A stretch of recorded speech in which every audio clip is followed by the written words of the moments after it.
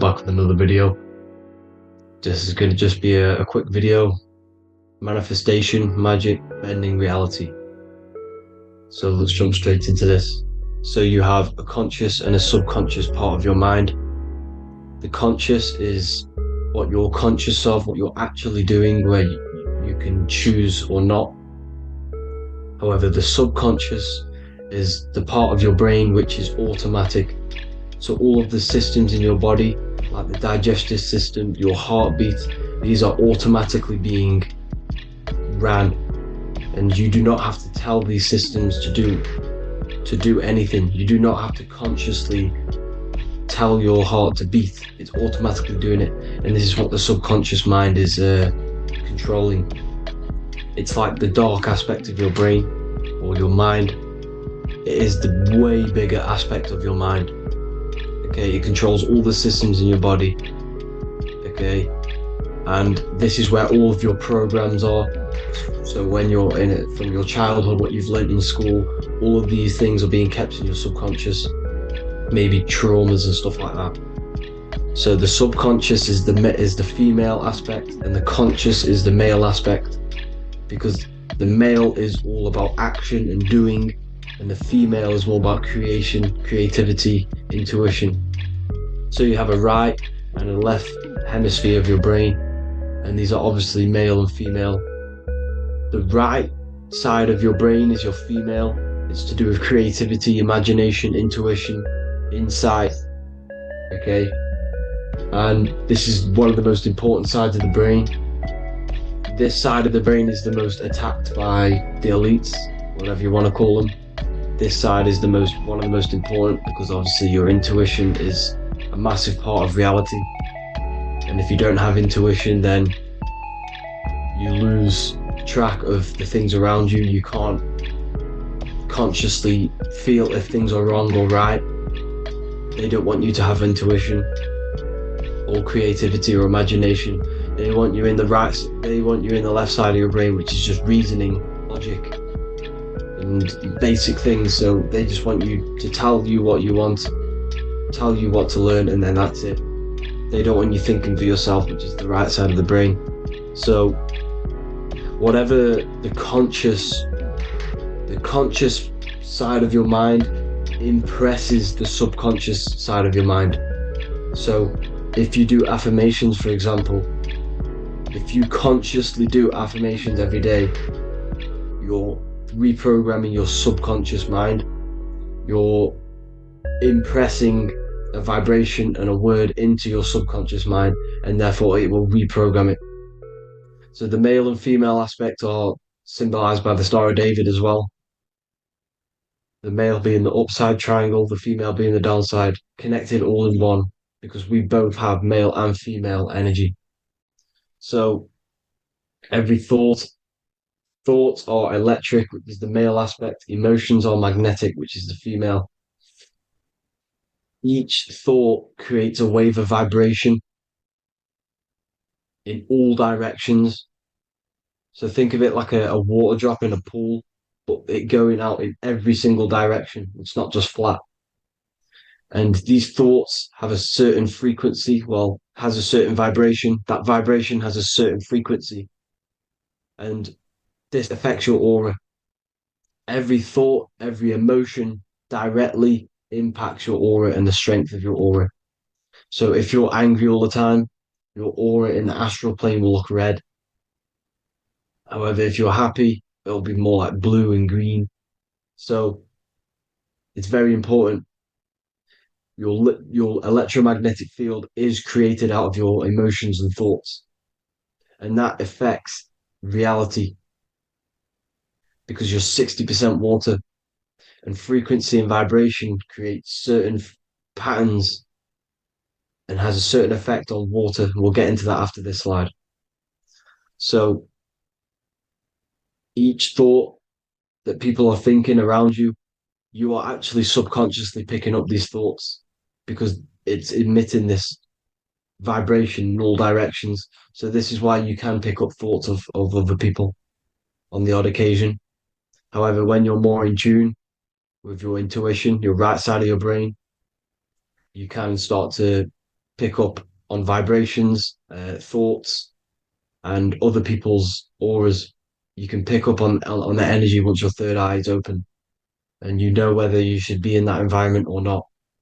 This is what we call an atmosphere when we go into a room and you can feel the tension if someone's been arguing, for example.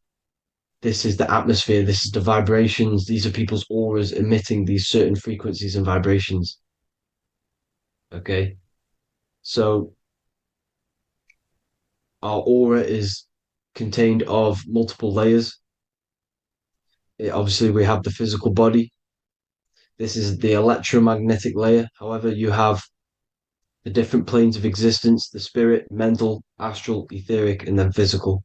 The physical is the lowest plane of existence.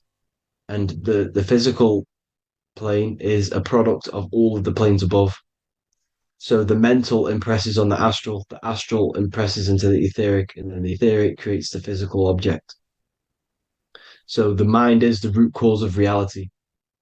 The mind is the cause of everything. Your consciousness is pure cause. There's no effect. Everything you see in this reality is the effect. Everything that you experience is the effect because the root cause was the mind. The decisions you made you experience that certain experience. And that decision was created on the mental plane. And this is just pure thoughts. And thoughts are things. If it exists in your mind, it is a thing. It's a certain frequency. So if you have a certain level of thoughts, if you're thinking positive, for example, you're going to have a strong aura, you're going to have a higher vibration, and that attracts like. Like attracts like when it comes to thoughts and vibrations and electromagnetism. So if you're thinking positive all the time, speaking positive, doing positive, you're then creating a higher vibration, and that's going to attract people on that similar frequency to you. Everything is electromagnetism, frequency, and vibration. Everything.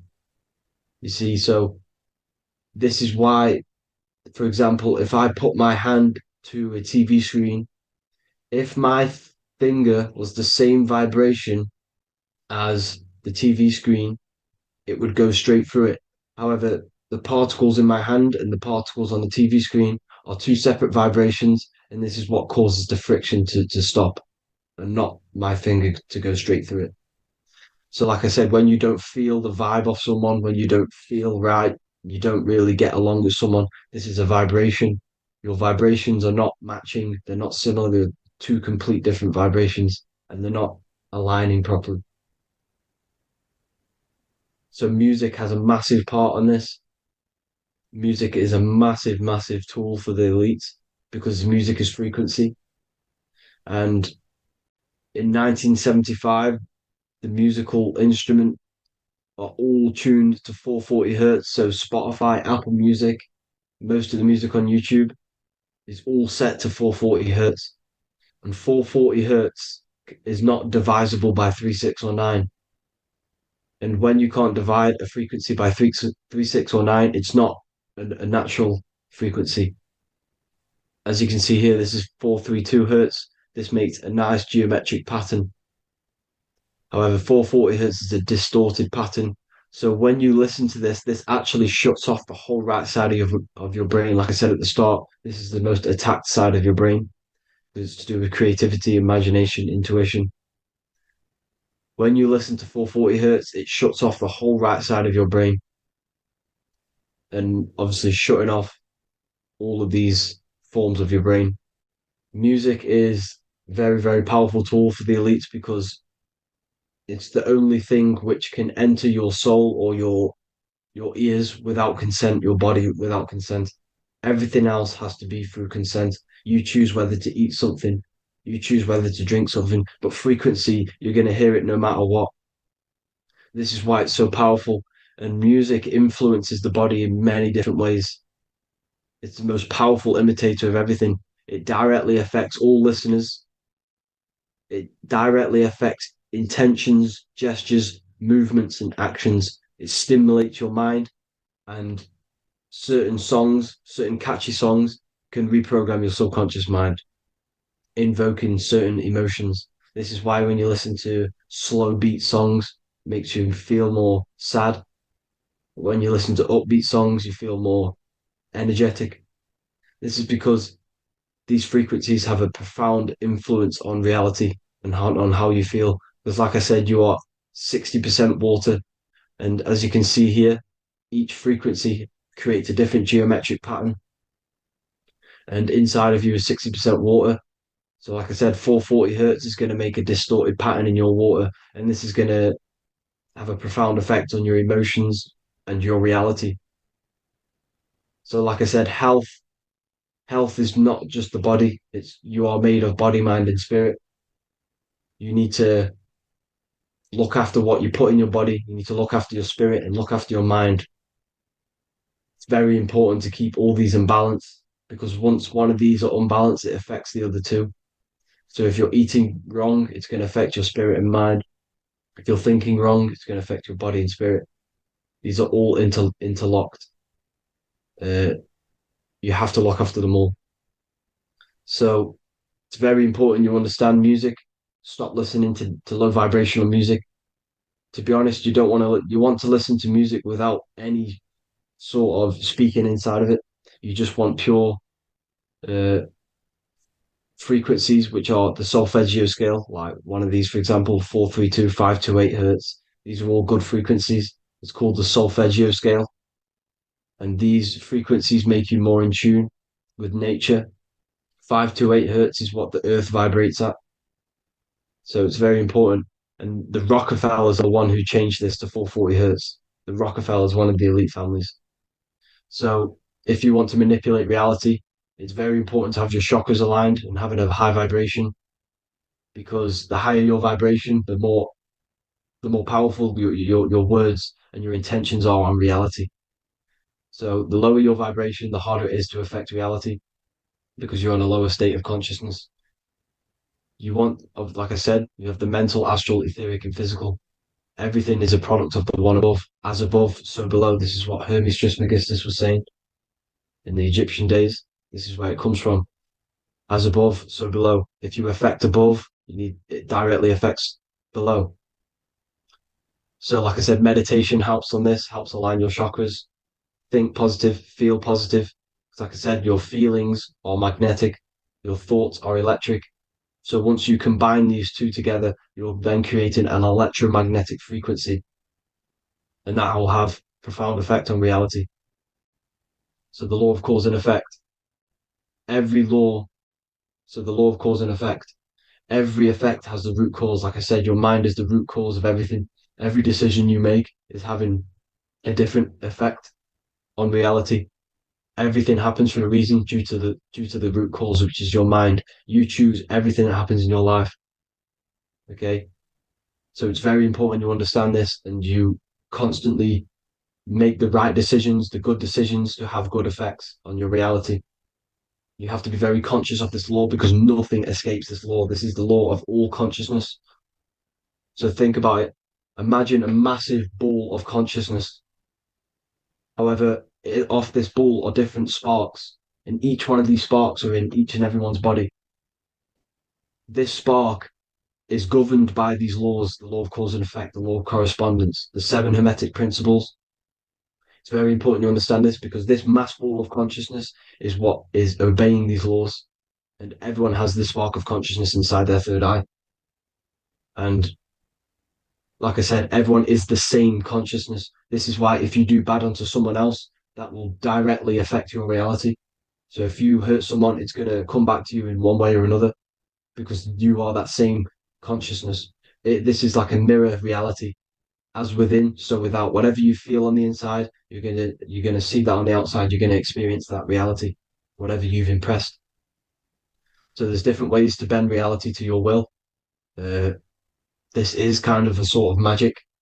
So obviously you have black magic, which is manipulating reality to harm and influence others, or to be very selfish. And yeah, then you have white magic, which is manipulating reality for the good of humanity.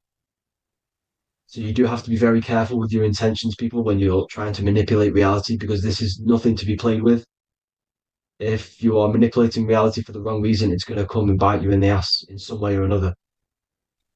because everything is balanced. Everything balances out in this reality. Nothing escapes the laws. Not one thing escapes the laws.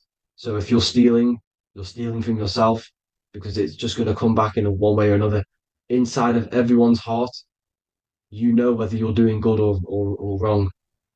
You know, you can feel it when you do something wrong. You can feel it when you do something good.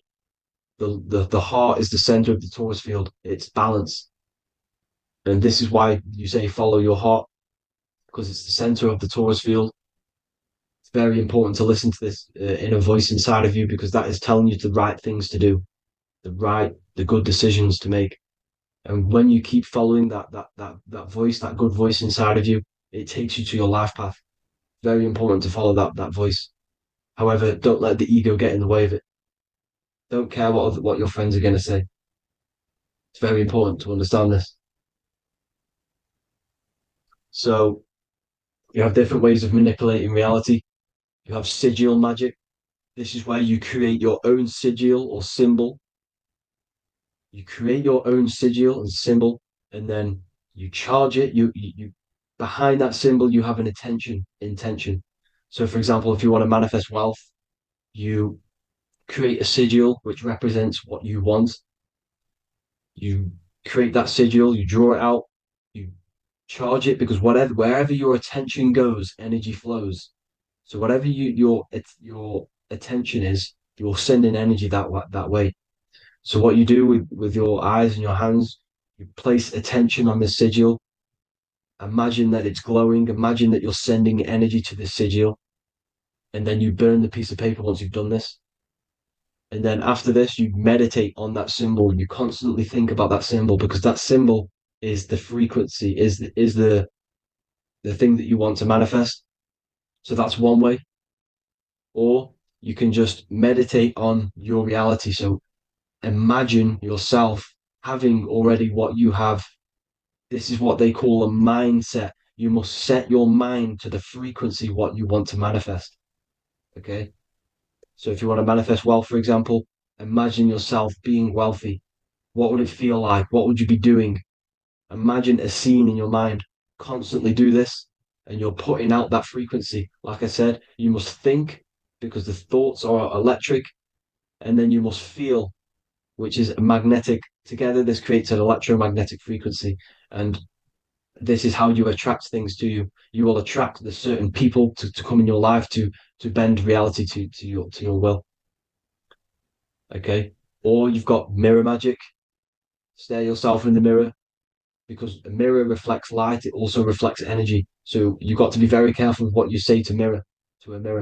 You've got to be very, very, very careful because whatever you send into that mirror is directly sent straight back to you. So if you're thinking negative, you're sending negative energy back straight to you, and that's going to have an effect on your reality. Affirmations.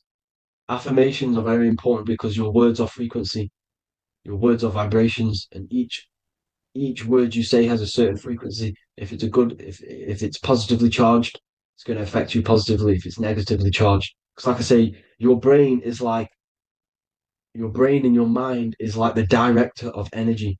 That's what your brain is, and it directs energy into certain things. You can either positively charge it or negatively charge it, and this brain is creating your reality constantly. It's manifesting your reality constantly in the present moment. So this is what the government knows. The government know your mind is the root cause of reality. This is why they call themselves a government. Government. The New World Order is not being manifested by them. They are controlling the information. They are controlling your perception of this reality. And they know the mind is the root cause of reality. Therefore, if they control your perception of reality and your information, what you believe, you're going to manifest that information, that perception. So we, the people, as a collective consciousness, are the ones uh, manifesting this new world order. You see, so this isn't black magic. They're actually tricking us into manifesting their own their plans. This new world order. You see, this is how smart these people are. They know how to get around the laws of reality. They know how to bend reality to their will without facing the consequences. They're getting humanity to do it. You see, there is a collective consciousness. As like I said, we all have that same spark of consciousness, right? So as a collective consciousness, we are on a very low vibration at the moment. However, we are waking up rapidly. There are more and more people waking up at the moment, and light always chases away the shadow. Light is a lot more powerful than darkness, you see. So one person waking up has a massive effect than one person being asleep. It has a profound effect.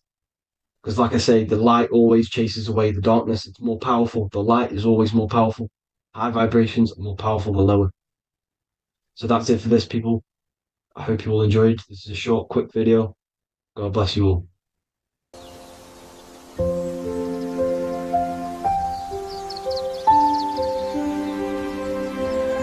bookofwisdom.com. Visit today.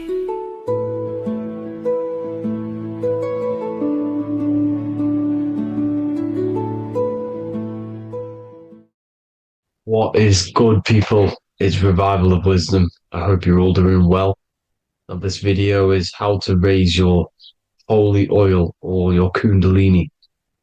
Let's get straight into this. So this is a monthly cycle. Every month, when the moon is in your zodiac sign, this oil is released. Now, the moon is in control of monthly cycles. For women, it's the menstrual cycle, and as well, this holy oil cycle. The moon changes sign every 2.5 days and passes through the zodiac signs in 27 days. So the moon tells the day, the sun tells the time, the stars tell the month. This reality is a massive clock, if you like to say. It's a cycle. Okay. The moon controls the night, emotions, water, fluids, and the mind. Okay. So this oil is produced in the claustrum. It's produced in the claustrum, which is here, right? This is where you get Santa Claus from. Now, the claustrum is at the center of the brain, and it is next to the pineal gland and the pituitary gland. Once it starts in the claustrum, this is the holy present. This is the present that Santa gives to us, Santa Claus. And it goes to the pituitary gland and the pineal gland. And what's connected to the pituitary gland and the pineal gland is the Ida and the Pingala. The Pingala is the pineal gland's nerve, which is the honey, which is the positive charge, electric. And the pituitary is the Ida nerve, which is the magnetic charge. This is the milk, the land flowing with milk and honey. This is the brain, the heaven, okay? And it travels down the spine using these two nerves, these electromagnetic charge. And this is what the ancients symbolized with the two serpents wrapped around the spinal cord, the Ida and the Pingala. And this travels down to the sacrum or the solar plexus. Okay. So once it's here, okay, the spine is an elongation of the brain. So the spine is pretty much the brain. It's an extension of it. And it's kind of a microcosm of how we descended from heaven to physical reality, to physical matter, which is our consciousness has done. Our consciousness has descended from heaven into physical matter, and this is a microcosm of it. Okay. So once we're in the sacrum bone, this holy oil, like I've just explained, this holy oil starts in the Santa Claustrum, goes down the chimney to the sacrum. This is the sacrum, the solar plexus, and drops the present off at the sacrum. Now, once we're at the sacrum, we need to raise our vibration to take this oil back up the spine. Okay. And the River Jordan symbolizes this in the Bible. King Herod wants to kill Jesus in Nazareth, which is here, this is the River Jordan, is Nazareth. He goes to be born in Bethlehem and then goes back up to Nazareth to Joseph and Mary. Joseph and Mary, the pineal gland and the pituitary gland. The Bible is huge symbolism. It's all metaphors for this sacred process which goes on inside of your body. You are the Temple of Solomon. You are the Holy Land. The Holy Land is your brain. Once this oil is at the sacrum, you need to raise your vibration in order to take it back up. Once this oil has gone back up to the pineal gland, it activates the crystals which are wrapped around your pineal gland. Your pineal gland is this tiny little beam here. This is the claustrum. This is the pineal gland. And it's wrapped in crystals. And when this oil travels back up the spine by raising your vibration, back to the upper room where Jesus met the 12 disciples, or the 12 cranial nerves in the brain, and it activates and it turns on this pineal gland. And once it's turned on, it illuminates all the cells and the nerves in your brain and turns them all on and activates the higher God man, the God consciousness, Christ consciousness. And it regenerates the whole body. This is the secret to regeneration. It regenerates all the cells in the body. And this is how the ancients lived for thousands and thousands of years, as talked about in ancient texts. They lived for hundreds and thousands of years because they knew this secret. And this fluid, this brain fluid, the secretion, or the Christos in Greek, which means gold, because this is the alchemical process from turning lead to gold. Your body is the alchemical furnace. Now, the ancients knew about this center of the brain because they symboled it. This is the eye of Ra, and it's the brain. And this is what's wrapped around our consciousness. Our consciousness isn't wrapped around the brain. The brain is built around the consciousness. We are the consciousness. You don't have a soul, you are the soul. Okay? Now, the head, heaven, hell, heel at the bottom of your foot, that's hell. Head is heaven and hell. Simple. Now, the pineal gland produces DMT, which is dimethyltryptamine, which is known as the spirit molecule. So, let's move on. Now, when this oil travels up, back, the spine, the chimney, it crucifies at the top, which is called the vagus nerve. So when it reaches here, the optic thalamus, it crosses and crucifies once it's raised back up. And this is why Jesus dies at 33. He was crucified at 33. Because you have 33 vertebrae on the back of the spine. And then it's crucified by the cross of the vagus nerve. When this oil crosses the vagus nerve, this is the crucifixion at 33. And it symbolizes the death of the physical consciousness. You then become spirit. You then become God consciousness, activating the Kundalini, regenerating the body and the mind.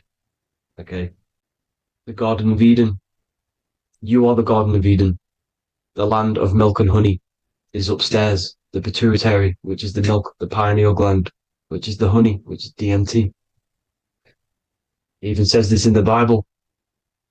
As he brought us into a place, and he has given us this land, a land flowing with milk and honey, which is also symbolized as the sun and the moon.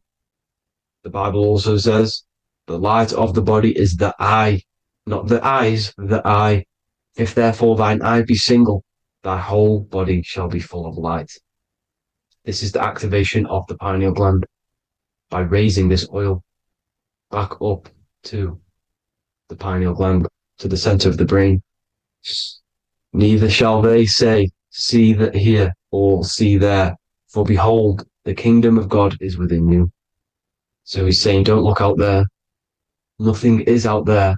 It's all inside of you. Everything's inside of you. You're the universe. Now, how to raise this oil back up to the pineal gland every month, like I said. The moon controls the cycle. The moon controls monthly cycles. When the moon is going into your zodiac sign every month, this oil goes down the spine and you must raise your frequency to get it back up. You must retain your seed. This is the most important. Your fluid, your secret, your holy fluid, your life force.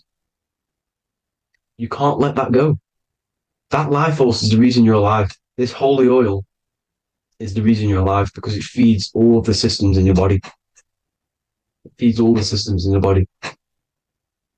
You have to retain your seed, alkaline diet, positive thinking, and meditation. Okay? When you retain your seed, you will live longer. The moment you release it, you're killing yourself. You're killing a piece of yourself every time you release your seed. Every single time. You're killing a part of yourself. Okay? Now, this could be why this could be the illumination, the single eye on the Illuminati's symbol, the Freemasonic symbol, the illuminated eye, the triangle, which could symbolize the body, mind, and spirit, with the eye illuminated. Now, in the Bible, it talks about the two trees, the tree of knowledge and the tree of life. The tree of knowledge is the tree of good and evil, which is the most important system in your body, which is the nervous system. The nervous system, the most important. The tree of good and evil. And the tree of life, which is the cardiovascular system. Now, this oil, when it's released every month, feeds these two systems, and these two systems feed everything. Now, it's important you understand that. Okay? The ancients knew all of this knowledge. The Bible's telling you this knowledge. But it's in a metaphorical way. You have to understand the context behind it so you can read it properly. Now, eating of the tree of life, which is when it talks about in the Bible, eating from the tree of life is actually symbolizing a bad diet, ejaculation, because you're eating from these two systems. You're killing yourself with a bad diet. You're killing yourself with an ejaculation. Okay? So, that's important to understand. Now, this is Jacob's ladder in the Freemasons. Jacob's ladder, which is the spinal cord, it's the stairway to heaven. And this is Jack and the Beanstalk when he goes up the beanstalk and finds the golden egg in the grey clouds. The grey clouds symbolize the grey matter in your brain. Now, the Garden of Eden talks about the 4 different rivers in Garden of Eden. As we see here, the North Pole map, the ancient North Pole map, because the center of the earth is the center of the torus field. Everything's the torus field. Atoms are torus fields. Everything's torus fields. You are the universe. Everything is within you. The North Pole is your spinal cord. This is why they say Santa Claustrum comes from the North Pole. This is the North Pole. And the Santa Claustrum is the center of your brain.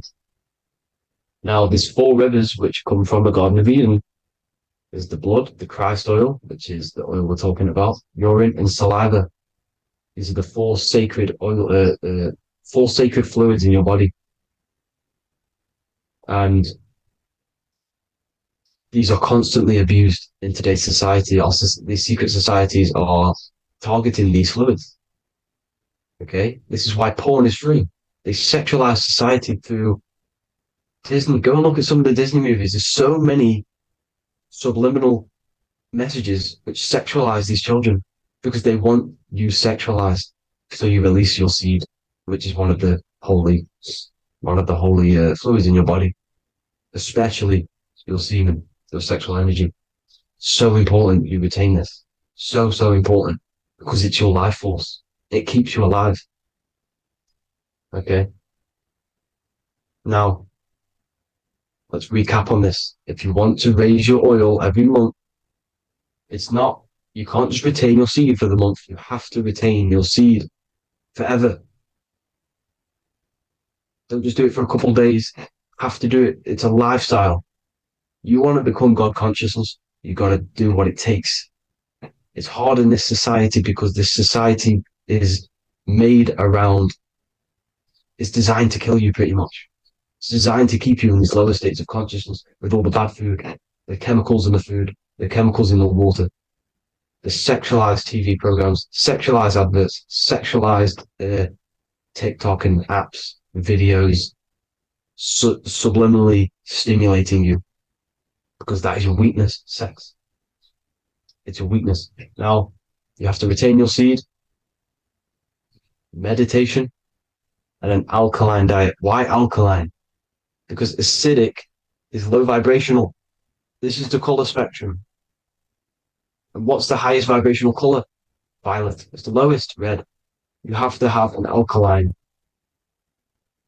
body in order to raise this oil. When you drink, when you have a bad diet, when you drink alcohol, when you smoke, this destroys the oil. It destroys the oil in your sacrum and it can't be raised again, can't be raised up. This is why it's so important.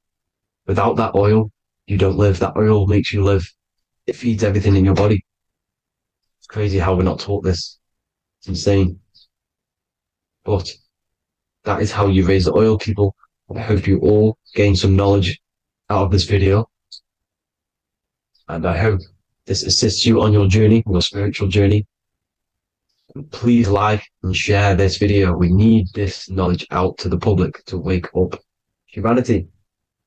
Thank you all, people. God bless.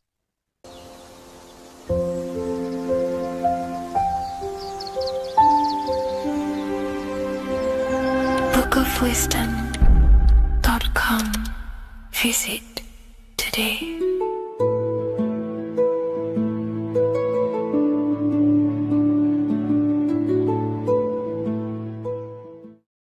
Creation demands destruction. Every time you release your sexual fluids, you're destroying a part of yourself to create an extension of yourself. For example, if you want to create a business, you have to destroy your time, attention, and energy in order to create the effect of the business. All creation demands some sort of sacrifice or destruction. This falls under the law of polarity in the universe. It's the same with your sexual fluids. Your sexual fluids, especially as a man, contains minerals, all the minerals in your body. It contains your vitality. It contains your DNA. It contains the blueprint of you, and it can create a whole new human being. You are literally playing with the power of creation if you are releasing your sexual fluids too much. Sexual fluids also extend beyond the physical plane. They contain astral forces because all physical creation is a mental creation. We live in a mental universe. Everything begins as a thought in the mind, then the thought takes the form and the body of imagination, which is an astral force. Imagination turns into etheric emotional energy. Then the etheric emotional energy turns into the physical action and the physical manifestation. We live in a mental universe. Therefore, these dimensions do not exist separately. They are permeating and mixing in with all. Your physical body has an astral body. Everything physical has astral forces behind it. Semen is known as the astral fluid of the soul. It feeds nerves, the channels of life force and consciousness within the body. And every time you release it, you're destroying a part of your vitality, your brain, your nerves, your energy levels, your creativity, and your DNA to create an extension of you. Therefore, it is a sacred fluid within your body and not something to be played with and to be released too much. Think about it. This is a very creative energy, your sexual fluids. It can create a whole new human being. This is how powerful it actually is. It is the power of creation, and the misuse of this power can destroy your own vitality and your life of your body, because that life you are giving in order to create an extension or a child is the same life you could keep inside of you and not waste to recycle and regenerate the body. Sexual energy has been for thousands of years associated with regenerating the body, longevity of life, and maintaining youth. Not only that, every time you release your sexual energy, it floods the brain with dopamine. Dopamine is the brain's reward system, created within the middle of the brain. It releases every time you've achieved something. However, sex or an orgasm is the most powerful feeling you can feel. It's the most amazing, intense feeling and release of dopamine you can possibly feel as a human. Therefore, if you flood your brain with this high amount of dopamine every single day, you are getting the epitome of human feelings every single day. Therefore, you will become numb to everything else in reality. You won't be able to enjoy the small things in life. And I know this firsthand because I experienced this myself. As soon as I stopped, this is when I started to enjoy the little things in life, seeing family, and I actually gained more energy, more ideas. We'll get into this a bit later. It is a creative energy. It creates a whole new human being. Therefore, if we maintain this energy, we can maintain our creative power within us, because that's what we are. We are all creative beings, moving energy from higher dimensions of consciousness, the mind, into lower dimensions of consciousness, the physical world. You hold the power to create. You are not in a world. The world is working through you. You do not possess a life. Life is working through you. You are not in a universe. You are the universe. It's moving through you. There is no past, present, and future. The present moment is you. When we release every single day or frequently throughout the week, like I said, we're triggering the brain's reward system, dopamine, which makes you feel as if you have already achieved something. And if your brain is telling you you have already achieved something by overusing your sexual fluids, then you will not have the motivation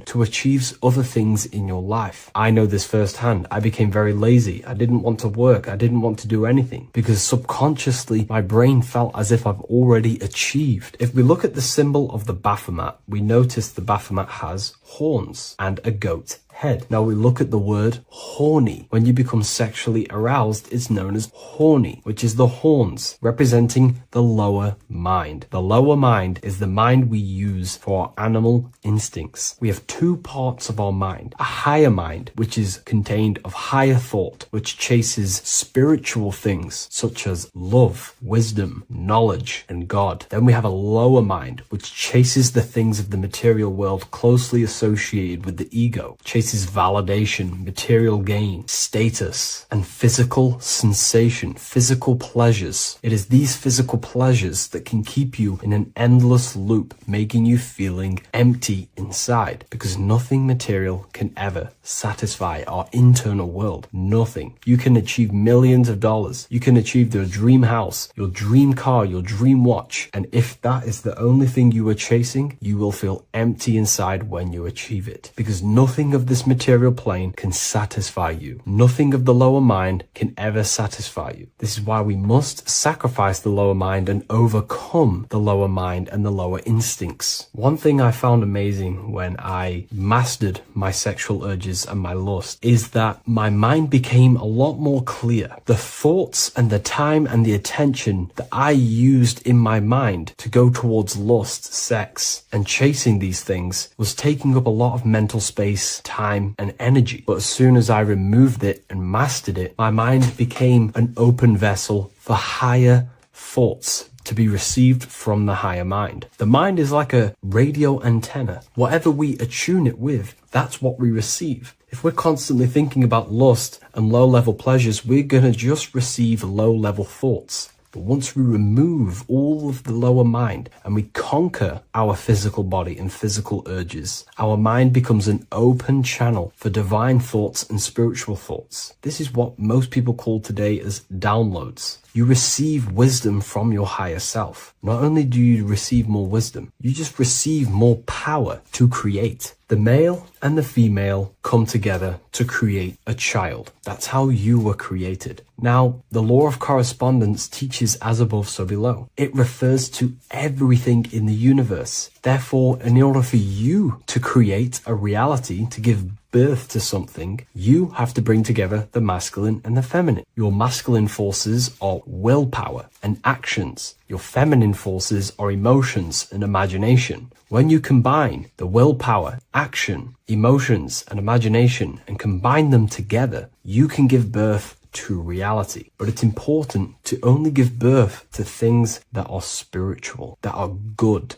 that are for the benefit of yourself and humanity, and not for the ego and the lower mind. Killing our lower mind is essential for spiritual ascension when we die. The thoughts that we give the most attention and energy to when we die are pretty much the same thoughts that we're going to think when we die. When you die, your physical body and external world is stripped and you're left with your internal world of consciousness, more than likely be resonating within the lower astral plane before you move on to any higher dimensions of the astral. It's important that we kill any addictions such as sex, food attachments, emotional attachments to people, any desire for material things before we physically die. The Hindus taught this, Buddhism taught this, the ancient Egyptians taught this. We have to remove the desires in our heart for material and things before we physically die, because when we die, we cannot fulfill physical pleasure. Therefore, we will create our own suffering within the astral dimension. So sex is the biggest part of this. We have to remove the desire for sex or releasing any of our sexual fluids before we physically die to master ourselves. And not only that, it's going to benefit the way you feel, the way you think, the way you act towards people once you have mastered this. Porn psychologically damages you. You are quite literally the person in the corner of a room watching two other people give pleasure to each other. Psychologically, that is not good. And what happens in darkness is always revealed in light. What you do in your alone times will show in your confidence, in your eye contact, in your presence, in your aura, your energy. You cannot hide things that you do in the dark, because they always reveal themselves in a subconscious way, whether physically or through an energetic spiritual way. Sex can be known as sacred energy exchange. You are exchanging energy, bioelectrical energy. It's a scientific fact that when you hold hands with another person, your brain waves of each individual become synced. Your emotions sync. And you exchange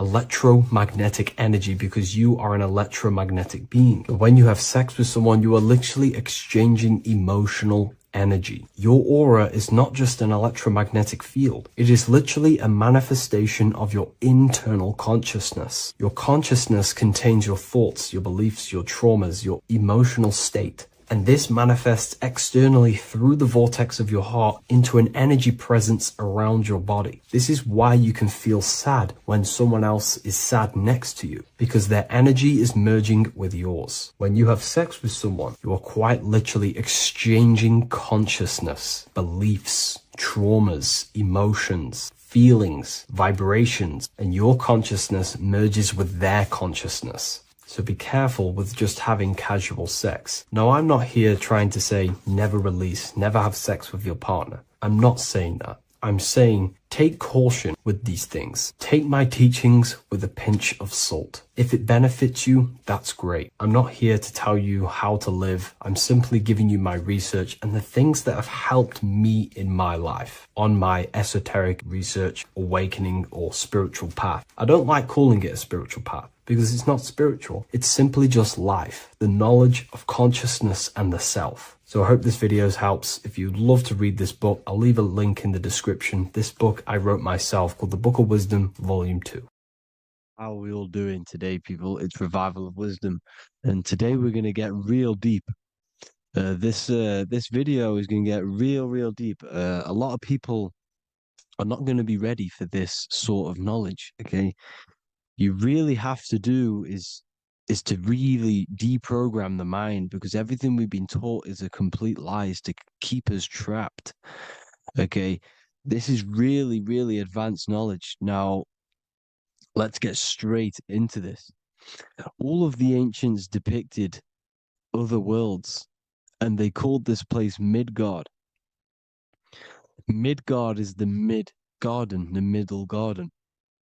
This is why the Masonic symbolism on the floor is always a black and white checkered board, symbolizing the polarity here, the good and bad, because we're in the middle garden, the heart. Earth rearranged spells heart, because we're in the heart of the system, or whatever it is, a super quantum computer, whatever you want to call it, simulation. Now, in the Quran, it talks about the 7 layers of heaven. All of these ancient artworks are depicting these different layers of reality. Okay, and look at the Egyptians here with the boat outside of the firmament. Boats travel on water, and this is exactly what the Masons are doing. So they're still using the same symbols. Why? Because it's the same knowledge, just hidden. The Egyptians have the same knowledge as the Freemasons. It's just hidden. Now, this cosmology that they're showing here, which is probably made maybe 100 years ago, this painting or artwork, is the exact same as the one we see here with the arch, the boat. It's similar because the boat is symbolizing traveling these other worlds, because the ether is also symbolized as water. Because if you look up at the stars through a telescope, it looks like it's water. It's shining through water, because this ether, whatever this substance is outside of this world, was symbolized as water. Okay. And look at all these ancient depictions showing these different layers of reality. Now, we are being trapped within this 3D dimensional world, which is the cube, the Saturn cube, because there are 6 sides to everything in this world: front, back, left, right, up, and down. 6, which is the cube, because we're in the Saturn, Saturn's world. Okay. Now, always been depicted as a tree of life, the tree of the universe has always been depicted as this tree. Because let's get a bit deeper. Now, the cosmology of this reality is the sun, the moon, and Polaris, always in the Masonic art. The sun, the moon, and Polaris, the all-seeing eye. If you go inside of the temples, of the Masonic temples, they always have this star in the middle, shining light beams. Okay? Look here. The light beams coming from the big star in the middle, which is Polaris. This eye is God. It's God's light shining down from his abundance. Now, when you astral travel, you will see this big ball of light above you, and this big ball of light is God. But you cannot travel towards it until you are pure. It doesn't work like that. You have to become formless. You have to become pure before you can become one with the light. In all these Masonic artworks, it's all depicting the star in the center. This star is Polaris, because Polaris is the way out of this place. And this is why you see the stairway to heaven all the way up to the light beam, the light source. What does it say in the Bible? God is light, because everything is made out of one substance, and that substance is light. And it symbolizes the eye, because God is an eye. All things that are alive have an eye. And we all say, I am. We all see these realities through eyes. God is an eye. He's the all-seeing eye. He sees all things at all times. And he is projecting this light. And this light comes down to create all the different levels of the worlds. And this is what the 2 pillars symbolize the number 11. 11, the number 1, is just a vertical line. It's the 1. It's a 1 point. 11 symbolizes the mirror nature of reality. Everything's mirrored. As above, so below. Now, The 11 also symbolizes openings, doorways. And as you can see here, an opening to the all-seeing eye. And you see here again, an opening to the stairway all the way up to the light. This light is the light of God in the astral worlds, beyond this world.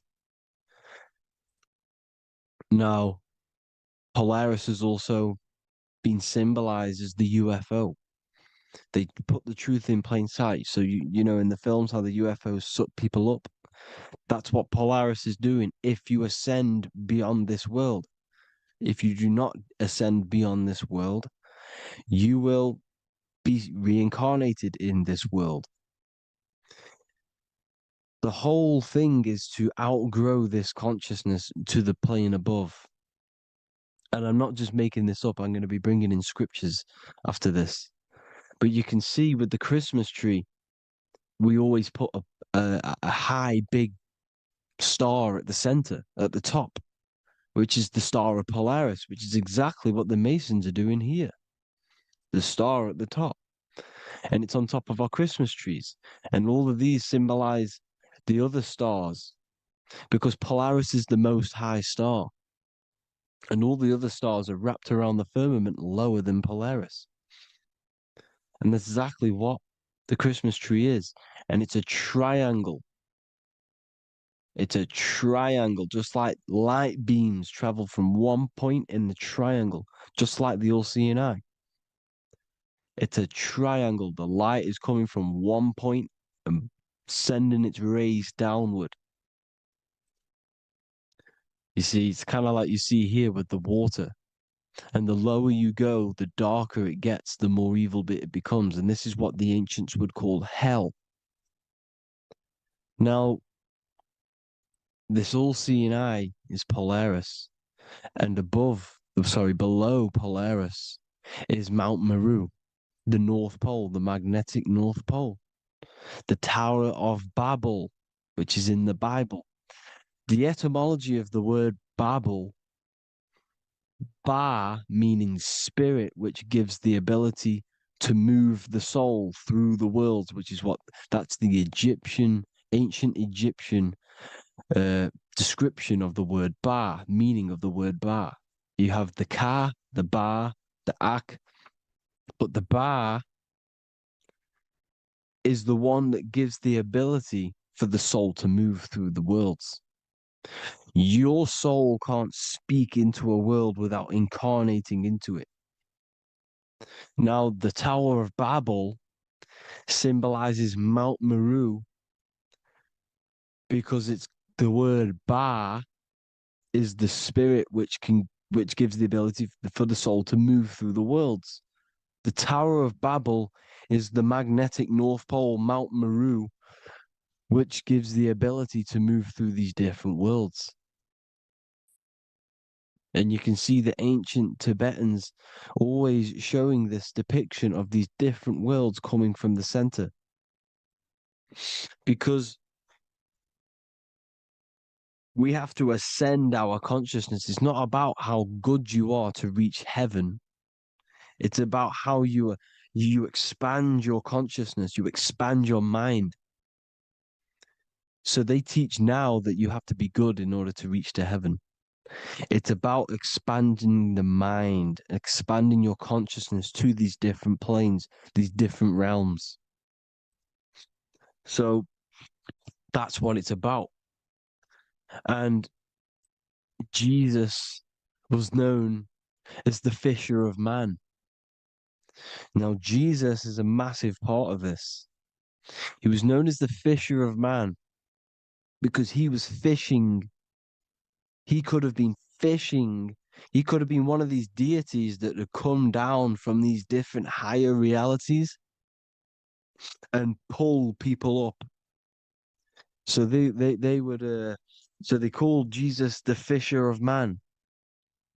And he says unto them, follow me and I will make you fishers of men. So these deities that we see in the past, like Buddha, Krishna, Hermes, Thoth, Jesus, could all be these entities who were coming down to pick up the minds that were worthy enough to see the higher planes of reality. And this is why they called him the fisher of man. Now, when Jesus walks on water, there is a parable with Paul. And he says, but Jesus immediately said unto them, take courage, it is I, don't be afraid. He's talking about astral travel here. He's talking about leaving the body. Because when you leave the body in astral travel to see these alternative realities, you can't be afraid because fear is a bondage, which is what the Emerald Tablets talks about. Lord, if it's you, Peter replied, tell me to come to you on the water. The water. Come, he said. And Peter got down from the boat, walked on the water, and came towards Jesus. But when he saw the wind, he was afraid and began to sink. When you become afraid in astral travel, you sink back into your body. Lord, save me. So this is talking about Jesus pulling people up into different realities. And you can see the fish is the symbol of Jesus. Is another symbol of Jesus, a fish. Because fish symbolize deep occult knowledge. Because fish travel the depths of the ocean. And they symbolize us because we are fish underneath the ethers. And Jesus was pulling people up. You see, so the Bible is a people today believe the Bible is a book telling you how to reach to heaven, how to become godly and reach heaven. But you've got to become the Jesus Christ to see these alternative realities. Now look at the Emerald Tablets is a massive part, and it speaks so much about these different realities. Look what it says here. This is in Emerald Tablet 3. Then in my heart grew a great longing to conquer the pathway that led to the stars, which is exactly what the Masons depict in all of their art. Look, the ladder to the stars. And then he goes on to say, years after years, I sought after wisdom, seeking new knowledge, following the way, until at last my soul, in great travail, broke from its bondage and bounded away, broke from the bondage of the body. Free was I from the bondage of earth men. Free from the body, I flashed through the night. The stars. The stars are a massive part in the astral world. Each star is a different reality. And the true astrology is the star that you came from. You came through a star to reach this, to reach here. There is a reason why you are here. There's a reason why you have the personality traits, because your soul came from a specific star. This is why we call them stargates, because they are gates in and out of this reality. And Polaris is the way out to the higher worlds. Now look, far into space, my soul traveled freely into the infinite circles of light. Beyond knowledge were some planets and great gigantic beyond dreams of men. Then he goes to say, lift up your flame from out of the darkness, fly from the night and ye shall be free. Lift up your flame. Your flame is your soul, because it has to be lifted up out of the darkness. This is the darkness, this world, this body is the darkness. Because it's a bondage. You need to break free. You need to learn how to astral travel, people. You have to learn this. If you want to get out of this world, you have to learn how to astral travel and see the other realities. Traveled I through space-time, knowing my soul at last was set free, knowing that now I must pursue wisdom until at last I pass to a plane hidden from knowledge, known not to wisdom, extension beyond all that we know. So he's talking about he went to a place where we cannot even comprehend here, a place that was not even known to earth men. He's telling you he's ascended out of this world to the planes that are beyond. And it says here in the Emerald Tablets, man is in process of changing to forms that are not of this world. Grows he in time to the formless, a plane on the cycle above. Know ye, ye must be one, ye must become formless before ye are one with the light. The light, the same light that I was talking about, the Masonic light with the triangle, God, the one source. Ye must become formless before ye are with the light. Formless, you have to leave the body.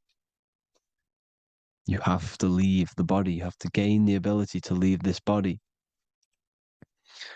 and travel to these other worlds.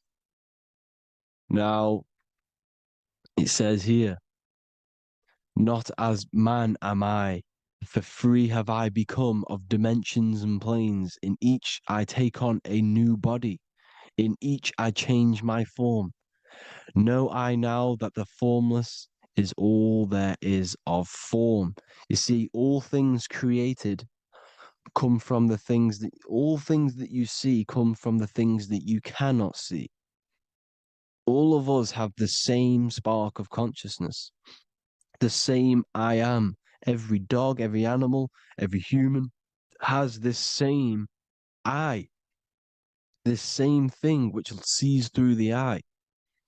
It's formless. It it takes this formless entity is the same entity of us. We are all the same entity in different bodies. And this entity it was represented as the flame, the cosmic flame, which is inside of all of us. And this is why the Masons depicted your spine as a candle or the Holy Grail. You would either see this or a candle with a flame on the top, because the Holy Grail is your consciousness, which is on top of your spine, which is the candle. Now, Jesus, Thoth, Buddha were all these deities which were coming down to lift people up because they were fishermen of men. And he would lift you up to the higher worlds, out of this world, to the ones above. Now, Thoth, you can see him here, he's leading the way. He's holding someone and he's leading the way with knowledge and power. He was leading the way to other worlds, out of this world. There's no point trying to change this world. This world will stay the same. It will stay the same. You have to get out of this world. And that's what they're telling you. That's what they're keeping you from. They're keeping you stuck within this thin layer of reality. So what the Masons are doing, they have the ability to astral travel. They're living not stuck and bound to one reality, but living within the different layers of reality. And this is what Morpheus was doing in the Matrix. Morpheus was going into the Matrix to go and get Neo, which is exactly what Jesus was doing, pulling up people out of this world to the ones higher. And that's exactly what Morpheus is doing in the Matrix. If you haven't watched the Matrix, go and watch it. It will blow your mind. Everything I'm saying in this video, you will see it. Except that you don't need to use a machine to enter the Matrix. You just use your body. Well, you use your consciousness to leave this body. You see, Neo was also uploading himself into the simulation to pull people out of the simulation. And this is exactly what all of these gods were doing. The fisher of man. Look, he was pulling people up out of this reality with the knowledge. Now, Jesus was always depicted with the mushrooms. Look at all this mushroom art. Mushrooms were literally the origin of Christianity. You can see it everywhere. There's mushrooms in all of the ancient art. Every single one of these paintings you see here, there's mushrooms on them. Mushrooms have the ability to see alternative states of consciousness. Now, if you go and do them and you go to sleep, if you pop mushrooms, you go to sleep and you will wake up in another reality. You will wake up in another reality. Don't try it if you don't want to do it. But if you've got the heart to do it, do it. Eat them and go to sleep. You'll wake up in another reality.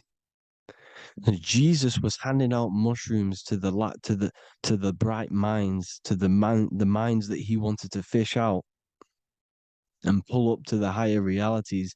He was giving them mushrooms to see themselves in an alternative state, in an alternative reality.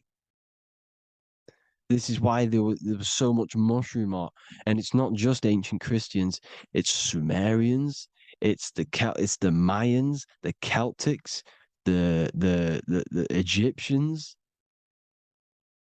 all used mushrooms, all of them. Look at all this art; it's on stones, it's everywhere, because mushrooms. See, everything in nature is a micro macro. Look at the form of a mushroom. It's literally your spine and brain because they alter your consciousness. Your body is just a radio receiver. Everything that you're experiencing is a program being ran by the central nervous system, and your consciousness is experiencing this program, these electrical impulses of the nervous system, because it's all feeding back to one point, which is the pineal gland. And this is the candle with the light on it. Type in Masonic candle and you'll see it. It's your spine with your spark of consciousness on top of the spine. And it's a mushroom because this sends you to alternative states of consciousness, alternative realities. Now, they were all doing this, the Egyptians, the Mayans. Now, there's more symbolism which goes into this. Look at the Christmas trees we use. The Christmas tree with the presents underneath them. Magic mushrooms grow under trees. And these are the presents under the trees that we symbolize today with Christmas. Santa's red and yellow for the red and yellow mushrooms. The same mushrooms Mario has to collect. And when he gets enough mushrooms, he levels up. And then what does he do when he go past the world? When you win that world in Mario, you go to another reality. You go inside of another world. It's truth in plain sight, and it's using mushrooms. It's using mushrooms. Everything, all of the characters in Mario, well, a lot of them are mushrooms. Look at this one. The presents, black, yellow, and red and white. Red and white mushrooms. And the bow on the top is the mushroom head. That's a bit of a reach, but you know, the symbolism never lies, is what you need to understand. And it's as above, so below. Now look at the Sumerians. The Sumerians were also multi-dimensional beings. Okay, look at how they have the double faces. They had one foot in this reality and one foot in another reality. And look at this one, a double-headed god inside of like a portal. You see? Because and look at these with the wings, the astral travel. Birds, ancient birds symbolize the soul because the soul is a bird. It flies to different worlds. It flies around the cosmos. And mushrooms gave you the ability to see these alternative states of consciousness, these alternate realities, because you exist in infinite realities. You exist in infinite realities. Now look at the 33rd degree Ordo Ab Chao badge. You get this badge when you become a 33rd degree Freemason, and it's a double-headed eagle. A double-headed eagle. And you can see this in Sumeria first. Sumeria have the same symbol, a double-headed well, bird. You can see it here, here as well. And the Masons are still using this symbol today. And when you become a 33rd degree, 33 vertebrae on the back of your spine, above the vertebrae is your consciousness, and it's a double-headed eagle. One reality in one. You become a multi-dimensional being in the 33rd degree. And I've heard many interviews of Masons say it becomes Luciferian. You see, they speak in code. These Masons can't tell you about what they learn about, but they will speak in code. They said it becomes Luciferian. The word Luciferian is lucid. The root word of Luciferian is lucid, and lucid is lucid dreaming, alternative realities, dream worlds. You become a god. Luciferian means you're becoming your own god, pretty much. Because you are becoming a multi-dimensional being living in between the different layers of reality at the 33rd degree of Freemasonry. And look at the double-headed eagle, because the birds symbolize the soul.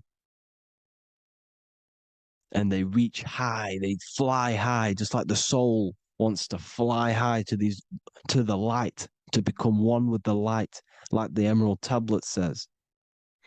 Now look at Janus. Janus was another god, and he's known as the god of doorways. Janus always depicted with a double head. Janus is why we say janitor or January. And January is entering a new year. Janus is known as the god of doorways with keys, always got a key, because keys open doors. That's why the janitor holds all the keys. And Janus always has double heads because he had one foot in this reality, one foot in another. He was a multi-dimensional being, a Luciferian, living between the different layers of reality, except from instead of being stuck in one like we are. Well, a lot of people. And that's the whole point. You see, all of this stuff is about like changing the world and stuff like that. This world will probably never ever change. It's probably been like this forever. Well, forever, for a long time. But it's about moving out of this reality to the higher states. And the Masons always depict the ladder to the luminaries, the stars, with a key, the same key of Janus. The Vatican is a key, and it's in charge of all the religions.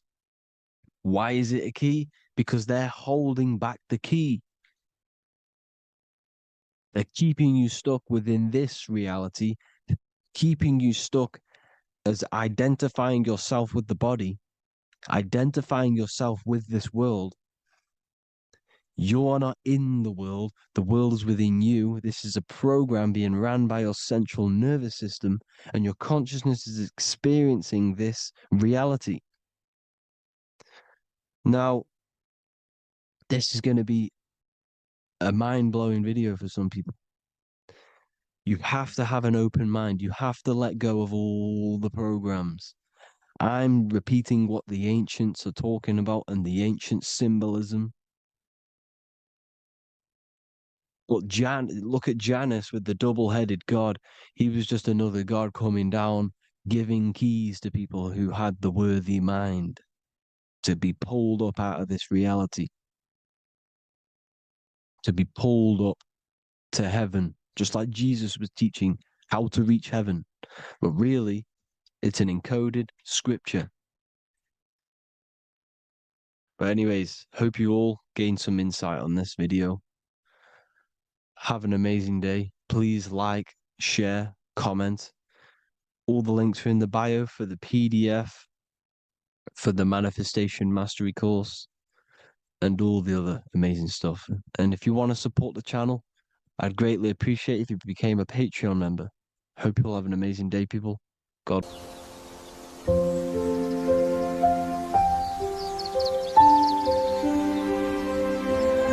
bookofwisdom.com. Visit today.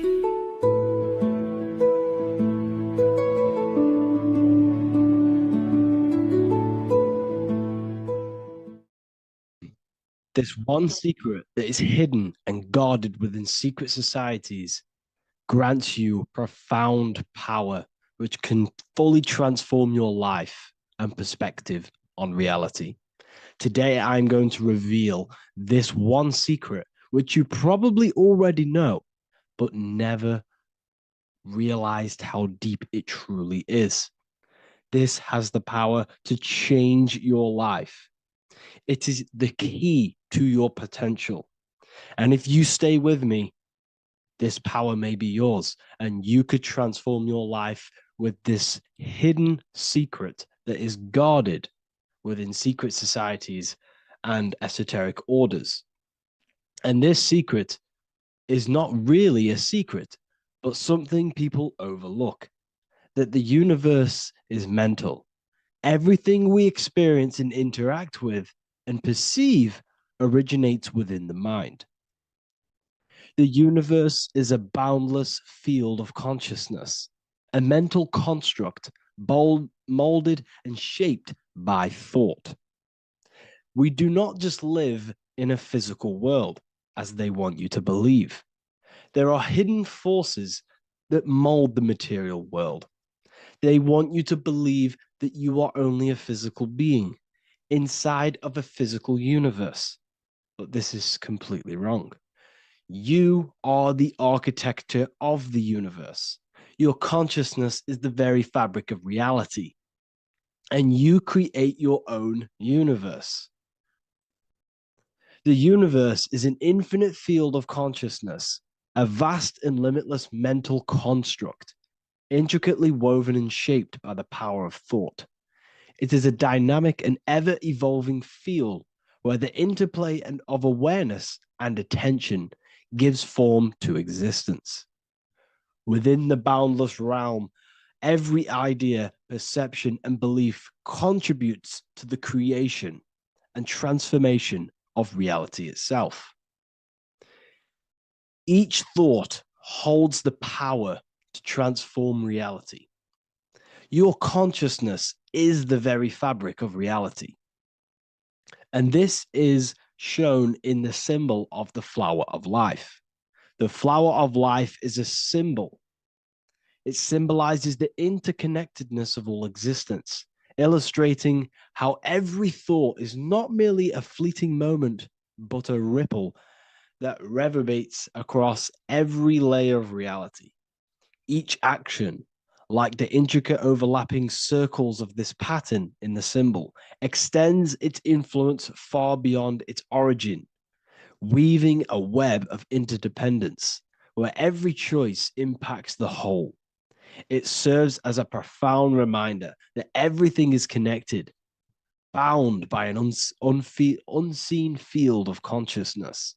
This symbol represents how one action, one thought is a ripple in the whole vastness of the ether of consciousness. To master your mind is to master the universe, because your mind is a miniature universe. The mind is the very fabric of reality. So if we gain the hook, if we gain the power and the mastery over our minds, we have now gained the power to create reality to your will and intent. You see, most people live in a cycle, and this cycle is the outer world manipulating how they feel on the inner world. People's external circumstances are creating their thoughts and emotion in the inner world of consciousness, which is producing a constant cycle of negative manifestation. For example, let's say something negative happens to me in my external world. Then I start to think negative and feel negative. What that is actually doing is manifesting and projecting more negativity, because our thoughts hold the power to control and weave our own life. Your life is a direct correlation of every thought you thought in the past. What we need to do is stop and not let the mind control you in your reality. You need to control the mind so you can control reality. So, what does this actually mean? Reality is an externalization of consciousness. Consciousness and matter are one, they're not separate. They are inseparable and interconnected. Everything we see, experience, and observe is a manifestation of thought, beliefs, and consciousness, shaping the world around us. Now, this ties in with the secret fifth element that they have hid from you. They've hid from you this sacred and very important symbol and pillar to reality. And this pillar, this sacred thing they've missed, is called the ether. And they've held this from you for a reason, a specific reason. This is the true fifth element. Why do they hide the ether? Because the ether has the power to shape and manifest whatever we imprint upon it. Every thought is a vibration interacting with the ether and actively shaping our reality. The ether, you could see it as the codes to physical reality. It's like an energetic blueprint which surrounds all physical objects. It is the life force that gives life to all things. All energy comes out of the ether and returns back to the ether. Energy, it's 0 point energy, and it is an infinite source of energy. So this is why they hide the ether, because whatever our mind can imprint onto the ether, we can create into a reality. And we imprint the ether through thought and imagination. The mind holds the power. The mind is the very source of reality. The material realm is not separate from the mental realm. Rather, it is intricately shaped and influenced by it through the ether. This subtle, all pervasive medium bridges thought and matter, allowing consciousness to mold and manifest the physical reality. To transform our lives, we must first transform our minds. True change begins within, as our thoughts, beliefs, and perceptions shape the reality we experience. By shifting our mindset, we unlock the power to reshape our world and recreate the life we desire. This is the power of the mind, and this is the power that's been hidden from you. We're not taught these things in schools for a reason, because they don't want us all to be conscious creators. Instead, they feed you your beliefs. They feed you your thoughts through the music, through the entertainment, through the movies, through the news. They're controlling your thoughts with this information. They're installing beliefs and information into your mind. So you are producing their reality. But this is what we need to stop. We need to take control. We need to stop consuming their music, their movies, their information, their news, because all of this is contributing towards your reality. They have the collective consciousness at the tip of their fingers. They do not create the world. We create the world by believing their beliefs and their thoughts and installing their information into our minds. You see, it's mind over matter, and most people live in matter over their mind.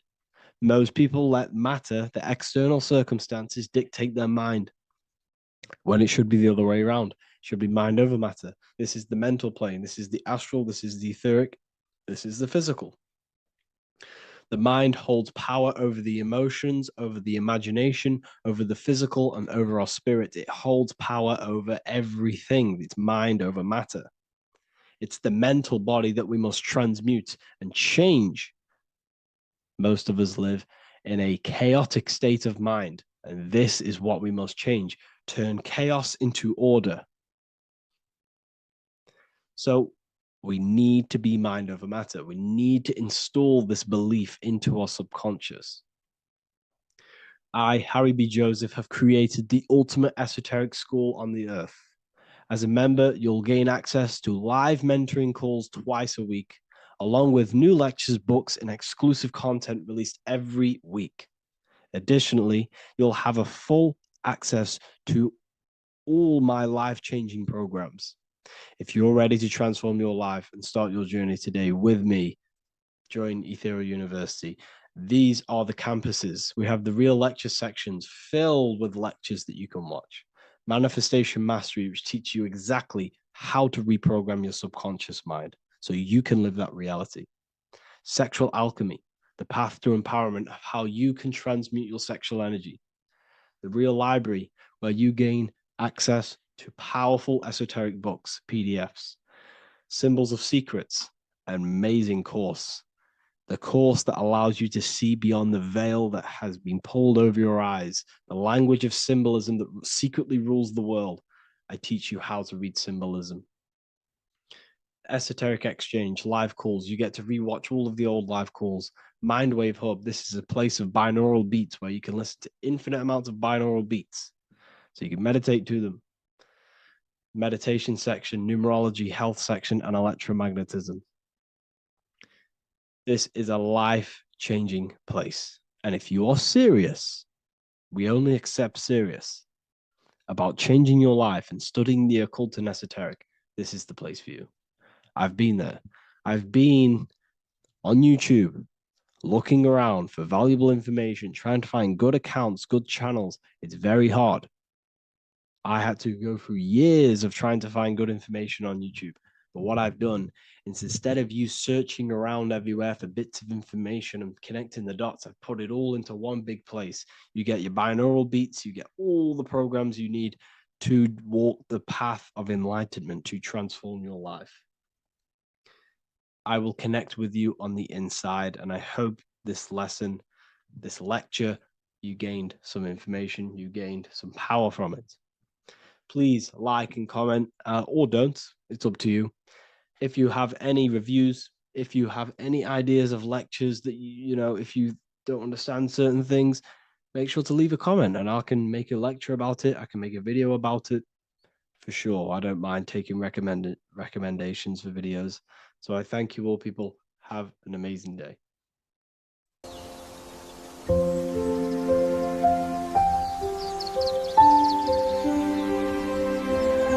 bookofwisdom.com. Visit today.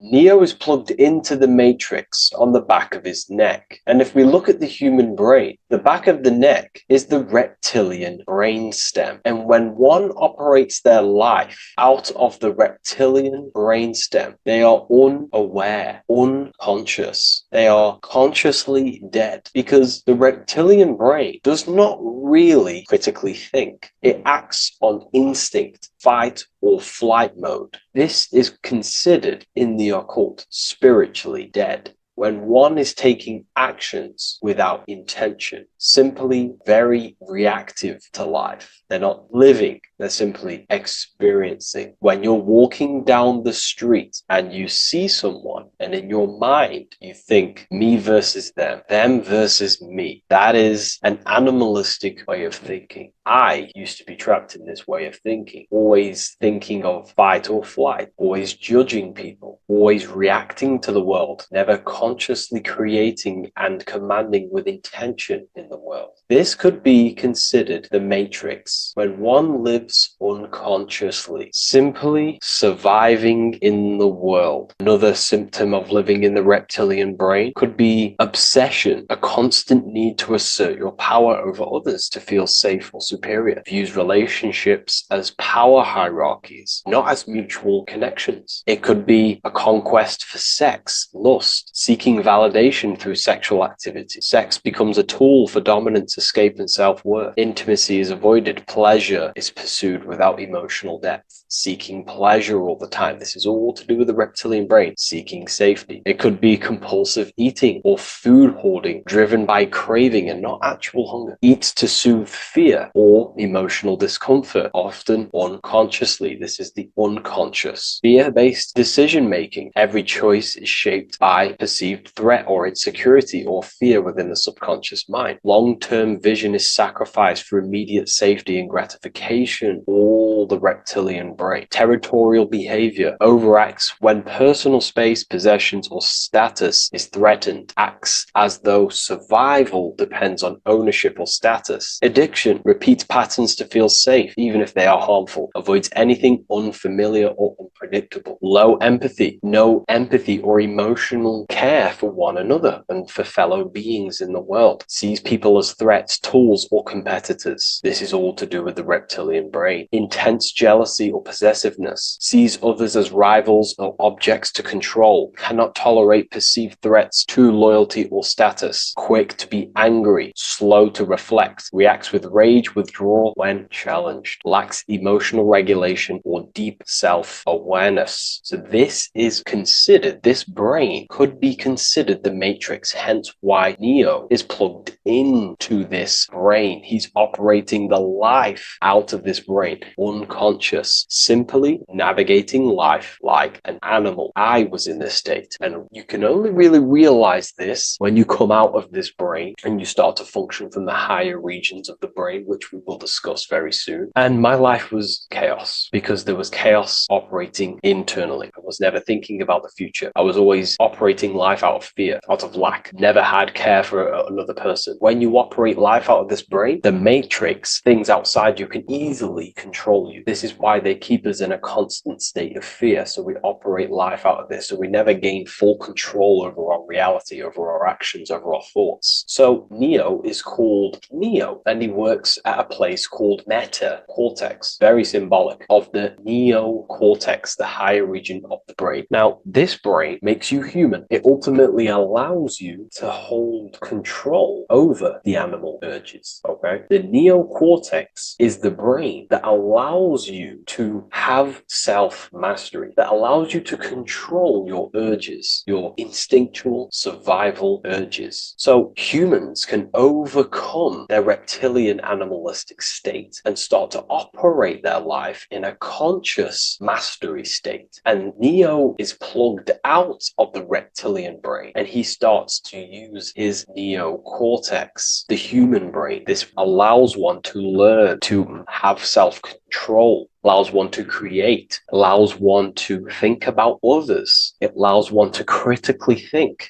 deeply. It allows one to be self-aware. Who am I? Where did I come from? And where am I going? This is ultimately the brain that has shaped the world. We look at humans. We built technology. We built all of these amazing things. They all come from the neocortex. This is the higher region of the brain that allows consciousness to function on a higher degree. It allows you to truly become a creator and have self-control instead of living in a reactive animal state. You see, animals are only aware of their five senses. They're only aware of surviving. If you notice, look at animals, they're always looking around. Even in their home, they're always looking around, sniffing around. That's because they operate in an animalistic brain. Humans have the neocortex. This is a higher region of the brain, which if you wish to master yourself, this is the brain that you will be using. This allows you to operate life on a higher degree. We see this reptilian brain symbolized everywhere. See it as reptiles. Reptiles are symbols of this brain. We see the Egyptian god Osiris with the green skin representing a reptile, a crocodile. Sometimes we see Osiris depicted in Egyptian artwork with crocodiles or reptiles, if you do a little bit of research on that. And also, if we look at the overall symbolism of Osiris and his story, we notice that he is the god of the dead or the underworld. This is not literal, but the dead or the god of the death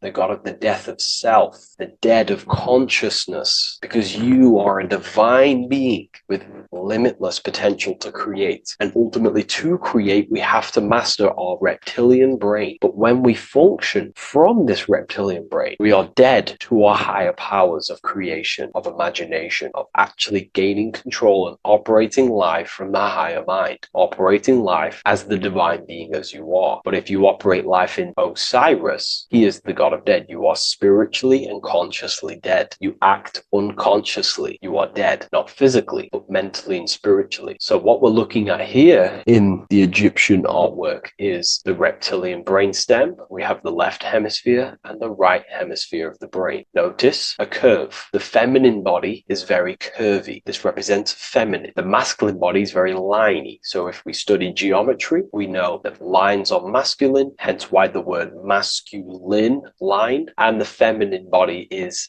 in geometry, feminine is represented as curves. So this is the left masculine brain on the left side, and this is the right feminine brain on the right side, with Osiris, the reptilian brainstem, in the middle. So we're going to go deeper into some Mesopotamian artwork now. Now let's have a look at this. We're looking at the reptile on the very bottom. We see the left brain and the right brain, the Eye of Ra and the Eye of Horus on the left and right. In Freemasonry, we still see the symbolism, the two pillars, Yakin and Boaz in Freemasonry, with the two pillars symbolizing masculine, feminine forces of consciousness, also representing the masculine left brain and the feminine right brain, with the reptile down here. But if we have a little look here, right, we have a little look at these reptiles. This person is standing on top of the reptiles. When you are on top of something, you have power over the below. You are standing atop of something. You have mastery over it. You have control over it, symbolizing gaining control over the reptilian brain, the reactive actions, the sexual urges, the addictions, the territorial behavior, the fear-based decisions, constant internal tension, never being able to focus. It's symbolizing gaining control over these internal qualities that happen within us, in our mind, because the universe is mental. And if we do not gain control over this brain, it will dominate our mind, which will ultimately dominate our actions and destroy our life and live in an unconscious state. So this is basically instructions in this ancient Mesopotamian artwork of becoming self-mastery, to operate on a God consciousness level. So we have a person symbolizing your awareness, the internal you, having mastery over the reptilian urges, the reptilian brain, the reptile thinking. We have a person, a face in between, and it's standing in between these pillars, symbolizing balance of the brain hemispheres. Because the face, we see the eyes in the middle, we see the person is you, your consciousness, standing in the middle pillar. It's representing seeing reality as neutral. Everything in the world is neutral. It's the mind's perception that gives it a positive or negative charge. When we adapt this mindset, this view of reality, this knowingness of reality, we see the world for what it truly is. And if you see things as neutral, it allows one to transform the situations in your life accordingly, instead of simply choosing a side.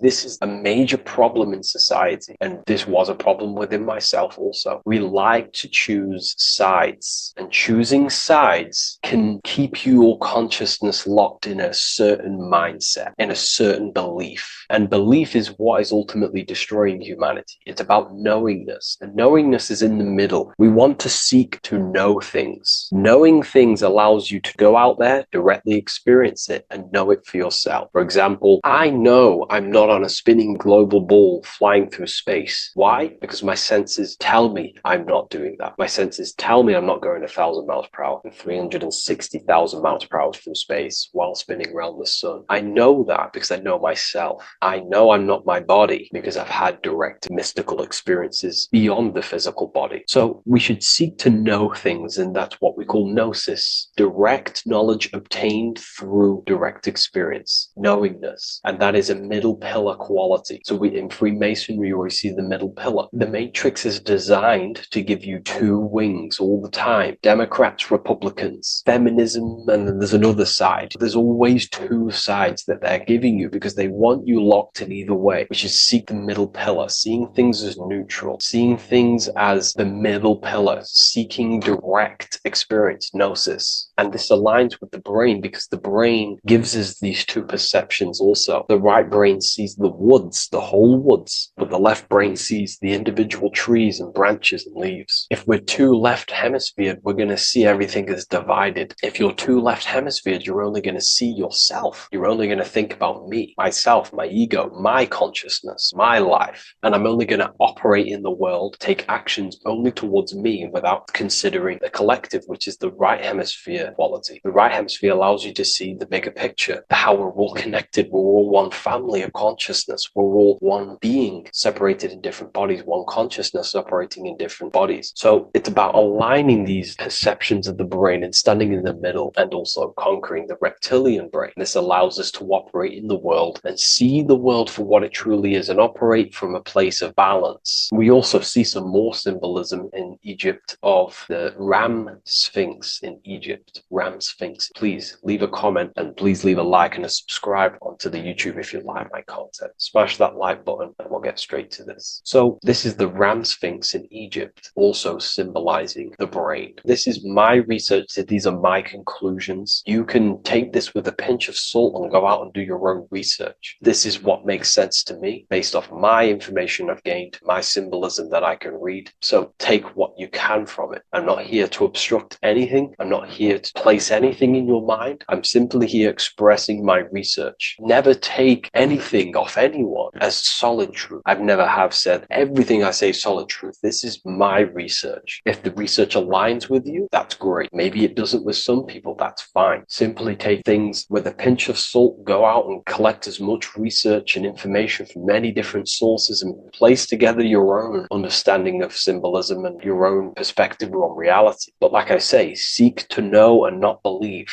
So this is the Ram Sphinx in Egypt. This is a more powerful symbolism of the brain. We have Osiris here, the god of the dead, which is the reptilian brain, and an Aries symbol here symbolizing the hippocampus in the brain. So this is the reptilian brain stem, heavily aligned with the reptilian brain stem here. We can see the connections if we look closely. So this represents the dead of consciousness. This is the dead of self, living in impulsive animalistic state, the symptoms that I listed earlier. I'm not going to go over the symptoms again. And Aries symbolizes the hippocampus in the middle of the brain. This is the hippocampus. And Aries is a symbol of a state of being. Why? You see, ancients and the ancient Egyptians, according to my research, Freemasons still use this symbolism today. So what they do is they use the path of the sun to symbolize a state of consciousness or a journey in consciousness. So what do I mean? So Aries here is the transition from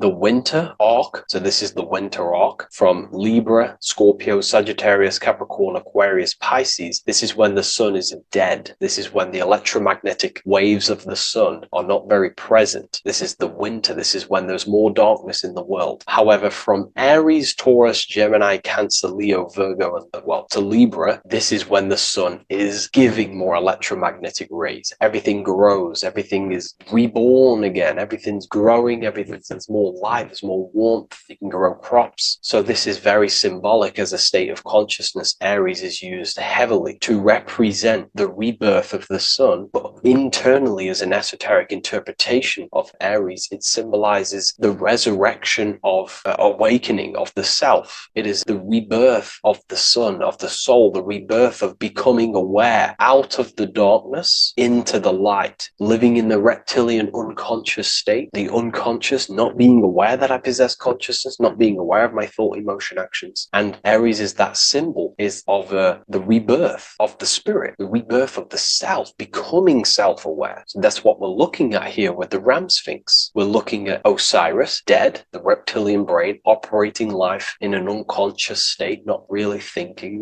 not self-aware of thought, emotion, actions, not aware of the soul, not aware of good and evil, not aware of the laws that are in the heart of love, not aware that there's always an intelligence in the heart telling us what's the right thing to do at all times, not aware of anything, just simply reacting to the world. But then we have a symbol of Aries above, which is the resurrection of self. So again, this is symbolizing by the Egyptians to me and my research going from darkness to light. This is the resurrection of consciousness when we start to deepen our self-awareness, which is ultimately what I'm doing to you in these videos. Hopefully I can awaken some people's minds and make people think deeper. And that process of internally what's happening within you that's what Aries represents when you're starting to say, wow, my mind's going deeper and deeper into the self, and I'm realizing more. That is what Aries symbolizes. When the sun returns, it's also a symbol of a sacrifice, because obviously when the sun returns back to Aries, we're sacrificing the winter, when we're transitioning, and all transitions require sacrifice. So in Aries, the Jews celebrate the Passover. It's the Passover of the sun, and what do? They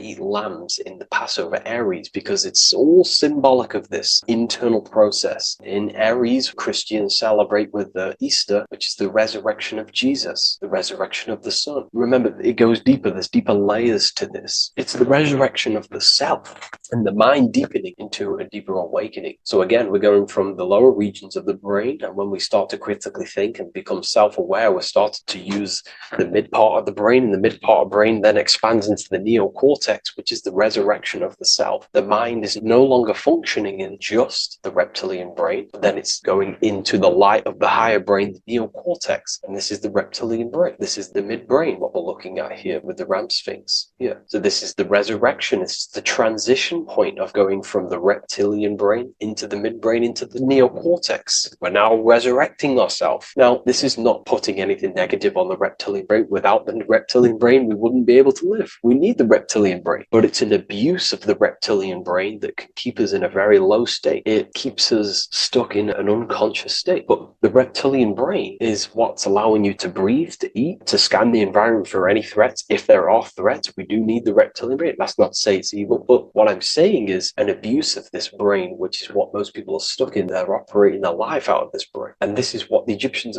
I think, are symbolizing, trying to tell us to resurrect ourselves, to become self-mastered, to become the highest version of yourself, to actively create in the world. Because when we are only operating from this brain, we're unconscious, well, then other people can use you as a vessel to create their reality. This is how the world is at the moment. The ones who know how to use the mind are controlling the other ones who do not know how to control the mind. So I hope this makes sense to you. Let me know if you have any video recommendations, and I'll see you inside Ethereum University. If you wish to take your research to the next level, I have things inside of there that are very powerful. We happily invite you. I'll see you inside of Join. If not, I'll see you in the next YouTube video.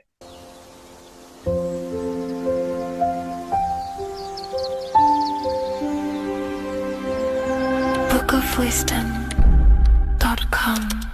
Visit today.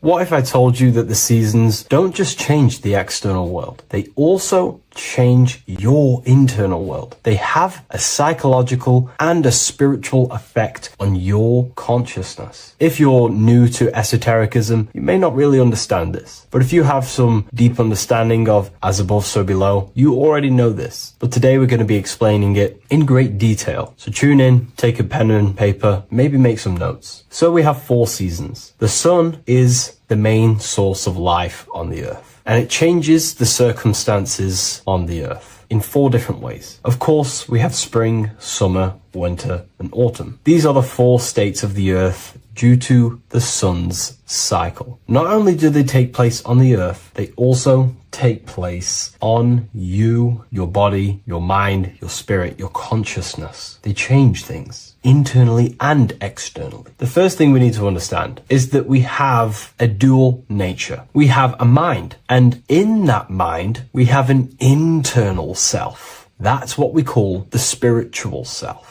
It is the individual that exists within their own mind, within their own consciousness. It is the self that imagines, thinks, feels. That's the spiritual self. And internally, that self is the true self. when it's detached from the false identifications, of course, such as the ego. But the true self dwells within the mind, and that's the immortal self. That's the self that will never die, never perish, that will always be there and it always has been there. The internal self. But on the other side of the mind, the outside of the mind, we have this, what we call our physical human body. This is our external physical body. So outside of us is a physical reality, but inside of us is a spiritual non-physical reality. Inside of us cannot be measured. Outside of us can be measured. So we have an internal world and an external world. I think this is the reason why the word individual has the word dual at the end. Dual meaning opposing or two. We have a dual nature. Inner world, in the mind, and a self out the mind. And the mind acts as some sort of doorway. It is a doorway into ourself. So in esotericism, this is what it's all about. It's about we work with the internal world. We try and figure out who we are from the inside out, not who we are outside of us. Because we realize that the external world is nothing but a crystallization of what's happening inside of us. Our lives are a result of every single thought that we thought in the past. So let's not get off track here. Let's carry on. As I was discussing the seasons, we have an internal world in the mind and a self outside the mind. And this is reflected even in the cycles of the heavens. This is how you know the universe is intelligently designed, and the law of correspondence corresponds with everything. The law of correspondence is as above, so below. It's not a Hermetic principle. It's not a Freemasonic principle. The law of correspondence, as above, so below, is just the law of life of the universe. It is in everything. So the daytime, the sun, this is external impressions or expressions, should I say. We express ourselves outside the mind, in the outside world, in the material body, taking actions outside of us during this daytime. The sun represents outward expression, the daytime. This is when we wake up, we're conscious, we do things outside of our mind. But then the nighttime comes around and it becomes dark and the moon rules over the nighttime. And we return back to our internal world. We return back to the darkness. We return back to the internal self, the self in the mind. Really is fascinating. And this is as above, so below. This follows the correspondence. This follows the law. Although that the outside world has a cycle of day and night, so does our own mind have this cycle. As above, so below. As within, so without.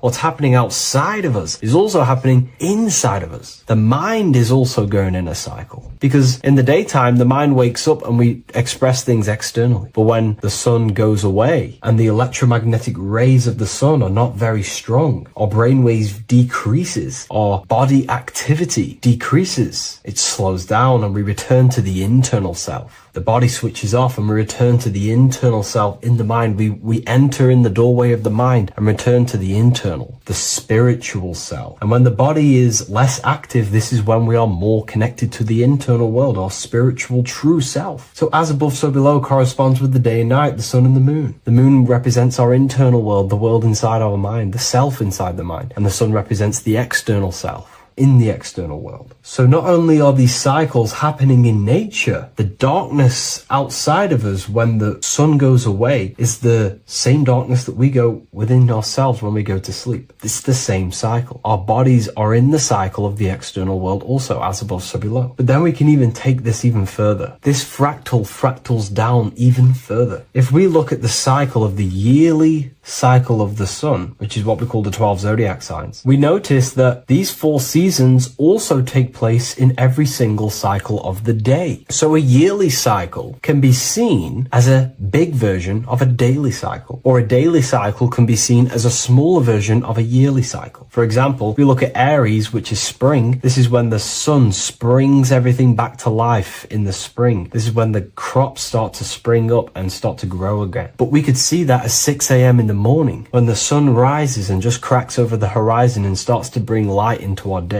Aries is associated with the morning time also as spring. Morning time is a smaller version of spring. Then we look at the summertime. The summertime is midday, when the sun is at the top of the middle of the sky. This is when the sun is most powerful, most radiant in our day. This could be seen as the summertime. Then when the sun starts to set, this is associated with autumn. Autumn time is the sunset. Then the winter time is associated with the nighttime, the midnight, when everything's very dark. So a daily cycle is basically a smaller version of a yearly cycle. And just how I explained how the cycle of the sun outside of us also happens inside of us with our consciousness falling asleep when the sun goes away, is also happening to us on a yearly cycle also. So the daytime is associated with the summer and the nighttime is associated with the winter. The winter is like the inhale. The summer is like the exhale. It's the breath of the universe, just like how we breathe in and out of our lungs. Everything takes this rhythm and polarity, okay? So winter is associated with the self and the world inside of ourselves, inside of our mind, the spiritual self, the internal. Because the winter is when the sun's rays, electromagnetic rays, are not very powerful. And this decreases brainwave activity, making us more connected to our internal world, inside the mind. But the summer's the complete opposite. The summer is when the sun is very, very powerful.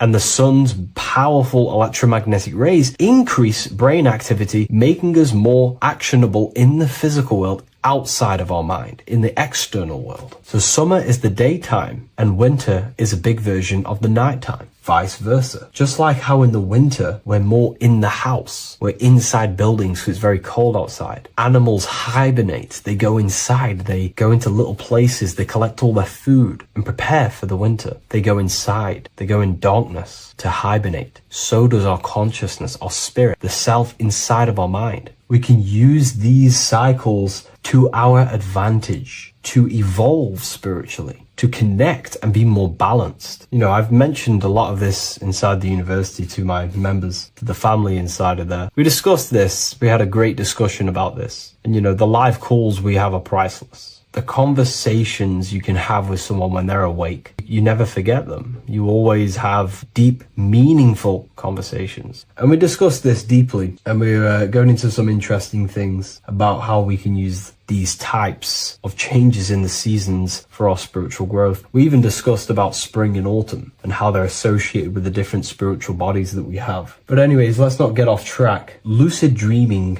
dreaming itself, and astral projections, I find are more easily accessible during the winter and the night times. Like I said, because the brain activity is decreased due to the sun being not powerful, we are more reconnected with the self inside the mind, the spiritual self, the immortal self. Wintertime is a great time to work on yourself, to start to gaining discipline, to meditating, to really working on the subconscious. Because spiritual work is harder than any physical labor. You really got to dig deep within yourself and be honest and true with yourselves. I think this is the reason why, you know, a lot of people convert to spirituality from religion. They come into spirituality and then they go back to religion because they realize spirituality is it's difficult. You have to be honest with yourself. You have to really face the traumas, the negative aspects of yourself, the dark side of yourself, and bring it to light and transform it. And that sort of work is a lot more difficult to do than any physical labor. So the winter time is the time that we go inside ourselves. We reflect a lot more. We need to work on ourselves, on our mind, on our negative habits, on our dark traits, on our things that we have been pushing away and not controlling. The winter time is that time we can really start to connect with the internal self, work on our imagination, work on our mental willpower, work on all of these things like lucid dreaming, astral projections, and purifying ourselves, removing any mental barriers, any negative belief systems that may be subconsciously holding us back. It's easier to access the subconscious in the nighttime and in the winter, especially the winter. That's why I made this video, because we're in autumn now. We're transitioning into the winter. So I thought I'd share this with you all. And it's important to understand that you are a microcosm of God. Like I said, the law of correspondence associates with everything in the universe, people. Everything. And that's the best thing with the law of correspondence. And I've been using this for the past 3 to 4 years, right? The law of correspondence has determined and filtered out so many lies that was given to me, that's given to you, that's given to everyone in the world. The law of correspondence is like a filter. If someone gives you a piece of information, for example, gravity, and it does not apply with the law of correspondence, then you know it's a lie, because it's a universal thing. What happens inside of me also happens outside of me. What happens in my astral world happens in my material world, more than likely. As above, so below corresponds with everything. The same structure in my veins, in my nervous system. It's the same structure in the trees, in galaxies, in everything. As above, so below. The universe is a fractal universe. Therefore, the point that I was getting at is that you are a microcosm of God. The same mind that God manifested things through thinking. He thought the stars, the earth, nature, the human body, designed everything with the God mind. He thought everything into existence. And that mind, them powers that God used to manifest everything into physical existence through the power of thought, is the same mind that you possess, but on a smaller scale. God manifested the macrocosm through thought, as the universe is a mental universe. Everything you see around you was thought, then manifested into physical reality. God manifested the macrocosm, the world, through thought, and that same force of thought you use to create the microcosm, to create your own world. You think your life into reality, your world into reality. Your body is a microcosm, a miniature universe. Every thought you think commands 50 trillion cells in your body, and your cells religiously execute on every command that you give it. You're in charge of 50 trillion cells. You're literally commanding a whole civilization inside your body. And this is how you are a reflection of the divine. The God mind created the macrocosm, the world, and you create your own world inside that world using the same power as thought. Very powerful. So everything that happens outside of you is also happening inside of you. The law of correspondence is the most important, the law that you could possibly learn, because it makes everything so clear for you in the universe. Makes life so clear. You see the reality for what it truly is. It's a reflection of the higher dimensions. Just like how reality right now is a reflection of what's happening inside of people's minds and consciousness. We can't blame the elites for all the negative things that's happening in reality, because all the negative things that's happening in reality is the negative things that's happening in people's minds. We need to take control of ourselves. So with that being said, thank you all, everyone. If you wish to read more, 90% of you watching this video have already got this book. I want to say thank you for your support. It means the world to me. It makes me research more and write more books. And the book of Symbolism is coming very soon. So thank you, everyone. I'll leave a link in the description for the university, for the live calls, and for the book if you wish to join. Have an amazing day. The Freemasonic square and compass is not just a symbol that represents Freemasonry, a lodge, or a secret society. It is a symbol of gaining your own personal power. Now, in this video, I'm going to be breaking down this symbol in the most detail I can possibly go into. Most people live in a state of illusion. They live their life impulsively, acting based on their five senses, tasting. They want to feel a certain thing like an orgasm, or they're basically just slaves to external things and their five senses, which leads to a very dark path where you'll never actually become a conscious creator and you'll never actually be internally happy. The Freemasonic square and compass reveals some deep wisdom about this. Now let me break this down. If you want to gain your personal power, listen up.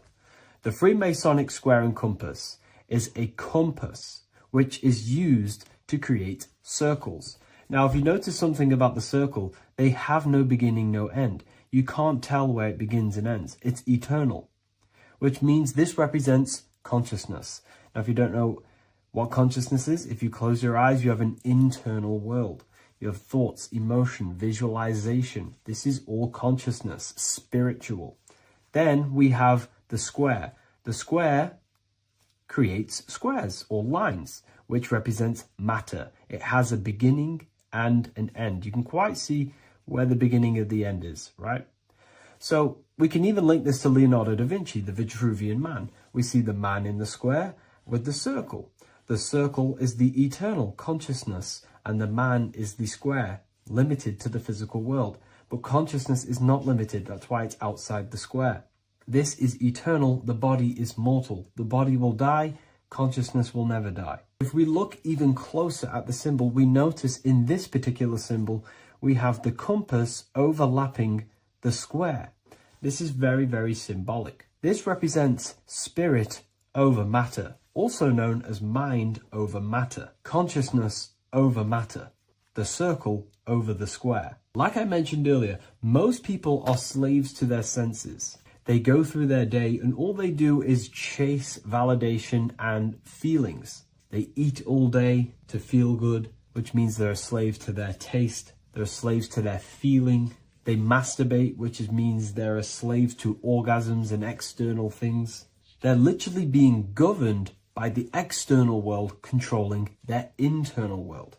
They're literally living life on autopilot. And don't get me wrong, I was guilty of this too. We're all guilty of this when we join this world because we're not taught this sacred knowledge. Until you actually stop and recognize this, you'll be living life on autopilot, literally not even living. You'll be running off subconscious programs, seeking external validation and being ruled by these five senses.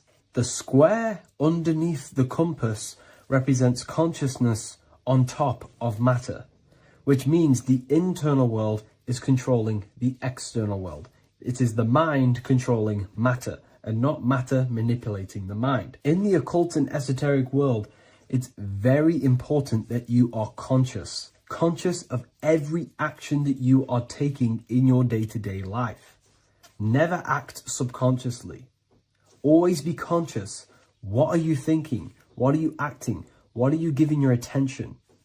All of this is contributing towards creating because you are a creator. Consciousness is a creative force. You need to make sure that the compass is on top of the square, that your inner world is controlling the outer world and not the outer world controlling the inner. As I've mentioned in many videos before, the internal world of consciousness is what's producing the external world. Your life is just a result of every thought and emotion that you felt in the past. Everything you own, everything you possess, your friends are all reflections of your consciousness.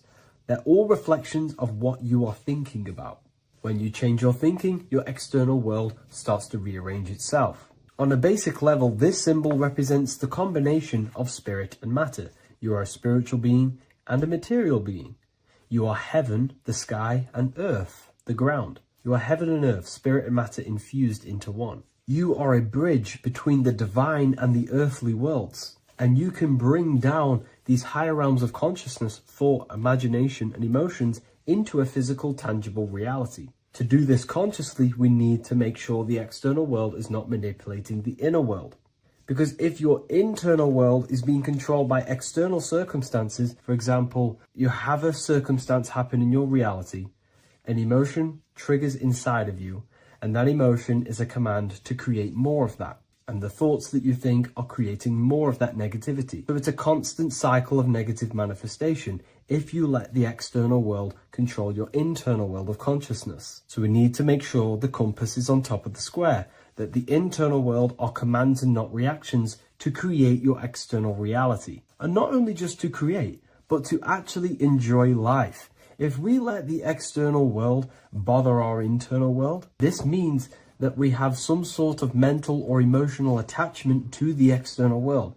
We need to detach from the external world. Why do I say that? Because it's temporary. It's an illusion. We are going to die one day, and none of this will matter. You need to understand that everything in this world is temporary. You have to be okay with losing things, losing family, losing things in this world, because it's guaranteed to be temporary. We need to make sure the internal world is order and not chaos, commands and not reactions. Now, at the back of the Book of Wisdom, Volume 2, the book that I've wrote here, I go over the different meanings of the different arrangements of the square and compass. Sometimes we see the square overlapping the compass, which is the opposite of what we've just broken down. Or sometimes we see one leg of the compass on top of the square and one leg of the square on top of the compass. These are all highly symbolic. When we see the square overlapping the compass, this pretty much represents the beginning of the Freemasons' journey, when their internal world is being controlled by the external. They have a lot of spiritual growth and a lot of learning and inner work to do. Now, when we see half and half, one leg of the square on top and one leg of the compass on top, this represents the Masons' gradual emergence from the material realm into the spiritual. This interplay of symbols reflects the process of gaining greater light and knowledge as the Masons ascend from material concerns towards spiritual enlightenment. And of course, we've just broken down what this means. This represents spirit over matter. They're not chasing external physical things anymore. They're actually chasing and gaining validation and happiness from spiritual growth, more knowledge and deeper understanding of consciousness and themselves. Most people chase external material things, which actually don't make you happy in the long run. You could be given £1 million today. In a week's time, you would be back to the same original state of consciousness and actually chasing more and more millions of pounds. It's because nothing physical in this tangible world will ever satisfy your internal world of consciousness. So through spiritual growth, we can actually become happy and seek higher understanding, higher consciousness, which actually satisfies us eternally. So when we see the compass on top of the square, it symbolizes the triumph of spirit over matter. This arrangement not only signifies the mastery of spirit over the material realm, but also represents the resurrection, ascent, and dominion of spiritual principles over all earthly conditions. It's all about gaining personal power and spiritual growth. It's all about spiritual evolution, going from matter to spirit. The external world controlling the internal world, to the internal world ruling over the external world, where the mind becomes a powerful tool to actually create and command reality. The mind cannot create and command reality if it's being governed and tossed all over the place by external circumstances and thoughts. Here's a quick tip on how to know if your mind is controlling you. If your phone notification goes off and you're working on something, and you instantly go to reach and pick up the phone as soon as the notification goes off, that is an indication that your mind is controlling you and you are not controlling it. The mind is the direction of consciousness. The direction, it directs the flow of your attention, your energy, your consciousness. So to practice to gain mind over matter, simply just meditation, allowing the mind to sit still and focus on one thing for long periods of time. And over time, this will gain mastery over your attention and your mind. If you are on your spiritual path, this should be your goal. Your internal world becoming the master. The mind becoming a vessel for you and not a vessel controlling you. It needs to become a command center and not a reaction. Please like, share this with a friend, and subscribe to the channel if you're new. Leave a link in the description for the Book of Wisdom Volume 2. In this video, we're going to be talking about the evolution of consciousness. You are born human, however you possess consciousness, which is the awareness behind your being, the awareness behind your thoughts, the experiencer behind your five senses, the experiencer, the observer behind your thought, emotions, and senses. You are an eye, an invisible consciousness looking through a lens which is your body. Your body produces this physical world that you experience. Your brain produces this world. Your brain and body is a technological computer. However, you are an infinite, ever-expanding consciousness behind this physical body. And there is an evolution of consciousness, a cosmic journey of expansion. And this is why we see so much pyramid symbolism in the occult and esoteric world, and especially within Freemasonry. Because the pyramid represents climbing, an evolution, a raising state of consciousness, a journey. Steps symbolize a journey upwards. This is the raising and the evolution of consciousness, our inner world. The transmutation of our inner selves, of our souls and consciousness and our minds. So when we see this pyramid, we're seeing a evolution, a way up to source consciousness. And the eye in the pyramid represents your source consciousness. It represents illumination. It represents divine guidance through this evolution of consciousness. This is why we see the ladder. Consciousness is ever expanding on an infinite journey of evolution. Each individual is a part of this cosmic process, contributing towards the ongoing expansion of both mind and awareness. As we evolve, we collectively explore deeper levels of existence, expanding the boundaries of thought and consciousness. The mind has the ability to expand infinitely into new realms of thought, into new dimensions of mind. The mind cannot be filled up. It is not a physical substance. The body can be filled up because it is a physical thing, but you cannot fill the mind. Therefore, the mind is constantly expanding, ever expanding into new fields of thought. So what we see in Freemasonry, the ladder, is again a journey, an elevation of consciousness. When we are born with an infant consciousness, and as we gain older, we gain an adult consciousness. Our inner world, our inner mind, and our emotional intellect changes and evolves. We are significantly different from when we were very young as an infant. It's because our consciousness evolutes, it changes, it alters like water. So just like this evolution of your own consciousness as growing up, there is consciousness of beings existing in cycles beyond our own. And their consciousness is unimaginably different from ours. They operate on a higher level of understanding and knowing, experiencing reality in ways that transcend our current comprehension. Our minds right now cannot comprehend the highest states of consciousness. There are entities, there are beings beyond our own, existing in higher dimensions of consciousness that we cannot comprehend because they have expanded. They are on a further way up the ladder of consciousness. However, we are all on the same journey. None of us can take the same journey. There is one ultimate goal, reaching source consciousness. However, this is always ever expanding. However, we are all on a different journey. There is one truth, one source, one goal. However, there are billions in different ways of reaching it, and we are all on these different paths to source consciousness, to this ladder, this evolution of universal evolution. Okay? Their awareness is attuned to new dimensions of existence, reflecting a more advanced stage in the cosmic journey of consciousness evolution.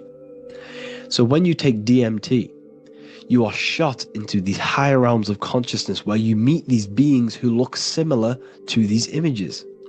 They are not speaking to you physically. They don't speak to you three-dimensionally through vibration and words. They speak to you mentally. If you have done DMT, then you know this. And if you have met these beings, then you know this. You might have even met some of these types of beings on mushrooms or any psychedelic drugs. Because ultimately, when you take these mind-altering substances, it's altering your consciousness. It's merging your consciousness with the spirit of that substance. And you are essentially attuning your mind to higher dimensions of consciousness. That's why we say we're getting high when we take these substances. Therefore, when you meet these beings on DMT, you are essentially meeting beings who are attuned to higher dimensions of consciousness, and they speak to you mentally. They speak to you telepathically through thought, because the universe is mental. Everything exists within the mind. The way you are now, your physical existence, is a state of mind. Mind, thought creates matter. Spirit and matter are two opposing ways of thinking. If we have a very spiritual mind, we have an expanded mind, we are a spiritual person through the mind. However, if we have a very low state of consciousness where we think about food, sex, lust, and all physical things, then we have a physical consciousness. Matter and spirit are two opposing forces, two ways of thinking. The mind attunes itself to different levels of understanding in different dimensions. So, essentially, this is what we're looking at. The body is a vessel for the fluidic, formless consciousness, a temple that houses the essence of our awareness. While the five senses are limited to perceiving only the physical plane, the mind transcends these limitations, capable of perceiving the full scope of reality. It is through the mind that we access deeper truths beyond the material, tapping into boundless nature of existence. Physical existence is a thin band, a thin layer of reality. It's like 0.001% of reality. And your five senses are only tuned into this layer of reality. But the five senses are, by design, only only allowed to perceive physicality. But the mind has the power to expand beyond this physical five sense state. The mind has the power to expand and evolute. It is a conscious decision whether you want to take this path or not. You can stay in a three-dimensional way of thinking, or you can expand your consciousness from within. It's not an external journey. There is no God going to save you. You must save yourself. Therefore, behind every single one of these eyes is the same source consciousness. However, we are all different cells in a different journey. The organs in your body, the cells in your body are all alive. They all possess same consciousness, universal consciousness. However, we are all on a different journey of evolution. As above, so below. As the baby is in the mother's womb, when the baby becomes conscious, there is a world outside of its mother. What does it do? It presses and seeks a way out to be born in the other world outside of its mother. It is the same with your consciousness, your mind. When your mind becomes aware that there is realities beyond the immediate surroundings, it seeks a way out. And this is exactly what I'm doing to you now. I am now expanding your mind and telling you there is other ways of reality. There is other dimensions of consciousness which you can access through inner transmutation, through different ways of thinking, spiritualism, and meditating and connecting with yourself and detaching from external things. We can upgrade our consciousness. Your body is a womb. Why Jesus says you must be born again to see the kingdom of God, because you are born physically and then you must be born again spiritually, awakening your inner consciousness. So like I said, as the baby is in the womb, it's the same principle. As above, so below.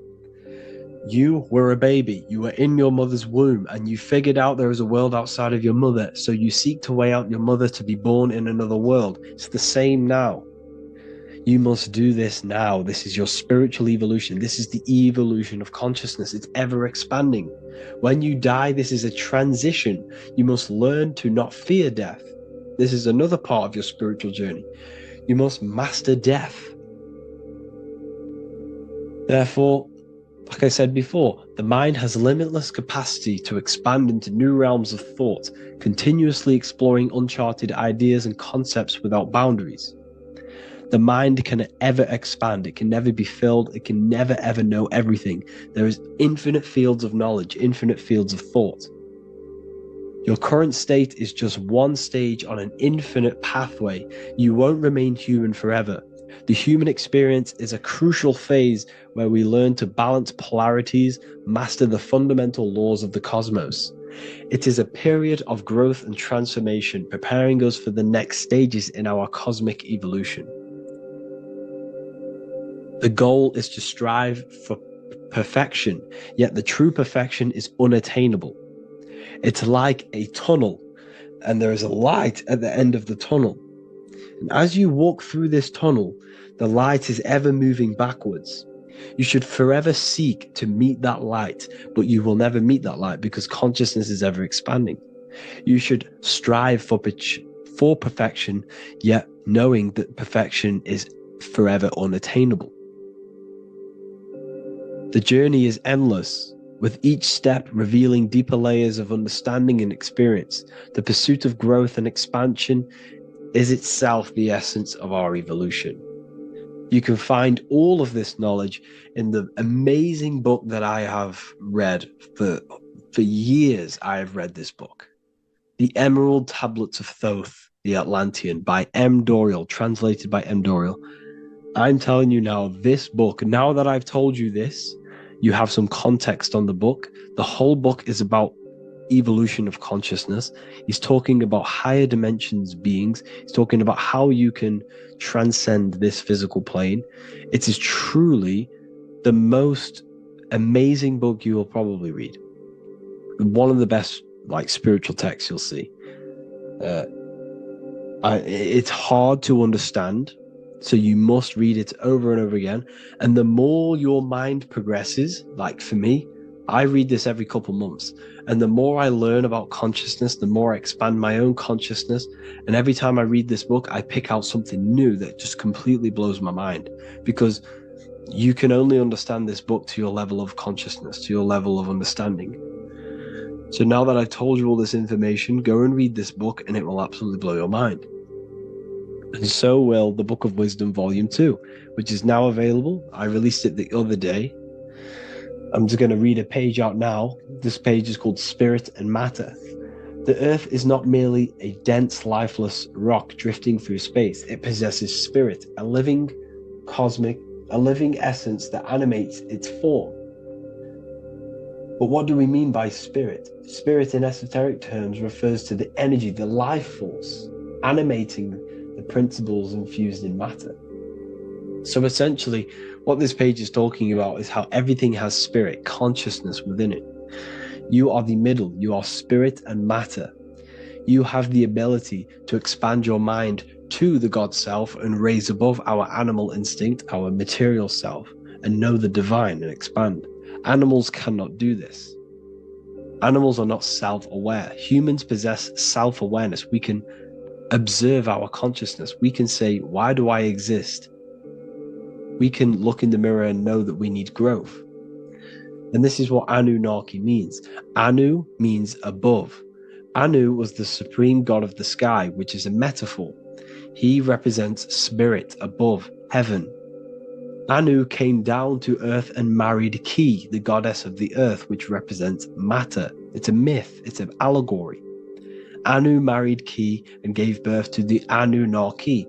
Spirit came down and infused with matter and gave birth to the human, which is you.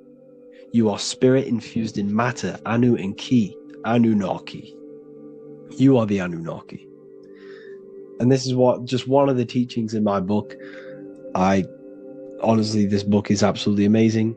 If you truly, truly want to expand your consciousness, give this book a read. And obviously, if you're inside the university, I give you this book for free.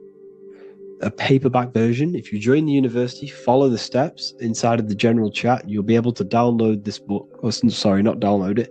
Order a paperback for free. All you have to do is pay for the shipping. You'll also gain amazing knowledge inside of my library, where your mind will just be overblown with the amount of esoteric books. There's over 45 rare occult books, plus you get a PDF of the Volume 1 and Human Health Guide.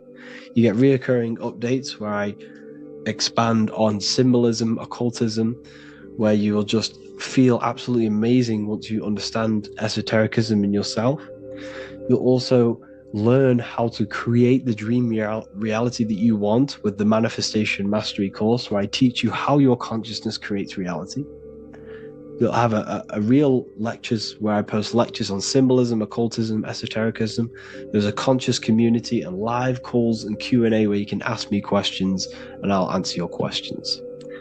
I just want to say thank you to everyone who has joined the university. Thank you for even liking and watching this video.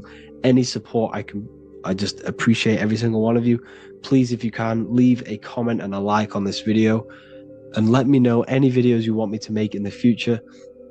And I will start uploading a lot more to the YouTube. So yeah, thank you all for tuning in today. Have an amazing day.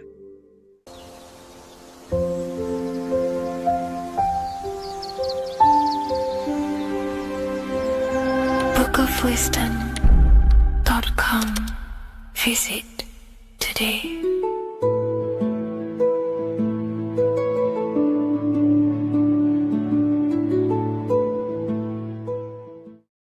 The Freemasonic square and compass is not just a symbol that represents Freemasonry, a lodge, or a secret society. It is a symbol of gaining your own personal power. Now, in this video, I'm going to be breaking down this symbol in the most detail I can possibly go into. Most people live in a state of illusion. They live their life impulsively, acting based on their five senses, tasting. They want to feel a certain thing like an orgasm, or they're basically just slaves to external things and their five senses, which leads to a very dark path where you'll never actually become a conscious creator and you'll never actually be internally happy. The Freemasonic square and compass reveals some deep wisdom about this. Now let me break this down. If you want to gain your personal power, listen up. The Freemasonic square and compass is a compass which is used to create circles. Now, if you notice something about the circle, they have no beginning, no end. You can't tell where it begins and ends. It's eternal, which means this represents consciousness. Now, if you don't know what consciousness is, if you close your eyes, you have an internal world. You have thoughts, emotion, visualization. This is all consciousness, spiritual. Then we have the square. The square creates squares or lines, which represents matter. It has a beginning and an end. You can quite see where the beginning of the end is, right? So we can even link this to Leonardo da Vinci, the Vitruvian Man. We see the man in the square with the circle. The circle is the eternal consciousness and the man is the square, limited to the physical world. But consciousness is not limited. That's why it's outside the square. This is eternal. The body is mortal. The body will die. Consciousness will never die. If we look even closer at the symbol, we notice in this particular symbol, we have the compass overlapping the square. This is very, very symbolic. This represents spirit over matter, also known as mind over matter, consciousness over matter, the circle over the square. Like I mentioned earlier, most people are slaves to their senses. They go through their day and all they do is chase validation and feelings. They eat all day to feel good, which means they're slaves to their taste. They're slaves to their feeling. They masturbate, which means they're a slave to orgasms and external things. They're literally being governed by the external world controlling their internal world. They're literally living life on autopilot. And don't get me wrong, I was guilty of this too. We're all guilty of this when we join this world because we're not taught this sacred knowledge. Until you actually stop and recognize this, you'll be living life on autopilot, literally not even living. You'll be running off subconscious programs, seeking external validation and being ruled by these five senses. The square underneath the compass represents consciousness on top of matter, which means the internal world is controlling the external world. It is the mind controlling matter and not matter manipulating the mind. In the occult and esoteric world, it's very important that you are conscious of every action that you are taking in your day-to-day life. Never act subconsciously. Always be conscious. What are you thinking? What are you acting? What are you giving your attention? All of this is contributing towards creating because you are a creator. Consciousness is a creative force. You need to make sure that the compass is on top of the square, that your inner world is controlling the outer world and not the outer world controlling the inner. As I've mentioned in many videos before, the internal world of consciousness is what's producing the external world. Your life is just a result of every thought and emotion that you felt in the past. Everything you own, everything you possess, your friends are all reflections of your consciousness. They're all reflections of what you are thinking about. When you change your thinking, your external world starts to rearrange itself. On a basic level, this symbol represents the combination of spirit and matter. You are a spiritual being and a material being. You are heaven, the sky, and earth, the ground. You are heaven and earth, spirit and matter infused into one. You are a bridge between the divine and the earthly worlds. And you can bring down these higher realms of consciousness, thought, imagination, and emotions into a physical, tangible reality. To do this consciously, we need to make sure the external world is not manipulating the inner world. Because if your internal world is being controlled by external circumstances, for example, you have a circumstance happen in your reality, an emotion triggers inside of you, and that emotion is a command to create more of that. And the thoughts that you think are creating more of that negativity. So it's a constant cycle of negative manifestation if you let the external world control your internal world of consciousness. So we need to make sure the compass is on top of the square, that the internal world are commands and not reactions to create your external reality. And not only just to create, but to actually enjoy life. If we let the external world bother our internal world, this means that we have some sort of mental or emotional attachment to the external world. We need to detach from the external world. Why do I say that? Because it's temporary. It's an illusion. We are going to die one day, and none of this will matter. You need to understand that everything in this world is temporary. You have to be okay with losing things, losing family, losing things in this world, because it's guaranteed to be temporary. We need to make sure the internal world is order and not chaos, commands and not reactions. Now, at the back of the Book of Wisdom, Volume 2, the book that I've wrote here, I go over the different meanings of the different arrangements of the square and compass. Sometimes we see the square overlapping the compass, which is the opposite of what we've just broken down. Or sometimes we see one leg of the compass on top of the square and one leg of the square on top of the compass. These are all highly symbolic. When we see the square overlapping the compass, this pretty much represents the beginning of the Freemasons' journey, when their internal world is being controlled by the external. They have a lot of spiritual growth and a lot of learning and inner work to do. Now, when we see half and half, one leg of the square on top and one leg of the compass on top, this represents the Masons' gradual emergence from the material realm into the spiritual. This interplay of symbols reflects the process of gaining greater light and knowledge as the Masons ascend from material concerns towards spiritual enlightenment. And of course, we've just broken down what this means. This represents spirit over matter.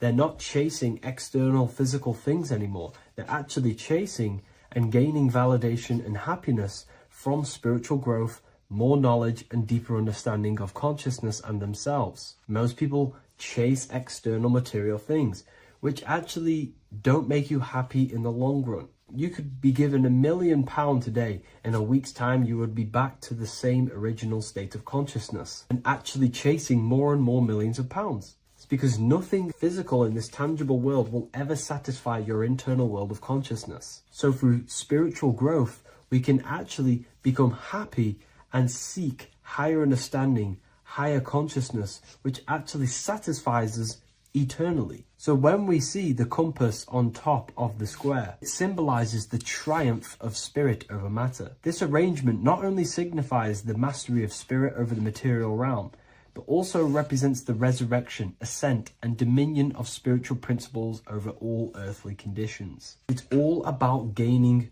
personal power and spiritual growth. It's all about spiritual evolution, going from matter to spirit.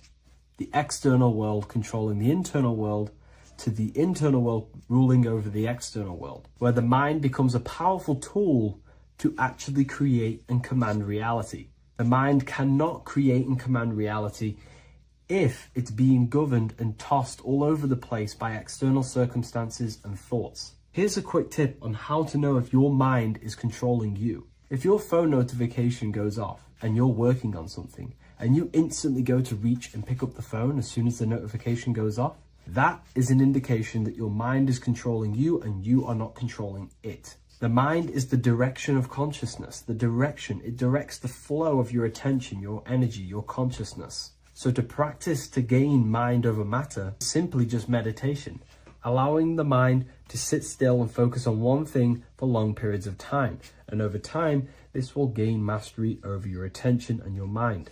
If you are on your spiritual path, this should be your goal, your internal world becoming the master. The mind becoming a vessel for you and not a vessel controlling you. It needs to become a command center and not a reaction. Please like, share this with a friend, and subscribe to the channel if you're new. Leave a link in the description for the Book of Wisdom Volume 2.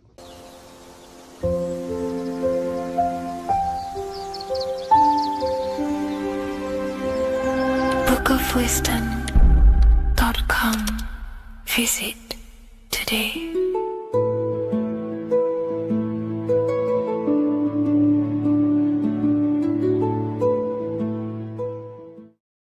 What if I told you that the pentagram can unlock the secrets of creation and make you manifest any reality you want? Hence why the pentagram is used heavily in magic and witchcraft. We have to understand that the pentagram has been heavily demonized. Religions, churches claim that this symbol is associated with Satanism and witchcraft. I personally believe this was intentionally done so that people do not gain their personal power over reality and their life. The pentagram reveals so much about you, and it is one of the most important symbols to understand inside the occult studies. It is one of the most common symbols that you will see across all occult esoteric orders and different occult traditions, such as Freemasonry, Kabbalah, Rosicrucianism, alchemy. You will see this symbol everywhere. And in fact, you even see this symbol, the pentagram, on old church buildings, statues of Jesus next to church buildings.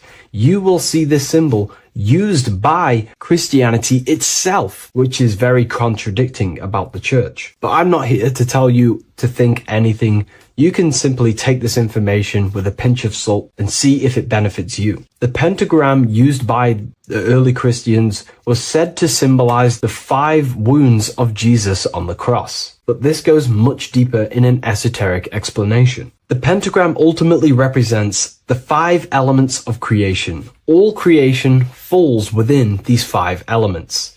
We have spirit on the very top, then you have air, water, earth, fire. This is the correct placement and order of the elements. Air is always on the left, water is always on the top right, earth very bottom left, fire bottom right, and spirit placed on the tip point of the pentagram. It's a 5-pointed star drawn with one continuous line. But this actually reveals much deeper things, and we're going to be going into how to use this symbol for magic and creating your reality towards the end of this video.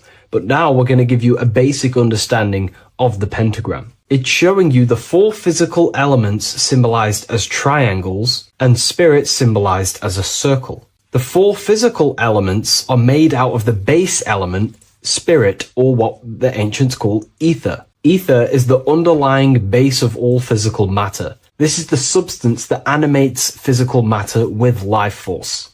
All physical matter has its origin in the etheric substance, or spirit, what we want to call it. It is simply the life force that animates the physical thing. However, if we go deeper onto this symbol, it also represents something personal to the individual who wears this symbol. If you wear this symbol, you're basically saying you're putting your divine nature over your material nature. Your divine self is in control of your material self. You put your spiritual needs before your physical desires and needs. Hence why the spirit is on top, looking down over the 4 physical elements. The circle is continuous, one line, eternal, no beginning, no end. The triangle has beginning and end and points. You can see the beginning and the end when you draw it. On a deeper level, this is pretty much showing the process that symbolizes the structure of the macrocosm, the universe itself, showing how the invisible spiritual planes condense and crystallize into the visible physical world, spirit turning into physical reality. But if you wear this symbol, you're basically saying, I put my divine nature over my material nature, showing that your spiritual nature rules over your earthly existence. You put your spiritual needs first. If you see this inverted, it is now the opposite, placing spirit on the bottom, basically saying, I desire the physical things over the spiritual. But what exactly is your spiritual nature? Well, your spiritual nature is simply your internal self. You chase things that are immaterial, such as knowledge, love, experience, expansion, gnosis. These are the qualities of spiritual things that the spiritual person likes to chase and desire, instead of desiring the things that are temporary in the material world and never actually lead to fulfillment. True fulfillment is by chasing spiritual things. God, the nature of creation, the self, gnosis, knowledge. But if we go even deeper, this symbol ultimately represents how reality is created. Hence why this symbol is heavily used in Kabbalistic magic and so-called witchcraft. We are all magicians. Each one of us are creating reality. There are just certain ways you can actually create reality by becoming conscious of them. By becoming conscious of the elements and the qualities of the self that actually create your experience in your life in the present moment. If we look at the pentagram, we see that when you draw a pentagram, it is one continuous line. It is one expressed in 5. The order of the elements are very important. Spirit at the bottom, fire at the bottom right, and so on and so on. Because this is showing you the descent of the spiritual into the material, the invisible crystallizing into a material reality. As you can see when you start to draw the pentagram, you see spirit at the very top. You're descending down to fire. Fire is the closest element to spirit. Hence why in magic and witchcraft, people like to use candles. So you're descending first into fire, then into air, then into water, then into earth, then back into spirit. Because of course, the cycle of creation unfolds itself. When you die, you return back to spirit, and then you reincarnate yourself back into physical reality if you wish and desire to. Everything is under this process of matter spiritual. In the daytime you wake up, you're in your material body. When you go to sleep, you enter your astral spiritual body. Everything's in this continual process, renewing itself in spiritual, then material. But the reason why this is associated with magic so heavily is because each one of these elements corresponds to a different body of consciousness, a different vehicle of consciousness. Consciousness has many different vehicles it uses to create the tangible self, the physical reality. For example, consciousness has a spiritual nature. The spirit element in this case symbolizes the emanation, the descent of the one power, the one force that we are all using. Each one of us is using this one power, the power of the source consciousness,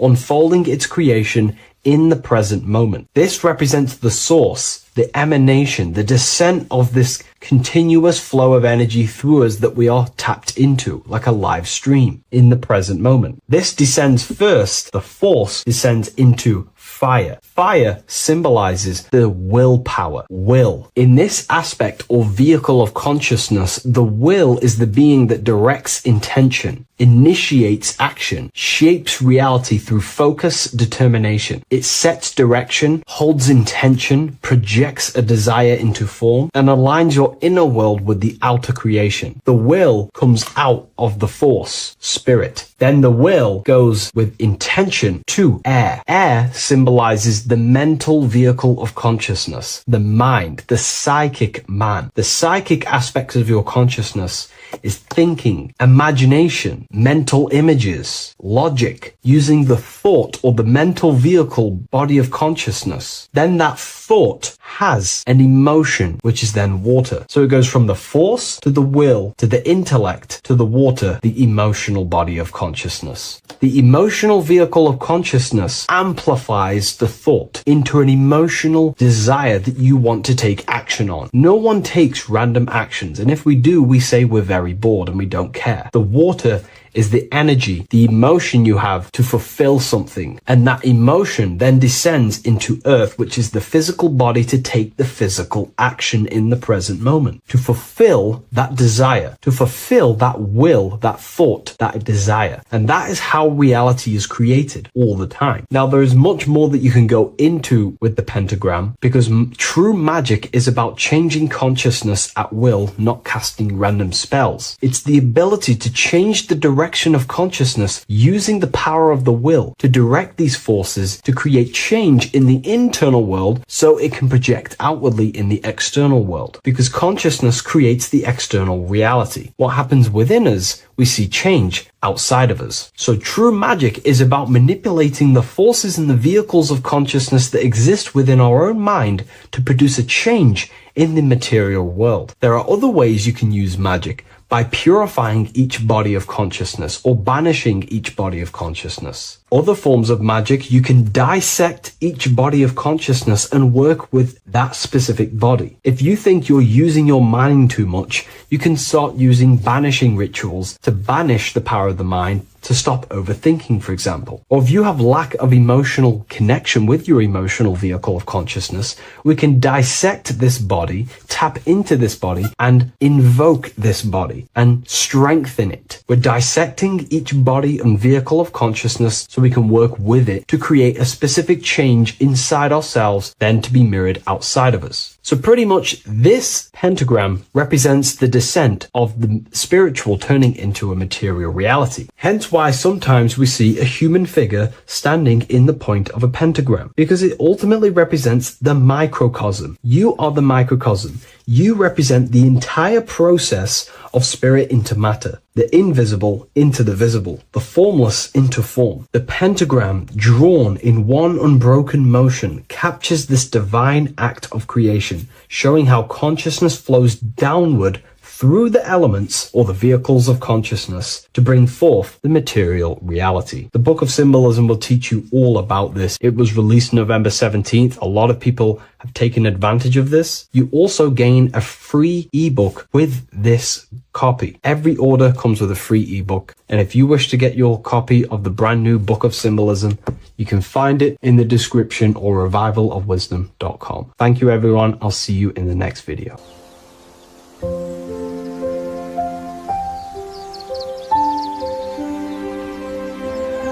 bookofwisdom.com. Visit today.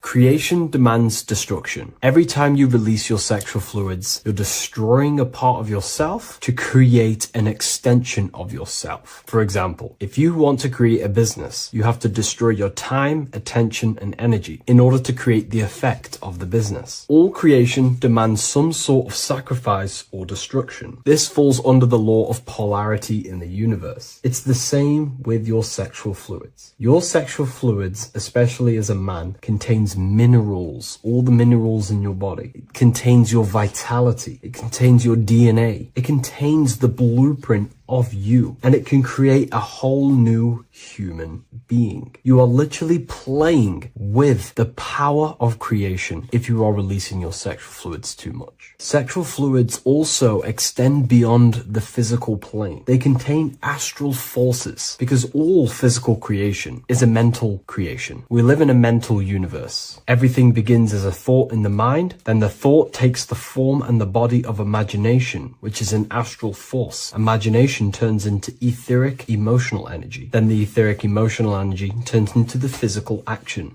and the physical manifestation. We live in a mental universe. Therefore, these dimensions do not exist separately. They are permeating and mixing in with all. Your physical body has an astral body. Everything physical has astral forces behind it. Semen is known as the astral fluid of the soul. It feeds nerves, the channels of life force and consciousness within the body. And every time you release it, you're destroying a part of your vitality, your brain, your nerves, your energy levels, your creativity, and your DNA to create an extension of you. Therefore, it is a sacred fluid within your body and not something to be played with and to be released too much. Think about it. This is a very creative energy, your sexual fluids. It can create a whole new human being. This is how powerful it actually is. It is the power of creation, and the misuse of this power can destroy your own vitality and your life of your body, because that life you are giving in order to create an extension or a child is the same life you could keep inside of you and not waste to recycle and regenerate the body. Sexual energy has been for thousands of years associated with regenerating the body, longevity of life, and maintaining youth. Not only that, every time you release your sexual energy, it floods the brain with dopamine. Dopamine is the brain's reward system, created within the middle of the brain. It releases every time you've achieved something. However, sex or an orgasm is the most powerful feeling you can feel. It's the most amazing, intense feeling and release of dopamine you can possibly feel as a human. Therefore, if you flood your brain with this high amount of dopamine every every single day. You are getting the epitome of human feelings every single day. Therefore, you will become numb to everything else in reality. You won't be able to enjoy the small things in life. And I know this firsthand because I experienced this myself. As soon as I stopped, this is when I started to enjoy the little things in life, seeing family, and I actually gained more energy, more ideas. We'll get into this a bit later. It is a creative energy. It creates a whole new human being. Therefore, if we maintain this energy, we can maintain our creative power within us, because that's what we are. We are all creative beings, moving energy from higher dimensions of consciousness, the mind, into lower dimensions of consciousness, the physical world. You hold the power to create. You are not in a world. The world is working through you. You do not possess a life. Life is working through you. You are not in a universe. You are the universe. It's moving through you. There is no past, present, and future. The present moment is you. When we release every single day or frequently throughout the week, like I said, we're triggering the brain's reward system, dopamine, which makes you feel as if you have already achieved something. And if your brain is telling you you have already achieved something by overusing your sexual fluids, then you will not have the motivation to achieve other things in your life. I know this firsthand. I became very lazy. I didn't want to work. I didn't want to do anything because subconsciously my brain felt as if I've already achieved. If we look at the symbol of the Baphomet, we notice the Baphomet has horns and a goat head. Now we look at the word horny. When you become sexually aroused, it's known as horny, which is the horns, representing the lower mind. The lower mind is the mind we use for our animal instincts. We have two parts of our mind. A higher mind, which is contained of higher thought, which chases spiritual things such as love, wisdom, knowledge, and God. Then we have a lower mind, which chases the things of the material world closely associated with the ego, chases validation, material gain, status, and physical sensation, physical pleasures. It is these physical pleasures that can keep you in an endless loop, making you feeling empty inside, because nothing material can ever satisfy our internal world. Nothing. You can achieve millions of dollars. You can achieve your dream house, your dream car, your dream watch. And if that is the only thing you are chasing, you will feel empty inside when you achieve it, because nothing of this material plane can satisfy you. Nothing of the lower mind can ever satisfy you. This is why we must sacrifice the lower mind and overcome the lower mind and the lower instincts. One thing I found amazing when I mastered my sexual urges and my lust is that my mind became a lot more clear. The thoughts and the time and the attention that I used in my mind to go towards lust, sex, and chasing these things was taking up a lot of mental space, time, and energy. But as soon as I removed it and mastered it, my mind became an open vessel for higher thoughts to be received from the higher mind. The mind is like a radio antenna. Whatever we attune it with, that's what we receive. If we're constantly thinking about lust and low-level pleasures, we're going to just receive low-level thoughts. But once we remove all of the lower mind and we conquer our physical body and physical urges, our mind becomes an open channel for divine thoughts and spiritual thoughts. This is what most people call today as downloads. You receive wisdom from your higher self. Not only do you receive more wisdom, you just receive more power to create. The male and the female come together to create a child. That's how you were created. Now, the law of correspondence teaches as above, so below. It refers to everything in the universe. Therefore, in order for you to create a reality, to give birth to something, you have to bring together the masculine and the feminine. Your masculine forces are willpower and actions. Your feminine forces are emotions and imagination. When you combine the willpower, action, emotions, and imagination and combine them together, you can give birth to reality. But it's important to only give birth to things that are spiritual, that are good,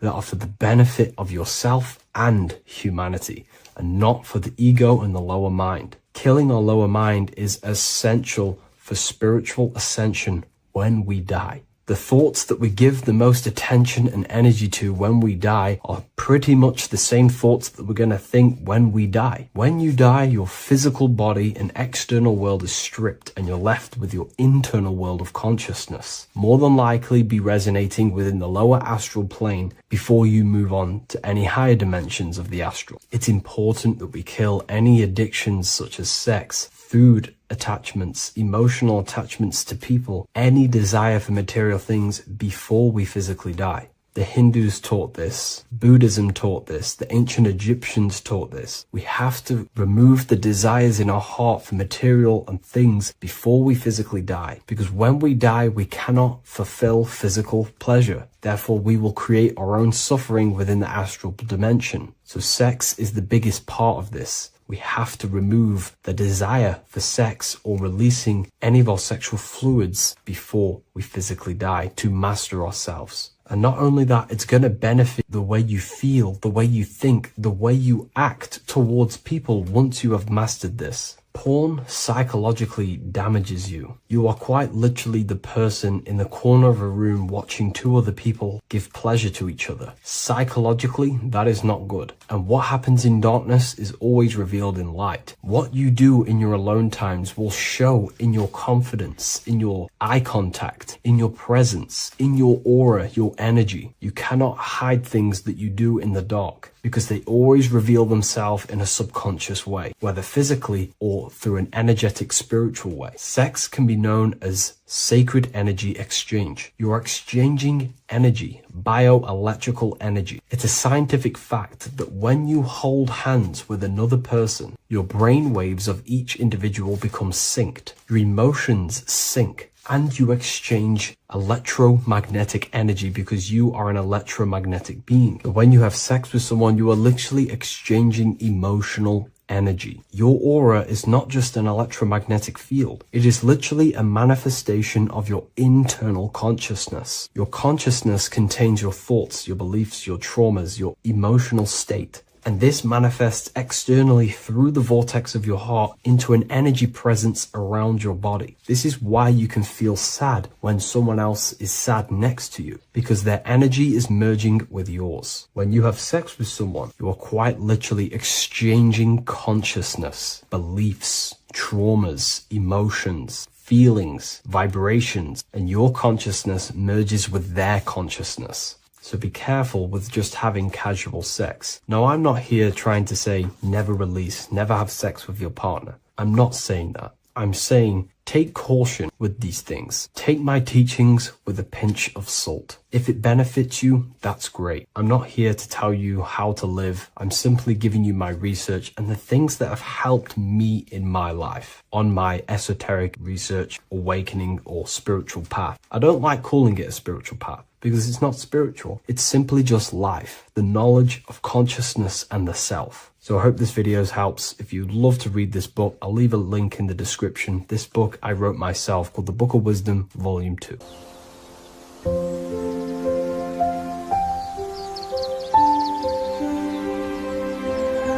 bookofwisdom.com.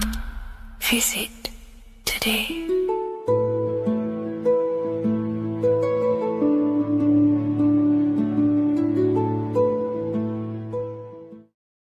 This isn't just spiritual fluff. Your words are vibrational commands that teach your subconscious what to believe and what to create in your reality. Now, I'm not going to sit here and tell you how words are these vibrational things that create reality. In fact, they are. However, the power of words does not hold in the vibration of the word. Yes, it has a little effect on plants. Yes, every word is a vibration that speaks to every cell in your body. However, this is not the main power of words. The main power of words is restructuring your consciousness and invoking energy inside of your own consciousness. I'm going to go over these two in detail for you. Your life is an externalization of your consciousness. Your belief system, your internal world, are building blocks to create your external world. What you believe in is how you see reality. It is the filter that you see to see reality. If you want to change reality, you have to change your consciousness first. There's no point trying to create a change, a manipulation in the external world, because it won't last very long. You have to restructure your inner temple, your inside world of thought and emotion. For example, your external reality is an externalization of every thought you thought in the past. Your life circumstances are just a result of every thought you thought in the past. You become what you think about. So if we can control what we think about, we will control who we become. Words are a powerful way to restructure your subconscious mind, which will then restructure what you think about. For example, if I said the word chicken all day long, I'm going to be thinking about chicken all day long. The words we repeat enter our subconscious mind, and our subconscious mind molds our conscious mind of what we are consciously giving attention to and thinking about. And that becomes our emotion. Our emotion becomes the energy, the charge behind our action. And all of this creates who you are and your reality. If you want to create a change in your external world, you need to repeat the end result as in an affirmation. I am abundant. I am disciplined. For example, if you're trying to stop a certain addiction, don't say, I am going to stop smoking. Say, I am disciplined. By saying discipline, the subconscious mind accepts the word discipline and not the word smoking.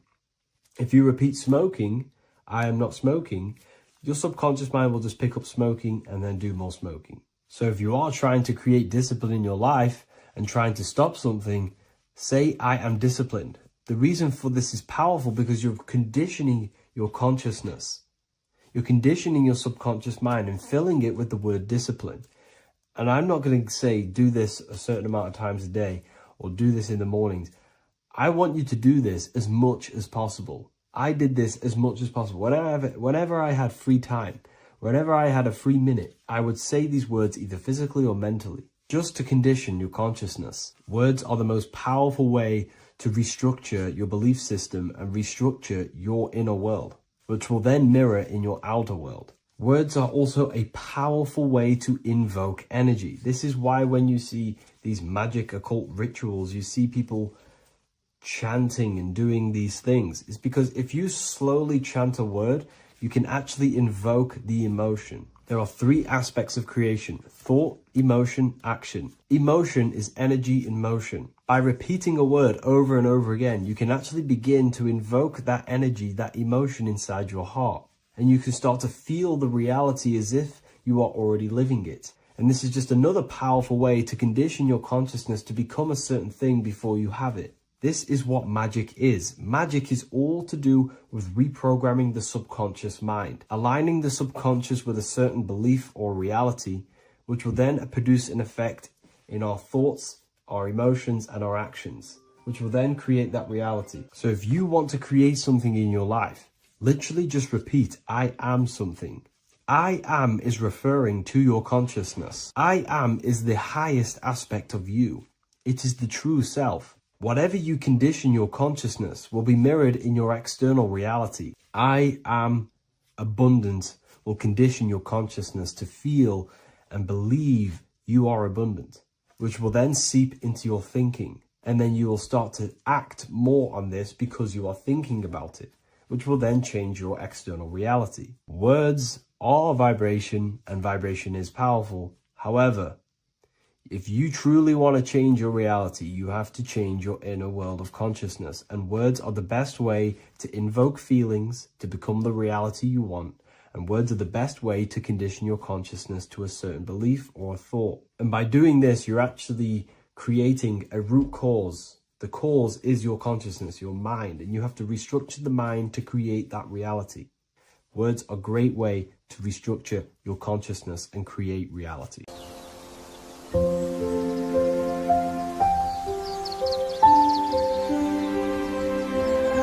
bookofwisdom.com. Visit today.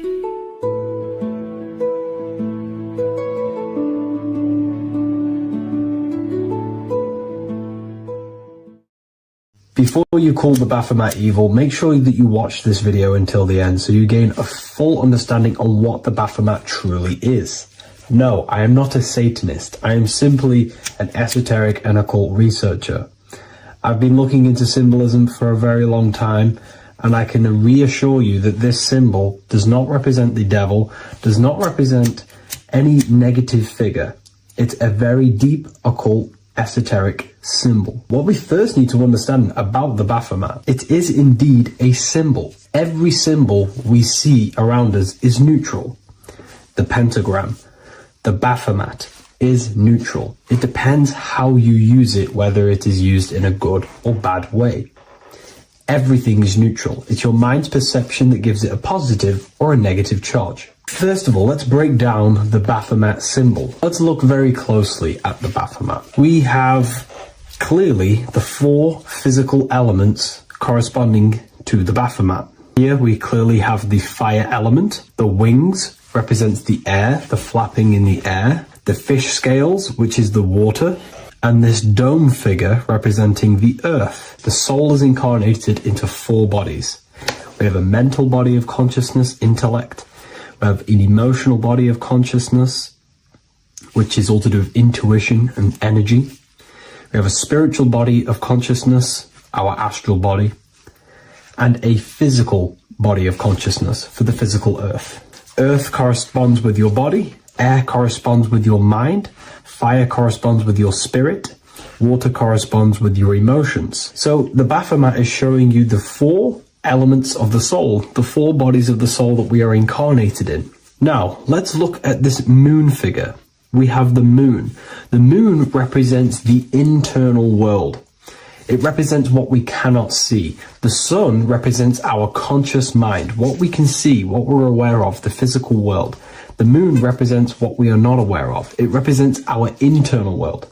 Remember, we have 2 worlds. You're an individual. You have a dual nature. Individual. You have an internal world. When you close your eyes, you have an internal voice, an internal world of thought and emotion, and an external world of this material body. The moon represents the internal. The moon on top represents the moon controlling the mind, represents the inner world controlling you. Now this is very symbolic in the occult world. If the inner world is controlling you, then you have no control over reality. This is the devil horns. You know the devil horns? The moon crescent? This represents you are the devil. You're being controlled by your thoughts, by your emotions, by your psyche. Then we have the moon below, which represents control over the inner world. We have control over our thoughts, our emotions, our impulses. So you're either being controlled by thought and emotions, or you're controlling them and having self-mastery. In alchemy, we always see this symbol of the man or woman on top of the moon, representing emotional control and self-mastery of the internal world. The journey of the occultist is to gain full mastery over their consciousness. They want to be conscious of every single thought that enters their mental field of consciousness. We get over 7,000 thoughts a day. It is possible to achieve a certain level of mastery where you are conscious of every single thought that enters your mind. This is one of the end goals of self-mastery and occultism, as this gains your personal power. When one achieves this, they are then able to direct the mind in one place and one place only, becoming more effective in manifestation and creation, because we are microcosms of the divine. We are creators. This is the gesture of as above, so below. The inner world and the outer world are mirrors of each other. The inner produces the outer. Your physical life circumstances are a result of every thought you thought in the past. The inner projects the outer. If you want to produce a change in the outside world, you got to produce change in the inner world of consciousness first. As above, so below. As within, so without. This corresponds with absolutely everything in the universe. Now we have the goat head, which represents the animal self. This represents the lower carnal mind. Lower carnal mind, which is earthbound, because a goat is on the ground. It's not a bird, it's on the ground. It represents the lower self, the beastie nature, the one that tells us to hate, to steal, to eat all the time, to consume. It's the beast within us, the beastie side of our consciousness. It has a human body resembling this, the human in the beastie nature, or we have the spiritual nature, the higher self. In essence, this symbol of the Baphomet represents the higher and the lower self of human consciousness. It represents the higher and the lower To conclude all of this, the Baphomet is a symbol that represents the two paths that one can take. We can take the beastie path and become an instinctual animal, our body, or we can take the divine path of reaching our higher self. It is a symbol that represents the higher and lower self and the four different bodies of consciousness. In essence, this does not represent Satan or the devil. The devil represents the lower aspect of our human psyche. The war between Jesus and Satan is symbolic and allegorical for the war that happens within our mental field of consciousness. The internal war between good thoughts and bad thoughts, positive emotions and negative emotions. It is the constant war inside the battlefield of your own mind. Jesus, Satan are symbols, characters that are symbolic of aspects of your own consciousness, because the universe is mental. The only thing that truly exists is your mind. Therefore, all of these ancient spiritual texts like the Bible, the Bhagavad Gita, the Quran are all symbolic of what's happening inside of our mental body. It is the inner chaos that can destroy our life, or when we create structure and restructure our inner world, we can live a peaceful life. If you are struggling from the internal world and you want to gain mastery of yourself while learning the occult secrets, join Ethereal University, a community of like-minded individuals who are all striving for the best versions of themselves. We host live calls and we have an abundance of lectures that you can watch. Or check out the Book of Wisdom. This is volume 2. I'll leave all the links in the description. Have an amazing day. Geometry. This is the study of nature, of the codes, the mathematical codes behind physical reality. So today we're going to be going deep into geometry and the true esoteric internal geometry, the geometry that no one really talks about, and how geometry relates to human consciousness. So essentially, what we must understand when it comes to geometry, the basics of geometry is everything is vibration. And this vibration is vibrating on a certain frequency. And this certain frequency creates a geometric shape, which is why in nature we see all of these different geometric shapes. All matter takes form in shapes. So if we put sand on a plate and we vibrate the plate on a specific frequency, we see that the sand goes into specific geometric shapes and patterns. So essentially, matter is energy condensed. It's energy vibrating on a low frequency, vibrating at a certain frequency. So matter is condensed energy. And each geometric shape is manifesting and showing a specific energy. Some shapes carry more energies than others. For example, the cube is what traps energy. A square is what traps energy. So geometry and the flowers are basically how energy manifests itself into physical matter. We are in a world made out of energy or light. Light is energy. So everything is vibration, everything is frequency, and everything is energy. Even the words, each atom in our body, everything. So everything in nature has these mathematical, energetic codes. So geometry is basically the study of nature and the shapes that are in nature and their energetic principles. Because like I said, matter is energy. So this is what we call cymatics, when we place water in a petri dish and we shine light on top and we vibrate the water. And we can capture, this creates certain patterns. Each frequency, like you see here, has its own pattern. So what we are seeing here in the physical plane is essentially energy condensed into physical reality. We see it in the turtle. We see it in every single form in nature. Now, external geometry and normal geometry, we normally get taught that this is God's way of creating physical reality, which is essentially true. However, it's far more deeper than that. Far, far, far more deeper. Okay, so what geometry truly is, it's not God's codes to reality. What we must understand is what the brain truly is. And what we must understand is that we are not in the world. We are not in the universe. The universe is us ourselves, and the world is produced by our brain itself.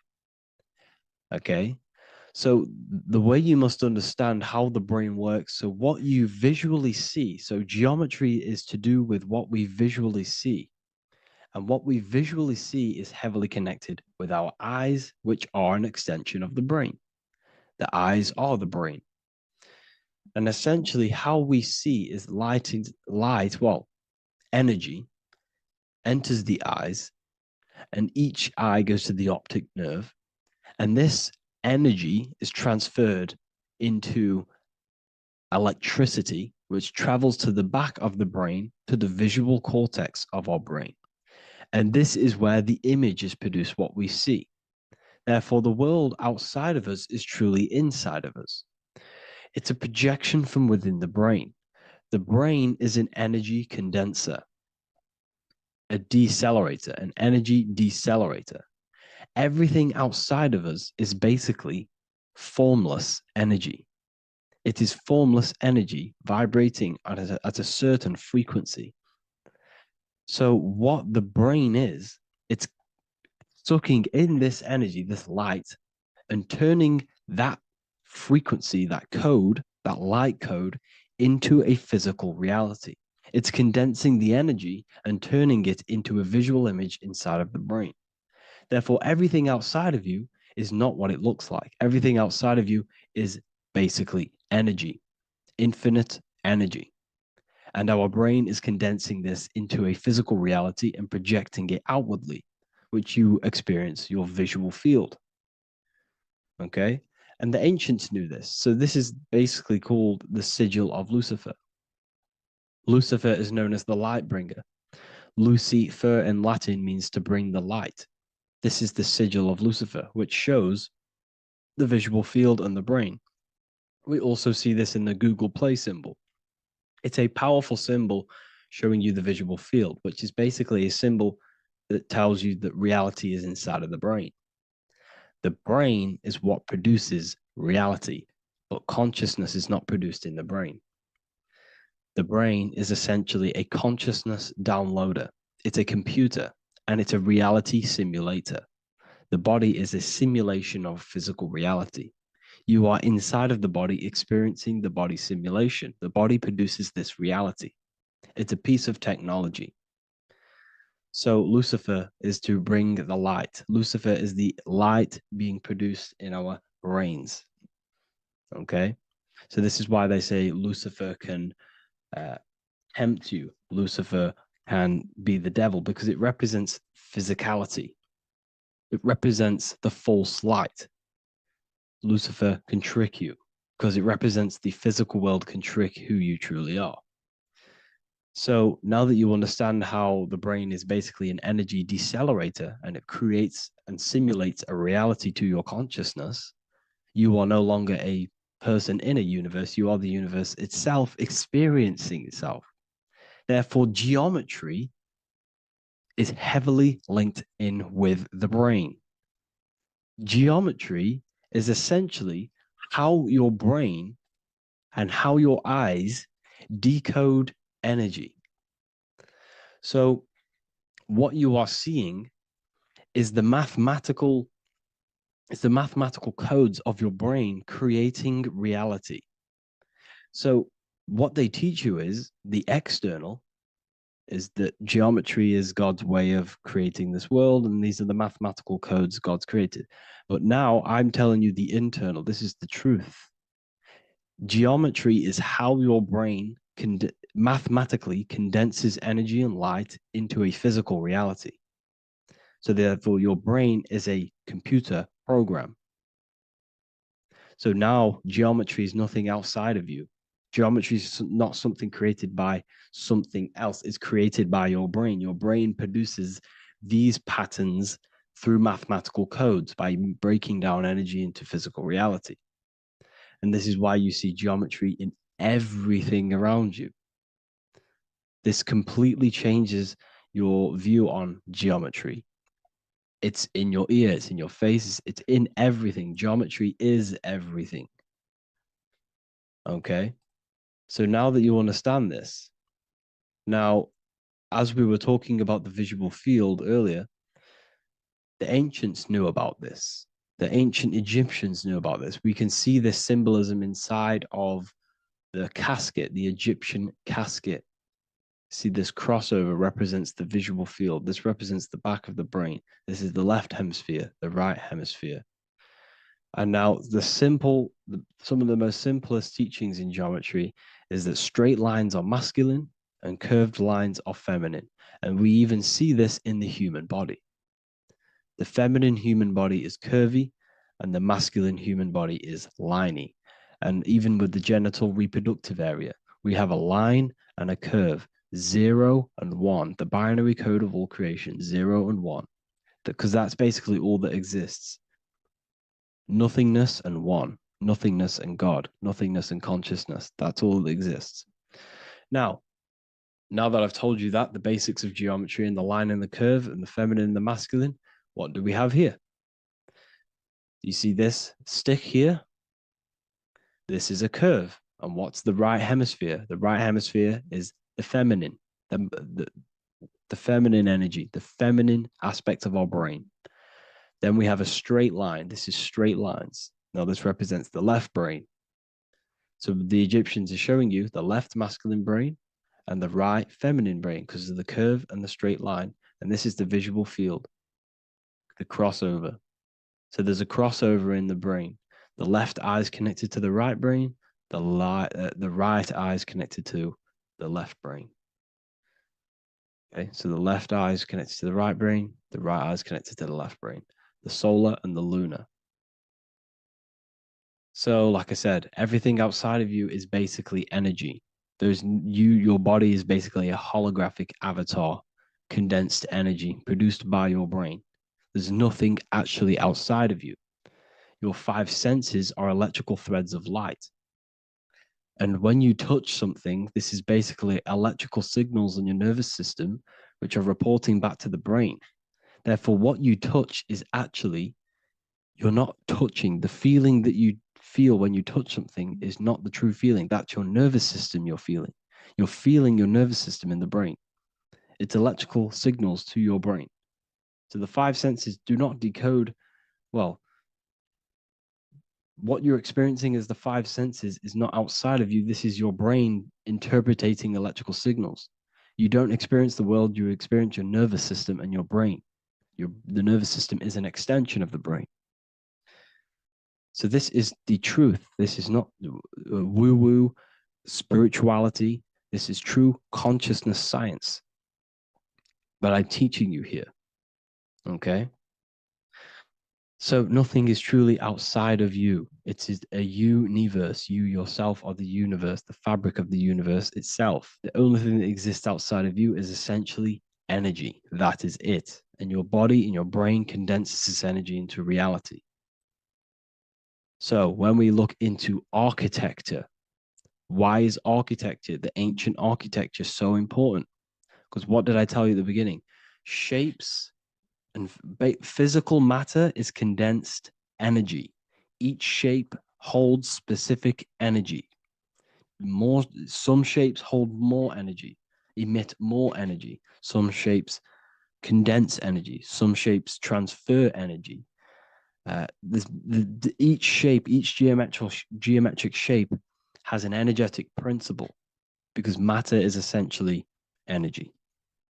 So when we look into cathedrals and the ancient buildings, they were filled with geometric patterns, geometric shapes, because they understood the energy principle. Architecture is basically solid energy. It's physical energy. If we create this pattern here is an energy code. And if you stand next to it, you're going to gain that energy. It's going to be imprinted on your body. So essentially, they filled their buildings with high energy geometric shapes. Points, triangles, pyramids are very, very energetic. This is why you have crystal pyramids made, organite pyramids. They're always in pyramid shapes. That's why the Egyptians built in pyramids, because pyramids hold high energy. They emit high energy. So this is why you see all these different geometric patterns. Okay. So in the real reality, in the energetic plane, this building would basically look like this: lines and grids of energy. Okay, this is what it would look like in the energetic plane, a blueprint of the energy body. So as you see here, these are the different frequencies in a petri dish, of water in a petri dish. And you can see they are specifically aligned up with these specific patterns. You can see geometry even within geometry. It's fractal. So essentially, when you would stand inside of these buildings, they would imprint the energy of the building in your body, because your body is healed through energy. You have an electromagnetic field around your body. So by creating buildings with geometric patterns, we are essentially increasing the energy of the building, because the building itself is energy. Okay. So when we fill it with geometric patterns, we're increasing the energy. We're giving it a certain energetic imprint. So when you stand inside of that building, you're being imprinted with that energy. Okay. So especially with these windows, these stained glass windows. Well, why are they stained glass? Well, color is frequency. So when you have all of these different colors, and not only were they just painted, some of these colors are specific gemstones, crystals, natural stones, which all hold energetic principles. Each crystal is vibrating on a certain frequency. Wood has its own frequency. Metal has its own frequency. What you must understand is that everything in nature is not just a piece of matter.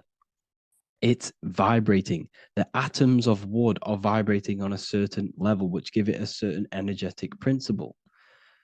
Each crystal is vibrating. The atoms of the crystal are vibrating on a certain frequency, which give it a certain energetic principle, quality. So each thing, this is why the ancients were obsessed with natural stones, natural things, crystals, natural metals, and they wore different metals, different things like copper on their bodies, because they understood the atoms of these natural things are vibrating, which give certain qualities to you if you wear them. So you're not wearing it, you're basically putting that frequency onto your body, because they understood this is energy. If I put copper on my body, I'm not putting copper on the body. I'm putting the frequency and the energy of the atoms onto my skin. And that frequency of them atoms are going to vibrate my skin, that frequency, and heal my body. So this is why this is so important. So each building is an energetic code. Okay. So when you stand in these buildings, it can heal your body. This is why when people walk into these ancient churches, they feel like they've met God. They feel a certain way. They feel so amazing when they enter these churches. They feel holy, for example. It's not because God's there. It's not because these man in the sky dwells in these holy places. It's because the energy of these buildings affect our consciousness. They increase your energy. They raise your vibration. They heal your body. They heal your cells. They imprint the water in your body, especially with these stained glass windows. Like I went a bit on a tangent there, but these stained glass windows were encoded. Well, they use different gemstones, different lights, different colors. And when the sun would shine through this window, well, what's the sun? The sun is light. Light is energy. The sun's light would go through this filter of the window of the crystals and the different gemstones and the different colors, and the sun's light would be encoded, imprinted with these crystals, with these colors and these natural glasses, which have healing energetic principles. And when you are inside that building, the sun's encoded energy of the window would be imprinted into your body, into your energy field, and it will heal your energy field, and it would heal your body, your cells on a cellular level. Because your body is what? 60 to 70 to 80, some people say 80% water. And water is encoded with vibration. If you say certain things into water, it gives it a specific geometric pattern, like I broke down in the beginning. If you say love to a water and then freeze it, it will go to this. If you say hate, it will go to a distorted pattern. So when you are in these buildings, you're being imprinted by the energetic codes of these buildings, the energetic principles of the windows, of the structure itself. The ancients never used to build in squares. Their buildings, their insides were never square rooms because they understood squares trap energy. They always had pointed roofs so energy can escape. So there's many little things that we need to look into geometry. For example, when you see magicians, when you look at ancient magic, why do they stand in circles with different geometric patterns? They use different geometric shapes. Why? Because shapes are energy. They hold specific energy. So when the magician stands in a circle with a pentacle, they're working with the energy of that pentacle. You can work with different energies based upon the different geometric shapes that you draw. And you can use this in your structure, in your architecture, in your work, and it can influence everything. So this is the true geometry. I hope you gained a deeper understanding on geometry and how it relates with you and your consciousness. Like I said earlier, your brain produces geometry. It's basically how your brain decodes energy. It's not God, how God creates this reality. And no, you're in this reality. You are the reality itself. Your body produces the reality. Therefore, geometry is one with you. So therefore, if I play with the geometry of the buildings, for example, like the government have, everything's in squares. If you look outside, everything's a square, everything's a rectangle. You go to a city, every window is a rectangle, every building is a rectangle. You live in a box room, everything is boxed and squared off in this reality, in this modern society. Why? Because they're trapping energy. The box is the cube is the most simple geometric shape, which basically condenses energy and it traps energy. And if you subconsciously see squares all the time, your phone's a square, your TV screen, everything's a square, your keyboard, your desk. Go and look at the ancients. They never used to build in squares and cubes. And if you go into nature, you'll never see squares and cubes. Nature doesn't create squares and cubes. Everything in the modern society is squares and cubes to simple your consciousness down, to dumb your brain down. So the ancients built very, very complex structures. Why? Because they understood what we see affects our brains, because our brains decodes reality and creates reality. If you see a sophisticated building, this is going to give you a sophisticated mind and raise your IQ levels over time, subconsciously. I'm not saying if you look at this building, you're going to become smart. I'm saying if every single building in your environment, ment is mind, mental, every single building in your environment was this complex and complicated, it would increase your IQ on a subconscious level. It'd make you more complex, make you more intelligent. So they've dumbed everything down. They've dulled everything down. Look at everything. Everything is being dulled down. So anyways, I hope you all gained a better understanding on this. If you want to gain more occult knowledge and esoteric knowledge, make sure to read the Book of Wisdom, Volume 2. If you're inside the university, you can get this book for free. Go to the general chat area and follow the instructions and you can order yours for free. Truly life-changing stuff, because the issue is with the world is that no one really understands who they are, what they are, and why we are here. That is the issue for people's depression, for people's wrongdoings. They don't understand who they are, what their emotions are, what their mind is, what their body is, what reality is. This book gives you that. This book gives you the sense of understanding, the sense of well-being that will give you a better life because you understand life and what life is. And if you truly want to take your studies to the next level, we have the ethereal university. This is the place for truth seekers, where you can connect with like-minded people so you don't have to feel insane, because not many people think this way.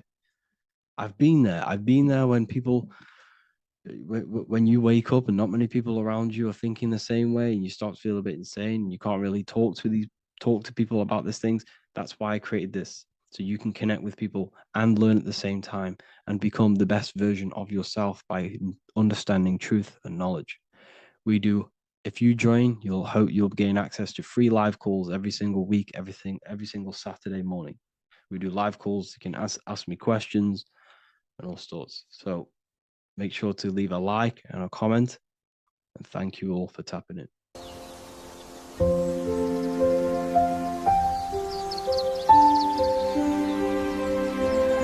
bookofwisdom.com.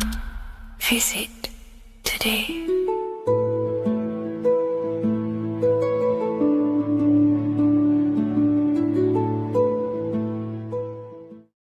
Religions were made to hide the truth about yourself, God, and the universe. You see, religion teaches there is a God separate from you. He created the universe separate from himself. They did this to truly disconnect you from consciousness, from God, and from yourself.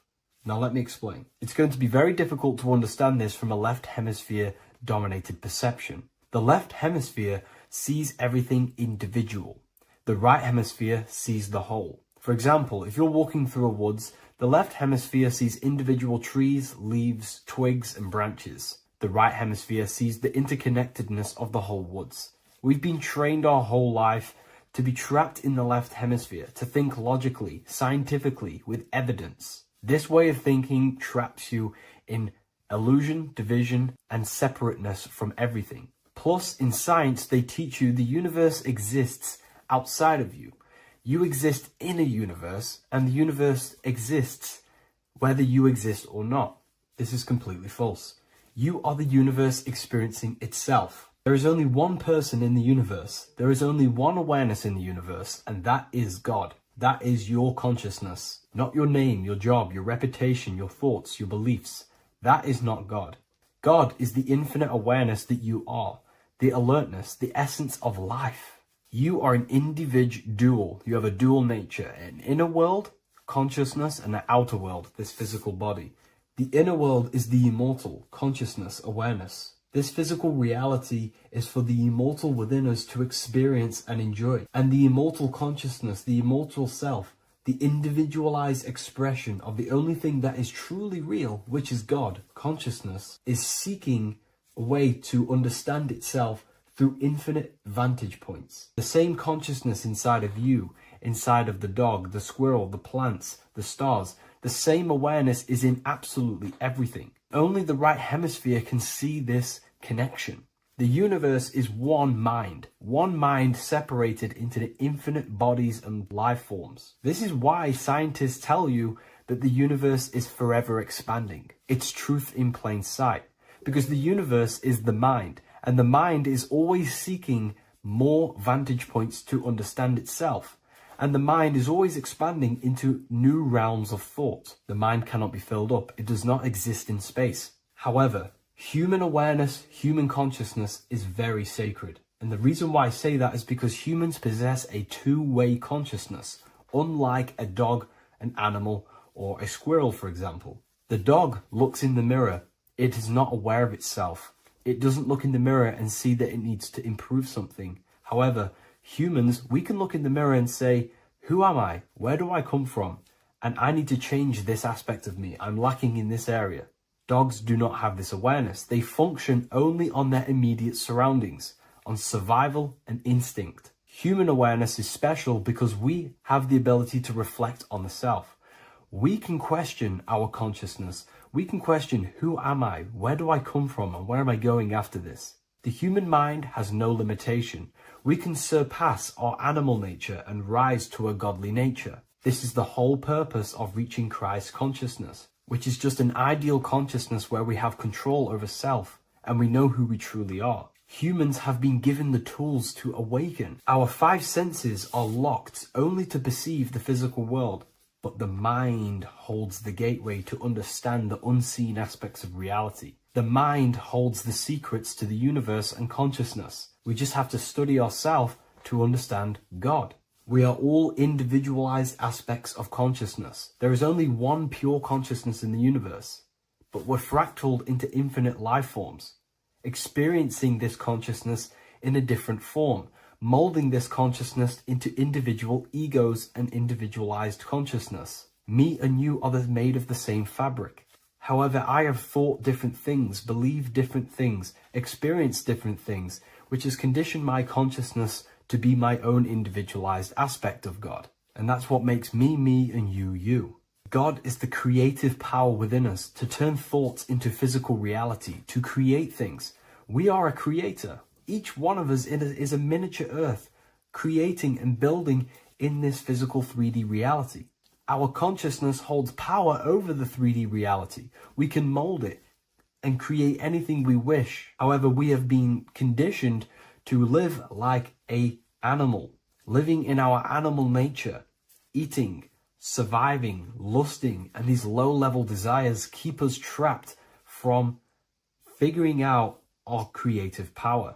This is why the ancients always depicted God inside of the brain. Even in ancient Christian artwork, William Blake, Anton Raphael, all depict God inside of the brain. Why is this? Because God is our creative power. The spinal column acts as a type of ladder of consciousness. If you just think about sex and act on sex, eating, consuming, and living in a survival animalistic state, then your consciousness is functioning on the lower end of the spinal column, where your reproductive organs are and your gut organs are to consume food. In order to activate the God within us and to us to truly know God, we have to be aligned with the God consciousness. We have to unlock the God within us so we can truly actually experience God and understand it. However, God exists beyond our personal consciousness, beyond our human identity. In secret societies, satanic rituals and satanic societies, they are seeking a way to escape the human identity through ritual work, meditation, and trance-like states. A trance-like state is like the state that you enter just before you fall asleep, where there is no thought present in your mind, because you are not the mind, you are the observer, you experience the thoughts. And when we escape the human identity through rituals, meditation, or trance-like states, we can actually experience beyond the veil of this material world. However, satanic rituals do this in a negative way. Satanic rituals include ways to make the human mind tap out by pushing the human minds to the limit through pain, suffering, and even torture, to allow the mind to pass out so you can temporarily pass on the veil of the physical world and escape the limitations of the human identity and the human thinking mind. Now, you do not have to do it this way. You can experience the divine and beyond your human identity through many different ways, such as deep, deep meditation, rising above your thoughts, and setting 3 alarms, one for 6 a.m., one for 6:30, and one for 7:30. And when you wake up at these times, what you need to do each time you wake up is allow your mind to stay awake but your body to fall asleep. And you will enter this trance-like state. And you can gain ideas, experience lucid dreams, and maybe even astral project. All of these rituals in secret societies and satanic societies is all about escaping the human identity and experiencing the divine planes beyond the physical. To wrap all of this up, this is all about consciousness.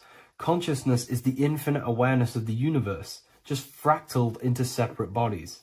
And this consciousness is seeking a way to understand itself in infinite angles and vantage points. And religion was made to cut off your connection to the divine planes beyond this world and beyond your self-identity. Therefore, if you want to know God, you have to study the attributes and qualities of God, such as geometry, numbers, consciousness, the mind, the subconscious, human anatomy. All of these things are aspects of God. We have to study ourselves and study nature so we can see God. God is the infinite awareness of the universe. If you love this video, please leave a like and share it with a friend. I'll leave a link in the description for the Book of Wisdom, Volume 2.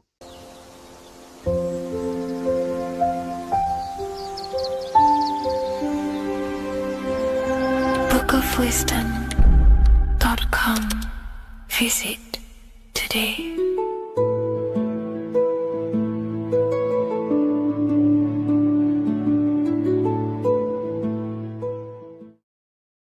Greetings everyone, it's Revival of Wisdom. I facilitate human enlightenment through occult and esoteric teachings. I hope this video expands your mind into a new field of thought. In this video, we're going to be discovering the true esoteric meaning of the 7 planetary energies. So let's jump straight into this. In order to fully understand this, you must understand that esoteric teaching is as above, so below, and as within, so without. Our inner world is mirrored into our external material reality. We have a physical voice, which you are hearing right now, and I also have an inner voice, which no one else can hear. The inner world is invisible, and the external world is visible. In other words, the inner world is the spiritual world, and the outer world is the material world. The inner world of ourselves reflects and projects our outer world, which means everything in our external reality is somewhat reflection of our internal self. You are made in the image and likeness of God. You yourself are the universe experiencing itself in a 3-dimensional physical form. The Newtonian science has programmed you to believe that you are a physical being inside of a physical universe. They did this to limit your mind to only believing there is a physical universe and that you are separate from the universe or God. But you yourself are the divine essence of the universe, experiencing itself in a physical plane, which means everything you see is inside of you, including the stars, the planets, and the elements. As above, so below. As within, so without. An example of this is the 4 physical elements: fire, earth, water, and air. In the external world, these are physical elements. In our internal world, they represent the 4 bodies of consciousness. We have 4 different bodies. We have a material body, we have a spiritual body, an emotional body, and a mental body. The mind is not made out of the same substance as the body. The emotions is not made out of the same substance of the mind and the body.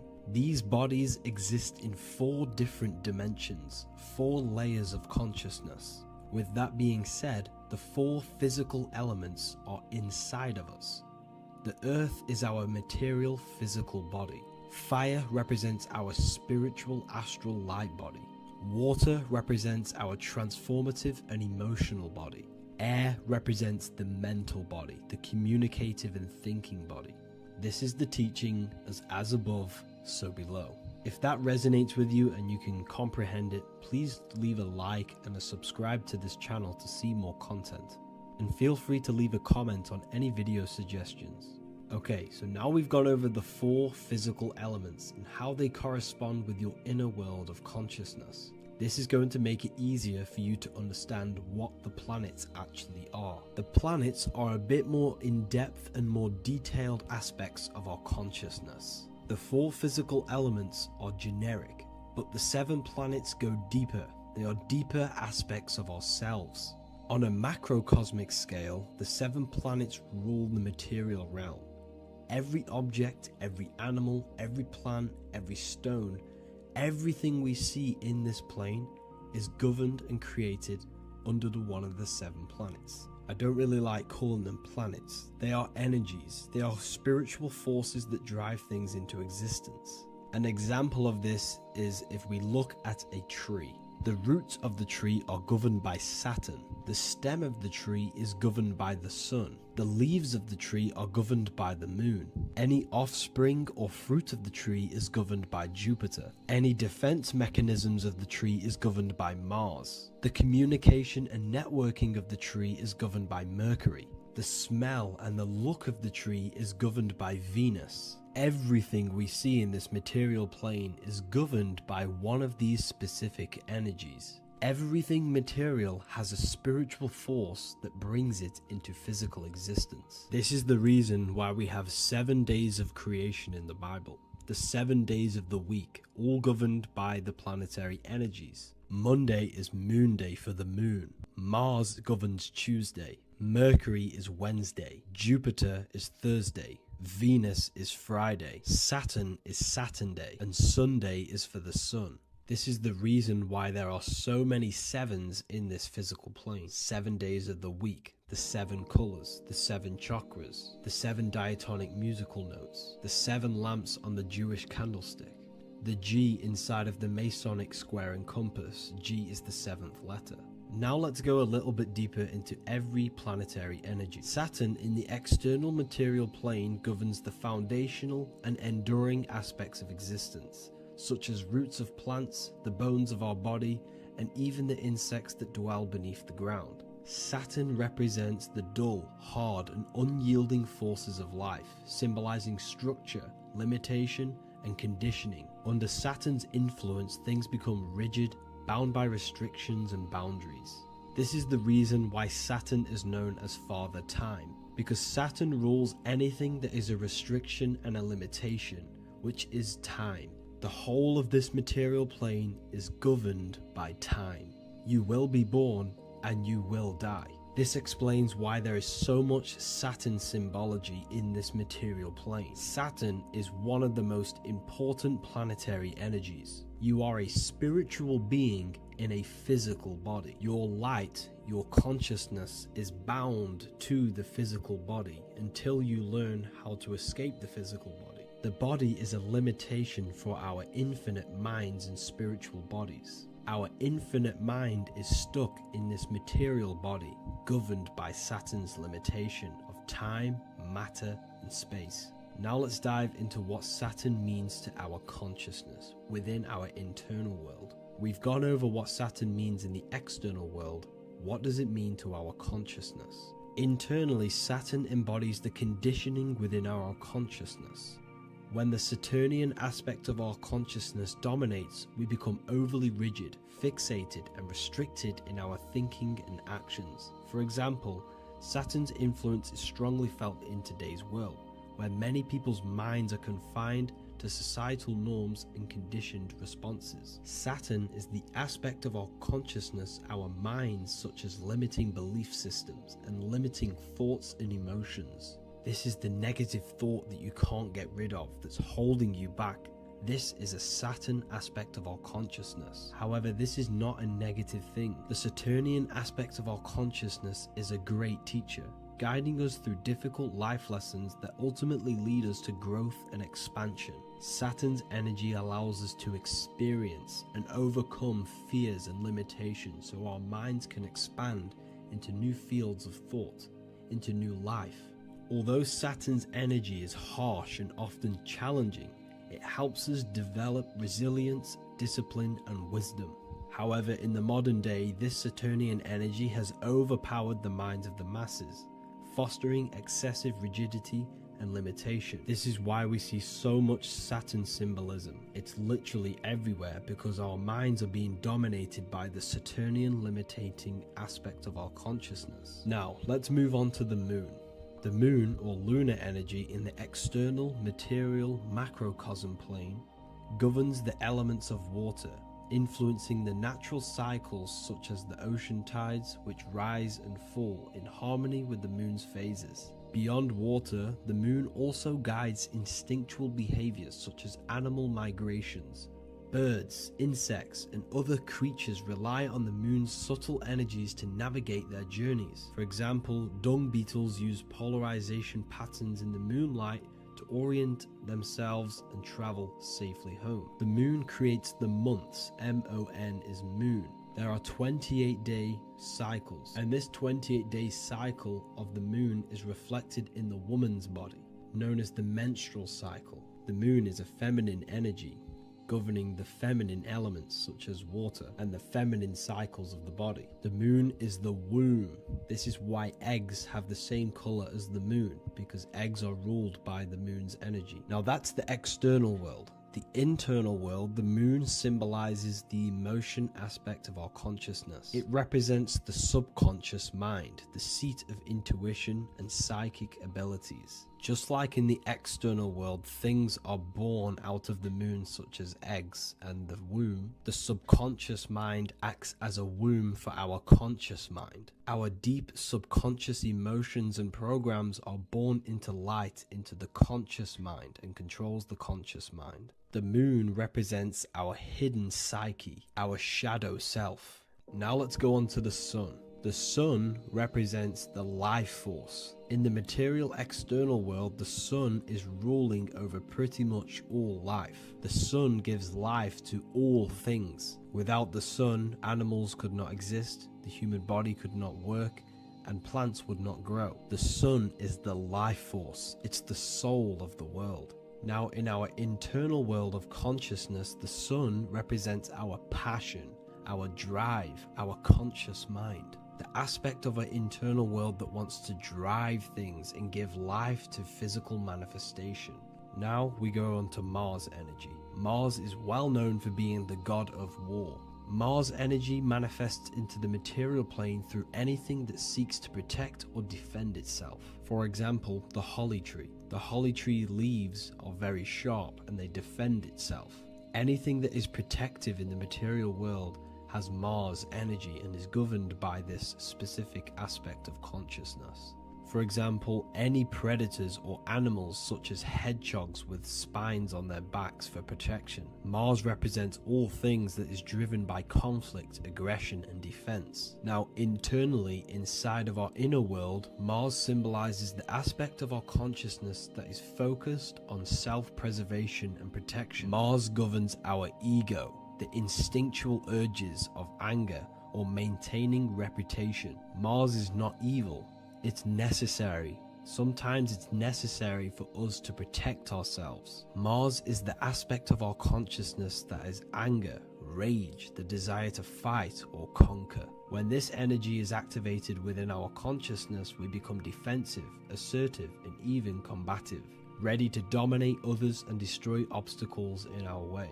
Now let's move on to Venus energy. Venus in the external material world manifests its energy through the aesthetics of creation. This planet governs the beauty and harmony found in nature, including the nurturing environment of a mother's womb where life begins. Venus embodies the essential love, not only in romantic relationships, but also in the bonds between family members and all living beings.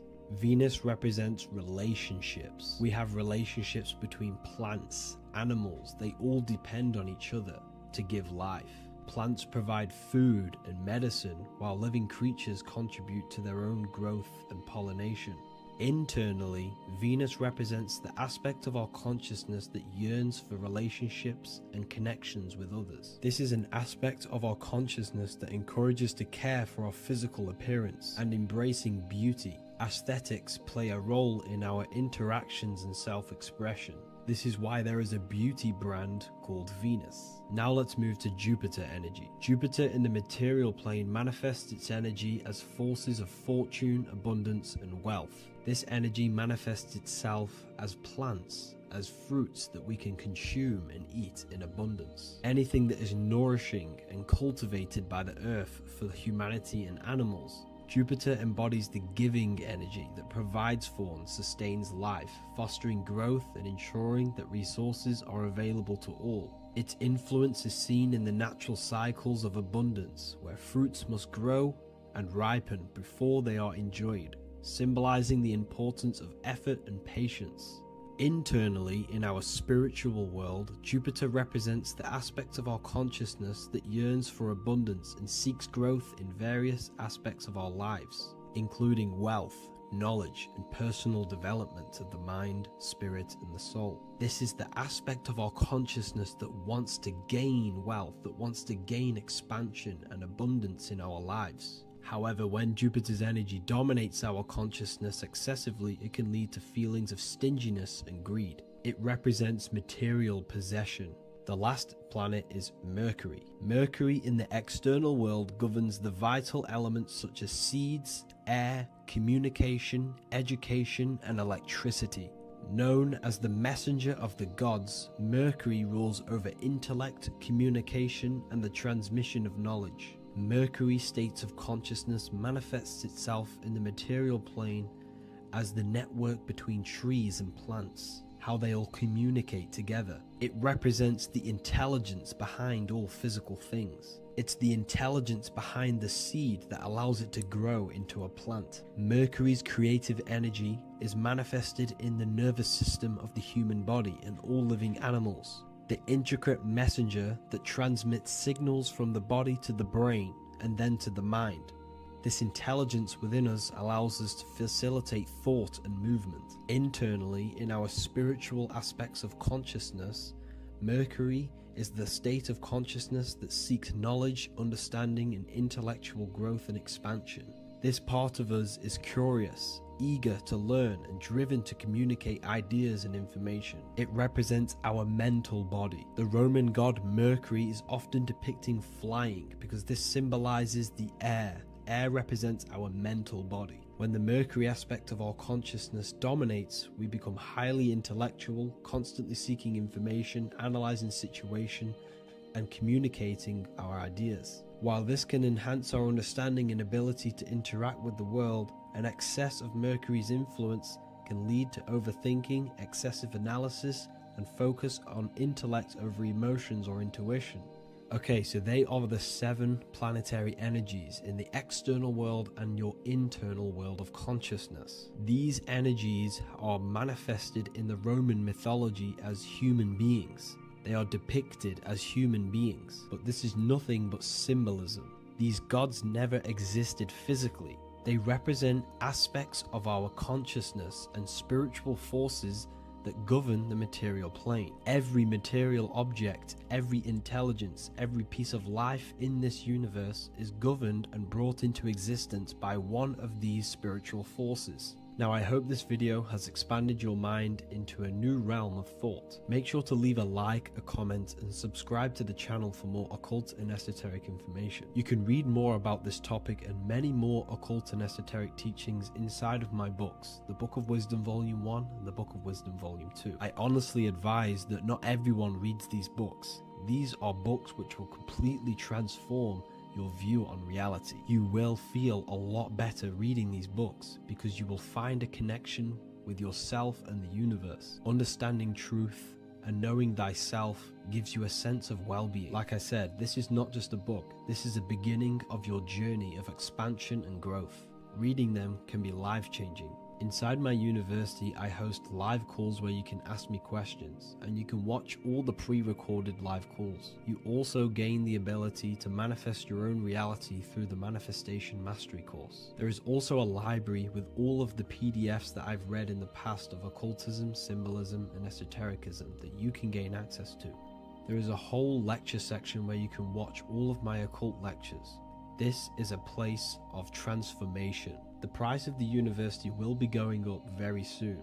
If you join now, you will gain a free sexual alchemy course which will teach you how to transmute sexual energy into creativity. I'll leave all the links in the description for the university and also my website where you can get my books. I hope you enjoyed this video. Take care.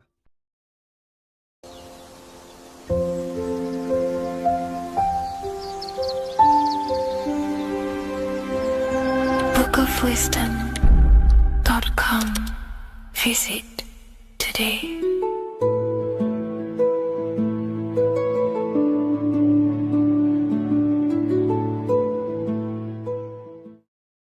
The Earth has become a realm in order to trap souls within so that they can harness our electricity, our energy. Even the Bible is talking about how this realm is controlled by the wicked one in John 5:19. We know that we are the children of God and that the whole world is under the control of the evil one. Ephesians 6:12. For our struggle is not against flesh and blood, but against the rulers, against the authorities, against the powers of this dark world, and against the spiritual forces of evil in the heavenly realms. So the Bible is telling us that this is not the only world. There are other worlds, there are other realms that we can go to, considered as heaven. Heaven being a higher realm where there is no evil, no darkness. This is a midpoint realm where there is good and evil. Now, we're going to explain how the soul trap is how it's working and how your soul is being harnessed for its energy and how you are tricked to come back to this realm after death. What you need to understand is first is that you are the invisible intelligence behind the physical body. You are the mind and soul. The soul is the true you, the good you. It is pure love, pure bliss, eternal, never dies. The mind can be corrupted though.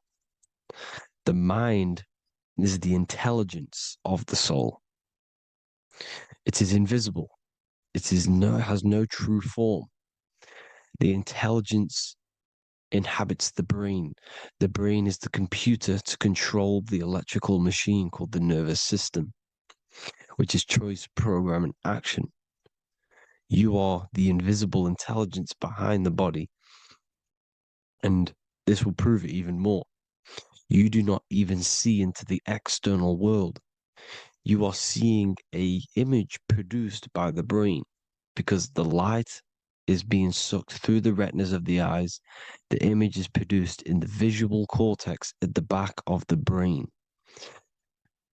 What does this mean? This means that we are the consciousness in the center of the brain, in the pineal gland, that is experiencing the program being ran by the central nervous system in the brain. This is the sigil of Lucifer. Lucifer in Latin is Lucy. Lucy is light in Latin. Lucifer is known as the light bearer. This is how the eyes work, people. It's not a demon or a devil. The sigil for Lucifer is how the eyes work and how the left eye is controlled by the right brain. The right eye is controlled by the left brain. There is a crossover. It's the same with the body. The left side of the body is controlled by the right brain. The right side of the body is controlled by the left brain. There's a crossover with our hemispheres in the brain. Now, this empty chamber in the center of the brain is where this universal cosmic intelligence is held, known as the most holy place in the Bible, the throne of God. Okay, this is above the 33 vertebrae on the spine. As you can see here, you are the being in the center of this point. All of the nerves are being sent back to this one particular point, which is the seat of our invisible intelligence. You can see it's an empty chamber. Our consciousness, our intelligence is not a physical thing. This intelligence is the true voice inside of your head. This is why your head is heaven, your heart is earth, your heel is hell. Your head is heaven because this is the seat, the throne of God. God is in heaven because the consciousness, this divine intelligence that's controlling the body, is sat in the center of the brain. The brain is taking commands of this invisible intelligence. When you close your eyes, you can feel your awareness, your consciousness, your intelligence is all in the brain. Your awareness is not in the feet, the heart, the legs, the arms. It's all in the center of the brain. Now, if you meditate deeply, you will find that you are beyond the mind. You are the being observing the thoughts. You are the soul observing the thoughts. Now, with this being said, you are the consciousness experiencing the program being ran by the central nervous system in the brain, because you're not seeing into the external world. It's an image, it's a simulated image produced by the brain and the central nervous system. You do not experience the external world. You do not feel the external world. You feel electrical impulses on your nervous system. Your nervous system is decoding what you are feeling. So the only thing that you truly feel is the electrical impulses on your nervous system. This is why the nervous system is the tree of knowledge of good and evil, because it gives your invisible intelligence, your mind, the knowledge of good and evil. It can detect good things, it can detect bad things. If it's hot, if it's warm, if I need to go, the nervous system is doing this. It is the tree of knowledge of good and evil. Okay? Now this universal intelligence is symbolized as the single eye. Okay? Matthew 18:9. It is better for you to enter life with one eye than to have two eyes and to be thrown into the fire of hell. What does this mean? It's symbolic, it's metaphorical, people. It is metaphoric.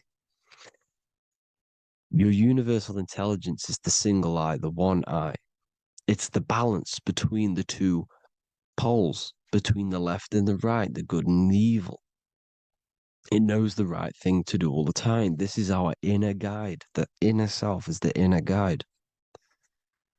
And when you are operating your life off duality, using your two eyes, you'll be thrown into the fire of hell, lower states of consciousness. Because you're split. You need to live in oneness, even, balance. Matthew 6:22, the light of the body is the eye. The light of the whole body is the eye. You are a light being.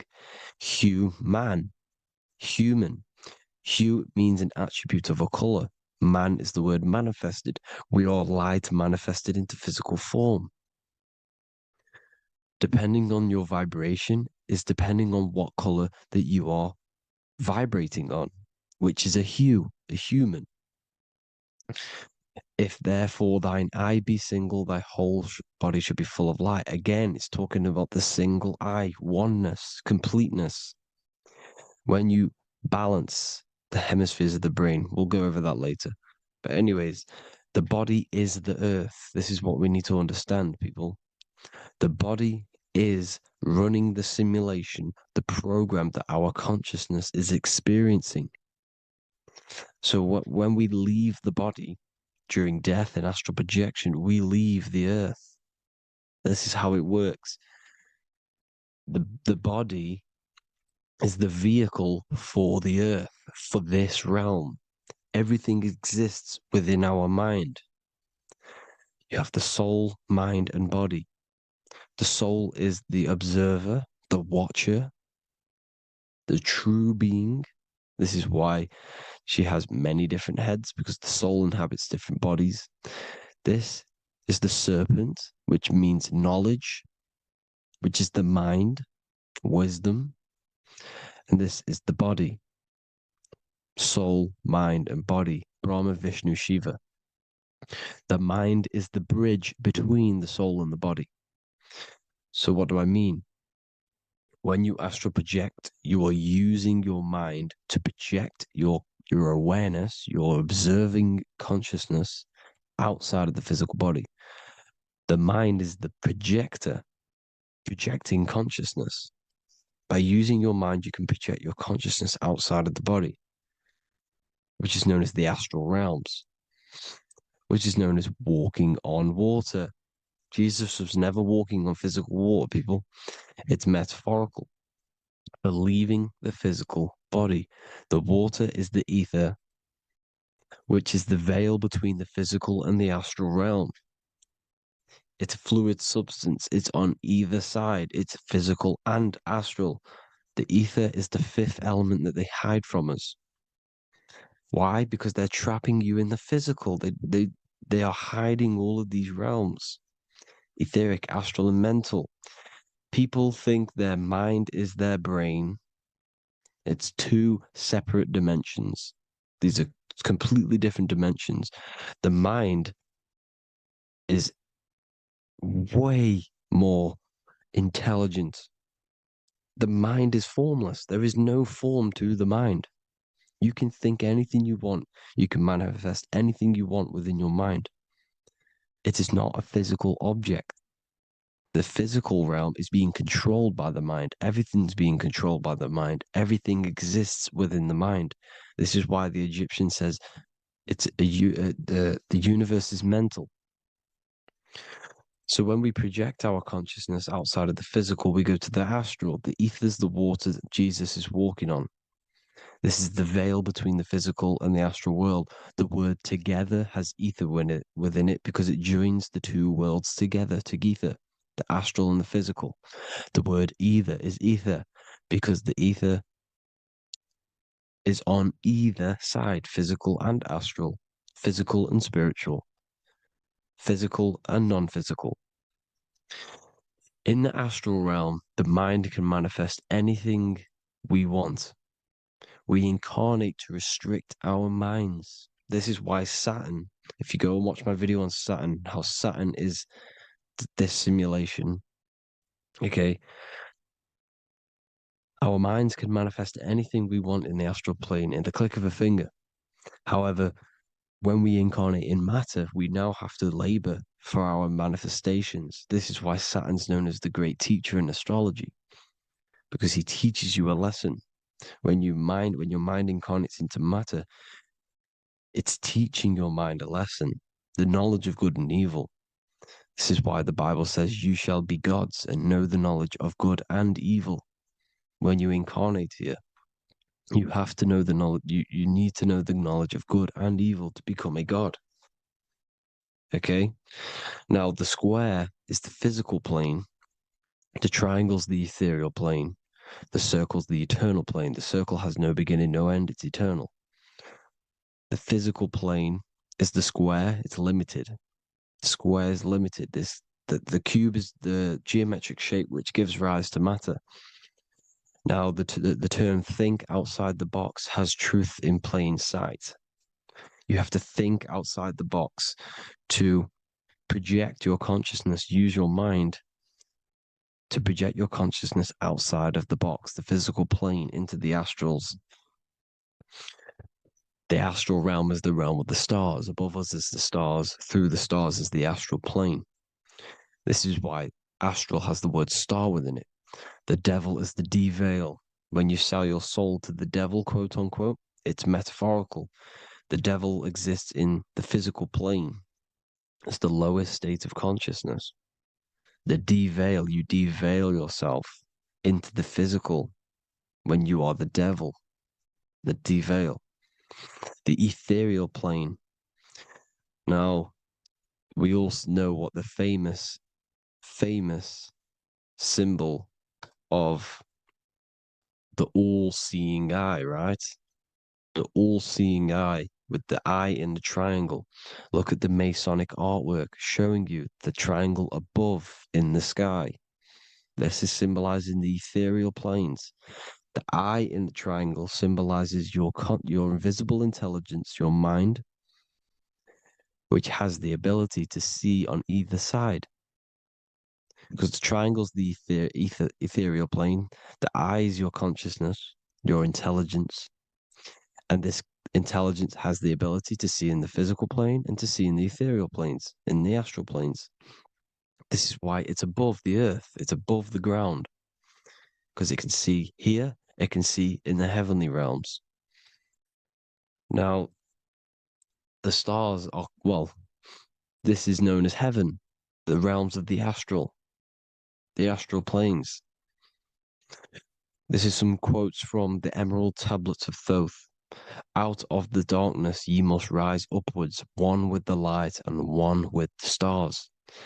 Man is in process of changing to forms that are not of this world. Grows he in time to the formless, a plane on the cycle above. So there's other worlds. The Bible's telling you there's other worlds, there's other realms. Know ye must become formless before ye are one with the light, the astral light above, which shining through the stars. Not of the earth are ye, earthy, but a child of the infinite cosmic light. You are the invisible intelligence controlling the physical body. The body's not you. It's the vehicle that your soul lands in when your mind projects your consciousness into that realm. Free from the body, I flashed through the night. Unlocked at last for me was the star space. Wow, that's powerful. the star space, the astral planes. This is what it's talking about. We are all a star. We descended from the astrals, which is the star. We are all a star. Look at the ancient paintings of Jesus' birth. It's the star beaming his consciousness down into the physical plane. Here's another one. Here's some Freemasonic artwork showing you, again, the ether, that invisible intelligence, the I, manifesting itself inside of here, in the physical realm, where the people are. You see? It's the same here. This is Jesus. Here's the bird symbolizes the Holy Spirit, your invisible intelligence, descending into the waters, the ether, the ethereal, everything. The ether is the base of all physical matter. Here's Truth in Plain Sight. Mr. Bean, the famous TV program in England, in the UK. He begins the program like we all begin the program from falling from the stars. He falls down with a beam of light. And this is truth in plain sight. This is false. The aliens don't exist. They're a lie, alien. But this symbolizes the star beaming our consciousness. And when we die, this star will suck us back up. Just like this UFO is doing. It's truth in plain sight. So, this is some more Freemasonic artwork. Going from duality to singularity. Sun, moon, masculine, feminine. Right hemisphere, feminine, left hemisphere, masculine. The consciousness in the center, the balance point. Here's another more Freemasonic artwork. The two pillars, left and right hemispheres, and the invisible intelligence between the left and right hemispheres, the light of the body. This is why light's coming off it. Because it's light, it's pure light. The blazing star. The stairs go from the checkered board, the duality, up to oneness, in between the sun and the moon, the masculine and the feminine. This is symbolizing going into oneness. What did the Emerald Tablet say? You got to become one with the stars, one with the one with the self. Balancing the two hemispheres so that you can gain, because when the two hemispheres are balanced, you can gain a more deeper connection with your invisible intelligence. Same with the chakras. When the chakras, the 7 seals in the Bible, these are 7 seals because when you conquer the 7 chakras, when you balance the 7 chakras, you then gain a more deeper connection with your internal self. Because your mind is not filled, it's not being ran, it's not being dominated by these 7 deadly sins, the 7 seals, the 7 chakras. These are 7 energy centers which are concealing our true form. Balance makes us have a stronger connection with our true cosmic intelligence. Heaven is even. This is why Jesus is pointing at the heart. The even point is the heart. You got to balance the chakras and live from the heart because the heart is the earth. You're in good and evil. The body manifests the lower and the higher self. The higher self is in the higher parts of the body. Wisdom, intuition, expression. The lower self is in the lower parts of the body. Sex, food, and power.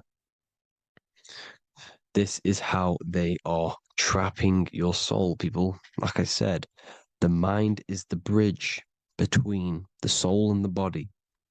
So by tricking the mind, not giving it the right knowledge, and keeping the mind stuck in the lower 3 centers, thinking about power, food, and sex, this is low vibrating energy. It's going to keep your mind addicted to the physical realms. Okay? This is why you need to go even, balance, heaven. Okay? I will explain the soul trap in a second, how it fully works. But I'm telling you all the science behind it so you can understand. When you are doomed, you are domed. This is the dome, the firmament, the firmament, the mind. Ment is mind, firm is firm. A firmament is doomed under the firmament. You must have a loose mind, an open mind to expand your consciousness beyond the stars, beyond the ethereal barrier. You have to vibrate higher than this world. Your consciousness must be expanded more than the physical plane. You need to learn how to astral project. You need to learn how to leave the body, how to operate outside of the body, so that you, when you do leave the body, you will have recognition, you'll have knowledge, you'll have practice. But this is as above, so below. The woman's belly is the earth. It's as above, so below. It's a microcosm of the macrocosm. We are the children in the womb. We are the people in the earth being ready to be born into the heavenly realms. As above, so below. It's a microcosm, macrocosm. Everything is in everything on a bigger and a smaller and a larger scale. Now, when the baby figures out that there is a world beyond its mother, what happens? The baby starts to move around and tries to get out of the mother. Because once it starts to hear the external world, starts to hear people, it's going to wonder, what's outside of why am I in here? What's outside? So the baby will force its way out of the mother. It's the same with our minds, as above, so below. When our minds figure out that there are other realms beyond this world, we will seek a way out. This is the womb, the Mother Earth, Mother Nature. It's the mother. We're in the womb. We can be born out of this world, which is being born again in the Bible. When you are doomed, you are domed under the dome, under the firmament, the firm mind. The firm mind will keep you under the firmament. Due to the law of polarity, there has to be other realms. There has to be. Because the law of polarity works in this world, and it will work on every scale possible. It's universal laws. These are universal laws. The law of polarity means that there are other realms polarizing this realm. There is a hell, there is a heaven. There is a midpoint, which is Midgard, which is the one we are in now. Earth, heart. Earth is the heart. Heart is the center, good and bad. The balance between good and bad. Your reality is your level of realization. Your mind realizes other worlds, you will seek a way to them worlds. It's that simple. The soul trap is to keep you stuck in this physical body, which is the earth. This body is the earth. It's running the program, like I said at the beginning. It's running the simulation that your consciousness is experiencing. You are an electromagnetic being, and you're hidden in a cage, your rib cage, and you're stuck in cells, a prison cells. You're in cells. We produce electromagnetic energy. Your soul produces this energy. And by trapping your consciousness inside of this physical realm, they harness this energy within the astral realms. They're using you to manifest demons, because your mind creates demons through emotions and mental thought energy, which is a whole nother video. I can make a video on that. You're manifesting everything for them because they're trying to create a hive mind. This is why they want everyone to believe in one belief system, one government, one belief system, one religion, because they're creating a hive mind. This hive mind will manifest and be summoned within the astral planes, because the mind manifests the astral plane. The astral plane is the realm of imagination. The mental plane is the realm of just thought alone. The etheric plane is the energy. The physical plane is the matter. So all of our minds together are manifesting these demons within these subconscious realms, the astral. Now,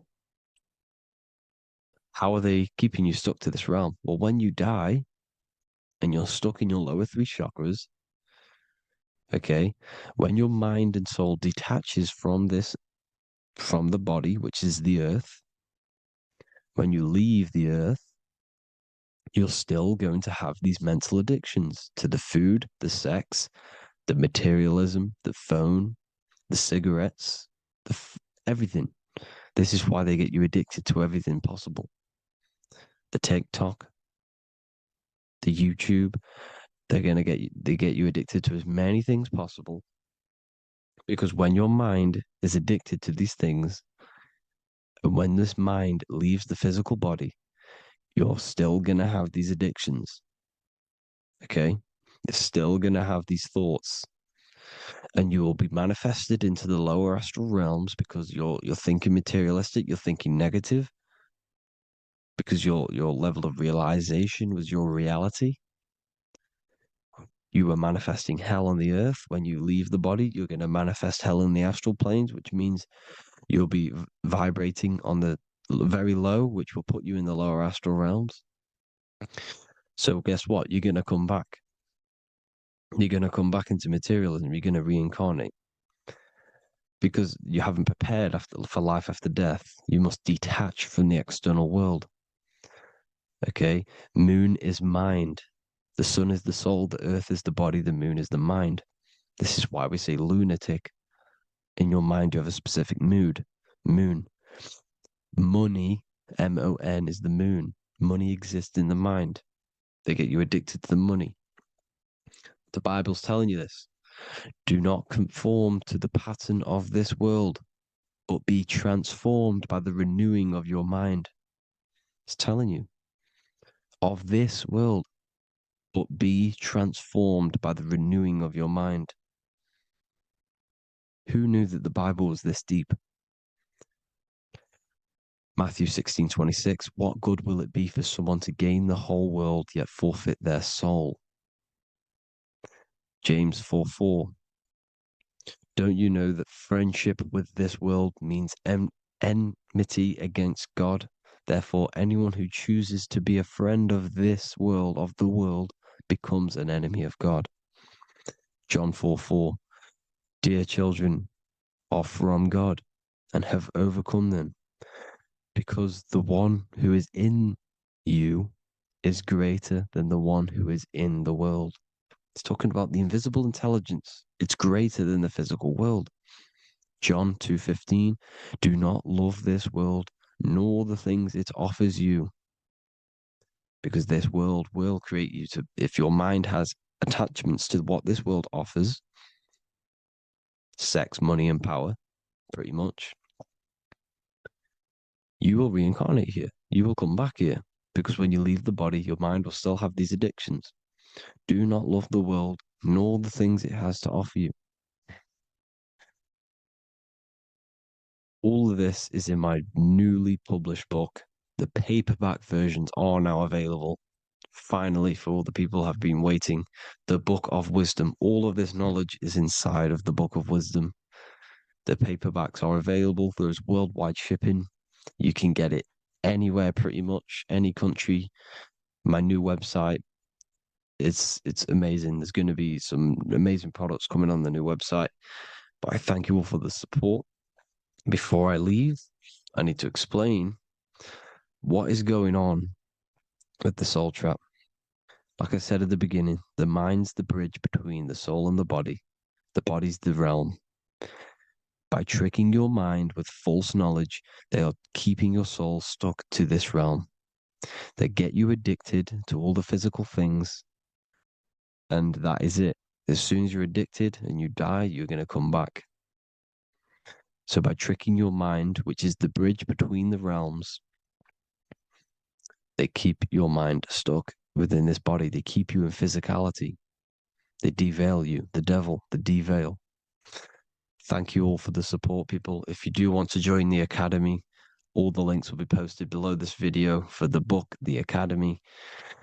Thank you all for the support and have an amazing day.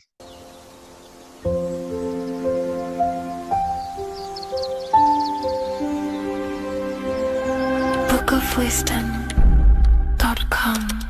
Visit today.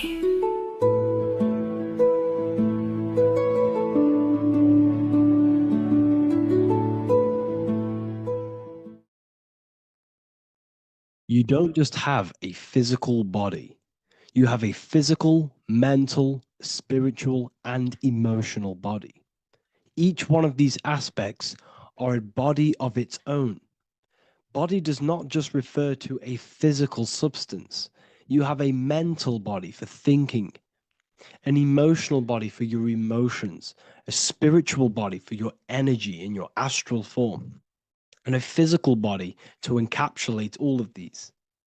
Each four of these aspects are essential for the human experience and essential to balance. Now, today we're going to be syncing the four aspects of your consciousness with the four seasons and the four elements and how this ties into the Bible. So we have four physical elements. We have 5 elements in total, spirit being the most important, but spirit is pure invisible. We have 4 physical elements. We have air, fire, earth, water. Earth and water are feminine. Air and fire are masculine. Air and fire are active. Water and earth are passive. The air corresponds with the mental body of consciousness. This is where your intellect, this is where your communication, this is where your thoughts, intuition all comes from. This is the mental body of consciousness that allows you to think, allows you to process, figure things out, and have intellect and gain knowledge. This is your intellectual aspect of your consciousness, located in the head region. We have a fire nature, a spiritual nature. This is our astral body. Our astral body is all to do with the subconscious realms, the higher realms of consciousness. This is the body that allows us to be free from the physical body. Our spirit is more of our energy. Water is our emotional body. This is what allows us to feel things, that allows us to gain intuitive feelings of conscience. So emotion allows us to understand what is right and what is wrong. When we feel something bad, we know that this is wrong. When we feel something good, we know that we are doing good. Emotions are a creational force that allows us to feel certain things to bring them into existence. Our emotional body is a creational force and should not be reactive, and they should be controlled. Most actions are stemmed from emotions. Actions bring thought into physical existence. Emotions are the driving power. They are what drives your actions. The thought, then the emotion, then the action. Earth is your physical body. This is your physical state that allows you to take mind and emotion into action, into fruition, into physical matter. This is what your physical body allows your consciousness, your soul, to interact with the physical world and bring things into physical existence. The physical body, the physical world, is an outcome and an effect of the thinking mind. All physical substance comes from the thinking mind. The pen, the phone you're holding, the microphone I'm speaking into, all began as a thought in the thinking mind, then it was brought into physical reality. Earth is the most dense. So it goes in this order: body, emotions, spirit, mind. The higher you go up, the more lucid and fluidic it becomes. The lower you go down, the more dense and dull it becomes. Air is the mind, fire is the spirit, water is the emotion, earth is the physical body. So this is why you are a microcosm.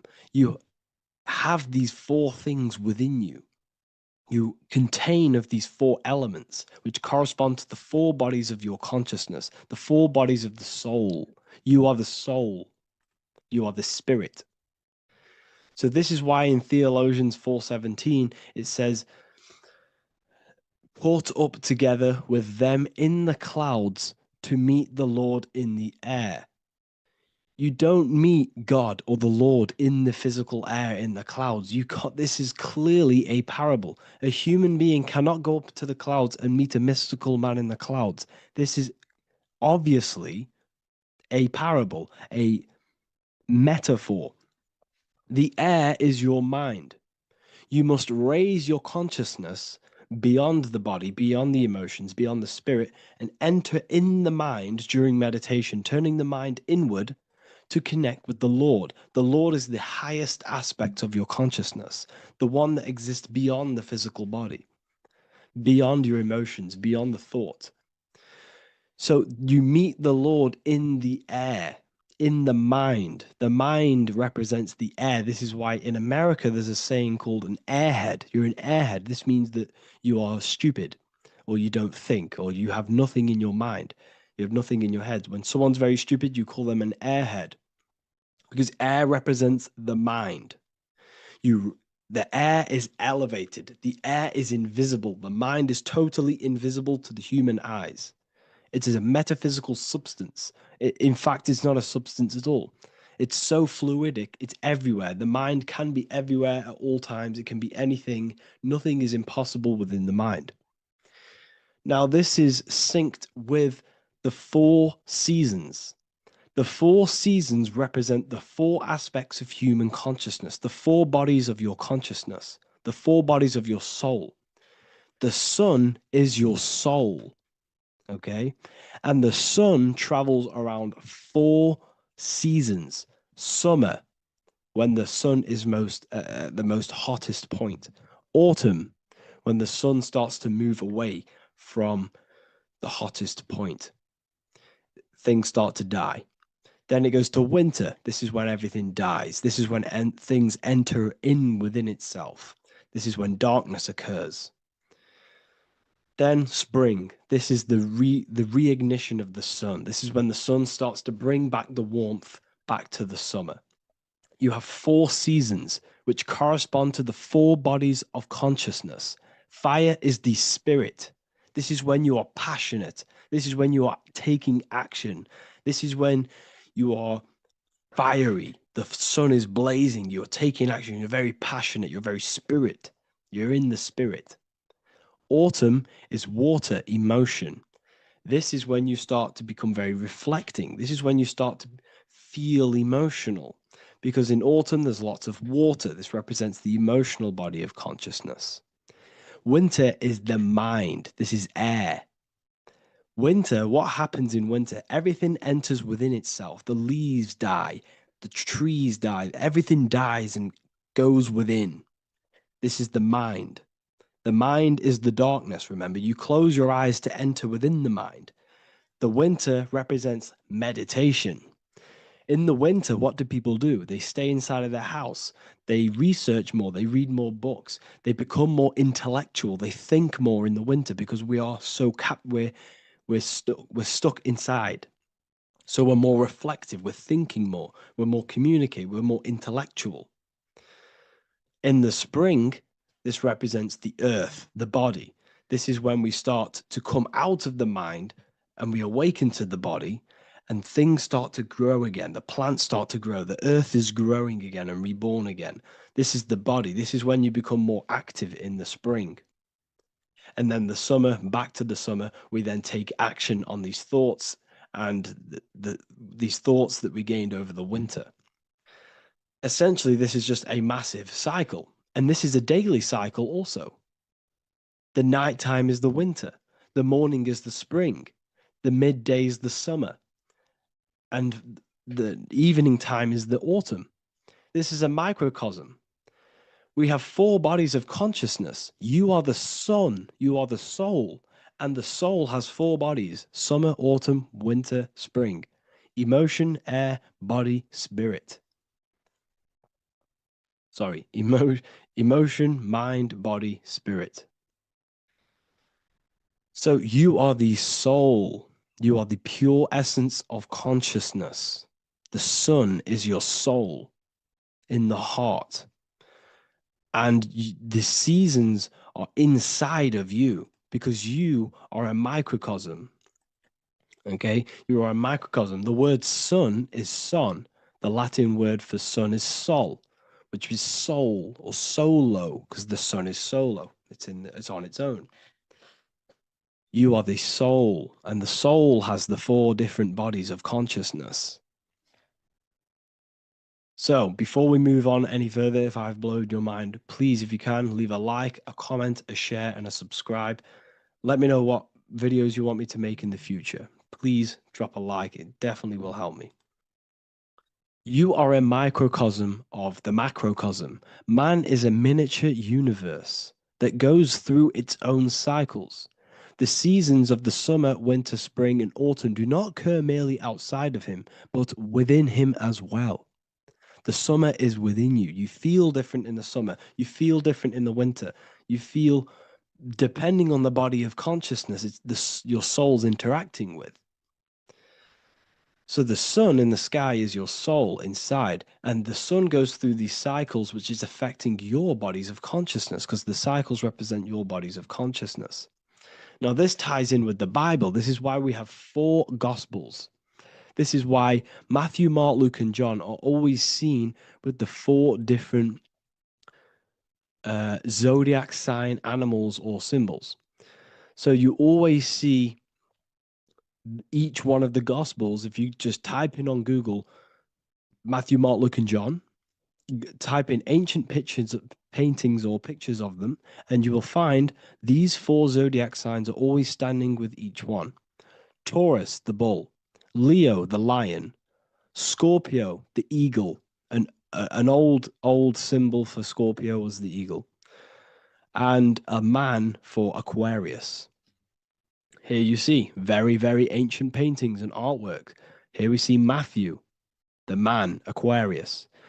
Here we see John, the Scorpio. The same here. We also see it on the tarot cards, on the world card. We see the 4 fixed zodiac signs.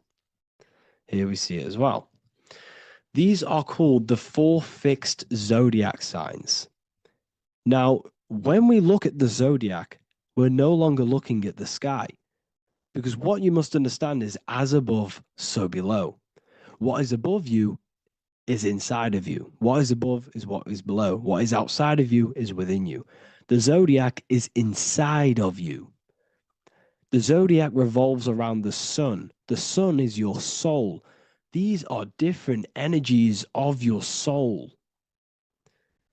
Like I said earlier, the 4 seasons are the 4 bodies of your consciousness. And in each body of consciousness, you have these different energetic energies that you can work with. Okay, so this is the true astrology. This is the true astrology, the internal esoteric astrology. You can't find much information on this at all. Very hard to find. So what we're looking at are the 4 bodies of consciousness. Obviously, when you look in the middle of each, when we look in the middle of each season, spring, the middle of spring is Taurus. The middle of winter is Aquarius. The middle of autumn is Scorpio. The middle of summer is Leo. These 4 signs are known as the 4 fixed signs. Okay, Scorpio is fixed. It's the middle of autumn. Scorpio is a water sign, emotion. Aquarius is the air sign, the mind. Taurus is an earth sign, the body. Leo is a fire sign, the spirit. This is why we see Matthew, Mark, Luke, and John with the 4 fixed signs of the zodiac, which represent the 4 bodies of consciousness. Leo, the spirit, fire. Luke, Taurus, earth, body.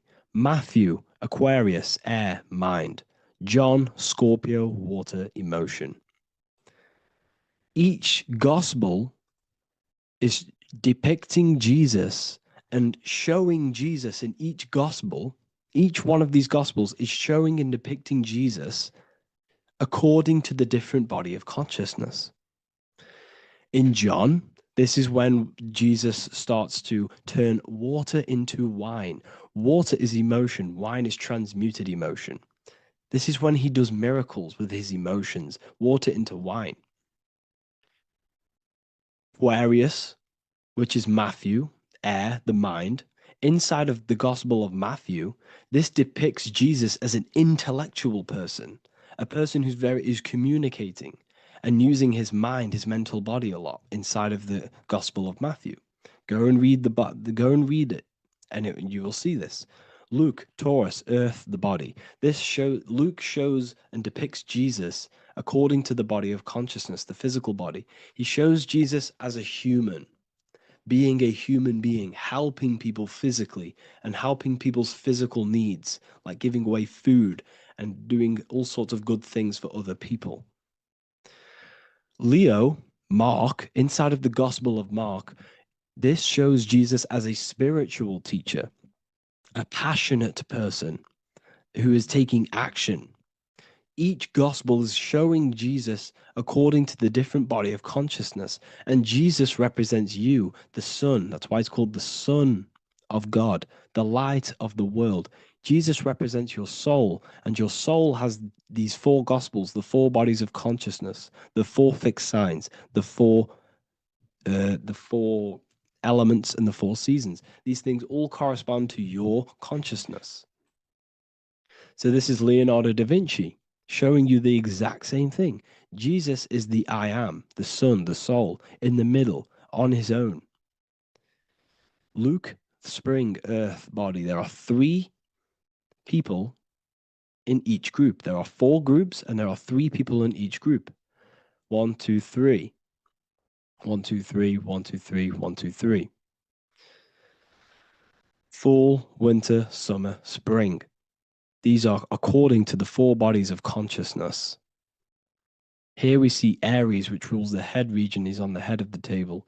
Gemini, he's holding up the 2 hands because Gemini rules the 2 hands, the 2 arms. Gemini is the 2 twins, which is the 2 arms and 2 hands, and the 2 lungs. Here we see the beginning of summer, which is Cancer. You see the big knife here. Cancer, him here, this gray-haired guy, holding a knife for the crab. Cancer, they pinch. You have a knife, symbolizing the crab. Leo, the middle of summer, showing dominance. The sun is very dominant. He's got his elbow on the table, showing dominance. Virgo has no Adam's apple. Cancer here is pointing at this woman's neck, saying there's no Adam's apple. This is Virgo, the virgin, the only woman. Jesus, the sun. This is Libra, the balancing. He's holding his arms out, balanced, showing the balancing of the sun, because when the sun enters Libra, the sun is balanced between winter and summer. So it's balanced. This is all astrology, but this is internal. Okay? This is Ezekiel's vision. Ezekiel had a vision in the Bible, and he saw the face of a man, the face of a lion, the face of an ox, and the face of an eagle. The eagle, Scorpio, the ox is Taurus, the lion is Leo, and the man is Aquarius. He saw the throne of God, and he saw the different bodies of consciousness. This is all symbolic for the different bodies of your soul. So when we look at the zodiac, we are actually looking at a map and the energies of our soul, and the energies of our bodies, and the energies of our consciousness. This is what we are looking at. Each zodiac is an aspect of our consciousness and an energy that we can work with and that we must purify. Balance and purification is essential. Imagine playing a brand new video game. Let's say a brand new video game came out and you had to play it. What happens when you play that game?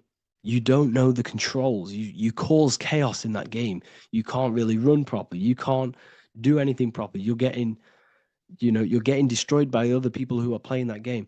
It's the same with your physical body. When you are born, you must learn how to play the game. You must learn how to balance the mind, learn how to balance the spirit, the emotions, and the physical body. We must balance and purify each body of our consciousness. We must look after our physical body with our physical health by eating physical, electrical food like fruits and veg. We must look after our minds by being conscious of what enters our eyes, enters our ears, enters everything. Whatever enters our five senses is affecting our mind, our mental health, our environment, mental. We need to look after our thoughts, control our thoughts by purifying our thoughts, only positive thoughts. Then we must purify our emotions, feeling only gratitude and love and not feeling these negative, dull emotions. Then we must look after our spiritual body through meditation and looking after our spirit. But remember, when we look after our mind, it all begins in the mind. Each body of consciousness is interlocked with the other. If you have if you have an unhealthy body, you have an unhealthy mind, spirit, and emotions. If you have an unhealthy mind, you have an unhealthy body, spirit, and emotions. If you have an unhealthy emotions, you have an unhealthy spirit, mind, and physical body. They're all interlocked. You must balance each one of them. Look after your physical body, look after your thoughts, look after your emotions, look after your spirit. But remember, the mind is the most powerful one. It's mind over matter. Once we look after the mind, because once we start to control our minds and control every thought we think, this will then turn into discipline in our physical body. Because once we learn how to discipline the mind, we learn how to discipline what we eat, we learn how to discipline what we feel, we learn how to discipline our spirit. This is all interlocked, but work on the mind first. Work on the mind first. All of this knowledge is inside of the brand new Book of Wisdom, Volume 2. This is a revolution of human consciousness. If you've read it, please leave a review down below. If you've read Volume 1, leave a review down below. This is the next revolution. I don't see this information anywhere. This is the next revolution of human consciousness. And of course, if you are serious about this and you truly want to gain enlightenment and join an amazing community where you can connect with me on live calls, lectures, the Manifestation Mastery course, you can gain access to my library with over 45 PDFs plus my books. And if you do join the university, you can order a Volume 2 free of charge. All you have to do is to pay for shipping. If you truly take your knowledge serious and you want to take advantage of life, join the university. This is where truth seekers belong. Just want to say thank you all. Please leave a comment. Please leave a like. It's going to help me a lot spread this knowledge to the world. And yeah, share this with a friend and subscribe. Thank you all.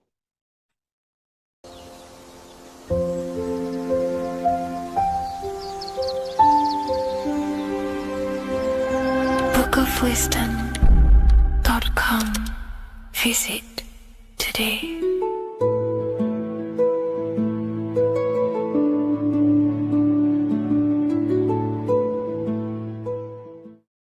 Welcome to Revival of Wisdom. Welcome people. We're back with another video. Please make sure to hit that like button, subscribe, and turn on notifications to never miss a video. The Earth is a giant torus field consisting of a positive and a negative pole. The Sun being the cathode with a positive charge and the Moon being the anode with a negative charge.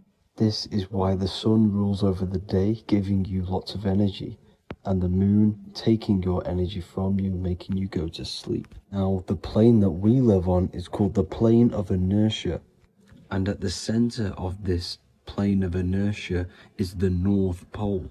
This is where the two electromagnetical energies meet. Now, this is where the most electromagnetic energy is stored. This is why all compasses will point north, because it's the most magnetic place in this reality. So the Sun and the Moon is spinning around this center point, which is stirring the ether of this reality and making everything move in circles, meaning this is a cycle. Everything's recycling itself. It's an organic simulation. The ancients also knew about this sacred land at the center of this reality known as the North Pole. As you can see on this map from the 1500s of the North Pole, you can see 4 islands around this center black rock. Ancient civilizations like the Mayans, the Buddhists, and ancient Chinese also depict these 4 islands. The endless symbology of these sacred lands at the center has been going on for thousands of years. These sort of secrets are now kept by the elites, but as always they have to show the truth in plain sight, and this is what they are doing with the Windows symbol and also the Wizard of Oz. Now in the Wizard of Oz, as you can see, there's something called Munchkin Land. Munchkins are these unusually short people. Then on the ancient 1500s map it says pygmy, and then the pygmy people in mythology are also these unusually short people. Just like Santa and his elves, they come from the North Pole, and elves are these unusually short people. These stories that we are told about Santa and Munchkins are putting truth in plain sight about this sacred land. This sacred land at the center of the earth is where the aurora borealis comes from and is being emitted from this black hole in the center, also known as the black sun. The aurora borealis is the earth's aura, hence why it has the word aura inside of it. It is the life-giving essence to all life within this realm. As this dualistic reality we live in consists of both physical and spiritual, the black sun is like our sun for the spirit.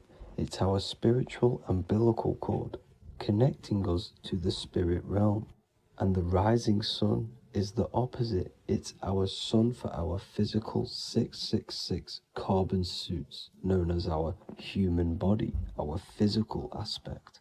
As it states in the 40,000-year-old emerald tablets, deep in Earth's heart lies the flower, the source of the spirit. The flower of life is as thine own place of spirit, and streams through the earth as thine flows through thy form, giving off life to the earth and its children.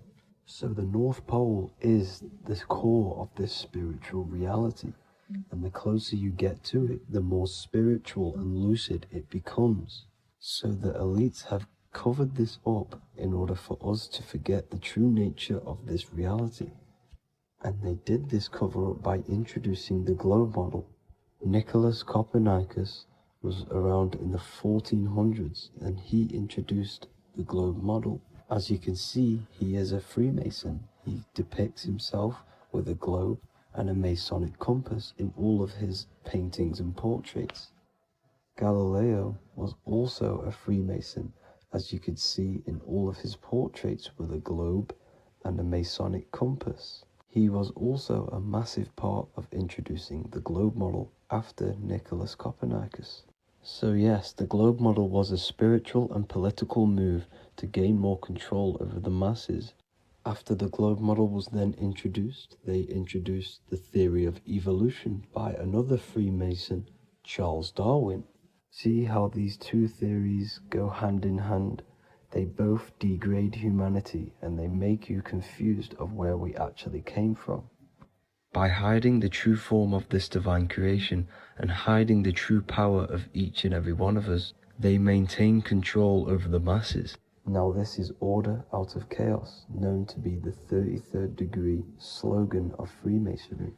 Now this is the Masonic cosmology, and as you can see, you have the checkered board for the duality, the 5-pointed star for the 5 elements, the 4 corners for the 4 pillars, the all-seeing eye, which is Polaris, the sun, the moon, and the 7 stars.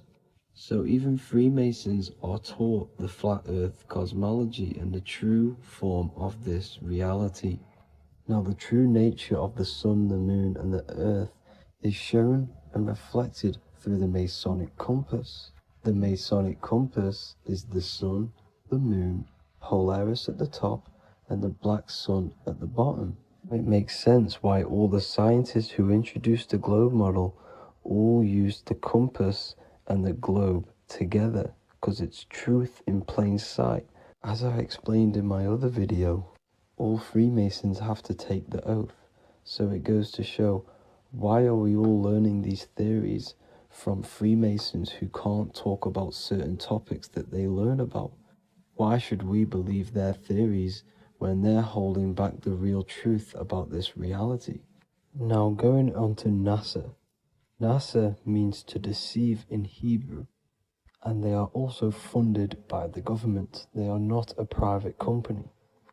The old owner of NASA, Werner von Braun, on his grave has the Bible verse Psalms 91. The heavens declare the glory of God, and the firmament showeth his handiwork. Now why would the owner of NASA put this on his grave? Seems a bit suspicious to me, alongside with the NASA astronauts are all Freemasons. And not to mention the countless mistakes they've made on their live videos in space stations, the moon landing, and the CGI footage of the Earth, which is obviously photoshopped. Just by tricking the masses that they live on a spinning ball, the elites gain the perception of the masses. Not only does it hide the divine creation we're inside of, it hides the divine spark within you. It hides the creator, the source. And by believing in space and we live on a spinning ball, it makes people come to the interpretation of that we are a coincidence and we do not have any purpose. And of course this is false. When you come to realization that we are all a divine creation and we can create our own divine life in this reality, life becomes more sacred and you start to enjoy little things. The elites want you to believe everything exists only in the five senses. They want you constantly looking outside of yourself because they know that will keep you on lower states of consciousness. Now this brings me to our next point. By tricking the masses into the heliocentric model, the elites started to advertise aliens in the movies, in cartoons and magazines in the late 1940s. Now this is subconsciously programming us about aliens and extraterrestrial threats, which then they can use to their advantage. And this is something called Project Bluebeam. They are more than likely going to fake an alien invasion to push this 2040 agenda, which is for one government and one ruling currency. That's it for this video, guys and girls. Hope you all enjoyed. Please make sure to leave a like and a comment. God bless you all.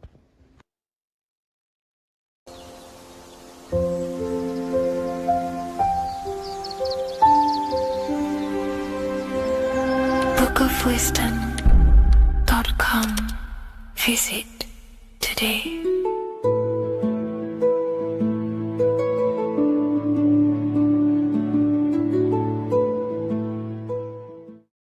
Watching pornography makes you see people as objects. It does a lot of psychological damage to the human mind. And if you truly want to progress in life, your spiritual journey, mastery, whatever it is, mastering your sexual urges is essential to become powerful, successful, and become the best version of yourself. And there are some occult practices that I used to help master this urge. They're not really techniques, they're more mindsets, which will definitely help you overcome your urges. So if you want to quit pornography today, this is the way forward that I used to create this version of myself. Before we go into the tactics, we must understand that whatever we do in darkness comes into light some way or another. If you watch pornography, you know you have a problem, you keep this to yourself. We all naturally do. These things are private, and what we do in our private time molds our subconscious mind and we keep it away from people. But whatever we do in darkness always comes to light. If you're doing things you don't want others to see, such as watching pornography, it will come out through a subconscious force. It will come out in your eye contact. You won't really be able to make eye contact with the person you're attracted to. It comes out in your energy, your aura, your presence, your confidence. All of this plays a role in molding your consciousness. And especially women can pick this up so easily. Females are more subconscious, males are more conscious. Females speak indirectly, males should speak directly. If a woman is hungry, they will say, I'm hungry. Are you hungry? But a male will say, let's go get some food. You have to see the underlying subconscious messages in women because they speak in more of a subconscious language. Men speak in a direct language. And maybe even men will pick this up. If you want to be taken seriously in the business world or your career, whatever it is, this is essential for your body language and your personal power. So you must master your sexual urges. Releasing your sexual energy, your sexual fluids, removes the life in your eyes.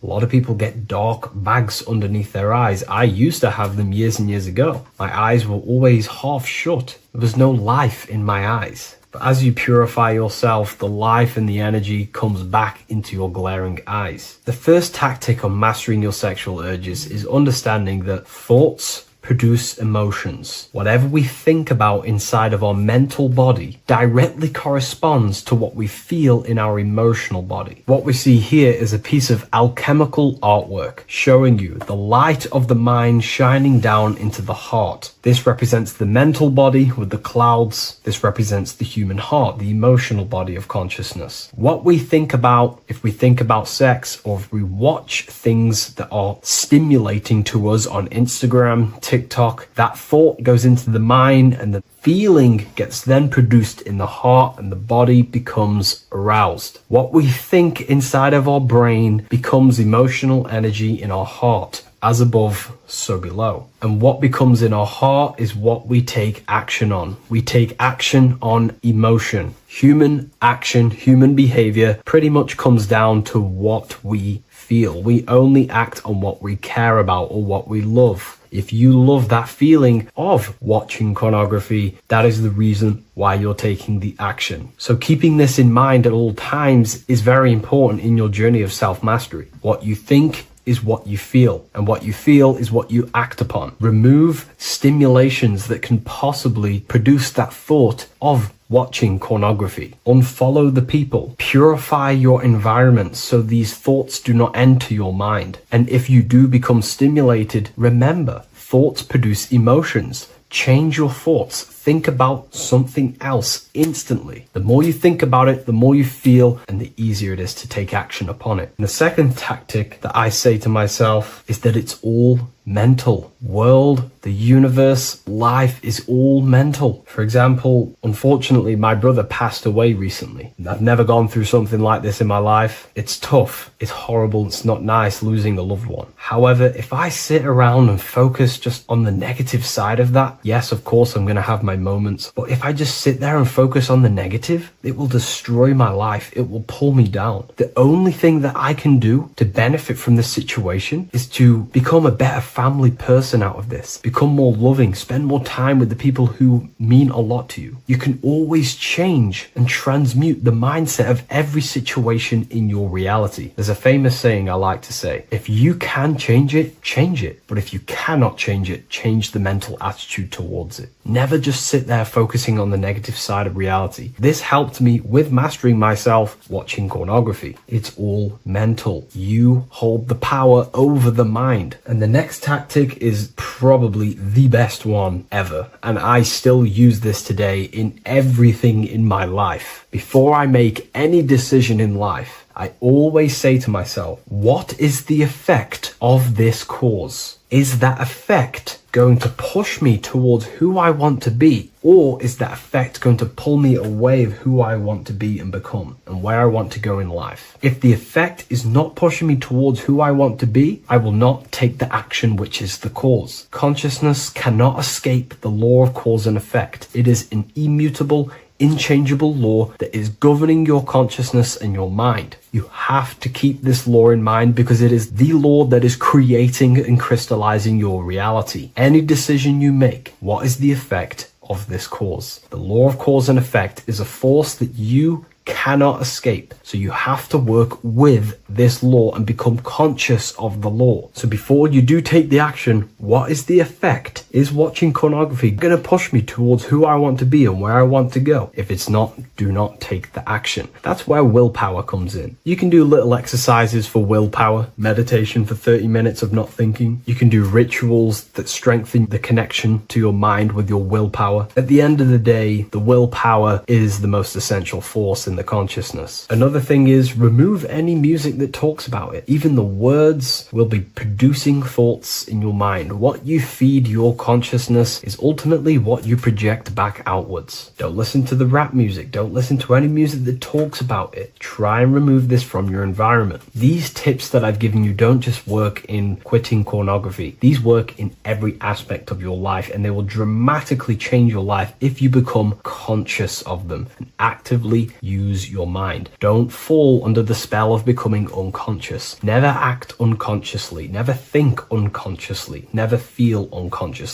Stay on top of your mind. Be the observing eye in your mind. Never fall unconscious. Of course, we all need to sleep, but I mean in the waking times. And this is why learning about yourself or consciousness is essential for every aspect of life. Business, your career, money, whatever it is. Whatever you're doing in your life comes down to understanding human consciousness. And that's why I wrote these books, so you understand yourself, so you gain your understanding of the functions of your own mind, body, emotions, and how you are creating reality. That's why I wrote the book of Symbolism, because symbols are not just symbols. These symbols represent forces and aspects of the human psyche themselves, and they are veils, they are keys that help you remember and become conscious of what has fallen unconscious in your mind. We're simply just becoming conscious of what we are unconscious of and becoming conscious of them and using these powers. You want to take your life to the next level? Feel free to get the book of Symbolism. I'll leave a link in the description. Take care, everyone. Hello and welcome to another video and another lecture from Ethereal University. Today we're going to be breaking down in detail the Freemasonic 33rd degree symbol. Now, of course, this is a complex symbol, and it's composed of many symbols put together to create a greater meaning. So, as you should know from my previous videos, a bit of context behind Freemasonry, what it particularly is, and I will give you a brief overview before we go into this. It's definitely important to know what Freemasonry is before we break down this symbol, okay? Because without the knowledge of Masonry and what it is, it's difficult to understand what the symbol truly means. So Freemasonry is all about building. The word Mason means to build. And we're either building with light or we're building with darkness. So that we have good Freemasonry, we have good Masons, people who want to spread the truth, people who want to help people awaken their mind and liberate them and bring them up to higher consciousness. Or we have Masons who want to divide, keep the knowledge to themselves, create walls, build walls in people's minds, construct illusions in people's minds for their own personal gain. Okay, so we're either building with light or you're building with darkness. You're either building with light or bricks, spirit or matter. God and the devil, same thing. You're either uplifting people or dividing people. Each and every single one of you is a Freemason. Well, a Mason. Not a Freemason, but a Mason. You are a builder. And you're either constructing division in you and other people, or you're either creating oneness. Everyone is doing this. Everyone is building. Everyone is contributing towards the world and building our reality. So Masonry is a craft, and that craft is to craft a better mind and heart, a higher consciousness, a higher understanding of the self, building a higher perception of yourself, getting to know who you actually are, why you are here. Every action, behind every single action, behind every single cause is choice. You chose to be here. Whether you know why you are here or whether you do not know, you chose to be here in this time, in this period of life on the earth, on this physical dimension. You chose, the mind of yours chose to be here in this body at this specific time. You are playing a role, you are building in this world at this specific time. So Masonry is all about getting to know the self, to know what you actually are through gnosis. Gnosis is direct knowledge obtained and extracted from direct experience. Knowledge extracted from direct experience. Knowingness. You know you have hands. You don't believe you have hands. You know you have hands. That's what knowing thyself truly means. To go within the self. To dwell in meditation for long periods of time. Not even meditation. To dwell, closing your eyes and thinking internally. Not thinking externally about anything outside you, but thinking and questioning internally, and you shall find answers. Seek and you shall find. If your heart is truly set on knowing, on getting to know true knowledge and knowing yourself, then you will find it. Okay, so because that's what the heart is. The heart is where we find our treasure. That's why it's inside of our chest. Our chest holds the treasure. What is your treasure? Your treasure is your physical manifestation. And whatever you act, whatever your heart cares about, your body follows. Your body takes action towards what you care about in life. This is why we say follow your heart, because your body follows the heart, what you care about. If you do not care about something, you do not take actions towards it. Whatever your heart loves and has that love energy for, the body follows. If you truly want to become enlightened and truly want to reach higher consciousness, then you will. You truly care for that, then you will find it. You have to go within.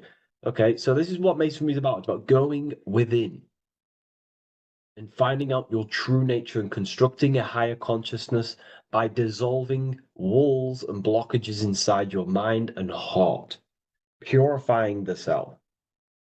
Because you can care about sick and twisted things. Okay?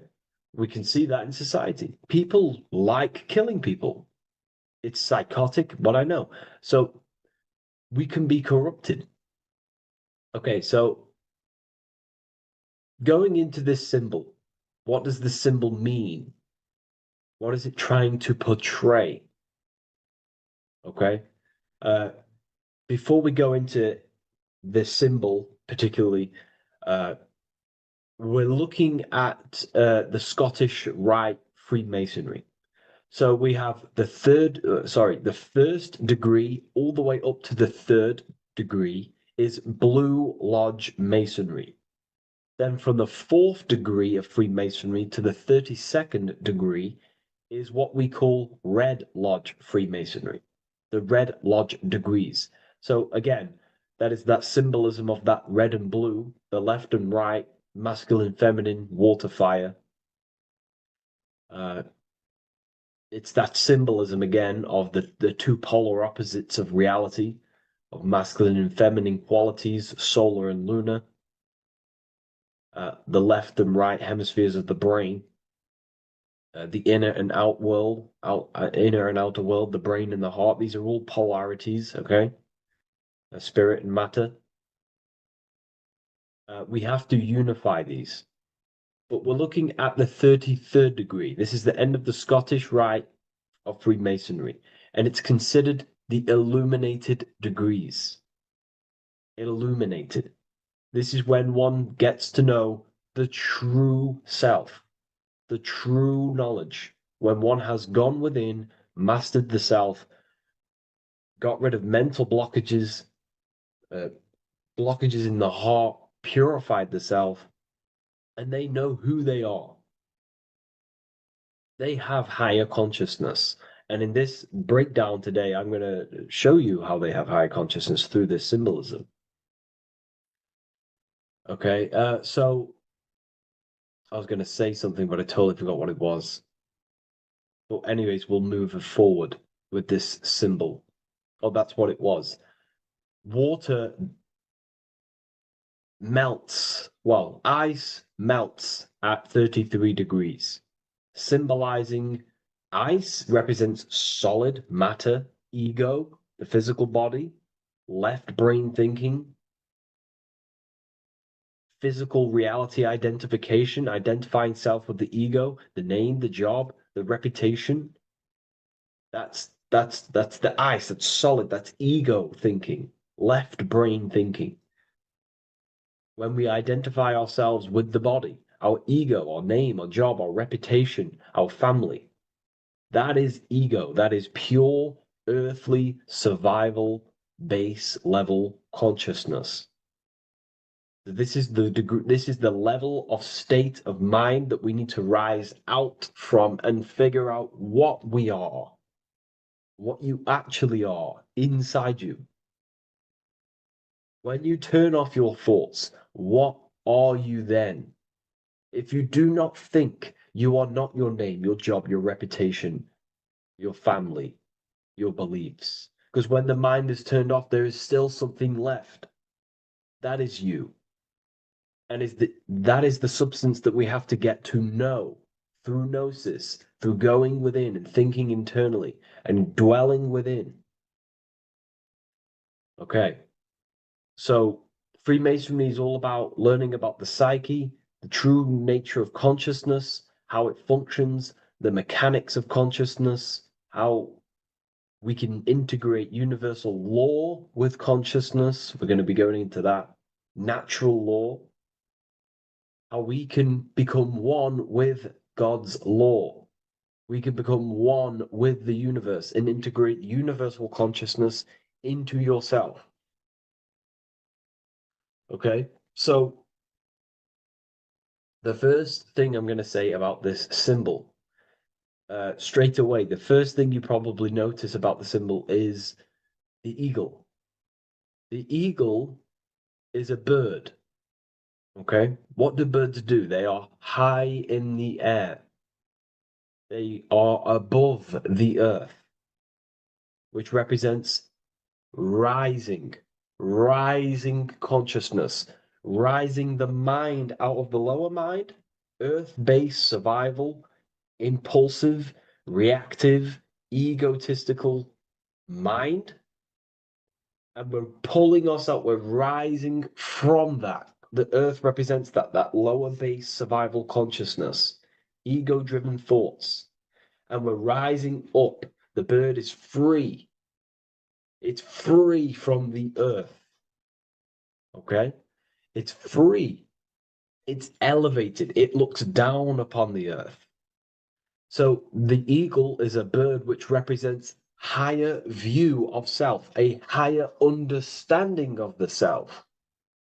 It's elevated. We have a higher view of myself when I reach the 33rd degree. That is what it's showing you. That is what it's symbolizing. Okay? It's above the earth. It is free. It looks down. When you have higher consciousness, you become enlightened. It's impossible not to look down. You do look down on people, but not in a bad way. Not in a bad way. That sounds bad. I understand if that sounds bad, but that's not a bad way. I don't mean that in a bad way or a bad-hearted way.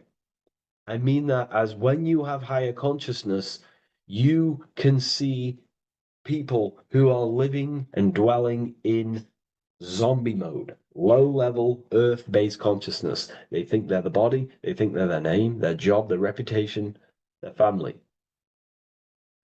So it represents looking down because I have higher awareness of myself. I know what I truly am, The water is flowing at the 33rd degree.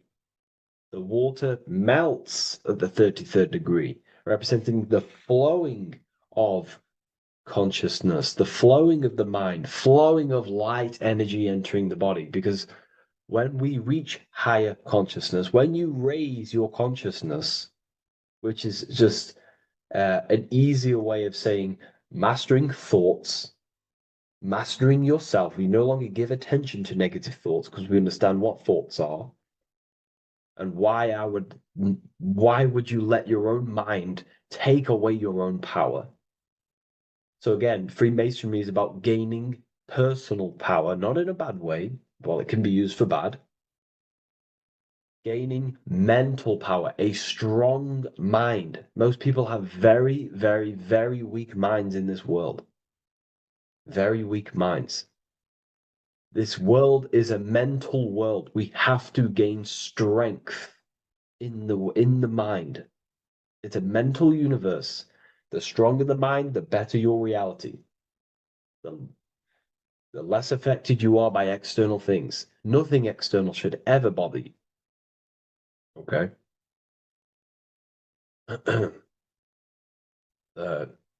So it's about gaining mental strength, mental clarity.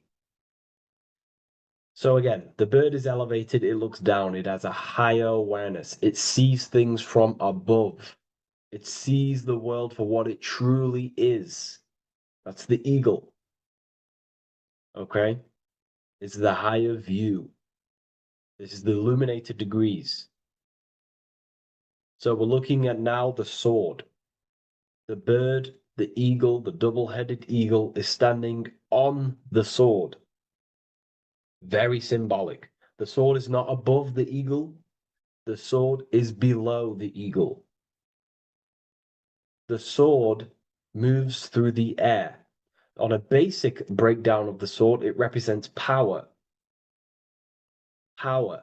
Because if I have a sword, I hold the power over you. That's what it symbolizes. In war, you have a weapon bigger than someone else and more destructive than someone else, you hold the power. So it's a power symbol.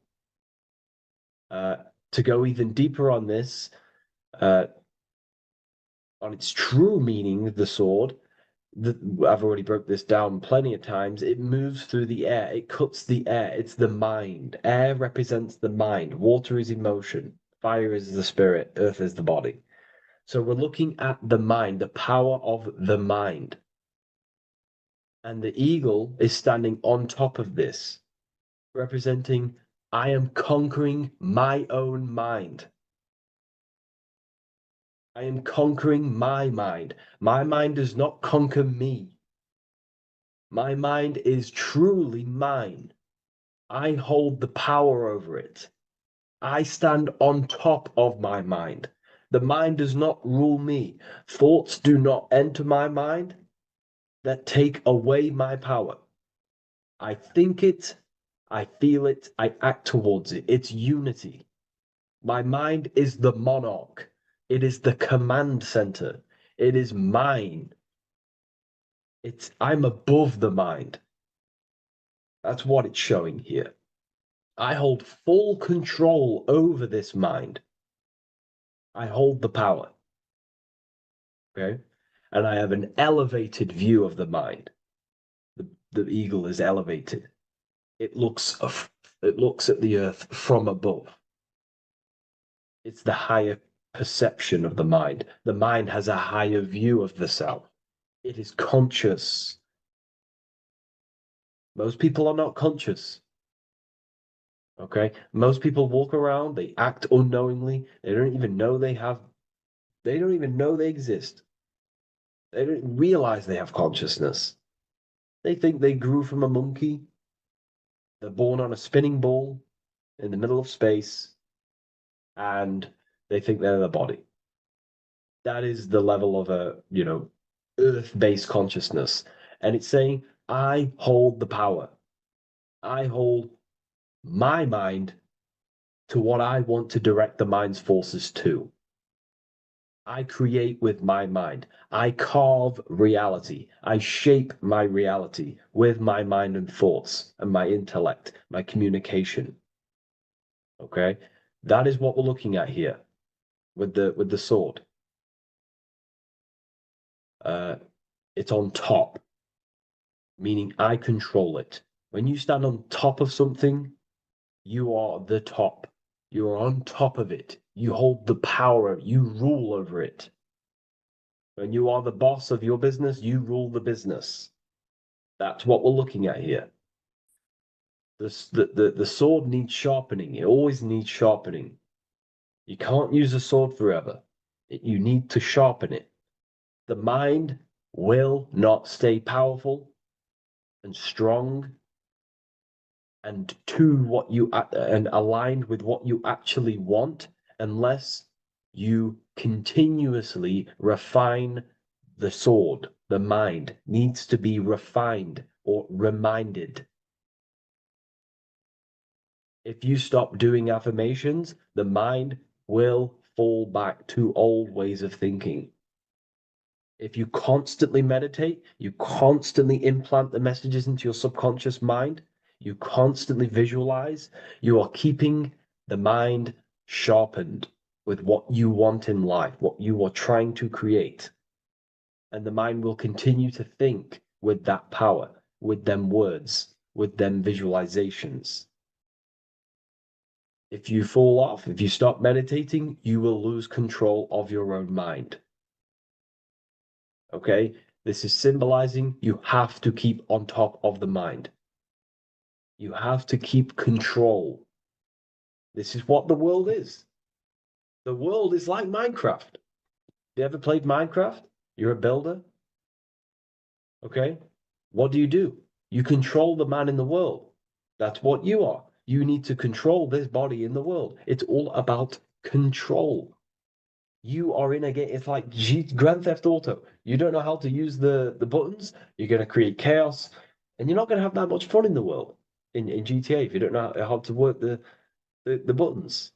Same with this world. You are in a world, and you need to learn the buttons of the body, the mind, the soul, the heart. How will these things function so you can actually live a better life and create what you want in the world? Aligned with natural law, of course, unless you want to walk down the path of Satanism. So this is what we're looking at with the sword. Now, moving on, we're looking at this little banner here. This says "God and my right" in Latin. God and my right. What is your right? Natural law is your right. What is natural law? You already know the natural laws. We all intuitively know the natural law. What is natural law? Do good. We all subconsciously, on a soul level, we know to do good. We know to do right. It is wrong to hurt people. It is wrong to control people. What is your natural law? What are the forces that you hold power over, that you have full control over? You have full control over what you think, what you feel, what you act. Thought, emotion, action. If you start to try and control things outside of them three forces, that is now you breaking natural law. If I try to control and manipulate someone else, that is now breaking natural law. I'm going against my inner law. My soul tells me what is right and wrong through emotion. So it's about aligning the self, my actions, my thoughts with my emotion, my intuition, my natural law. These are your rights. Your rights is to think, feel, and act with the law, with good, with God, with love, with care for one another. Am I building with light to bring good things to the collective? You see, most people are stuck in their left brain, and the left brain only sees me, me, ego-driven thinking. That's why they trap us in our left brain. They train us to be left brain. They tell us to write with our right hand to strengthen the left brain. They call it writing. Everything in this matrix is to activate your your left brain. Why? They need you in ego consciousness so you can be controlled and manipulated. So you do not recognize patterns. That's the right brain. The right brain recognizes patterns, symbolism, metaphors. They don't want you reading between the lines. They want you logical. They want you divided, because the right brain sees the whole. The right brain sees the woods. The left brain sees the trees. And that tree is your ego. And the woods is the collective consciousness. They want you only thinking about you. Because that way you are divided from the collective consciousness. And we're all one consciousness family. We're all God. We're all God experiencing himself. And we are all building this world. So it's about aligning the self with my right, with God, with natural law. It's what Freemasonry is about. True Freemasonry, light Freemasonry, not dark Masonry, or evil Freemasonry, whatever you want to call it. The crown, royalty. Royalty wear crowns. And what do the royalty have? Again, this is another power symbol. They hold control. Yes, royalty hold control. And that's why this crown is at the top of the image, not at the bottom of the image. It's at the top, representing I control the left, I control the right. I control my left brain and my right brain, the two eagle heads, the two views. The eagle has one eye on each side. It's looking, it's seeing. And that's symbolic of the left and right brain. We see, not physically see, but I mean perceive. We perceive reality with the left brain and we perceive reality with the right brain. And it's about unifying these two brains so we can see and perceive reality from a true lens. Because if we see reality only from the left brain, and a left brain dominated brain, we see everything as divided. But if we see everything from a right brain perspective, we see everything as whole. When everything is in the middle, you need to see reality from the middle. Yes, I have my own personal consciousness, and yes, there is a collective consciousness. So I need to balance between that. I need to see reality between the line, between the left and right brain, and align this worldview, and align my thoughts, align my actions with this. Because if you're left-brained, dominated, you're only going to take action on ego. You're only going to take action on me. You're only going to think about me. But if you're right hemisphere brained, you're only going to take action for the collective, which is, yes, that's good, but you also need to think about yourself. Why did you come here? Your life has a meaning as well. It's not just about the collective, it's about you as well. But we need to balance this. You see? This is what we're looking at.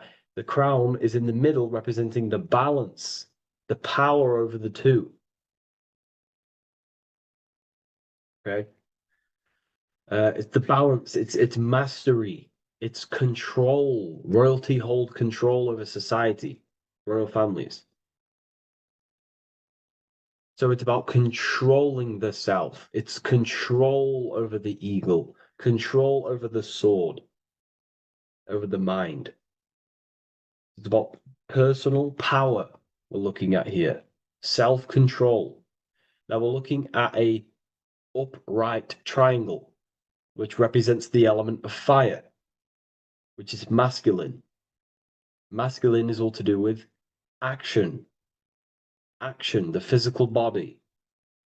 We're looking at fire, which represents spirit or transformation. Fire is a very transformative element. It transforms things.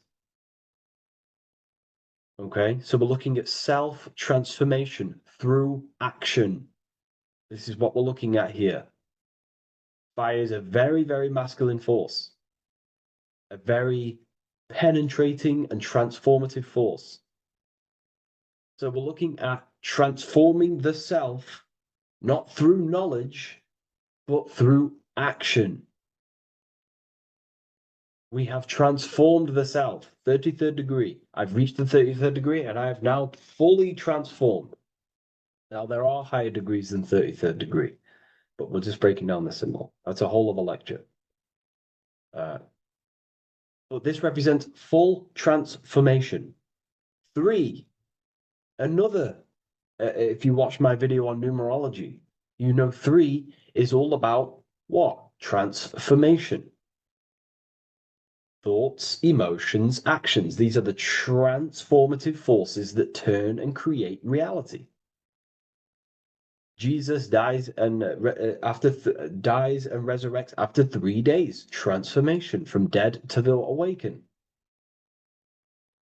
Brahma, Vishnu, Shiva. God is threefold. 3, 3, 3, 3, 3, 3. Electricity, magnetism, dielectricity. The 3 forces that pretty much create physical matter. Transformation is 3. So we're looking at transformation through action. Action is a very transformative force. There's no point learning this knowledge if you're not going to act upon the knowledge. A lot of people join the university, they learn a lot, but they leave because they don't want to take the action. They don't want to do the hard part. They don't want to act towards higher consciousness. They want to dwell in their lower mind. That's fine. That's your path. That's their path. But if you truly want to raise your consciousness, you have to act upon it. You have to actively not take the action. It's about what you do and do not do, because not doing something is also an action. If you are not participating in the low-level pleasures like sex, casual sex, masturbation, going out and getting blind drunk. These are low-level pleasures. It's going to keep you on a low-level frequency and a low-level consciousness. That is also an action, not doing that. It's about what you not do as well, which is very important.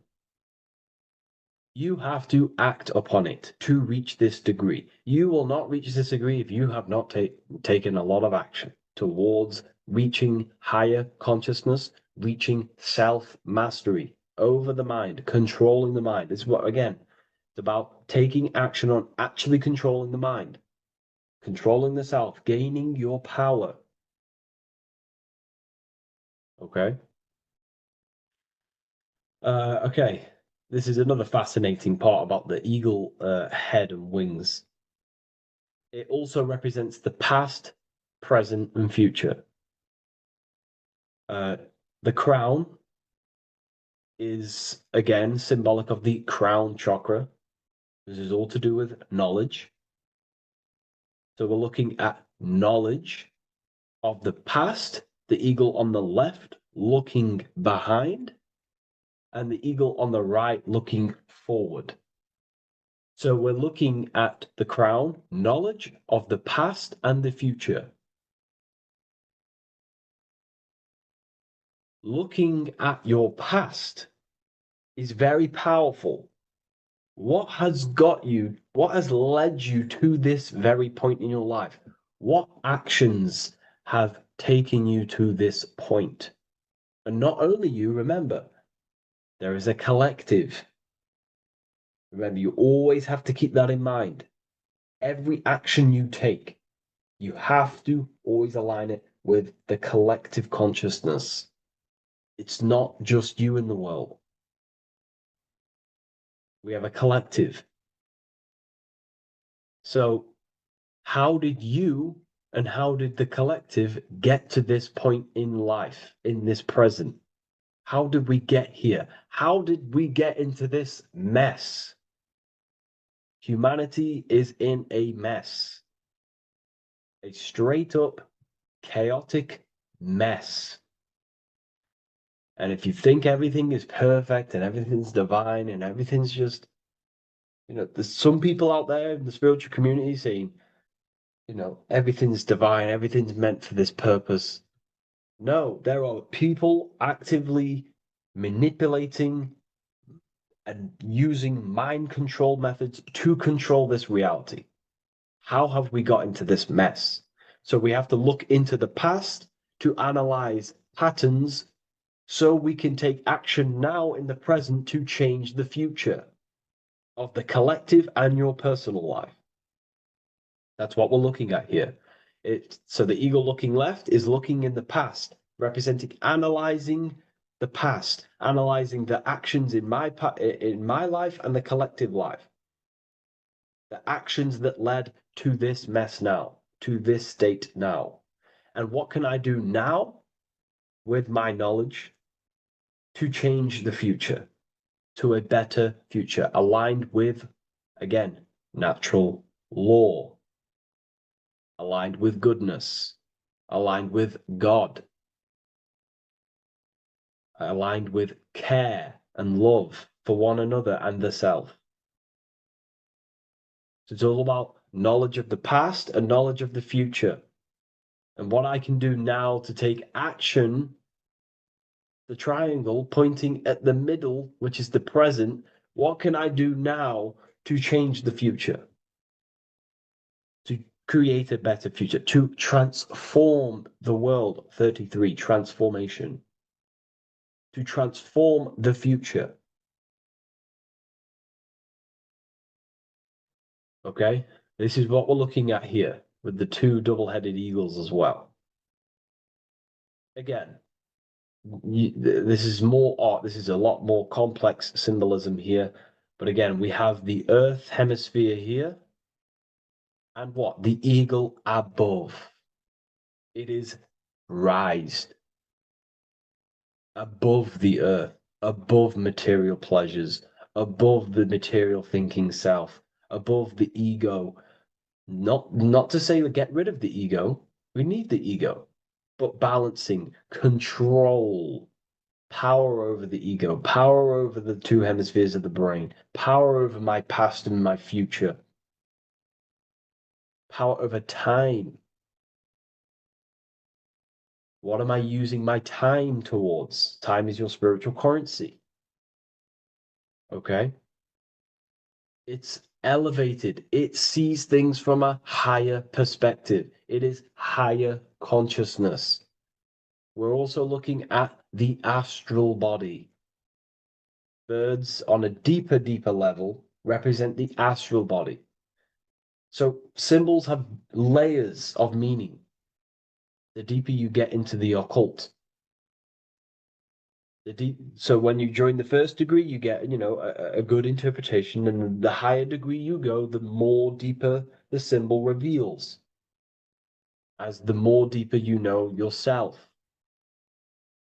So we're looking also at the astral body, the light. What is the light? Light is a massive symbol in Freemasonry. It's knowledge, gnosis.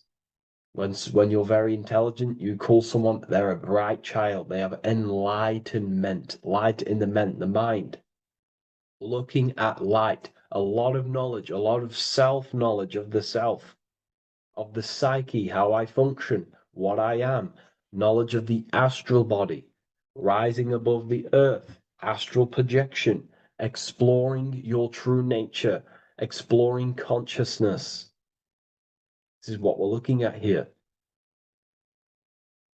And in order to explore your astral body and explore the astral realm, you have to control the sword, the mind. And you can then explore. You are free like a bird to fly. This is all symbolic of rising consciousness. All symbolic. So I hope this video has gained a bit more clarity on this symbol and giving you some insights. And I will see you in the next one. Thank you for tuning in today.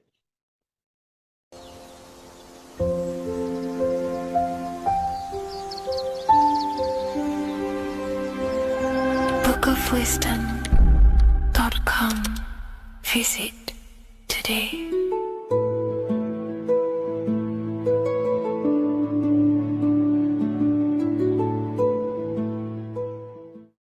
Welcome to Revival of Wisdom. Welcome people, we're back with another video. In this video we're talking about how Jesus Christ and Christianity is all sun worship. The Holy Bible of Christianity is not meant to be taken literal for history. It is a story and has lots of metaphors. Starting with the symbol of the cross of Jesus. This cross originates from this ancient cross of the sun. This symbol has been used for thousands of years, way before Jesus was a thing, in Europe, America, Asia, and all around the world. In fact, this symbol is still being used by Christians today, not knowing it represents the sun. This is a 4,500-year-old artifact, a golden plate with an equal-armed cross found in England. The gold to symbolize the sun, and the equal-armed cross for the 4 equal seasons of the year. So this is why in the Bible you have Matthew, Mark, Luke, and John, symbolizing the yearly cycle of the sun and the 4 equal seasons. Also in the Bible, Jesus is referred to as the light of the world. So yes, Jesus represents the sun. He is a metaphor for the sun. Hence why in all of these pictures and images and paintings of Jesus, there's always a sun behind his head, and some even with the sun cross behind his head. Jesus also has 12 disciples, which represent the 12 zodiac signs and the 12 months of the year. This is the Last Supper by Leonardo da Vinci. As you can see, the sun, being Jesus, is in the center, because the sun is in the center of the zodiac signs. There are 4 groups which symbolize the 4 equal seasons. Each group contains 3 people symbolizing the 3 months and the 3 zodiac signs in that season. There is only 1 female in the painting, which is Virgin Mary, who symbolizes Virgo, the astrological sign. So yes, Jesus symbolizes the sun with his 12 zodiac signs and 4 gospels for the 4 seasons of the year. However, there is another phenomenon. The 25th of December is known as the birth of Jesus Christ, which is known as Christmas today. Jesus symbolizing the sun and is born on December 25th. This is the day the sun moves 1 degree northward, bringing back the warmth, the growth of crops, the life and light back to the northern hemisphere. Everything is springing back to life, as we call it, spring.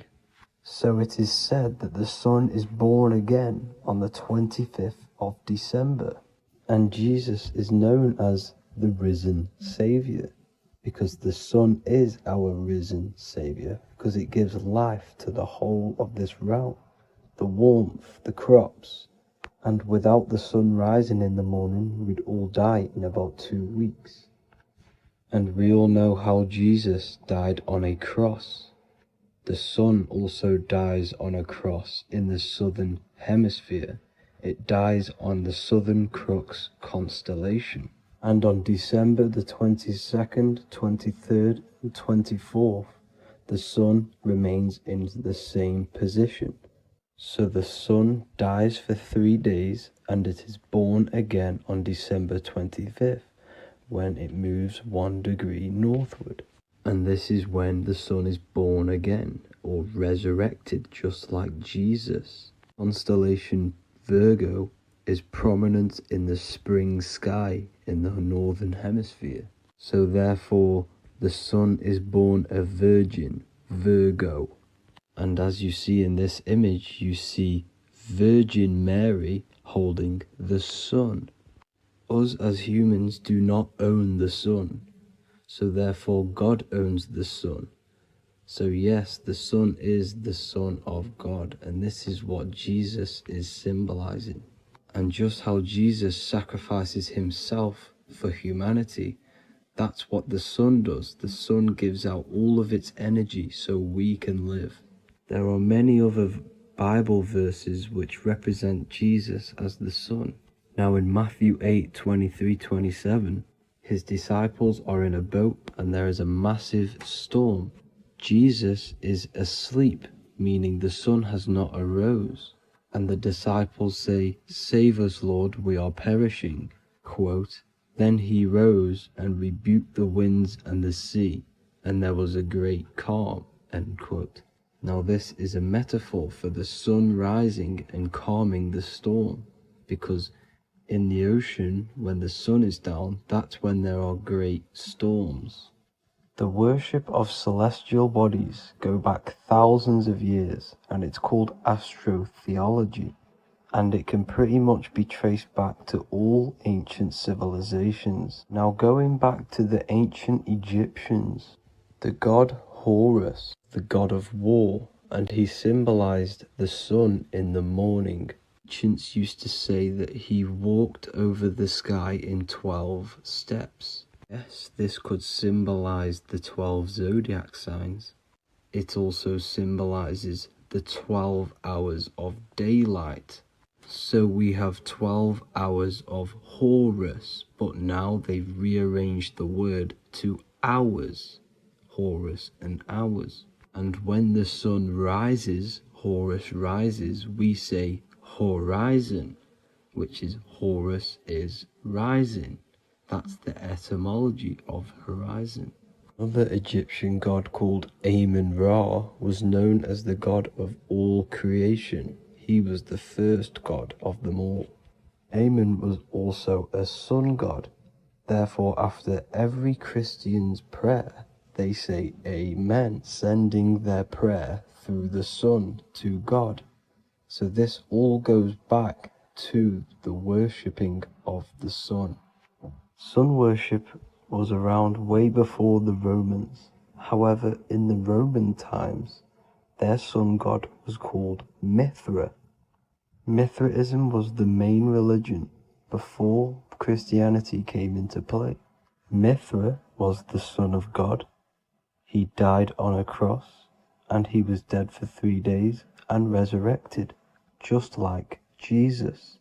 So the Catholic Church was not made in heaven. It was made by the Roman Empire.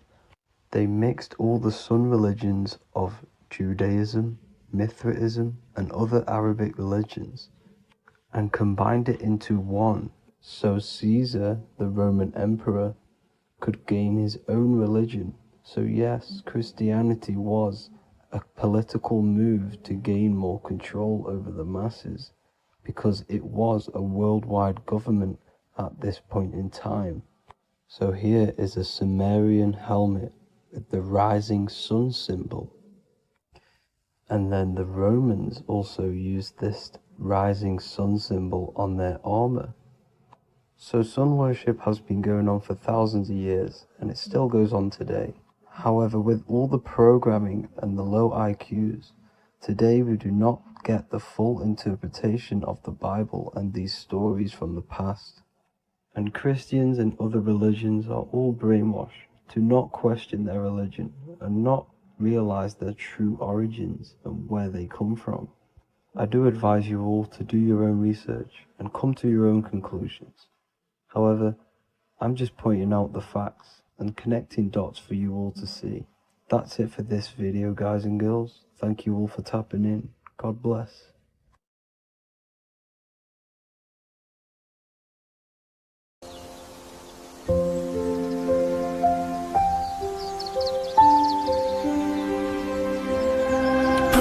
invinciblewisdom.com. Visit today.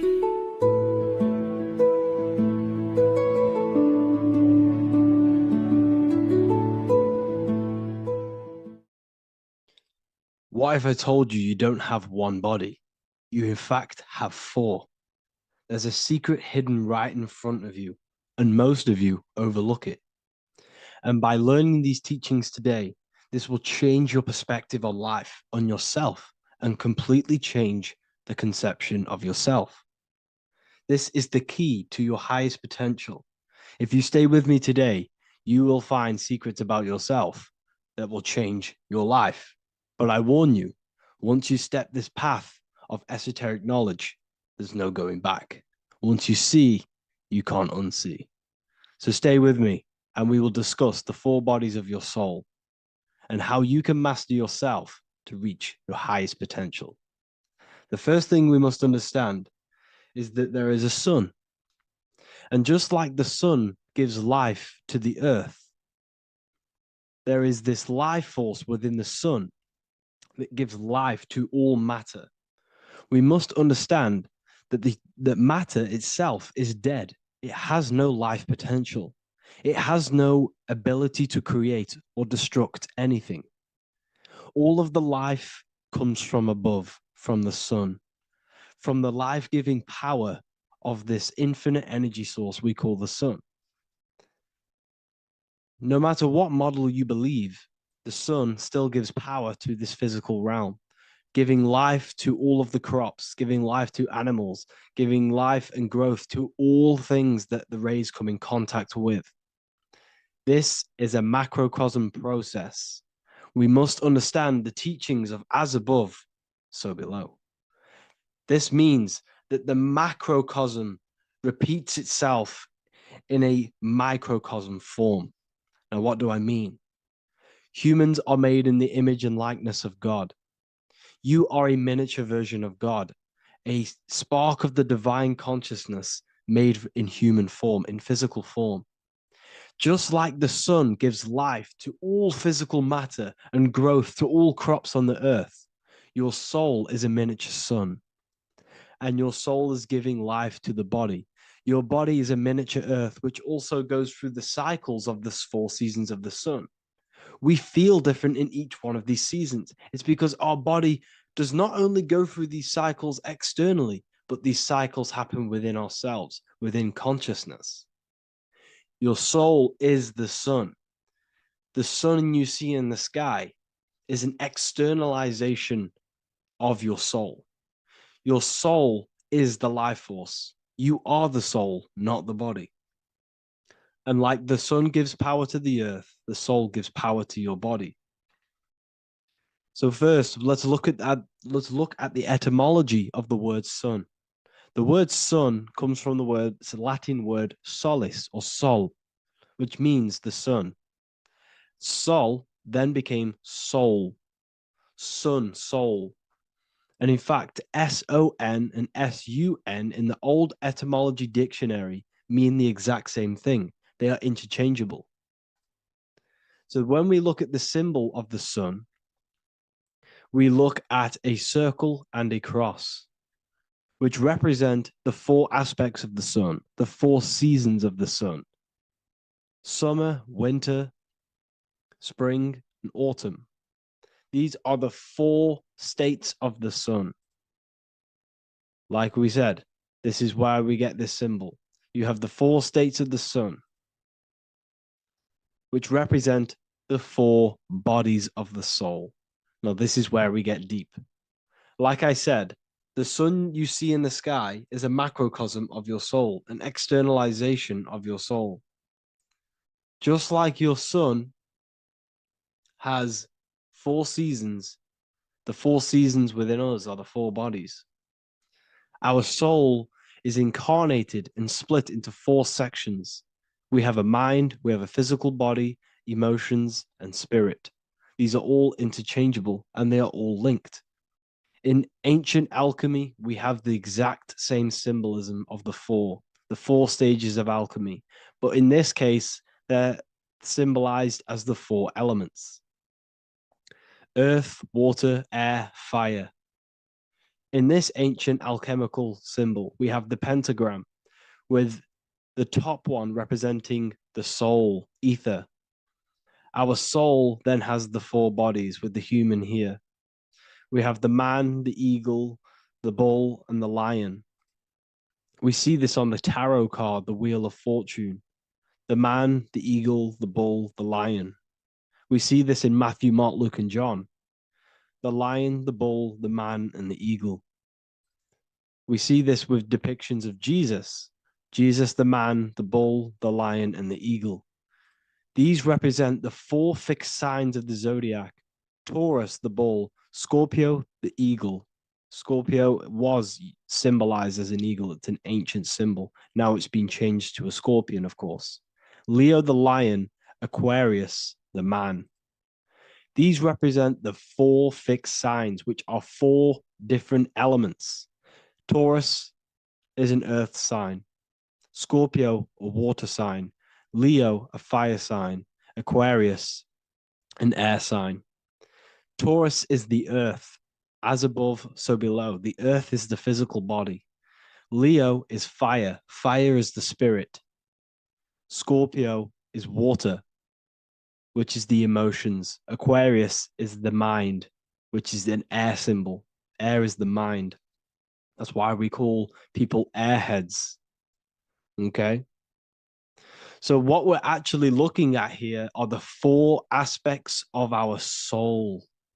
We have the sun in the middle and the four bodies of the soul. This is what Jesus is symbolizing. Jesus represents you. God made flesh with the four aspects of the soul. The four gospels are all depicting Jesus in four different ways according to the different body of consciousness. The Wheel of Fortune are representing the four bodies of the soul. This represents the four bodies. Now, how are they four bodies? They are four dimensions of consciousness. The mind is not made of the same substance of the emotion. The emotion is not made of the same substance of the physical body. The spirit is not made of the same substance as the physical body also. They exist in four dimensions of consciousness. They are four bodies of our soul. And the most important teaching here is what I'm actually getting to, is the powerful one. This is what gives you power. Most of us live in chaos. Our mind is thinking of doing something. Our emotions are feeling something else. Our body is lusting and wanting to do something else. And our spirit's energy is completely off. Most people live in unbalance. None of these four bodies are working together. This is why we produce chaos in our lives. When these bodies are in balance, are not working together. So in alchemy, they symbolize the four elements, which are the four bodies of consciousness. These are the furnaces with the fire. They represent transmutation of each body. We have to sync these bodies. We have to sync the mind with our emotions, and our emotions with our actions, the physical body, and with our spirit. These four key bodies need to be in line in order for us to create consciously in our life. Because each one of us is a creator, a miniature version of God, creating our own earth, creating our own material reality. And in order for us to create consciously and with effect and power, we must have these bodies unified so that we can create consciously and not create chaos. So this is very, very important. And this is a secret teaching found in all ancient societies. But this is what the hidden symbolism of astrology actually is. The sun is our soul, and the 12 zodiacs are 12 aspects of our soul. And we have the four aspects of the four main bodies. This is what we're looking at. We're not looking at the sky. We're actually looking at aspects of ourselves, aspects of our soul that we must master and transmute in order to become our highest potential. So I hope this makes sense. And it may take a while for you to fully understand this, but the key knowledge in order for you to understand any of these teachings that I've gone through today is the major teaching of as above, so below. What is above is below. What is within is without. Your inner reality projects the outer reality. What is inside of you is outside of you in some form or way. Whatever roots that go down will always shoot up. When you throw a bouncing ball, you shoot it down, it will go up. As above, so below. As within, so without. God did not make a creation separate from himself. We are all extensions of the divine made in physical form, and we are incarnated into 4 sections. Our soul is separated into 4 sections. These are the 4 corners of reality. These are the 4 pillars of reality that we must control. So in order to access our soul in meditation, we must turn off these 4 things. Turn off the mind, the emotion, the spirit, and the body. And then we access the soul. So I hope this video helps today. And you can learn all about this in the Book of Wisdom, Volume 2. This book is a revolution in consciousness. I do not recommend everyone reads this book. This book is only for people who are serious and want to transform their lives. This book is a book that will change the scope you see reality. It will change your perspective on yourself because you will resonate with this. This book does not just give you information. It gives you a sense of well-being. It gives you truth, and you will find your power from this information. This information is not just information, it's a key to your path of enlightenment and transformation. So you can find this book in the description of this video. And if you are part of the university, I will see you on the live calls. Thank you, everyone. Please leave a like, subscribe, and a comment, and let me know whatever videos you want me to make next. Anything that you fail to understand or have any confusion with, I can make a video on it. So let me know in the comment section any reviews or anything I should do. Thank you all, people. Have a great day.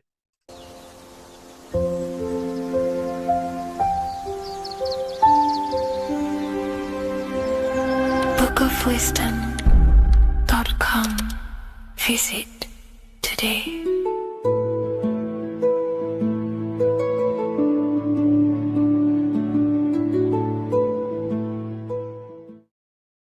Welcome people, we're back with another video. I will now be keeping track of my YouTube and trying to upload every week. In this video, we'll be talking about the chakras. The chakras are the 7 attributes of God, and they are the 7 planets. These are literally vortex portals within us that connect us to these vices and characteristics of God. Each one of these energy centers are a spinning wheel of energy which controls the cells and organs in that particular area of the body. For example, it's literally a mini brain for that area of the body. Each chakra has a vice which you need to turn to a virtue in order to climb up through the system. They work like a stairway system. You have to go through each chakra in order to unlock the one above. This process is turning matter into spirit as you descended from spirit to matter. Saturn is Satan, that's why it's the lowest chakra, and that's why the devil is red, because red is the lowest vibrational color. When you are in these lower states of consciousness, you are in your animal nature. This is your physical side of your nature, and you are mainly being driven by your animal instincts or your ego. Moving back to your higher self or your spirit self is not an easy process. It takes a while. However, with discipline, consistency, and motivation, you can achieve this, and this is what the ancients called Christ consciousness. Once you have achieved this, it is basically a state of mastery of the mind. You no longer lust for the lower animal nature things. Now, let's start with the root chakra. This is located at the base of your spine, and you can feel this chakra by tensing your anus. This energy center is in control of your survival needs, your vitality, stability, and security. Now, if this chakra is unbalanced, you will feel insecure, fear, anxiety, unstable, low self-esteem, anemia, over or underweight, and constipation.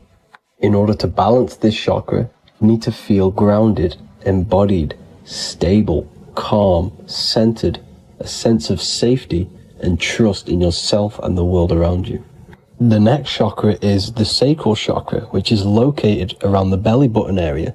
You can feel this chakra just by sucking in your belly. This chakra is to do with relationships, self-worth, creativity, empathy, and most importantly, sexuality. This is the most important one in order to start to raise your vibration overall, is giving up the over-sexualized nature. In order to balance this chakra, you need to come into harmony with all the toxic relationships that you have. Get rid of the fear, the anxiety, the isolation, and 100% get rid of the over-sexualized nature. Lust is one of the most lowest vibrations you could possibly feel. It is literally manifesting hell. In order to work on this chakra, you need to feel self-worth. You need to do creative things, empathy, healthy relationships, and 100% being confident. The next chakra is the solar plexus. This is to do with personal power, will, metabolism, eating, happiness, and your self-esteem and self-identification. You can feel this chakra just above your belly, below your ribs, and you can suck in this area. If this chakra is blocked, you will feel lack of confidence, difficulty in manifesting your desires, low self-esteem, misuse of power, misuse of dominance, weak will, and shame in yourself. Biggest one for this chakra is overeating, as it's to do with metabolism. If you are overeating, you are literally unbalancing a lot of your lower chakras, not just the solar plexus. In order to work on this chakra and balance it, you want to have a positive self-identification. You want to feel happy, a happy self-esteem, effectiveness to people, not overeating, and a strong willpower. Now for the heart chakra, one of the most important chakras. Chakra is to do with love, understanding, trust, hope, openness, compassion, balance, and forgiveness. The most important because your heart is the tree of life in the body. It is the center of the toroidal field. It is the most powerful chakra. Your heart is 5,000 times stronger magnetically than your brain. Once you have hit the heart chakra and you start surpassing the heart chakra, you are now turning matter into spirit, as the lower three chakras are dense and physical, and the above the heart chakra are turning to spirit. As you can see already, this is a hard and long process of working on yourself physically and internally. The symptoms of a blocked heart chakra would be lack of love or too much love, difficulty to accepting or giving love, lack of compassion, loneliness, and lack of emotional fulfillment. Finally, a lack of connection with a divine or to nature. In order to balance this chakra, the most important thing and the most powerful thing you can do is loving people, accepting and giving lots of love. Second most important thing to balance the heart chakra is balance.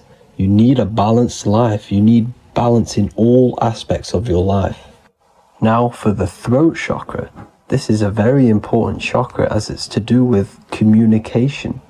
A symptom of this being unbalanced is a lack of self-expression and putting on a front all the time, acting with the ego. In order to balance this chakra, you need to constantly self-express yourself. You can't be putting on a front. That voice inside your head, you have to let it come outward. Don't just block it off with a wall. Self-expression will lead to you gaining friends who actually like you for being you, and not these fake friends that you have to put on an ego for. In order to balance this chakra, you need to express yourself, express the word that's within you. Don't be lying to people, don't deceive or be deceptive. The next chakra is the third eye chakra. This is starting to get very advanced and you are coming very close to spirit. Just before we head on, I want to announce the PDF is now available, containing all the presentations I've ever made, all into a condensed 38-page PDF.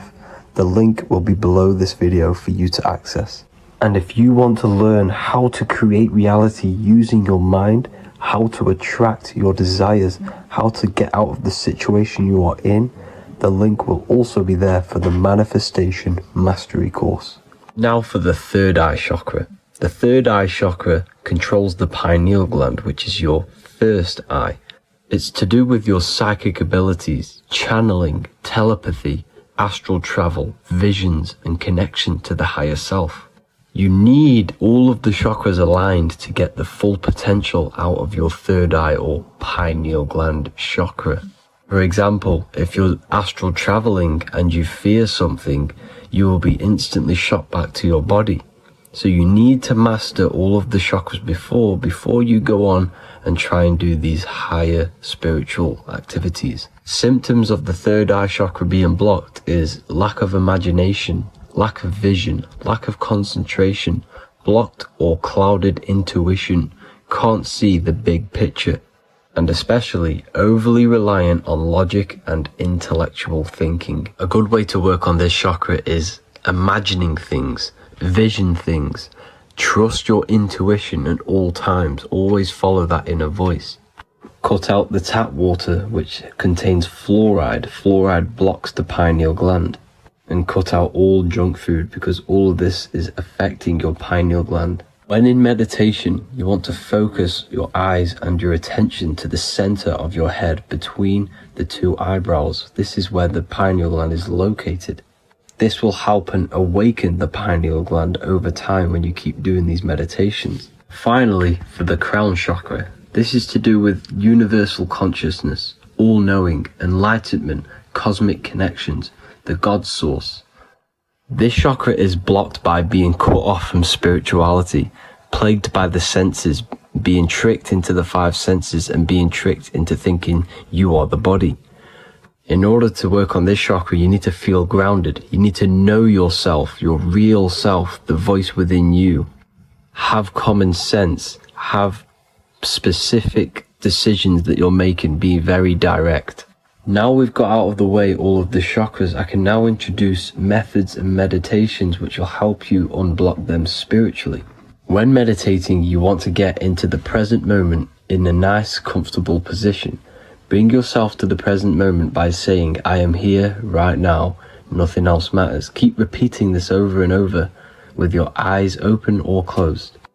After a couple minutes of bringing your attention to the present moment, you can now start to breathe in through the nose deeply and breathe out through the mouth slower than you breathed in. Place your attention on the chakra that you want to balance. Think of a high vibrational emotion like love, and think of this while placing your attention on that chakra. You can do this exercise every day for 10 to 20 to 30 minutes. The longer the better. Another practice you can do is by chanting the Bijis for each chakra. They are here starting from the root chakra all the way to the crown chakra. Or you can chant the 7 vowels. There are not 5, there are actually 7. A, I, A, O, U, M. A, I, O. This is the proper way of pronouncing the 7 vowels. These are so powerful because these are the only things that exist. It is literally the sound of God. By pronouncing them right, you can actually create a lot of power within you and align your chakras. That's it for this video, people. I'd appreciate a comment and a like to help the algorithm. I appreciate you all. Love and light.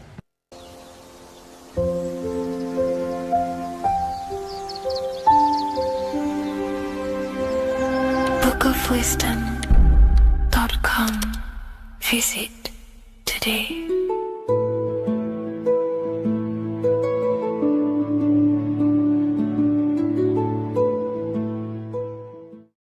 What if I told you that the pentagram can unlock the secrets of creation and make you manifest any reality you want? hence why the pentagram is used heavily in magic and witchcraft. We have to understand that the pentagram has been heavily demonized. Religions, churches claim that this symbol is associated with Satanism and witchcraft. I personally believe this was intentionally done so that people do not gain their personal power over reality and their life. The pentagram reveals so much about you, and it is one of the most important symbols to understand inside the occult studies. It is one of the most common symbols that you will see across all occult esoteric orders and different occult traditions, such as Freemasonry, Kabbalah, Rosicrucianism, alchemy. You will see this symbol everywhere. And in fact, you even see this symbol, the pentagram, on old church buildings, statues of Jesus next to church buildings.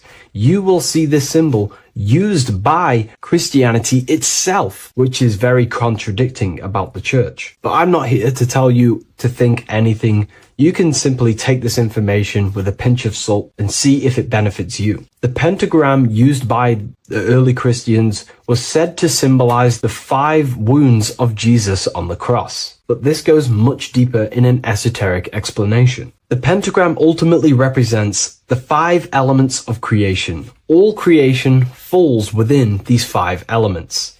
We have spirit on the very top, then you have air, water, earth, fire. This is the correct placement and order of the elements. Air is always on the left, water is always on the top right, earth very bottom left, fire bottom right, and spirit placed on the tip point of the pentagram. It's a 5-pointed star drawn with one continuous line. But this actually reveals much deeper things, and we're going to be going into how to use this symbol for magic and creating your reality towards the end of this video. But now we're going to give you a basic understanding of the pentagram. It's showing you the 4 physical elements symbolized as triangles and spirit symbolized as a circle. The 4 physical elements are made out of the base element, spirit, or what the ancients call ether. Ether is the underlying base of all physical matter. This is the substance that animates physical matter with life force.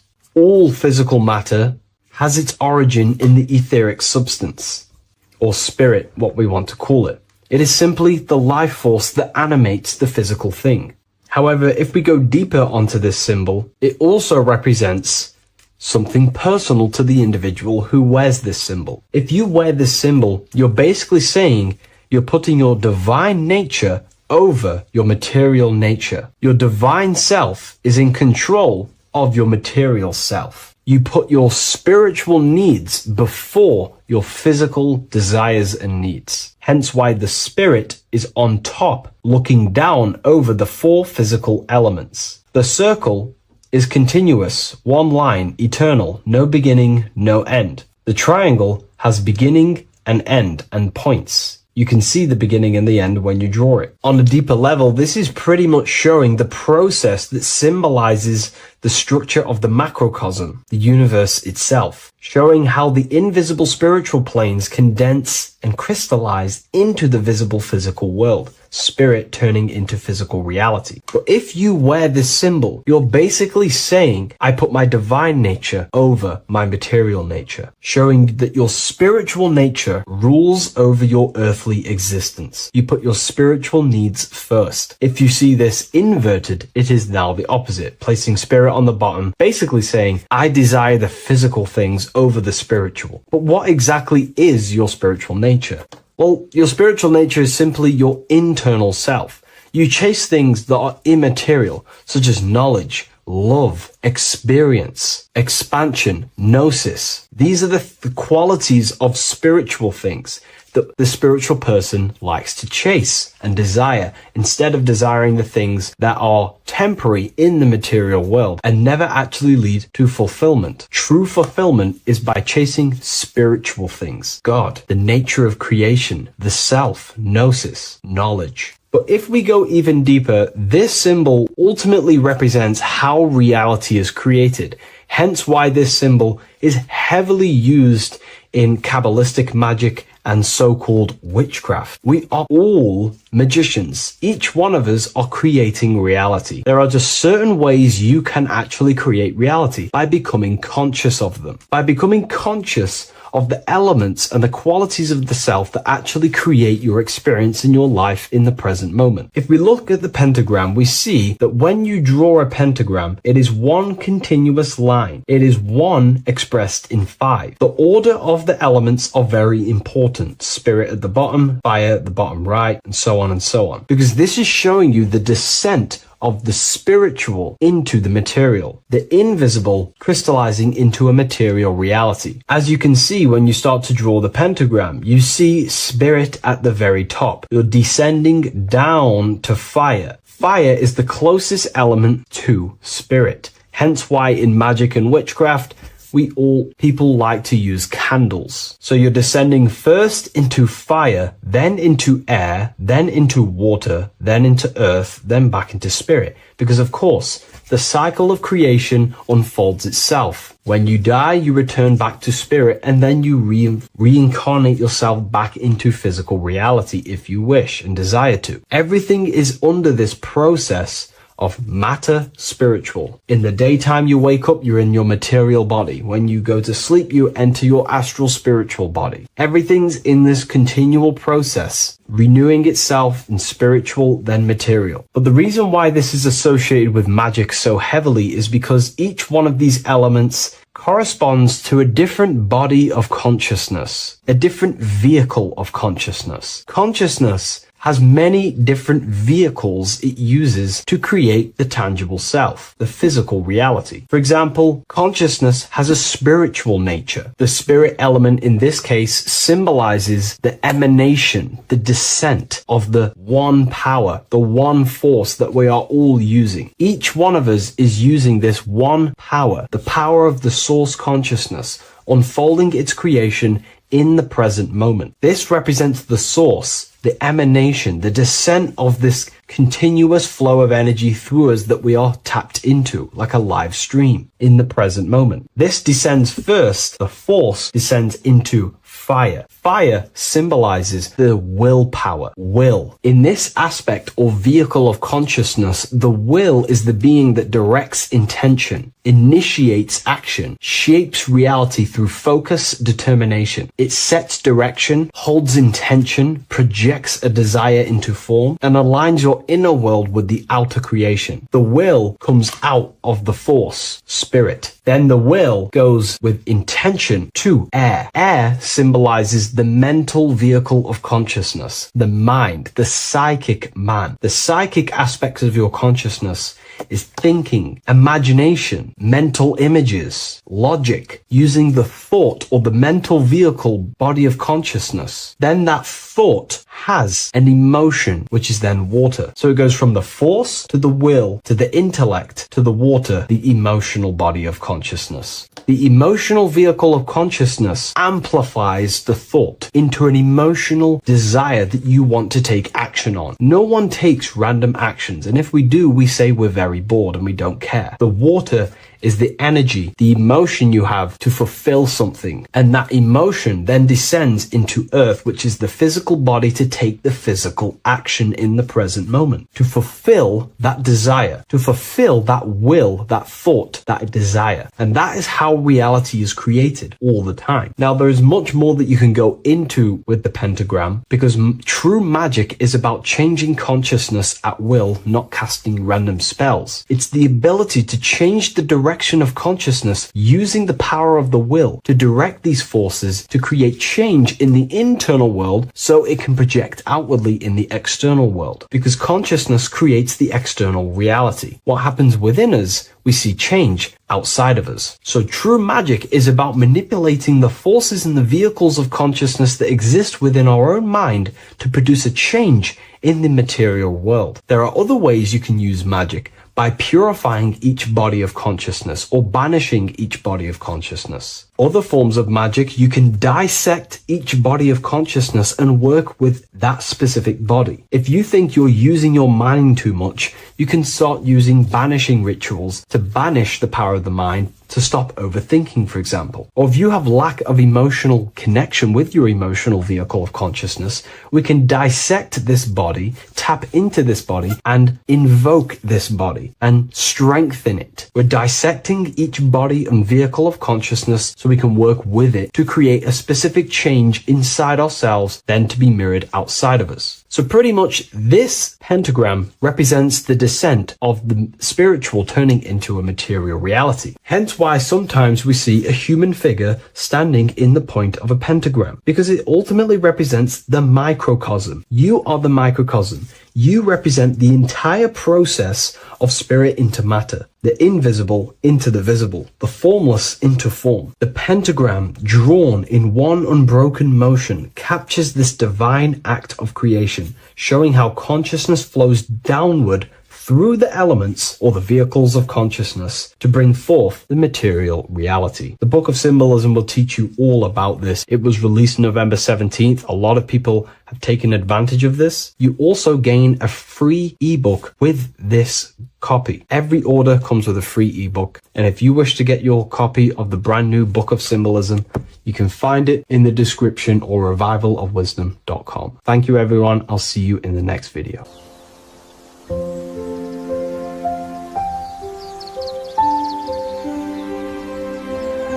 bookofwisdom.com. Visit today.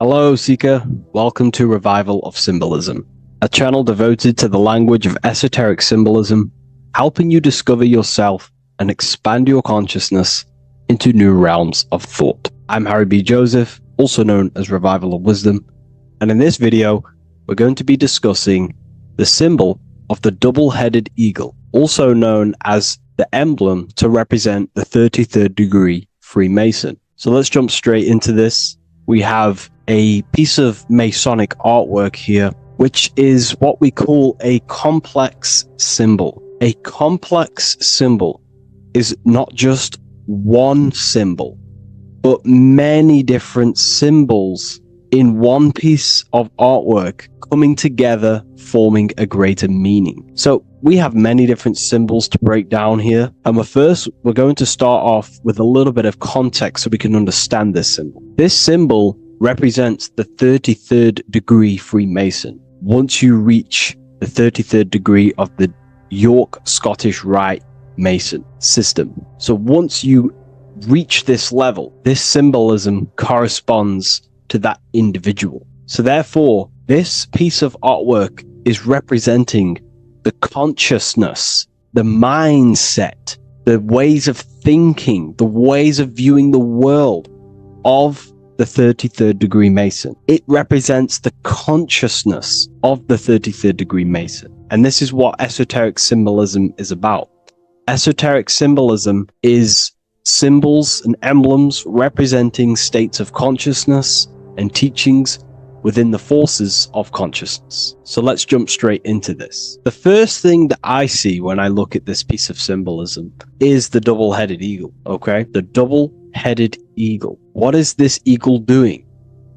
So the thing with symbolism is that symbolism trains the mind to think in a subconscious way. Now, what do I mean? You know, to the person who thinks in linear thought, straight line thought, A to B thought, they see an eagle. They see a piece of artwork. They just see a piece of artwork with no meaning. But to the person who is trained in the occult, these symbols are representing thought vibrations. One example would be in occult symbolism, what we're meant to do. These symbols represent thought forms in the mental plane, within the mind of the individual. Instead of me just giving you the answers, in the occult, they give you symbols. And what you're meant to do is look at these symbols, stare at these symbols, and see what kind of thought arises in your mind, and follow the chain of thought. This is how you unlock deeper levels of symbolism. This is what we call the chain of thought. Now, what do I mean by the chain of thought? If I look at the eagle, I see an eagle on a basic level thought. But then that thought leads to another connection, because this is how thought works. Whatever the character of the thought we think is, or whatever the vibration of that thought, for example, the character of the thought right now would be an eagle, then that leads to another thought. For example, flying. then flying is connected like a chain to another thought, higher perspective. So we follow the chain of thoughts until we unlock the deeper levels of the meaning of the symbol. And this is what the occult seeks to do. Symbols make and force the individual to go inward. You look at the symbol, it's not a direct meaning, but you have to go inward and start to think and follow the chain of thought that this symbol is connected to until you find its deeper meaning that relates to the individual, to you, to a teaching or a force of consciousness or a state of consciousness. Okay? It's very difficult to explain in words because symbols transcend the barrier of words. Okay? So what we're looking at here is a eagle. And what does the eagle do? Well, the eagle has the ability to fly above the earth. It looks down upon the earth. In allegory and metaphor, this represents a higher perspective of reality, a higher perspective of the world, of the self. So this is representing the consciousness of the 33rd degree Mason. They have a higher perspective of themselves. Why? Because they studied the mysteries. They studied the Kabbalah. They understand consciousness. They understand the human psyche. They understand the origins of consciousness, the forces of consciousness. They understand how the material world is created through the forces of consciousness. So the eagle represents higher perspective because it can fly above the earth. And here you have the earth, this circle here, this sphere. So it's flying above, symbolizing a higher perspective of reality, a higher perspective of the physical world, the physical body, and the self. Because ultimately this is what it's about. Freemasonry is about, of course, self-mastery, building a better self. That's what the craft is, but it's ultimately trying to figure out the mysteries of consciousness itself and the origins of reality. We gain this insight through Kabbalah, the study of the Kabbalah tree. So let's not get off track here. So the eagle ultimately represents a higher perspective of reality because it can fly. On a deeper level, it also represents the astral body because the astral body can fly above the material plane. It has no connection, no limitation to the physical plane. It does have a connection to the physical plane because all of the dimensions, the mental, the astral, the etheric, the physical, are all interwoven to each other. However, it also represents the activation of the light body, hence why we see this light rays around it. But that's a bit too deep for now. Let's go a little bit deeper into about the basics of this symbol. If you look at this eagle here, this eagle's looking backwards, and this eagle's looking forward. So this is forward and backwards. This is symbolizing time. So we have an eagle looking into the past and an eagle looking into the future. This is called the mastery of time. This is how you master time. You have a crown in the middle of these two heads. A crown. A crown is something worn by royalty, and royalty has a lot of power. So this is symbolizing personal power and mastery. How do you gain your personal power and mastery over time, over the past and future? Well, it's very simple. In order to master time and master your future and master your past, you have to look at the forces in your past that have led you to this very moment. Here we have a triangle which represents the number 3. Remember, in this middle, which is the present. So you have to look into the past to see what thought, emotion, action, the number 3, the 3 expressions of consciousness. Consciousness expresses itself through thinking, feeling, and acting. That's how consciousness manifests itself in 3 different ways. You have to look into your past to see what thought, emotion, and action has led you to this very point in your life in the present moment. And what you can do now, which is your power, the present moment is your power, you can ultimately change your thought, emotions, and actions now to create a better future. You observe the past to see what thought, emotions, and actions created your present moment, you notice the mistakes, and you change the now through thought, emotion, and action to generate a better future. This is how you master time. Now, keep in mind, this is always in the mind of a 33rd degree Mason. Someone who is highly, mastered, they keep this in mind. Just like they keep in mind what thoughts they are paying attention to. 33rd degree Mason has a lot of self-mastery power, and they hold conscious thought. Most people think unconsciously and without power. A 33rd degree Mason is trained, their mind is trained. Therefore, their mind thinks powerfully. They do not think randomly, because they understand thoughts are the seeds to physical creation. All physical creation is a crystallization of thought. So ultimately, this double-headed eagle representing left and right, and the crown in the middle represents mastery over time. That's how you master time. Again, here we have the eagle standing on top of a sword.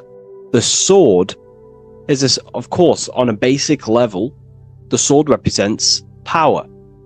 Because if I hold a sword to you, I hold the power over you, because you will more likely fear. But if we go even deeper, the sword cuts through the air. When you swing it, it moves through the air. Therefore, it's a symbol of the air. Because you can't really make a symbol of the air, because air is invisible. So the sword is a symbol of the air. And the air is one of the 4 physical elements in alchemy. We have water, symbolizing emotion. We have fire, representing the spirit. We have earth, symbolizing the physical body. Then we have air, symbolizing the mental body. The mental body. So the mental body is symbolized by this sword. A sword has to be continually sharpened. If you don't sharpen the sword over a long period of time after using it, it will become dull and it won't be very effective. This is an allegory symbolizing the human mind, because the human mind is like a sword. If you do not sharpen your mind, you will lose control of your mind. When you stop doing the meditations, when you stop being conscious, when you stop doing the affirmations, the mind falls back into old, unconscious thinking patterns, and we start to lose control of it. The mind is seen as a sword within the occult, because this is pretty much your tool. Your mind is your tool. This, just like the sword is a tool. Your mind is a tool to create reality. So we need to make sure this tool is always sharpened, that we stay on top of the mind, hence why the eagle is on top of the sword, symbolizing control over the sword, mastery over thought. This also goes into thought forms. In the occult, there's something called thought forms. Thought forms are basically taught to the individual and understood by the individual, who understands that the mind is not just in the brain. The mind is a part of a mental field. All around you, there is not just a field of energy. There's also a field of mind surrounding you. It's a mental universe.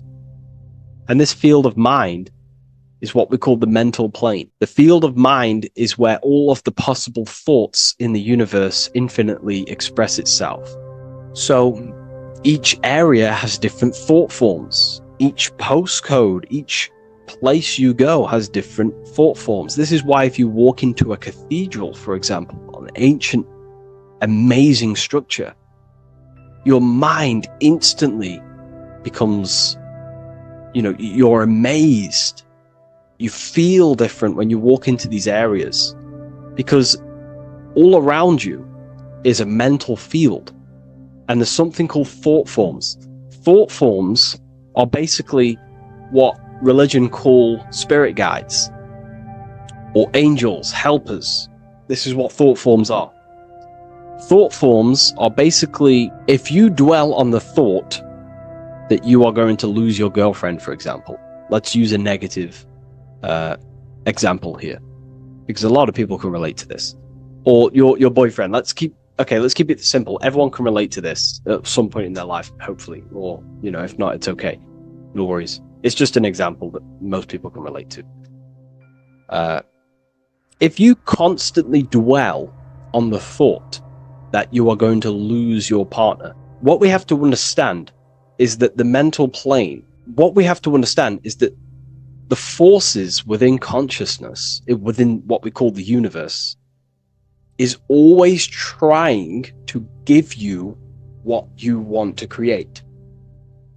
That's your right. The universe, or mind, or consciousness, whatever you want to call it, is always trying to unfold what you want to create. It doesn't know the difference between something you don't want to create or do want to create. Whatever you think about is ultimately what this power of consciousness, or the universe, will try and manifest. This is why we have to gain mastery over our thought, because thought are basically the seeds that we impress into the dimensions.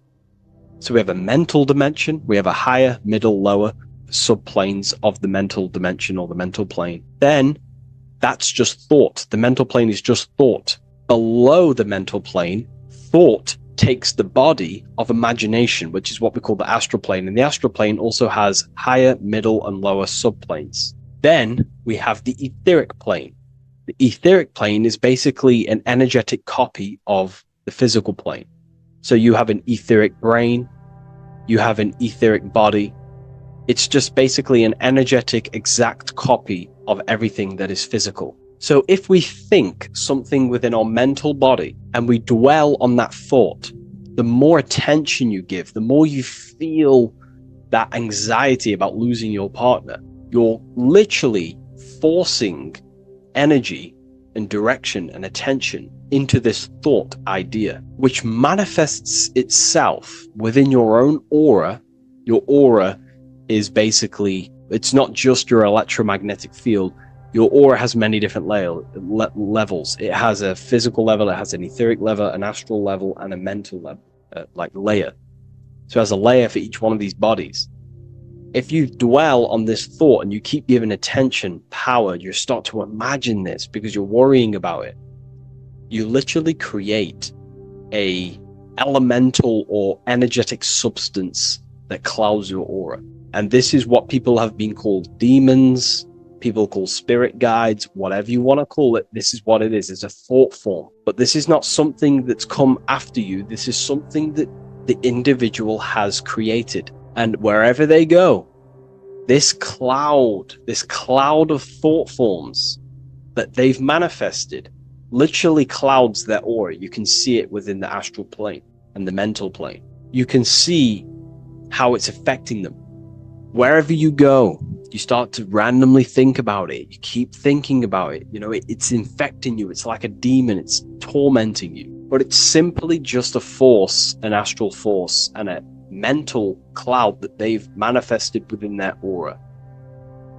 Thought forms. The 33rd degree Mason has very powerful thought forms. And this is, if you're a Mason yourself, and you're not aware of this, this is why it's great to be around a 33rd degree Mason within your lodge, because they have very powerful thought forms, and you being in the present of them, you're also taking on his thought forms, and they can assist you.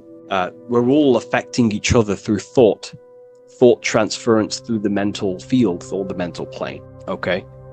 Now I'm not going to go too deep into that because, people can use that knowledge for really bad. But ultimately it represents thought forms also, symbolized by these clouds. Clouds are a symbol of thought forms, because they manifest themselves as basically like a cloud form energy within the aura of an individual. So this represents the mastery over the intellectual side of consciousness, of thought, sharpening the mind, gaining mastery. Then we have 33 in a triangle. A triangle in alchemy symbolizes well, the upwards triangle, the upright facing triangle, symbolizes the element of fire. The downright facing triangle represents the element of water. So an upright triangle represents fire. Fire is very transformative. If you place, I don't know, a pencil into fire, the fire will burn it down into its raw material. And this is ultimately what this triangle represents.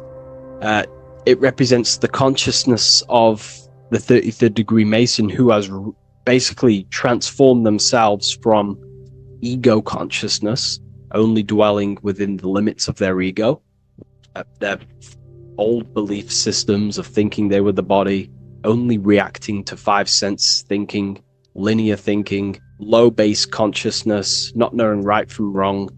It's basically transforming themselves. They have burnt themselves down to their raw soul form, and they understand that they are a soul, and they've experienced this, by casting off all the attachments to consciousness. This is why there is the number 33 within this triangle, because 33 is the age that Jesus dies. It's also the number of the Kabbalah tree, because the Kabbalah tree has 10 Sephiroths, 22 pathways, and one hidden sphere called Dot, which all adds up to 33. And the Kabbalistic tree of life, just to give you a bit of context, basically is a blueprint of how God manifested the world, and you are an expression of God. So it's also representing how your soul fell into matter, how consciousness creates matter. And it's also a diagram of how reality is not fixed, but it's ever unfolding creation through these forces of consciousness. So the Kabbalah teaches a way back to source consciousness if you go from the bottom of the tree to the top. And in order to go to source consciousness, you have to die symbolically. It's the death of the self, the death of the ego, the death of the old self, the old belief systems that you had. That has to die. The old person has to die to give room to be spiritually reborn, so you can actually figure out who you actually are. Your ego has to die. Now, that's not saying ego death, but you have to basically give away all of your old belief systems to then be spiritually reborn. That's why Jesus dies at 33 and is resurrected. Ice melts from ice into water at 33rd degree. So it's symbolic of transforming. And again, the upright triangle is the fire element, symbolizing burning things to its base raw material. 33, which is again death and resurrection. So it's all about burning the old self and being spiritually reborn again. This is the teachings of Hermeticism, Christianity. It's in everything. You'll see this symbolism or this story of death and resurrection absolutely everywhere in the ancient myths, because it's all talking about the same thing. You have to symbolically die. You have to kill off the old self to be spiritually reborn, to be initiated into a mystery school. So the 33rd degree Masons basically saying, well, they have resurrected. They have resurrected the connection to their soul, because as we grow older in this life, we lose connection with our true authentic self as the ego develops as we get older.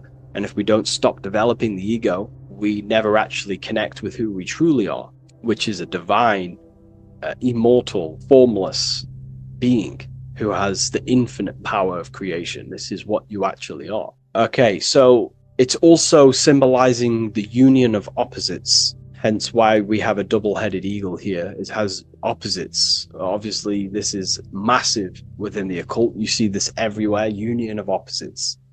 Okay, so union of opposites goes from, basic teachings to the most advanced teachings that most minds are not ready for. Union of opposites is on a basic level, is union of the mind and the heart, going from mind consciousness, which is basically ego, the lower self. That's not to say the mind isn't powerful, but that is the house of the lower self. The ego. It's the house of the ego. So we have to learn how to use the mind for what its proper use. The mind's proper use is for the soul to create. However, We're not taught this in school, so we've basically developed a false personality within our minds, and our minds have become a vessel for a false identity. So what we need to do is integrate the heart, which is the soul self, the true self, with the true powers of the mind. And the mind is basically a powerhouse of creation, infinite possibility. And that's the mind's true usage is for creation, not a false identity. So it's about integrating the mind and heart. It's also symbolizing a balanced mind, and we do this by aligning the left and right hemispheres of the brain, which help you perceive reality for what it truly is. Because the two double-headed eagles, they're joined together, so it's union of opposites. So it's about reintegrating the female and male aspects of self, such as the left and right hemispheres of the brain, the mind and the heart, all working as one system. When we align the left and right brain, we see reality for what it truly is. Now, what do I mean? Most 90% of people, I'm not putting anyone down, if you relate with this, it's fine. We're all here to work on ourselves. I'm not putting anyone down. People with a left hemisphere dominated view on reality see things as a very logical. They see reality logically, basically. Now, what do I mean? They see things as this is science, that's mathematics, that's religion, that's metaphysics. They're all separate and divided because that's what the left hemisphere does. The left hemisphere basically dissects everything down. The way the brain works is truly magical. The right hemisphere of the brain allows us to basically see a bigger perception on reality. It sees the bigger picture. The bigger picture, for example, the woods. It sees the woods as a whole unified woods. But then the left hemisphere of the brain takes that view and perception of the woods, dissects it down and analyzes it into individual branches, trees, leaves, animals, insects. But in reality, it's all one, because all is manifested from the one God, the one source, the unmanifested consciousness, the unmanifested force. So it's union of this. We have to view the world as in, yes, everything is one, but I'm also living in my personal consciousness. Yes, there is a collective consciousness. We're all one consciousness, but I also have my personal consciousness. I need to think about both, making sure that my thought, emotion, and action is contributing towards the evolution of myself and the evolution of humanity. A person who is only left hemisphered only thinks about themselves mainly, 90% of the time. They only, they're trapped in ego, and the individual can't see pattern recognition, really. Pattern recognition is more the right hemisphere because it sees the whole. So it's about aligning the brain hemisphere so we can actually see reality for what it is, so we can, without distortion or illusion, and be neutral. Okay, we have light rays. Light rays are very symbolic within the occult, especially Freemasonry. Light rays are symbolic of force and form. These are the two dualities within the occult, force and form. The internal world is force, external world is form. Everything outside of you is a formation of force. No force ever takes place on the physical plane. All force takes place within mental, astral, or etheric. The physical world is formation. Therefore, what is the force that drives you? What is the desire that's a force? Emotion, force, thought, force. What are the forces driving you to take action in the physical world? And we need to gain mastery over these forces. Light is also a symbolic of knowledge, because knowledge is considered light. This is why Freemasons say going from darkness to light. Darkness is ignorance. People who are only aware of their five senses, they don't want to know anything else. Their minds are completely shut off.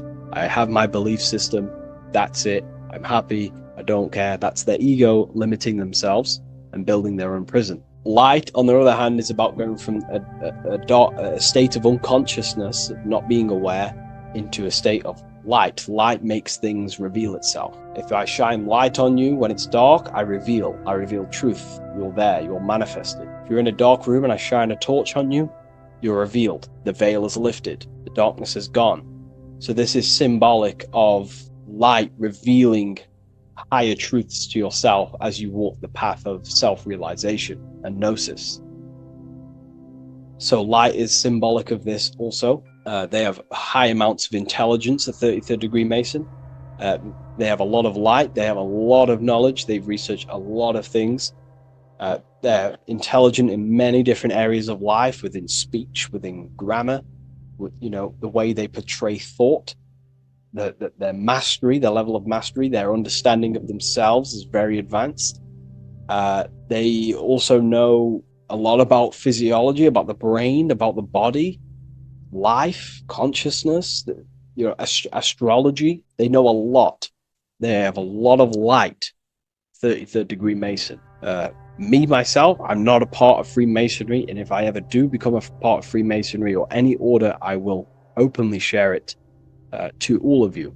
This information has come from following the chains of thought through self-study and self-realization, and studying Freemasonry from an external view. You can gain a lot of insight just by studying symbolism itself. Masonry is about being a builder. That's what the word Mason is. Mason is about building. The word Mason means builder, and it's about building the self. We're all building either our prison of our soul, or we're building our freedom of our soul. Every single one of you.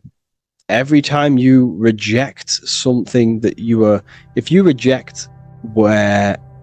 you did something wrong and you reject you being wrong, someone tells you were wrong, but you reject that, or they try to give you a piece of information and you reject it, you're building your mind's prison, stone by stone. But the person who has an open mind to all things is freeing their mind, freeing their soul. So we're all builders of our soul, and we're all builders of reality also. And we're all building Earth. This is the building project is Earth. We're all contributing towards it through our thoughts, emotions, and actions. These are our God-gifted powers: thought, emotion, action. These are our rights to operate in the world. These are your buttons to control the character in the game. So I hope this information has given you a lot of insight about this symbol. Please leave.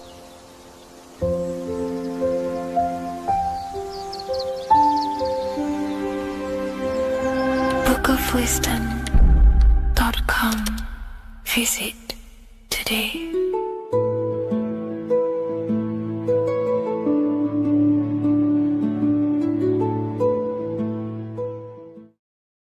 How are we all doing, people? It's Revival of Wisdom from the Wisdom Academy. Today we're going to be breaking down God, consciousness, and the higher and the lower self, and how to overcome the lower self. Now, the first thing you need to understand is that you are the invisible intelligence within the brain, within the body. This invisible intelligence is known as the mind. But you are not the mind. You are the observer of the mind, which is the soul, the invisible entity. The mind is your intellect, your intelligence.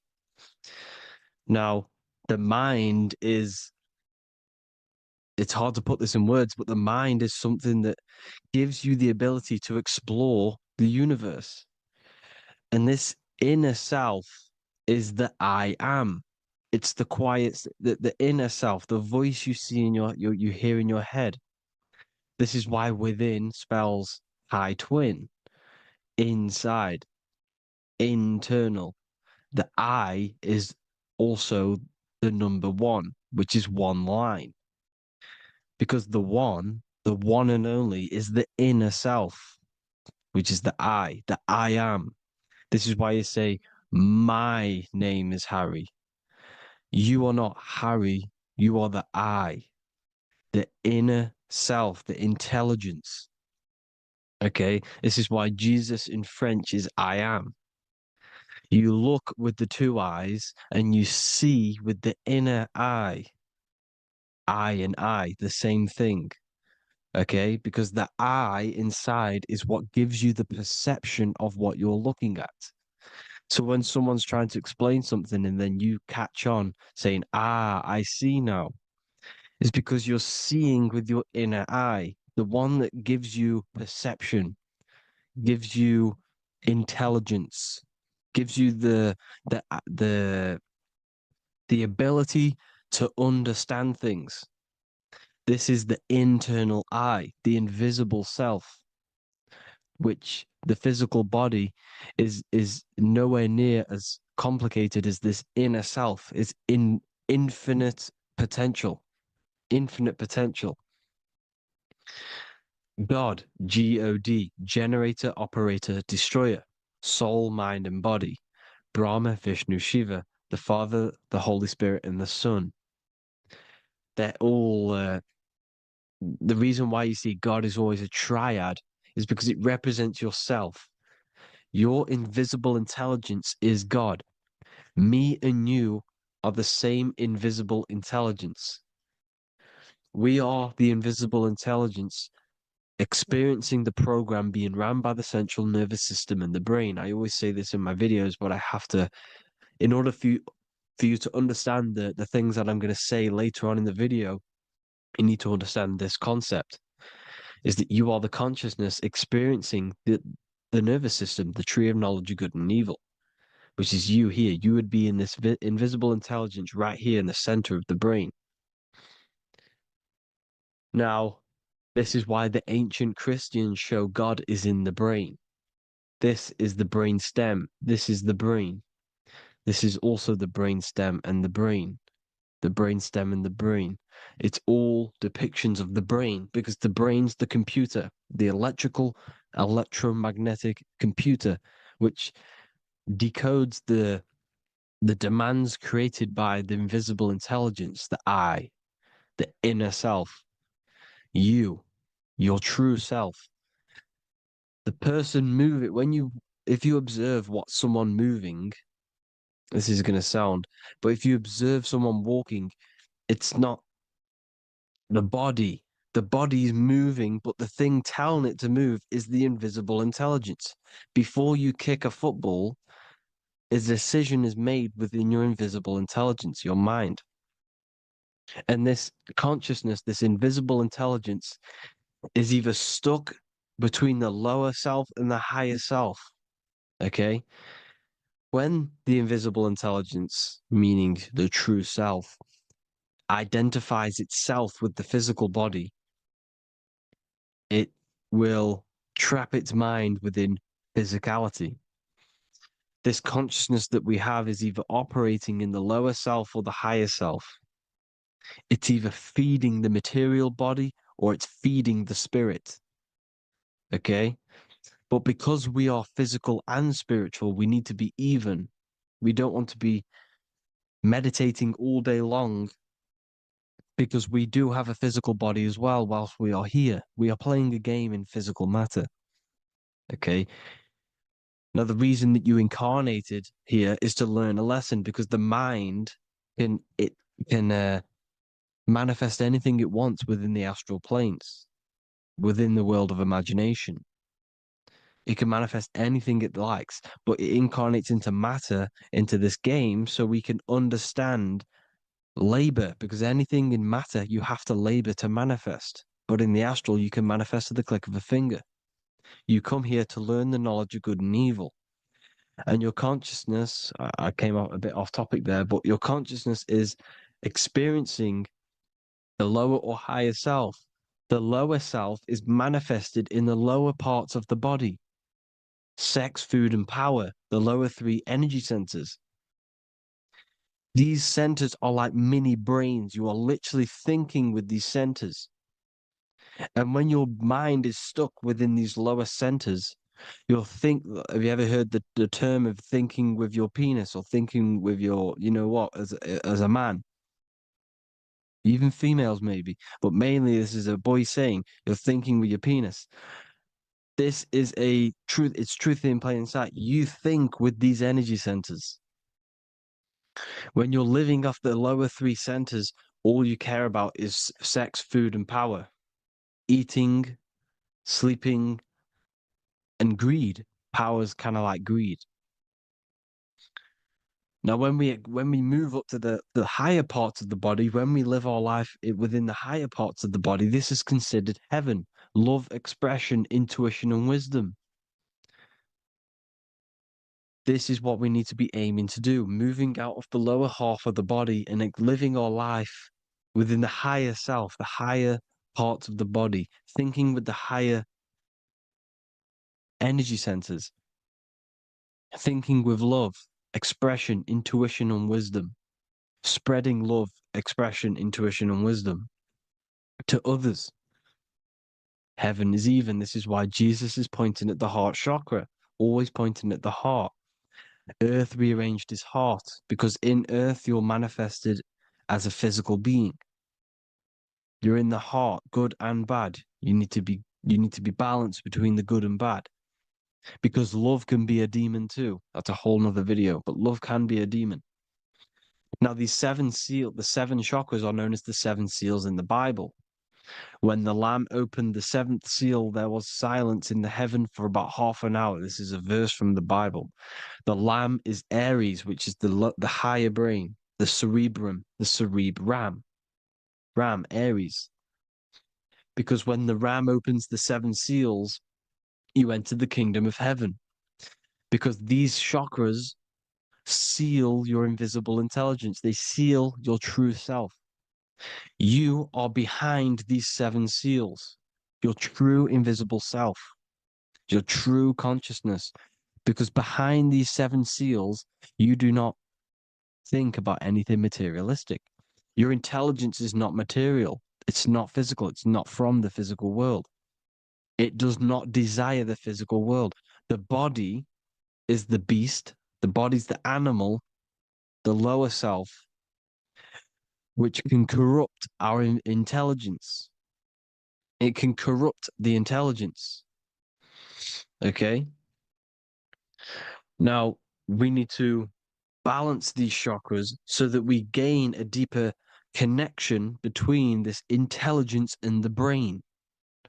Because when there's a strong connection between the brain and the intelligence, your body and the intelligence, you have a strong connection. Therefore, you can manifest what the intelligence is saying at all times. Meaning, when, for example, your higher self, this is intelligence, the higher intelligence is always speaking to you. It's always guiding you. It's always telling you the right thing to do. You can feel it when you're doing something wrong. You can feel that you're doing something wrong because this higher self, this intelligence knows what it needs to do here. And when there's no connection between the body and this our intelligence, our true self, when we strip away, when you close your eyes for long periods of time, you will figure out you are this invisible, infinite, creative being. There's no words that I can't describe what it is, but it's the voice inside of your head that you can feel when you close your eyes. You are this being inside of the heaven, because this is heaven, this intelligence. And when there's a strong connection between the body, you can manifest everything it's saying. When everything is balanced, when you're no longer thinking with the lower centers, when they're all balanced, you're not thinking in particular with every center, you balance them all, you can manifest everything it says. Your body will act out what the intelligence is always saying. This is God in the brain, the intelligence, trying to touch Adam, representing the lower self. This is why they're not touching. Notice how Adam is resting, but the intelligence is always reaching out, stretching, symbolizing metaphorically saying it's guiding. I'm always reaching out. The intelligence, your intelligence is always guiding you. It's always reaching out to you. But Adam is ignorant of it. The lower self is ignorant of it. And that's why he's so relaxed and God is so stretching out. Because at our highest self, that when you think of when you want to better your life, That highest true version of yourself is God. When you're manifesting this, your highest self, this is God. Your truest form, your most perfect form, that is God. Your highest version of yourself, that is God. Emotions are not what you've been taught. Emotions are not something that should be reactive, okay? You should not let the emotion be you, except that you should experience them instead of letting them become you. You need to understand there's a separation in our consciousness. You have the soul, which is the person who is observing your thoughts. When you think a thought, who's the one observing that thought? The soul, you, the I am, the I, the inner self, the one and only. And inside of every single body, inside of me, inside of you watching this video, there is this same intelligence that is inside of me, inside of you. And it's the exact same intelligence, experiencing a different body. And this is what we mean by the universe is mental. We are all sharing the same ball of consciousness in a different body. The animals, the fish, the cells, all expressing this one consciousness. Me and you are the same. This is why the golden rule is treat others like others should be treated, because I am you and you are me in a different body. Now, going back, you need to identify that there's different levels of consciousness: soul, mind, emotion, and body. Okay? Your emotions are on a separate layer than the body, the mind, and the soul.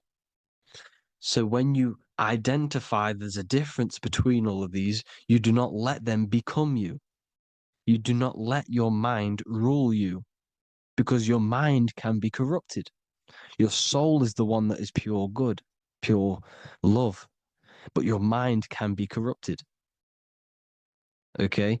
Your emotions can be corrupted. The body can be corrupted, but the soul can never be corrupted, only layered on top. You can only throw piles of programs within the subconscious, layering the soul down, but deep down inside of every single one of you, there is a loving being. Because the love comes from the heart. Love is the universal emotion, expression. Now, your thoughts can become bondage, your emotions can become bondage. Now, what do I mean by bondage? By conquering the lower self, we need to conquer our own mind, because the mind is what's manifesting the lower self. When you're thinking with the lower half of the body, when you're becoming your emotions, you need to experience the emotion, not become the emotion. Do not let the emotion become you. Do not let your thoughts become you, because your thoughts are tools that you can manifest. Your thoughts are the idea. Your emotion is the energy that you can use to manifest that thought. Your emotion is energy in motion, emotion. You use emotion to manifest, to feel as if you already have the thought. Therefore, you become that vibration. Therefore, your emotions are actually a creational force that is given to you to manifest things, because you're a human, a manifester. You're here to manifest things. You're a creator. You are a god. Your inner self, your intelligence, your I am, the one and only inside of you, the inner self, the quiet one, the one that's deep down, the invisible intelligence, is it's creating things all the time. All the time. Speak no evil, see no evil, hear no evil. This is the astronauts, they're Freemasons, but they understand this, because thinking, seeing, and hearing can corrupt your mind. And when you have a corrupted mind, you'll have a corrupted subconscious. The subconscious will manifest into the body because 90% of your behavior comes from the subconscious mind. So you got to speak, see, and hear no evil. But sin, what is a sin? To overcome our lower self, to overcome our lower self, the 7 deadly sins are not something that goes against an external God. A sin is something that goes against your inner guide, your inner conscience, the inner self that's always speaking to you. It's always telling you the right thing to do. A sin is something that goes against this inner guide. And this is why you can feel something, or you can feel you're doing something wrong. Because the inner guide is speaking constantly. And when you commit these 7 deadly sins, which are 7 internal states which keep your invisible intelligence bound to your physical body. Because evil, right? Evil love bondage. This is why they stay in this realm and they control this realm, because they love the bondage of the body. They like matter. They want to stay in matter for eternal life. They don't want to ascend back into the heavenly realms where you do not have a physical body. You can explore the universe within the astral planes. They stay bounded to the body, bounded to the 3D construct of the physical world. They have greed, lust, envy, gluttony, wrath, sloth, pride. They want all of this. And if you want that, that's okay. But deep, deep down, you don't want that because your soul is always telling you the right thing to do. Your soul knows what to do to get out of here. It needs to detach from the external world. Detach from all of these 7 internal states which bound you to your lower self, your lower centers. That's what a sin is. You know, you have a left and right brain. The left brain is always analytic. The right brain is metaphorical. So the right brain is producing a holistic view of reality. Now, what do I mean? And not view, perception. When you see, because your eyes are parts of the brain, so when you look at something and you look, that image is produced in the back of the brain in the visual cortex. And then the right brain produces a perception, a holistic, it breaks down what you're seeing into a holistic image, a holistic perception. So, for example, if you're in a woods, the right brain sees the whole woods as one big woods. The left brain is breaking that perception down into individual trees, branches, and leaves. So the left brain's to do with duality, the right brain's to do with wholeness, unified. The left brain's dualistic, analytic. This is necessary so that we can pick things up and manipulate them and break things down. We need the left brain, we need the right brain. I'm not saying any of them's bad, but the left brain, sinister in Latin, means left. Because when you're left brained, you see everything in dualistic. You see everything is dual, when everything's actually one. We need to be focusing and strengthening our right hemisphere. I'm not saying sit in the right hemisphere all the time, but we need to be strengthening our right hemisphere. And this is why left is sin and right is right. Because when you focus on the right hemisphere, you see the holistic perception of creation. The right hemisphere sees humanity as one unified consciousness. The left hemisphere sees everyone as individual persons and egos. Because the left hemisphere is dualistic. And this is why the Bible says, cast the net onto the right side of the ship and ye shall find. John 21:6. What does that mean? Cast your energy, cast your perception into the right hemisphere of the brain, and ye shall find unified consciousness. You shall find your higher self, the one and only. If then you have been raised with Christ, seek the things that are above, where Christ is seated at the right hand of God. Wow. Powerful. What does this mean? Seek the things that are above, where the Christ is seated at the right hand of God. God is your consciousness, your invisible intelligence between the two hemispheres. The right hand of God is the right hemisphere. Seek the things that are above the heart. Love, intuition, expression, and wisdom. Seek the things that are above the heart, the higher self, the higher part of the body. Because when you seek the things of love, expression, intuition, and wisdom, you create a strong aura. You attract the same frequency. And this frequency is heaven, God. This is the Sumerian artwork showing the lamb. This is a step symbolizing stepping upwards, raising up. He's stepping over the lamb up to the bird. His hand is going to the bird. The lamb symbolizes the lower self. Okay? The bird with the wings is in the sky. It represents the higher self. This is why angels always have wings, because it represents the higher self in the sky. The lamb is a ground animal, symbolizing the lower self. He's stepping over the lamb to the bird, his higher self, his invisible intelligence. Horus and Set, Jesus and Satan. Look, Horus has an evil brother, Set, just like Jesus and Satan. Horus is a bird, higher self. Set is a ground animal, lower self, which is the devil and the angel on your shoulder. You see? The right and the left hemisphere, the two wings.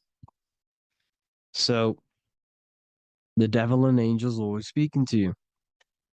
The higher and the lower self. It's the battle between the higher and the lower self, between the invisible intelligence and the physical body, because the body's the one that wants the sugar, it wants the pleasure, it wants the sex, it wants the porn, it wants all of the materialistic things, it wants the 7 deadly things. Okay, it wants this. There's a battle between the higher and the lower self, your intelligence and the body. This is why you need to become balanced, so that there's a deep connection between the body and the invisible intelligence that I am. You need to master your mind with discipline, and you gain a connection between the brain, the body and the intelligence. Resurrection, transmuting sexual energy. Okay, this is important. Res is Resh, which is Hebrew. The early Hebrew Resh symbol is the head. This is the head. Resh, erection. Erection is a sexual stimulation. Resurrection is rise erection. You got to raise your sexual energy up the base from the spine to the head. This is the Christ, the Christos. Because there's a psychophysical psychophysical oil produced in the brain every month. Go and watch my other video on raising the chrism. Okay? And every month there's this fluid produced in the brain, which takes 2 trips, because one's produced by the pituitary, one's produced by the pineal, magnetic female, magnetic and electric charge. And it takes 2 trips down the spine to the solar plexus, the bread of life in the Bible, or Bethlehem in the Bible, because the River Jordan's your spine. Goes down to Bethlehem. It gets born in Bethlehem, just like Jesus. Because when this oil travels to the solar plexus, it creates the seed, the seed of life, and it feeds the body, all the central nervous system, all the cells. It regulates the blood, does all sorts of good things for the body, this oil. Now, when you save your sexual energy and you raise your resurrection, you awake the Christ, You raise it from the solar plexus or the sacrum bone up to the brain. You activate 100% of the brain, and this is the true resurrection of Christ. Instead of wasting the energy and giving away your sexual fluids, because behind the fluids is the energy. So when you release that fluid, the energy is out there. You've released the energy. Your sexual energy is the most potent emotional force a human could possibly feel. Same with any animal or anything. The sexual urge, the sexual emotion is the most powerful, potent emotion that you can feel. It takes over the whole body. When you feel sexually aroused, it takes over everything because it's so potent. And when you fight the serpent, when you fight the sexual energy, which is shown here in the Egyptians, the cat cutting off the head of the serpent, or Hercules fighting the serpent, or in the Greek mythology fighting the seven-headed dragon, the seven chakras. The serpent is your sexual energy because it symbolizes your kundalini. When you fight it and you transmute this energy, instead of releasing it, instead of acting sexually on it, you can transmute the energy, transfer it from the solar plexus up to the brain. You can also you can do this with other tasks. Instead of releasing it, instead of raising it from the solar plexus to the brain, you can use it for other things. So, for example, you want to think critically. You can use it for critical thinking. You can use it for going to do exercise. You can transmute sexual energy into anything, but you can do this. You can raise the sexual energy, and you can use this energy to push the cerebrospinal fluid from the solar plexus up through the spine, up the 33 vertebrae to the brain, and it'll activate 100% of the brain. And this is the resurrection of Christ. Jesus was never dead. Jesus was never rose from the dead. It symbolizes the Christ, Jesus Christ. Christ is Christos, which means oil in Greek. The resurrection of the Christ, the Christos, the oil. When it activates 100% of the brain when it's raised, and it can regulate all the systems, it can regulate all the blood, it can regenerate the body. And this is the true Antichrist. They don't want us doing this process. The Antichrist is not against Jesus, it's against the fluid in our body that makes us live hundreds and hundreds of years and makes us live as gods. This is the true resurrection. And when you fight the serpent, you fight your sexual urges, your sexual emotion, the most strong emotion that you could ever feel. You can do this process. And this is the true secret of transmuting sexual energy. Because when you transmute the sexual energy, you can become a god. And this is why Hercules is fighting the serpent. Notice how the serpent is low. He's reaching down to it. It represents the lower self. Because the lower self wants the lust. It desires sex. The body desires sex. There's a fight between the higher and the lower self. But when there's balance, there's even. Heaven is even. When there's evenness between these, this is the kingdom of heaven. This is when heaven is on earth. So at our highest levels of ourselves, the highest level of our intelligence, this is God. God is something that we manifest. We need to achieve Christ consciousness by battling the body. There is no battle outside of the physical body. It's an internal battle. Jesus and Satan have been externalized. Nothing exists outside of you, because I explained in the beginning how you are the consciousness experiencing the central nervous system. Therefore, there is nothing outside of you. It's all internal. Jesus and Satan have been externalized. Why? Because it's business. The church is a business. It's all a business. They've created these figures to be historical when they're not historical. The Bible's not historical.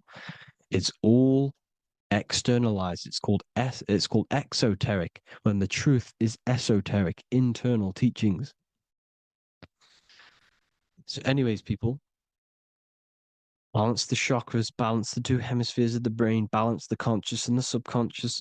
Balance is perfect, the yin and yang. You are spiritual and physical. You live in day and night. You need to be balanced. Oneness. Seek oneness. And this is the true kingdom of heaven. And when we all realize that we are all the same intelligence, the same consciousness expressed in different bodies, when we all realize this, we all realize we're all one. Doesn't matter what race you are. It doesn't matter what race you are, where you're from, your nationality, because none of you are actually from here. None of you are from the physical world. You're manipulating the physical world through the physical body. You are the I am. We all have a soul. Every single one of you has a soul. We all have souls. The reason why they say some people don't have souls is because they're trying to suppress your mind. They don't want you to know that you have a mind. That sounds crazy, I know. But a lot of people haven't realized that they have an infinite intelligence called a mind. And behind that mind, if you can observe your thoughts, the person who is observing the thoughts, you have a soul. Everyone has a soul. Don't listen to all these people saying some people don't have a soul, some people do. We all have a soul. Every single one of us. So anyway, you need to break the lower nature of yourself. At our highest levels, we are gods. Our intelligence, our universal intelligence, the I am, the intelligence that's inside of the brain, is God. Our minds are being corrupted within believing that you are the body, and the result of this is a society like today, because everyone thinks they're the body, and everyone's living in the lower nature of self, where everyone only cares about themselves. But when we realize we're all one big consciousness ball, we're all the same consciousness expressed in different bodies, there will be peace. So thank you all, people. If you do want to learn more, if you do want to read my book, it's called The Book of Wisdom. I'll put it in the description. It's an amazing book, people. It's going to give you the best understanding possible about creation, yourself, and the world. It's amazing. The Bible, everything. I have just launched a new cymatic library. A friend of mine has just added this to the website. He creates beats, and he creates the purest beats. So they are actually the frequency that it tells you. Most of the stuff on YouTube and Spotify and Apple Music it says it's a certain frequency, but we know these major platforms are all playing with the frequencies of the app. So if you want a real binaural beats, solfeggio scale frequencies to meditate on or listen to throughout the day, join the Occult Library. You can get a 2-day free trial. I'll put the link in the description. Thank you all, people. Hope you all enjoyed this video. God bless you all.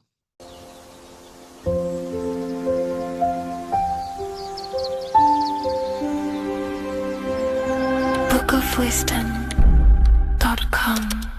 Visit today.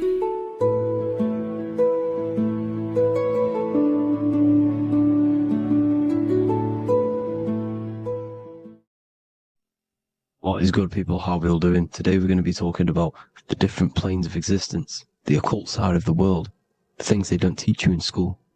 And of course, you can only find that on this channel, so welcome. So you need to understand is that your consciousness moves through these different planes of existence, these different states of consciousness, which make up all of you. Okay? They are all interlocked planes. They are all interpenetrated into each other. They are all one. They melt into the plane above and below. You see, each plane is a product of each plane. As above, so below. Now, the higher you go, the more fluid, the more dreamy, the less dense it becomes. The lower you go, the more denser it becomes, the more solid it becomes. The lowest plane is the physical plane, which you are obviously aware of. You are inside of the physical plane now.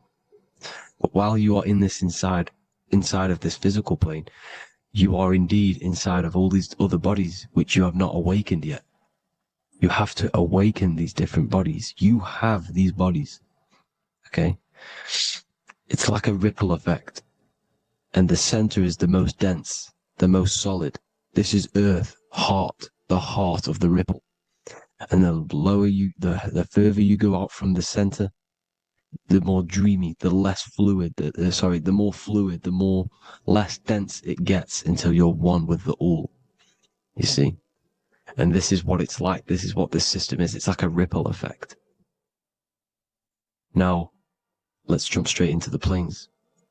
First, you have the physical plane, made out of 4 elements. 5 elements. The ether is the mother of the elements. It's the womb of the elements. It's the 5th element. And it gives birth to the 4 other elements. 4 is stability. Tables have 4 legs, and this is why the ether gives birth to 4, because it's the foundation of the physical world. Fire, earth, water, air. They are not pure. Each one of the elements melts into the other one. For example, earth and water both share cold. Water and air both share wet. You see, they compose of each other. They melt, they mold into each other based off the vibrational state of the ether. That's what it is. The 4 elements are the vibrational states of the ether. Okay? So you have the 4 physical elements making this, physical world. It's the lowest world. It's the world of effect. This world, whatever you see, whatever you experience, it's the effect. You can't change anything by manipulating this world. You got to manipulate the higher worlds to affect this world, you see? As above, so below. This is the lowest plane. It has 3-dimensional. It's the 3rd dimension. Space, height, and thickness. That's all it is. Front, backwards, upwards. You see, it's 3-dimensional. We cannot perceive the hidden side, which is the interior of this existence.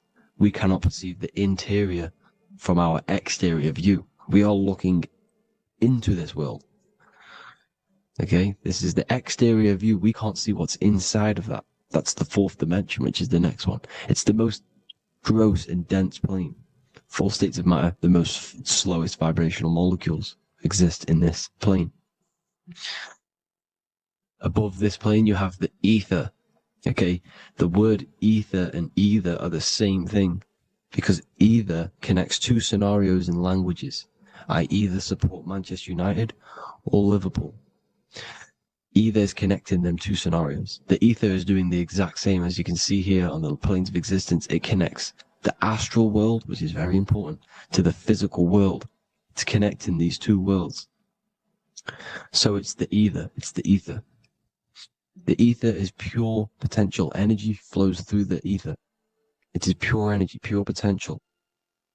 Okay?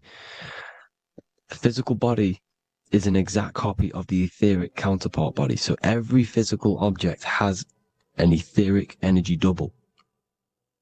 It's like a blueprint of that object. Every single object has an energy double, and that's the etheric double. Okay? The etheric body determines the shape of our physical body through its lines of force. All through life, it rebuilds and restores the physical body.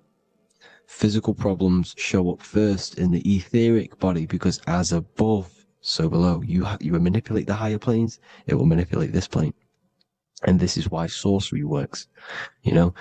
Contact with astral plane entities. We'll get into that a bit later.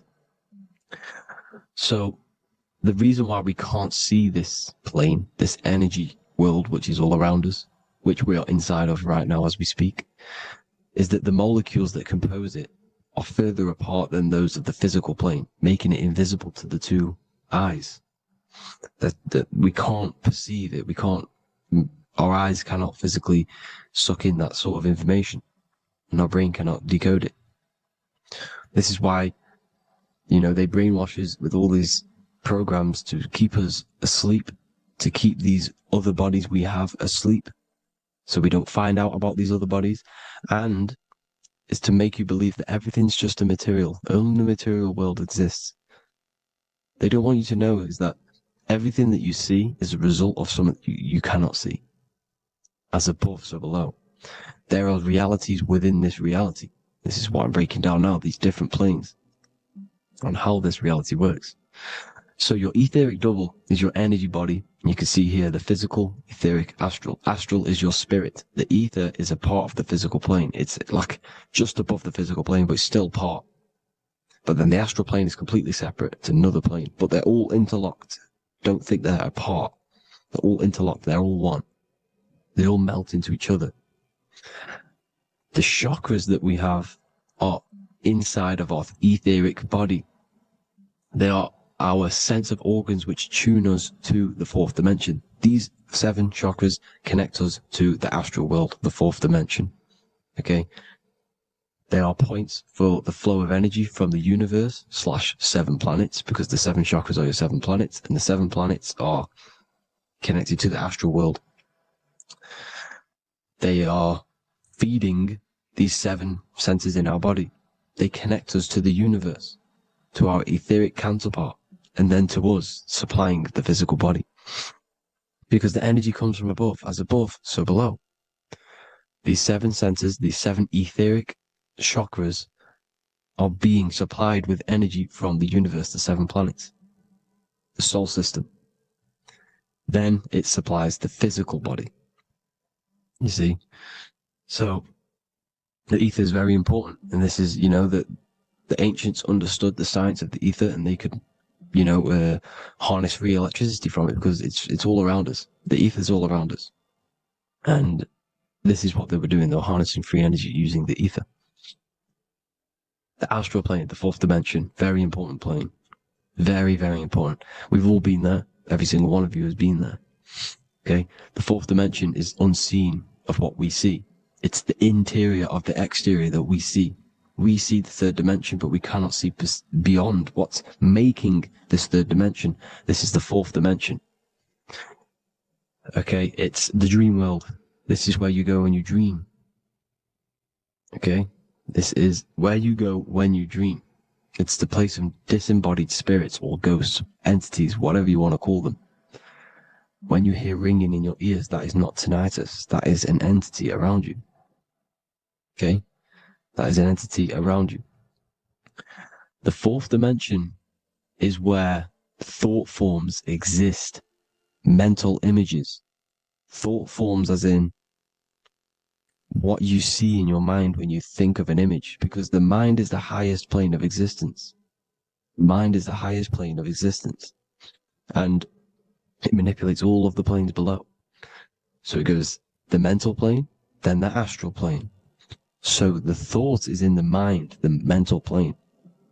That just the thought alone, no image, but then the form depiction, the thought form exists. It manifests in the astral plane as a sort of image, an entity, a living conscious being. So this is why thoughts are things. You see, thought forms exist within the fourth dimension. So when you imagine something, when you are, for example, right now, look into your hand and imagine there's an apple in your hand.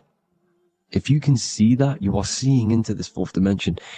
You can only see into this fourth dimension using the mind's eye, not the 2 eyes, the mind's eye. When you shut off the 2 eyes into darkness, the third eye opens. The mind's eye is open. And you can see, this is astral travel. You got to work on astral travel. And you will see this astral plane, this fourth dimension. And there are 3 different sections to this astral plane. Higher, middle, or lower. So yes, there is a kind of a heaven and hell. And a middle, Midgard. Heaven being the higher vibrational entities manifesting higher vibrational thought forms existing there. The lower vibrational thought forms existing in the astral plane. But these thought forms are beings. You can create these beings. They're called elementals. Okay? If you entertain specific thoughts for long enough, this will plant a seed and it will grow. So for example, you have a bad feeling or whatever, what's a good example? unforgiving someone, you keep that energy inside of you for long enough, it will manifest in the fourth dimension. You entertain that thought long enough, it will manifest. And it will create an etheric body, and it will be an entity which will harm you. It will feed off you this low vibrational energy. Your mind is so powerful. It creates thought forms, and these thought forms can take consciousness, can take bodies, etheric bodies. Now, that's why it's very important that you master your mind, master your thought patterns. So this fourth dimension is the astral world. So when you have a nightmare, this is the lower astral plane. You're in the lower astral plane.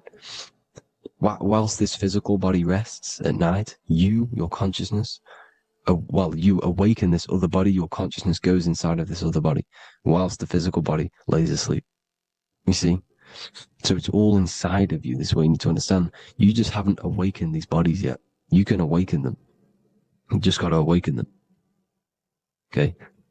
The next is the mental plane. This is the mind, the source, pure cause, pure motion, the most less dense, the most fluid.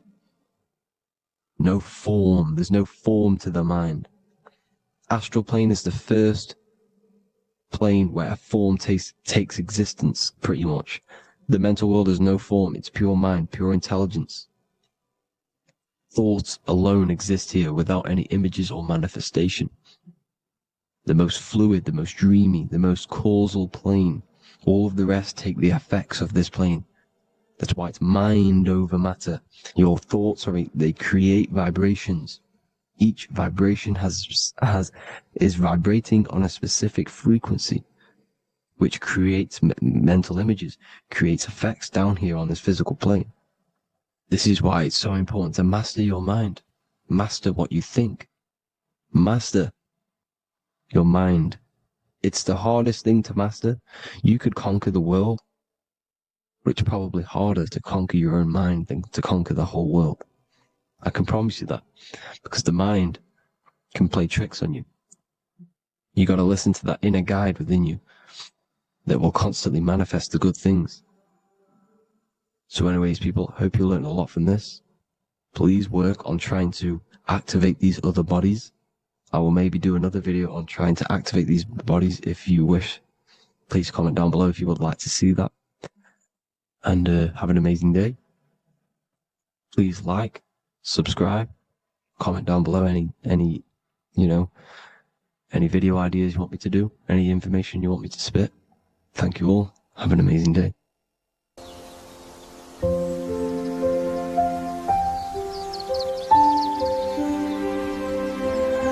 bookofwisdom.com.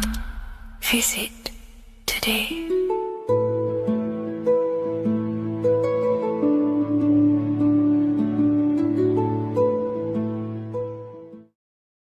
What is good, people? We're back with another video, and this is going to be talking about the connection between the micro and the macro. You are the universe. Everything is inside of you. So the first thing you need to understand is that the law of mentalism. We are a thought in the creator's mind. Everything's being thought into existence. We have a spark of this mind, this same mind of the creator, and everything is a state of mind. Particles or atoms, whatever you want to call them, are a mental thing. They're a product of the mind. Everything's thought into existence. Thoughts influence everything. Thoughts are energetic effects which send out waves into the quantum field around you. And your consciousness is actually the universe experiencing itself, expressing itself, and viewing itself. So we are the creator, but viewing itself in separate bodies. And this is why they call the material world the world of illusions. Because everything's separate here, but we all forget that we are all one. We've all been brainwashed to think we're all separate, but we're all one. We're all the same mind, the same consciousness, everything. So everything's created out of toroidal fields. God created the toroidal field. That's the only thing that exists because atoms are toroidal fields. And it's the basis behind all creation. As you can see it in the owl's eyes. It creates the infinity symbol. And this was the apple. That apple is a toroidal field. And the toroidal field is made out of dielectricity, which is ether. Ether is black light, and this is counter space. This is another realm. This is what creates God to be omnipresent, to be everywhere at one place at all times. He is everywhere because ether is everywhere. Ether is infinite potential. It connects everything together, and that's what energy moves through. It moves through the ether, and that's black light. Everything is light, as it says in John 4:2. God is light. Everything's a vibrational state of light. So the torus field is made out of dielectricity, ether, black light, magnetism, which is white light, which is the center of the toroidal field. And magnetism radiates, it has no vibration. And then when white light splits, it turns into electricity, which is physical material, and that has a vibration. This is the Holy Trinity, the sun, the moon, Saturn. Saturn, the god of materialism. If you've watched my videos on Saturn, you know that Saturn is crystallizing everything into physical matter. And that's why his old name was El. The ancients called him El. And this is why we get L electricity. This is where L electricity comes from. Because L electricity is only a product of the physical world, which is redshift, blueshift, Adam and Eve. And this is what creates the redshift, blueshift is what is a product of magnetism. When magnetism, white light splits. And this gives us vibration. And this what creates the toroidal field, which is the basis of all physical creation. The sine wave is created out of the magnetic wave and the electric wave. The electric wave is the blue wave, and the magnetic wave is the straight wave, which is radiation. This is vibration frequency. So the magnetic wave is straight, and then you have longitude and amplitude, which is depth, which is dimension. You see how the electric wave has depth and a dimension. This is why you get the cross. This is the cross of Earth. This is the symbol of Earth, of bondage, of physical matter, because it consists of magnetic wave and depth, which is electric wave. And this is where you get the sun cross or the Earth cross, whatever you want to call it. It's the cross of physical matter, and the ancients knew this. This is why they used that symbol. Redshift, blueshift, which is the toroidal field, is the basis of all creation, physical creation. And this is why you have the police siren is red and blue. The Matrix movie, red pill, blue pill. You have red blood and blue blood in your body. The Democrat and Republic, the two parties, red and blue. Like your taps on your taps, you have a red and blue tap. One's generative, one's destruction. Fire, destruction, water, generative. So this is the basis of all things. And electric wave has dimension, like I've already said, depth, material, and it's measured in hertz. It's measured in hertz because it hurts you. It decays because the electric wave has a vibration, and vibration always has to go back to a standstill point. This wave cannot go forever, but the magnetic wave will go forever. It's radiation. Magnetic is radiation. It radiates forever. It pulses. But the electric wave will at some point come back to a standstill point, and that's why it hurts. It decays. That's why our physical body decays, because we contain of electricity. This body is an electric body, and it will return back to stillness like a guitar string. If you vibrate a guitar string, you pull it, it will vibrate, make a sound, and then go back to a standstill point. It's the exact same with every single toroidal field within the body. It will decay, and this is why our bodies decay, and everything in creation decays.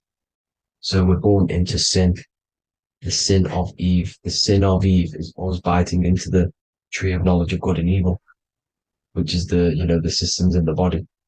And the sin of Eve is biting into the sine wave. We bit into the sine wave. The sun moves in a sine wave. Our DNA is a sine wave. Time is a sine wave. Everything in this creation is a sine wave. This is why the dollar bill is a sine wave.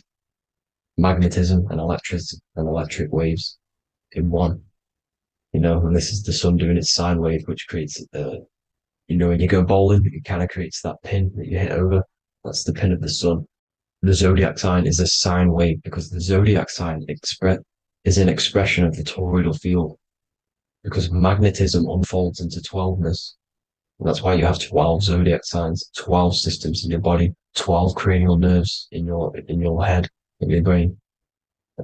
So if you can imagine this, see where my pointer is. Always starts with Aries. Aries is the head. It's the first thing that's created in the womb.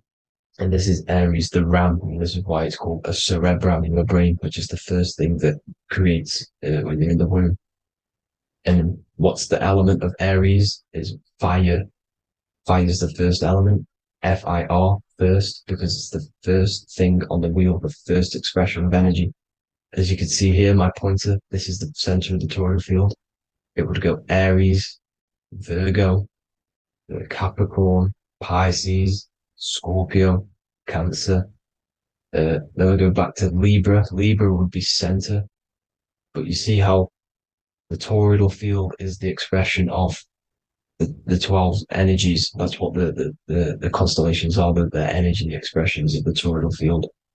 So it would go outward, starting from Aries here, all the way back to Pisces, which is beyond the bottom half. But Libra would be the center. That's why Libra is the equinox. It's the equinox. Libra is when it goes from summer over to autumn. It's the equal. It starts to transition into the winter side. Equinox, equal, which is Libra. And that's why Libra has the two scales. It's symbolized with the two scales. That's because of, the sun moving over. It's being judged. It's equal now, but then it's going to tip over into the winter. That's why Libra is here, the center of the sine wave. And like I said before, magnetic energy unfolds into 12ness. Magnesium is number 12 on the periodic table. It's the sacred number. And this is why the scientists are NASA is trying to bring in another constellation to destroy the holy science of astrology. So Aries rules the head, which is Mars. Taurus rules the neck, the lower head. Gemini, the two twins, which is your lungs, your two twins, your arms, two twins. Cancer, the breasts, or the chest area. Leo, the heart, which is the sun, which is fire, the center of the toroidal field. Virgo, the belly, which is the intestines. Libra, the kidneys, the two scales, the kidneys, balancing out everything. Scorpio, the sex organs. Sagittarius, hips and thighs. Capricorn, I've missed that out, which is the kneecaps. Capricorn, kneecap. Aries, which is the ram, which is the cerebrum in your brain. And then Aquarius, the calves and the ankles. And the Pisces, the two fish, the 2 feet. So everything corresponds, as you can see here. This is an ancient way of depicting it, of the folded human. And this is everything. Each constellation rules that part of the body, gives energy to that part of the body, makes you do certain things. So magnetic energy unfolds into 12ness, electricity unfolds into 7s. That's why when you get electric, the light spectrum that we see, it consists of 7 colors. Why we have 7 planets. The 7 planets give us our 7 metals and the 7 solfeggio scale frequencies. So the rotor, this is the rotor. And rotor is an anagram for Torah, the Torah, which is I think it's the Hebrew Bible. Don't quote me on that, but it's one of the holy books, which is the Torah, the Taurus. Everything goes back to the Taurus field because it's the basis of all creation. So the chief cornerstone, it says in the Bible that the builders rejected the chief cornerstone. The chief cornerstone, you are the builder. You decided to incarnate into the physical world, into the electric world, the world of Saturn. When you are created in the womb, it takes you 9 months for you to be created. So, for example, if you went into the womb here, it'd take you 9 months. So let's say you're born in Scorpio. So you'd go back 9 months, 1, 2, 3, 4, 5, 6, 7, 8, 9. You consist of all of these 9 energies because it takes 9 months or however long you took to be born. Some people are born earlier. You'd have to find out how many months you were in the womb for. But you consist of these 9 energies, and each constellation has a cell salt associated with it. And these cell salts are vital for your health. And your cells and the optimal health of your body. So the chief cornerstone that you rejected is these 3 cell salts, these 3 constellations. So you're mineral deficient in these 3 constellations. For example, fluoride, magnesium, phosphate, and potassium sulfate. So that's the chief cornerstone. And a cornerstone, people always get it rejected with the cornerstone. The cornerstone is not, it doesn't say the cornerstone in the Bible. It says the chief cornerstone. The cornerstone is a cornerstone of a building, but a chief cornerstone is the top of the pyramid. This is where we get the pyramid of the wheel. So you're mineral deficient in one of the 3 zodiac signs. You're not. You were not in the womb for. This is the chief cornerstone you rejected. So the human body is the micro. It is the universe in a physical form. It consists of everything in the universe, just like your consciousness is the universe watching itself, experiencing itself. Your body is the whole universe. 12 systems in the body, 12 zodiac signs, 7 chakras are the 7 planets. The Holy Trinity of you is your Temple of Solomon, the soul and the mind, the sun and the moon. Everything is in you. You consist of everything, all the energies, everything. Heaven and hell. Heaven and hell is a mind state. It's a state of the mind. Head, H-E-A, which is heaven, and the heel, the bottom of your foot, is hell. And the bottom of your foot is the soul.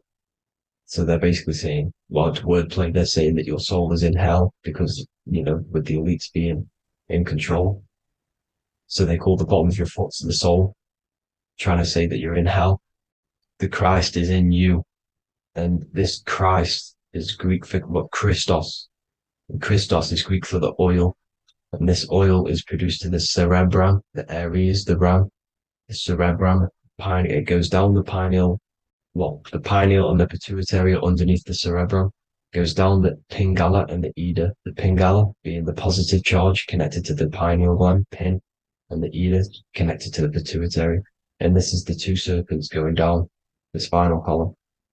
And this is why Jesus goes from Nazareth to Bethlehem, and then Joseph and Mary are waiting for Jesus in Nazareth. Joseph and Mary are the pineal and the pituitary gland waiting for Jesus to come back up the River Jordan, your spinal column. So this is the oil. This is the story of Santa as well. Santa comes from the North Pole. Why? Because the North Pole of the Earth is the center of the toroidal field, and the North Pole of you is your spinal column, which is the North Pole of the toroidal field. The North Pole, he comes from the North Pole. This is the North Pole. This is the South Pole of the toroidal field. Comes from the North Pole, which is your mind. And he goes down the chimney and then back up the chimney. This is the chimney. And he drops off the present, which is the Christos, the oil.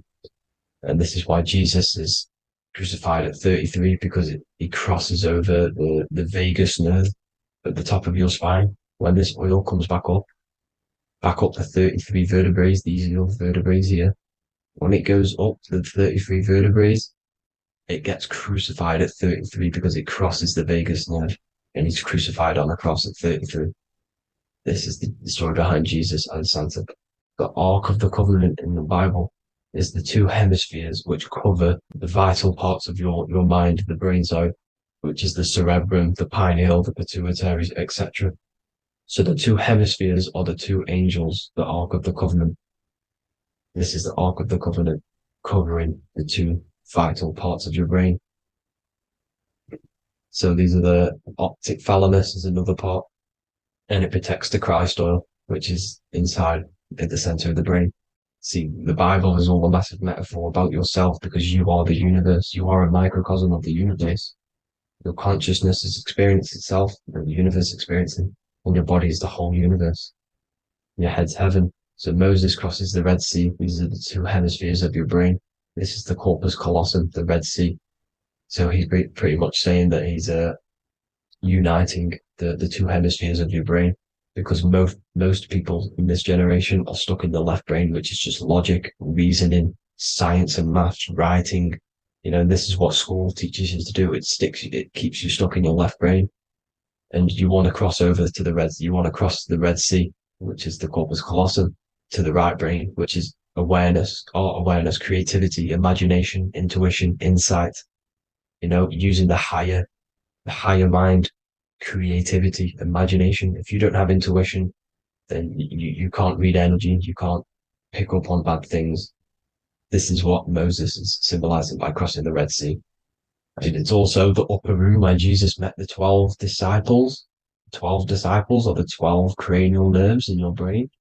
It doesn't just represent the 12 zodiac signs, the 12 disciples. It symbolizes many different things. It's like I said, energy the universe consists of 12ness. So you have 12 cranial nerves in your brain, and that's the 12 disciples as well. And they want you stuck in your left brain. which is the five senses materialism. So they say in the Bible that Satan blinds the mind. Satan is Saturn. If you've watched my videos, Satan is Saturn. And you consist of the Holy Trinity, which is the sun, moon, and earth. The soul, moon, the soul being the sun, the solar, the moon being your mind, the earth, the physical body. And Satan blinds the mind. Why? Because we enter a soul system. This is a soul system, not a solar system. And Saturn is the Lord of the Rings, which is the outer ring. When your soul enters the soul system, your soul starts to materialize. It hits Saturn. Why? Because Saturn starts to materialize you. You take on the seven virtues, which are the seven planets, which are your seven chakras. And to get out of this soul system, you must get out of your lower nature, your animal nature, which is lust, desire, greed. You know, the number of the beast, 666, which is Saturn, Satan. So you enter the soul system, you take on the seven energies, which you turn into physical matter. And this is your descension from heaven to all who say hell. And then you must raise back up from matter to spirit. They say Satan blinds the mind. Why? Because your mind gets materialized. Your soul and mind get materialized. And when you get materialized, it's an intense experience. You lose the divinity within you. You forget the divinity. So Satan, which is the first planet, the first energy you take on, the material body, he blinds the mind. He makes you forget everything, your divinity. Then you must remember, ascend up Jacob's ladder, the 33 vertebrae, to heaven. And this is a microcosm of the macro, because you will ascend back up to heaven if you do this, when you leave your physical body, when your body decays. So when it talks about in the Bible, completely destroy them, the Hittites, the Amorites, the Canaanites, all the ites, this is what God says to the Israelites. It says completely destroy them. It's basically symbolizing saying destroy your lower nature. The Canaanites, cannibals. We're under a Canaanite system now, which is cannibalism. And this is flesh eating, lust, greed, all the demonic stuff, all the lower vibrational stuff. You know, the lower nature, eating, sex, and survival, the lower three chakras. You must get out of these lower three chakras and return back to spirit, which is heaven, which is spirit, love, being holy, being truthful, being passionate. Going back to Satan blinding the mind, all of the planets are made out of these three symbols. Satan blinds the mind, and that's why Satan's symbol, this is the symbol for Saturn, Satan, the symbol of Saturn is the cross, which is physical matter, the earth, over the moon. The moon is your mind. So the Saturn symbol saying matter over mind. He blinds the mind. Satan blinds the mind once you enter the soul system. And you must remember, in the Bible, it talks about the Genesis, which is Eve, the sin of Eve, which is biting of the tree of knowledge. The serpent, which wraps around the tree. It says the serpent placed himself on the tree. Well, the serpent is the spinal column. It's the serpent telling you eat from the tree of knowledge of good and evil, which is your nervous system. And eating from the tree of knowledge of good and evil is doing bad things. For example, over-sexualized, overeating, eating the wrong food. That's eating from your nervous system. It's decaying you, and it's preventing you from achieving the God self, the God consciousness. This is the symbolism of, you know, the tree on the serpent, telling you to eat from the left brain, with the left brain being the sinister. Sinister is Latin for left. That's sin. Sin is left. And left is lefty loosey, Lucifer, right, righteousness, right, God, godly. The tree of knowledge of good and evil, which is your nervous system, because it determines good or bad. You know, that's the only thing you experience in this world is your nervous system. And then the tree of life is the cardiovascular system, and the Garden of Eden is your body. So that's it for this video, people. Hope you've got a greater understanding of how you are the universe and everything is inside of you. Just keep in mind you are the universe experience in itself, and your body is a reflection of everything. The 12 constellations, the 7 planets, everything's inside of you. This world is an expression from the inside outwards. You can't affect the outside world to manipulate reality. Everything's inside of you. I hope you got a great understanding of this. God bless.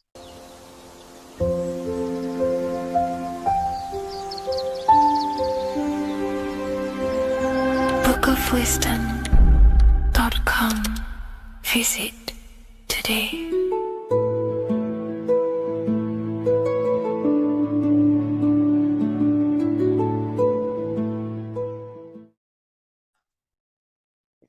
In this video, you're going to learn exactly what Christ consciousness truly is and how to cultivate this into your life so you can live a better life, create the things that benefit yourself and humanity, and ultimately to bring heaven on earth. This is the true way. If you're familiar with my work, you know that, I'm pretty much obsessed with symbolism.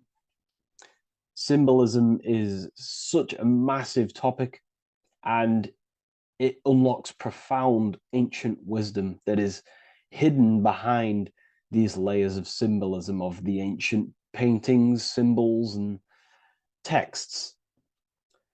So I was going through some Christian artwork and I came across this painting. It's a well-known painting called The Sacred Heart of Jesus. And it just blew my mind.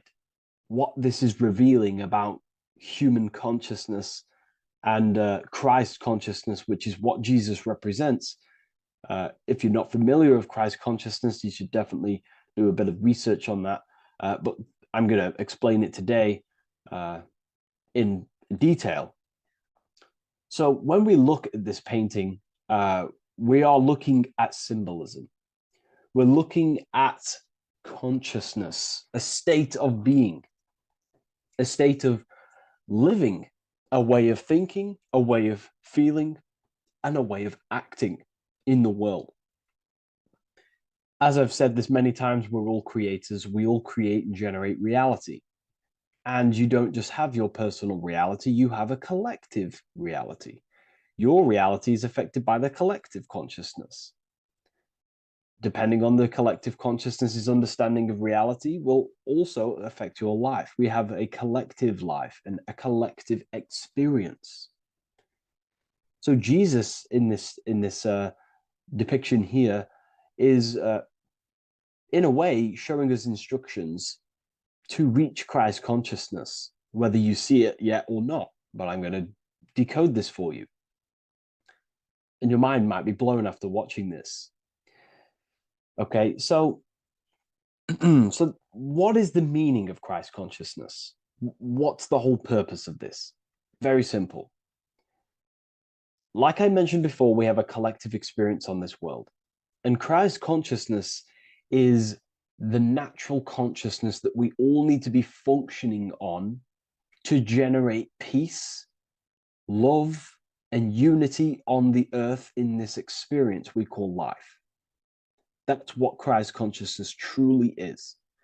It's a state of being that we need to cultivate within our own self, within myself, others, and everyone in this life and experience, so that we can all live in peace and heaven on earth, what they like to call it, so that we can generate the best experience possible together on this thing we call earth, on this material world, this material dimension. The material dimension is simply just a physical dimension of thought. It's a physical outcome of thought, but that's a whole of a lecture. So please leave a like, leave a comment if you have any topics to talk about that you wish for me to cover, and definitely leave a subscribe if you like my content and channel. So to go deeper into this, right, we've explained what Christ consciousness is and what it actually, will do to the earth and what it will do to reality in our collective experience. And it's also representing a profound understanding of self, a deep understanding of the true nature of self, the true source of self, what the self is, pure consciousness, pure God. We are all Jesus. Jesus is you, a physical manifestation of the divine made manifested physically. A physical manifestation of consciousness, okay? of spirit descended into matter. However, Jesus is a symbol that should not be worshipped, but something that we need to cultivate, maybe look up to, and cultivate within our own mind and hearts and actions. So he is someone that we should embody into our own very own being. We need to reach a level of intellect, the mind, a level of emotional understanding, and ultimately this creates Christ consciousness. Okay, and now I know that was very, very vague what I just said, but I'm going to explain it a bit more. I don't want to give it fully away yet because you need some more information, more keys. So let's observe the top end of this painting. Jesus with this circular light emanating around his head is symbolic of the mind, of the our thinking aspects of consciousness, the way we generate thoughts, ideas. The mind is also good at also ruling communication. It also rules what we give attention to. Okay, so this is symbolizing the mind of every human being. The mind is a very powerful center of consciousness located in the head, of course. This is why Jesus is the head at the top with the circle around it, representing the mind. Now, to reach Christ consciousness, we need to purify our minds. Purification of the subconscious mind. The subconscious mind is the hidden aspect of our mind with all of our memories, belief systems, and everything we've ever experienced is stored within there. We have traumas there, we have bad belief systems that hold us back. So it's about reprogramming the subconscious and aligning the subconscious with higher consciousness, with higher understanding of self. Removing any mental blockages from the mind. Because in today's world, most people's minds, including myself before I, purified myself, and I'm still continually purifying myself. That's not to say I'm perfect, because I'm definitely not. But what I was saying was purifying the mind so we can have a powerful mind. Because like I was saying, most people's minds are not their own friend. They let their mind control them. They let their thoughts create negative influence on them, negative emotions. They let their mind destroy their confidence, destroy themselves. We do not want a mind like this. We need a mind that is our best friend, that receives powerful thoughts, that gives someone power. We do not want our mind taking away our power.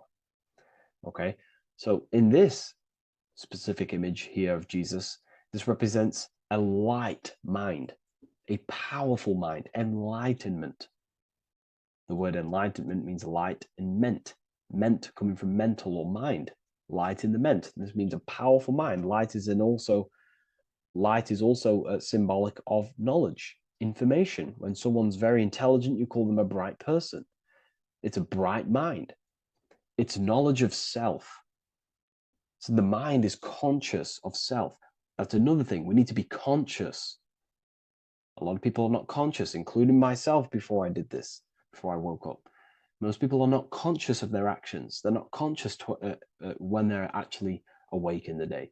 They do things unknowingly.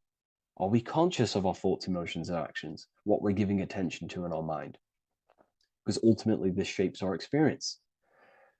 There's a great quote, I think it's Julius Caesar or one of the Roman emperors, who says the quality of your life is dependent on the quality of your thoughts. Something along them lines. I don't know if I'm 100% correct there, but it's very true. Our thoughts dictate our happiness. So to cultivate Christ consciousness, we need to be conscious of our actions, conscious of our thoughts that we're giving attention to. There is a level of mastery that we can achieve within ourselves where we become conscious of every single thought that enters our mind. That sounds easy, but it's definitely not. but that's a high level of mastery that we can achieve and cultivate within ourselves. So we're looking at a powerful mind here from Jesus, a powerful mind, a purified mind. And we purify the mind through, affirmations, meditations, ritual work. Rituals are things we do every single day with an intent in our mind and an emotion in our heart to impress that state of consciousness into our subconscious, so it can slowly rewrite our consciousness and align our consciousness and sync it with higher thoughts and higher emotions, with love. We can sync our consciousness with love, which is ultimately what Christ consciousness truly is. Well, now we're going to go on to that now. So we've gone over the mind. Now we go over the heart. Now notice, before we go into the heart, Jesus is revealing. He's pulling back the robe, symbolizing opening the heart, revealing the heart, revealing the soul, the light of the heart. Our authentic self lies in the heart. Our pure intentions, our love, our soul needs to be shining through our heart. And our soul is unconditional love. Now, that's not to say that we can get corrupted hearts. We surely can have corrupted hearts, for sure. We can love sick and twisted things, and that's evident in today's world. People love killing people. People love hurting people, manipulating people. People love power. Now, that's obviously an inversion of the natural state of consciousness for humans. When we're born with a natural state of love, of unconditional love for the self, for everyone else, for animals, insects, the earth. We love everything as a child. And not only do we love everything, we actually act upon this. As a child, we do not act on anything we know is not good. And I'm talking early stages of being a child, before we're indoctrinated, before the mind and heart become corrupted. We are pure. This is symbolizing this. Light represents also purification and truth, because when you shine light on something, it's the truth. You see it. You shine it through the darkness. It reveals. So light, this is symbolizing revealing the light of the soul, of love consciousness, holding love in the heart, true love, not love for sick and twisted things, but true love for the self, the body, and for everyone else and all things. Holding love in the heart. There's a famous saying of keeping the sun in your heart. Keep the sun in your heart. It's a very famous saying. What the sun is a symbol of love. What does the sun do? It gives abundantly. All it does is give light, give energy, power, light to the earth, and everything is feeding off this source. The sun expects nothing back. It just abundantly gives. It's a symbol of love. This is the love principle of creation. Now, the heart is also governing our actions. What we think about, in our mental field of consciousness, is directly corresponded and observed in our hearts. What we think about directly corresponds with what's going on and what we feel in our hearts. Thoughts produce emotions. So if we give attention to negative thoughts, there's no wonder we're having negative emotions in our hearts. So purification of the mind is also having an effect in purification on the heart. Because when we purify our thoughts and only give attention to powerful thoughts and positive thoughts that uplift yourself and humanity, then we're going to also see this change in the heart, see this emotional change in our consciousness. So this represents the purification of a purified heart, the light emanating around the heart. Love for the self, love for one another. And you're revealing this, you're shining the heart on others. This represents, revealing your true self to everyone without suppressing aspects of self. Revealing the light, not holding back the light. Because people in darkness will look at people who are spiritual and and say, oh, he's into the woo-woo stuff. It's about revealing that and not caring about others. Because when you shine a light, you're also planting seeds in other people. Now, I'm going to tie this together with the hand gesture. Now, what we're looking at here, we're looking at a hand gesture with 2 fingers up. We have the middle finger and the index finger upwards.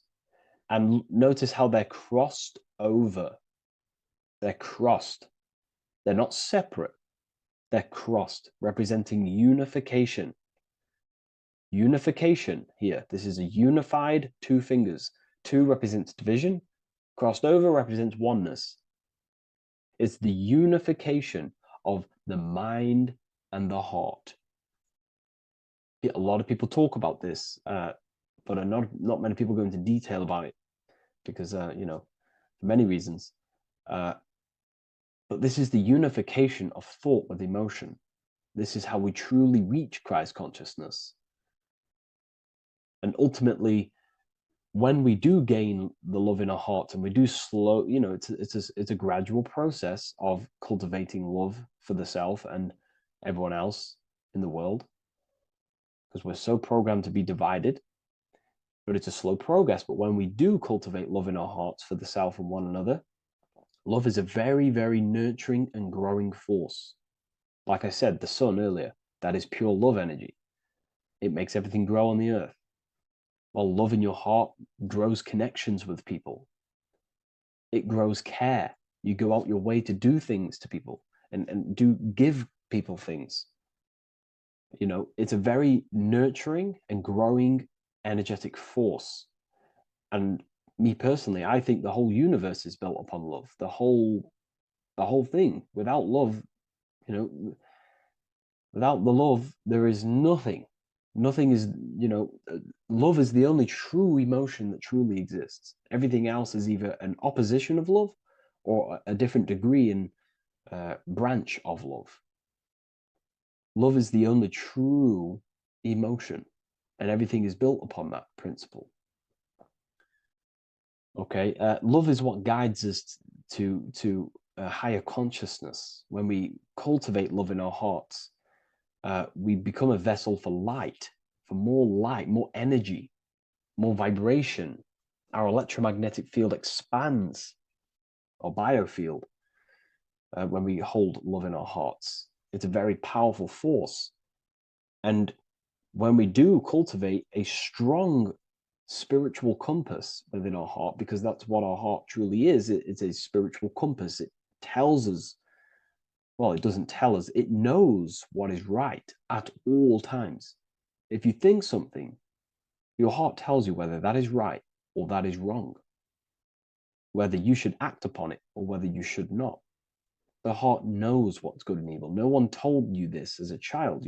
As a child, you already knew this. You came into the world, you knew what was right and wrong. You knew it was wrong to hurt people. So this unification that he's doing with his hand symbolizes thinking with the love of the heart. Represents thinking with love of the heart. Thinking with love of the heart for the self and the collective. Now, ultimately, what this does is give birth to perfect action. Why? Why does this give birth to perfect action? Think about it. Every time you've taken an action, why did you take the action? You would have thought about it, you had a feeling towards it, a care energy, and you took action. Why do we go to work? We care about paying the bills and stay in our house. We go to work to earn money. We think, we care, we act. Everything you see in front of your reality, on the screen that you're seeing right now, you've called your eyes. Everything is in front of you because you care. It's the heart energy that leads the body. Okay? And that's even present in the body. Have a look at the body. We have the head, thought, then emotion, then our feet is at the bottom, and our feet take action. Thought, emotion, action. Thought, emotion, action. So even the body is basically a blueprint of how creation is manifested. So we receive thoughts from the divine planes, from the higher planes of consciousness. We receive them. That's another thing that I missed. If we purify our minds, we're basically attuning our mind to a higher part of the mental plane, and we will receive higher thoughts. We will receive thoughts that are more genius, what we like to call today, or better quality thoughts. We receive good ideas when we attune our mind to a higher consciousness. Okay, so we are like a radio. We receive thoughts based on what our mind is set to. That's why we call it a mindset. So, like I was saying, we receive thoughts through the head. We feel the emotion, then our feet take action. Thought, emotion, action. So the body's a blueprint of creation. It's beautiful when you really notice this. So this unification is about thinking with the love of the heart, which gives birth to perfect action in the world. And this is the state that we need to cultivate within myself and everyone in the world so we can give birth to heaven on earth through action. Because ultimately the world is molded through action, physical action.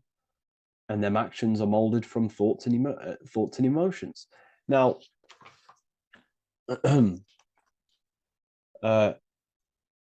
just to have a little announcement, I am now opening 10 more spaces inside my Symbolism Masterclass. With 10 more spaces, you're going to learn about a lot more about symbolism. It's very affordable. I'll leave the link in the description if you wish, if you care about gaining more information and learning the ability to read symbols. So, what is the inversion of this? What is the inversion of this consciousness? Well, that's what we call satanic consciousness. Satanism. Satanism on its true level is the opposite, the opposing the natural state of consciousness that we are born into. It's about thinking with no emotion, thinking and acting. This is what the Skull and Bones represents here. So the Skull and Bones Secret Society, this is their main logo. Again, we have the skull, which represents thought, and the bones, which represent action. The bones take action in the physical body. We're looking at thought and action with no emotion, no empathy, no love for one another, only love for the self, the inverted love. Okay? We're looking at gray. Gray is a symbol of dullness, death. There's no emotion in gray because colors provoke emotion. When we look at a color, it invokes an emotion. Gray has no emotion. So we're looking at dullness of the emotions. I'm not going to go too deep on this subject. I'm going to create a whole new lecture for that. In fact, I think we have a great lecture inside Ethereal University on Satanism. We're going very into depth on what Satanism is and what Satanism consciousness truly is. And again, it's just the cross inverted. Satanism is just it's the invertation of, I don't know if that's a word, but it's the inverse of natural law, natural consciousness, of love consciousness that we are born into. Okay, so ultimately the message in this video was to create love in our minds, love in our hearts, think with the love of the heart, think with the care for one another, and that gives birth to perfect action. And when we align, when we do truly act out what our heart is telling us, and I know this from first-hand experience. This is what happened to me. I woke up, I started to follow my inner guidance. I always took action on it. I was saying yes to it every single time. And it led me, I'm getting goosebumps actually saying this. It led me to where I am. That action, me saying yes to my heart, to that knowingness of goodness within me, was like a domino effect. And that domino effect, every time I did it, it was just opening more and more doors, not physically, but mentally. I was receiving more information. I was receiving more opportunity physically. My work started to explode on social media. Like, when you follow your heart and truly take action on what you know is good, it's like a domino effect that leads you step by step to where you're meant to be. And it's so profound. And it's so, beautiful. And I'm telling you this from firsthand experience. This is ultimately how you kind of unlock your purpose in this physical world as well. So not only is it going to create a better world, it's also unlocking your true soul form and soul purpose while you're here. It's very beautiful. So I thank you, everyone. Please leave a like, comment, and share, and subscribe to the channel. And I'll see you all inside Ethereal University if you decide to take your studies to the next level. Take care.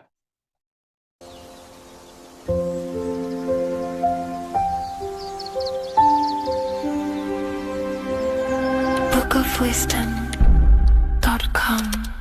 Visit today.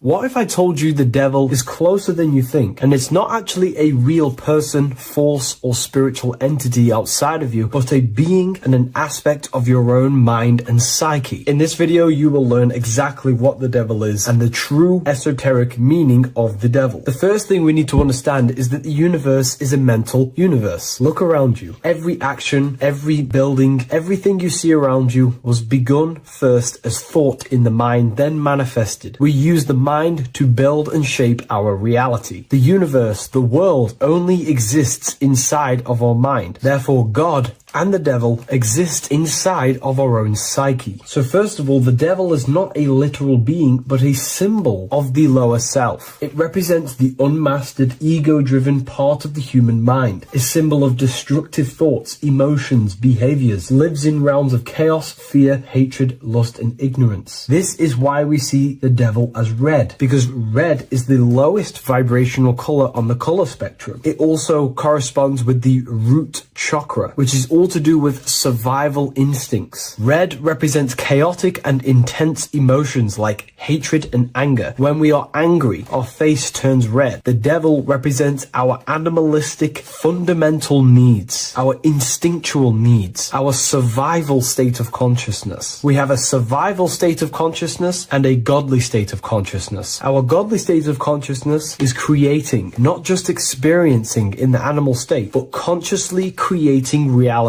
This is why we see the devil with a goat head, an animalistic head, and the head is where the brain is. The animal head represents living off instinct, the part of our mind that lives on urges, impulses, and instincts, eating, sex, power, ego-driven actions, and ego-driven thoughts. Animals are only aware of themselves. Animals live on instinct. They have no ability to consciously create like humans. This is our lower desires for the material world. That's not to say the material world is evil. However, when our consciousness is only seeking material things, this leads us down a path of self-destruction, because nothing material can ever satisfy our soul. Everything material is temporary. Therefore, the devil represents the part of us that seeks only material desires, only material fulfillment, the ways of thinking where we only think about ourselves and ego-driven thoughts. It also represents the unchecked, unconscious self, where we have no mastery over our thoughts, over our emotional impulses, and no mastery over our actions. We're living in instinct and impulsive states, which causes chaos, selflessness, destruction, and keeps us bound to our lower material 3D state of consciousness. It's important to recognize that the word devil was never present in the earliest Gospels. Instead, what was mentioned was a spirit of evil. This distinction is crucial because it underscores that the idea of the devil, as popularly conceived, does not actually exist as an independent entity. Rather, it is a personification of the lower aspects of the human mind, a facet of our own consciousness. The term spirit of evil was not meant to denote a specific deity or being, but rather any force of negativity, whether it manifests as a destructive thought, emotion, or action. A spirit is a force, an energy, and we have three forces that create our reality: thoughts, emotions, and actions. We have full control over these three aspects, which transform and mold reality. A destructive thought, a destructive emotion, a destructive action is a spirit of evil, and it originates from the darker aspects of the human psyche. So now, because we're on the topic of the devil, we have to look at the pentagram, which is obviously connected to the devil heavily. The upright pentagram represents spirit, air, water, earth, fire. Upright, which represents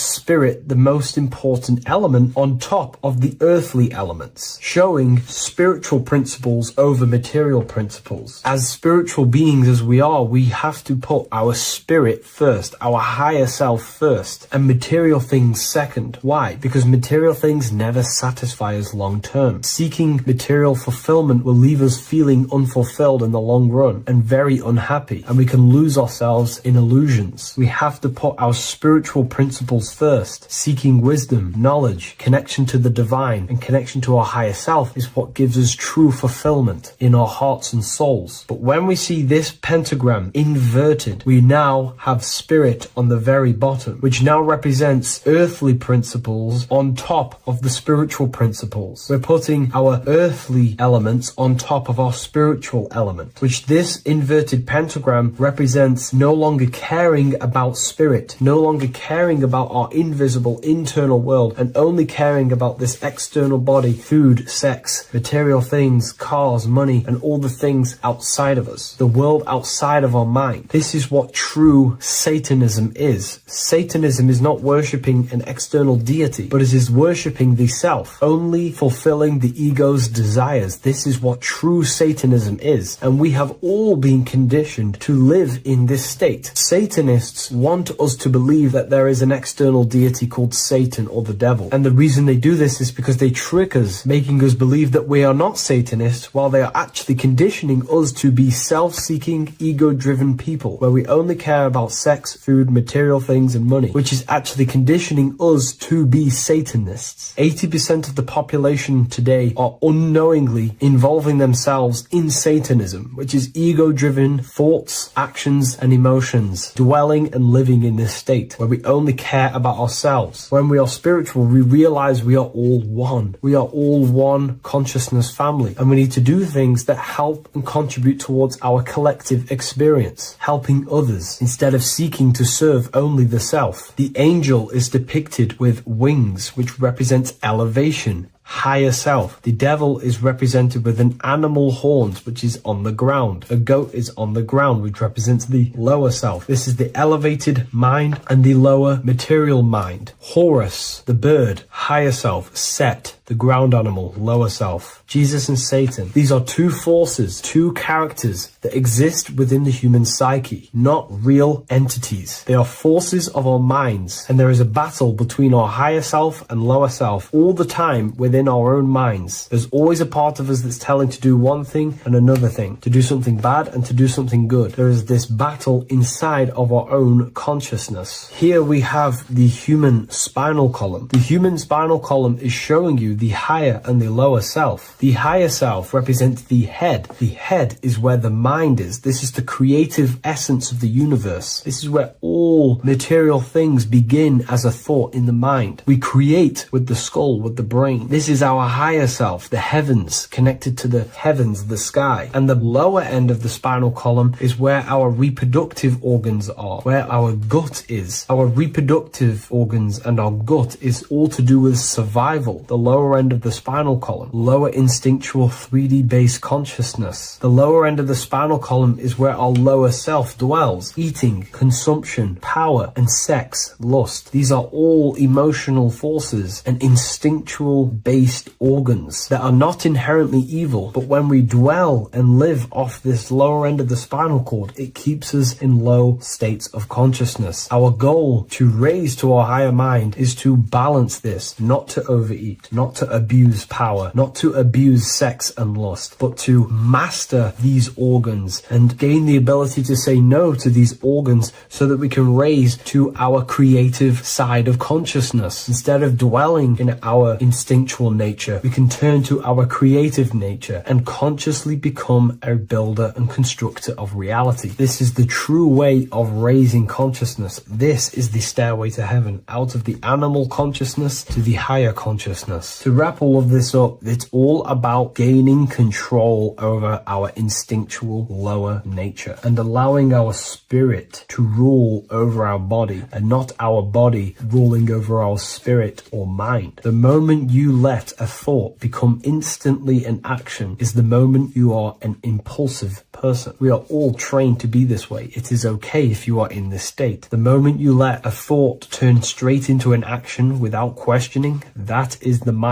controlling you and you not controlling the mind. We need to gain control over the mind, and we do this through many different ways, through meditations, affirmations, and discipline. We slowly gain control over our minds. And once we gain control over our minds, we gain control over our thoughts, and we gain control over the attention that we give certain thoughts. We can then start to uplift our mind, our thoughts, out of our instinctual state to the higher mind. If you wish to learn more about consciousness, I'll leave a link in the description for the Book of Wisdom, Volume 2.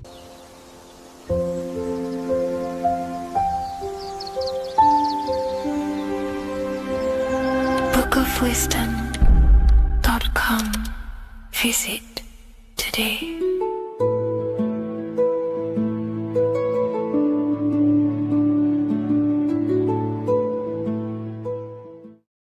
Hello, Seeker. Welcome to Revival of Symbolism, a channel devoted to the language of esoteric symbolism, guiding you to discover yourself and expand your consciousness into deeper realms of thought. I'm Harry B. Joseph, also known as Revival of Wisdom, and today we're going to be discussing this particular piece of Freemasonic artwork, and in the context of force and form. This is a very important ideology to understand about life, your reality, and ultimately to gain your personal power.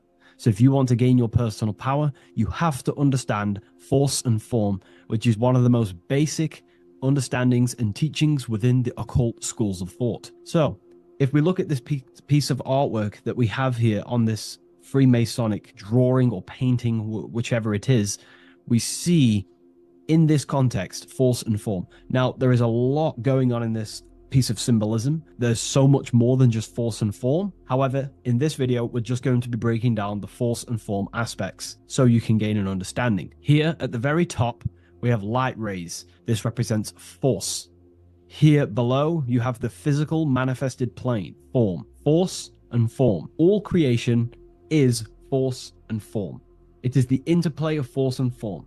Force is the invisible energy that moves, and form is the pattern that contains and directs that movement.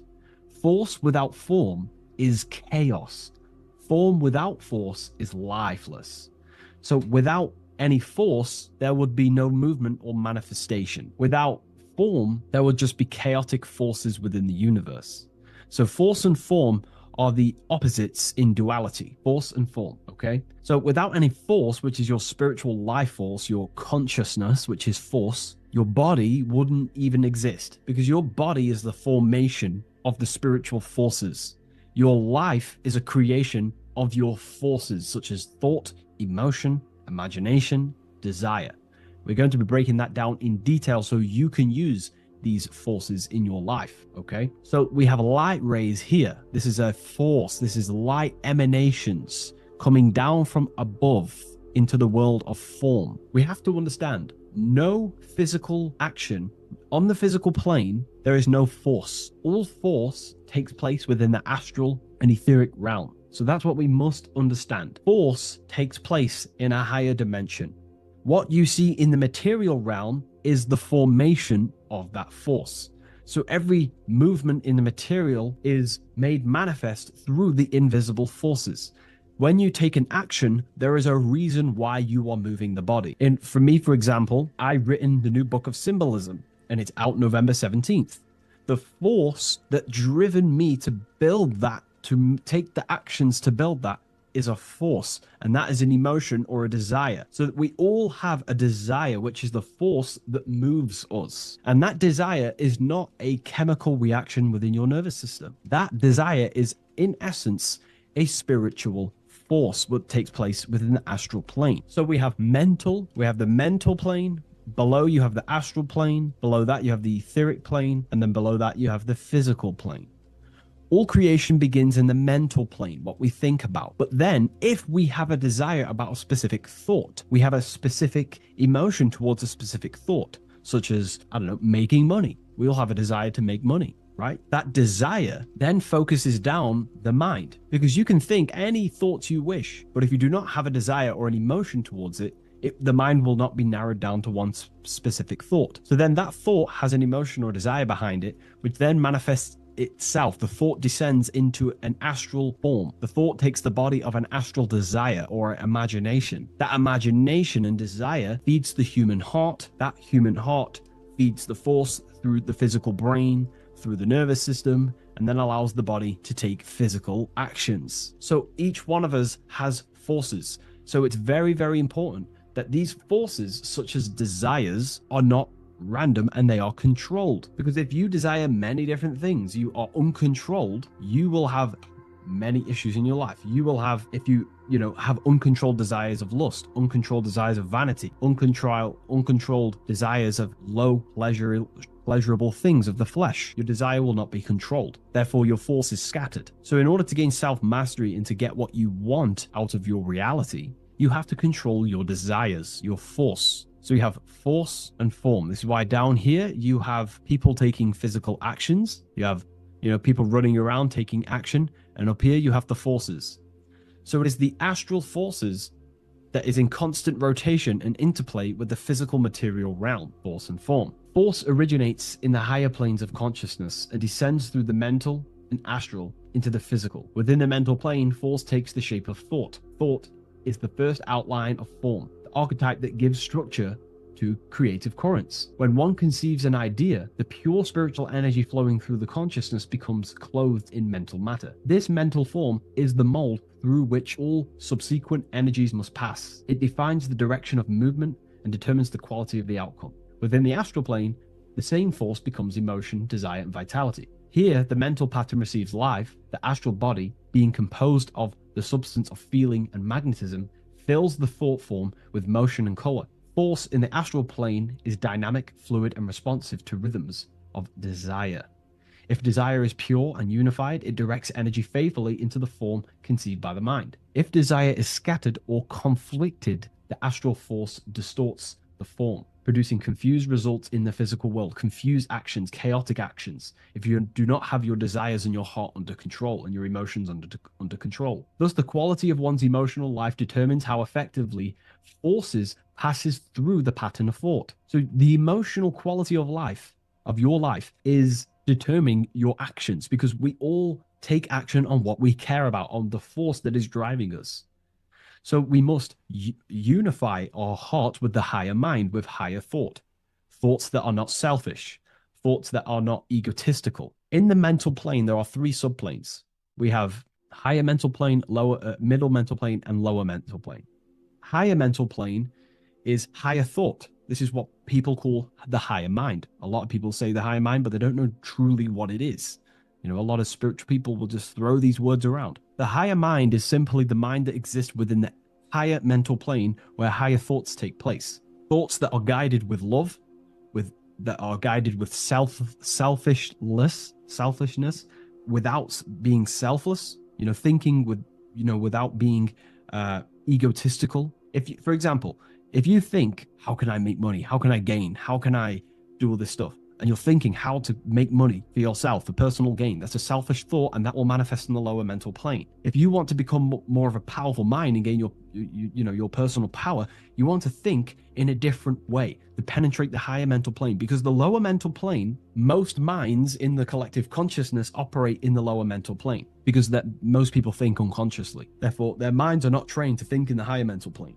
So most people dwell in the lower mental plane. This is where all the lower thoughts are. There's not very good ideas because the collective consciousness is there. Once you start to raise your mind, you then start to learn to think differently. Instead of thinking, how can I make money? How can I gain? How can I, get this? Think differently. Think on a collective scale to penetrate the higher mental plane. Think, how can I benefit the world?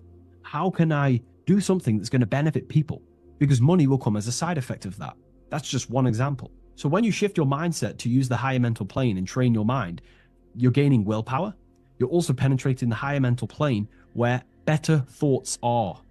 You receive better thoughts, better guidance through thought forms. That's a whole other lecture I can make. Thought forms, which are basically demons and spirit guides, what people call. They're just thought forms. So we truly do live in a mental world, and everything is force and form, symbolized by the light and the material reality. The individual who understands this relationship between force and form begins to work consciously with the descent of energy through the different planes of consciousness: mental, astral, etheric, physical. When you hold a clear mental image, you create the form. You fill that image with emotion and desire, you generate the force.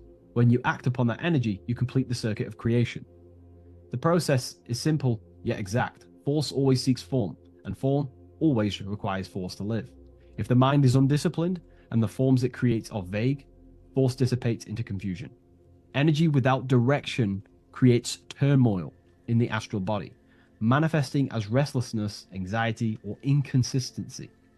If the emotions are intense but the form is weak, the force becomes misdirected, often leading to chaos in one's actions. Conversely, if the mind creates a strong form but the emotions are dull or lifeless, the form remains unanimated, a structure without vitality.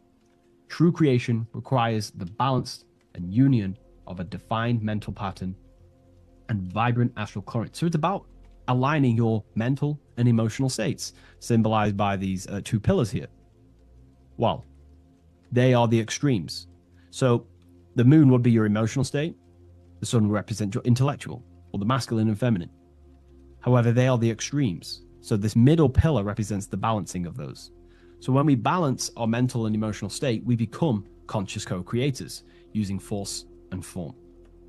It's a very important lecture, and I know this is a quite complex and advanced lecture, but this is what this channel is about, Revival of Symbolism. It's about more advanced teachings. But hopefully you can get your head around this. There's a few books out there you can definitely read. I can't think off the top of my mind, but you can read this stuff up. It's great information. It will definitely help you in your life. Force and form. And if you haven't already, join the waiting list. I'll leave a link in the description for the Book of Symbolism, November 17th on revivalofwisdom.com. If you wish to be notified, I'll send you an email. I just want to say thank you for your support. Please like, comment, and subscribe, and share to a friend. I'll see you in the next one.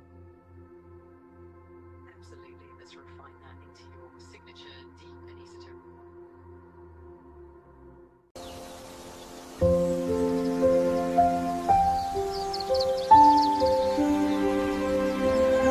bookofwisdom.com.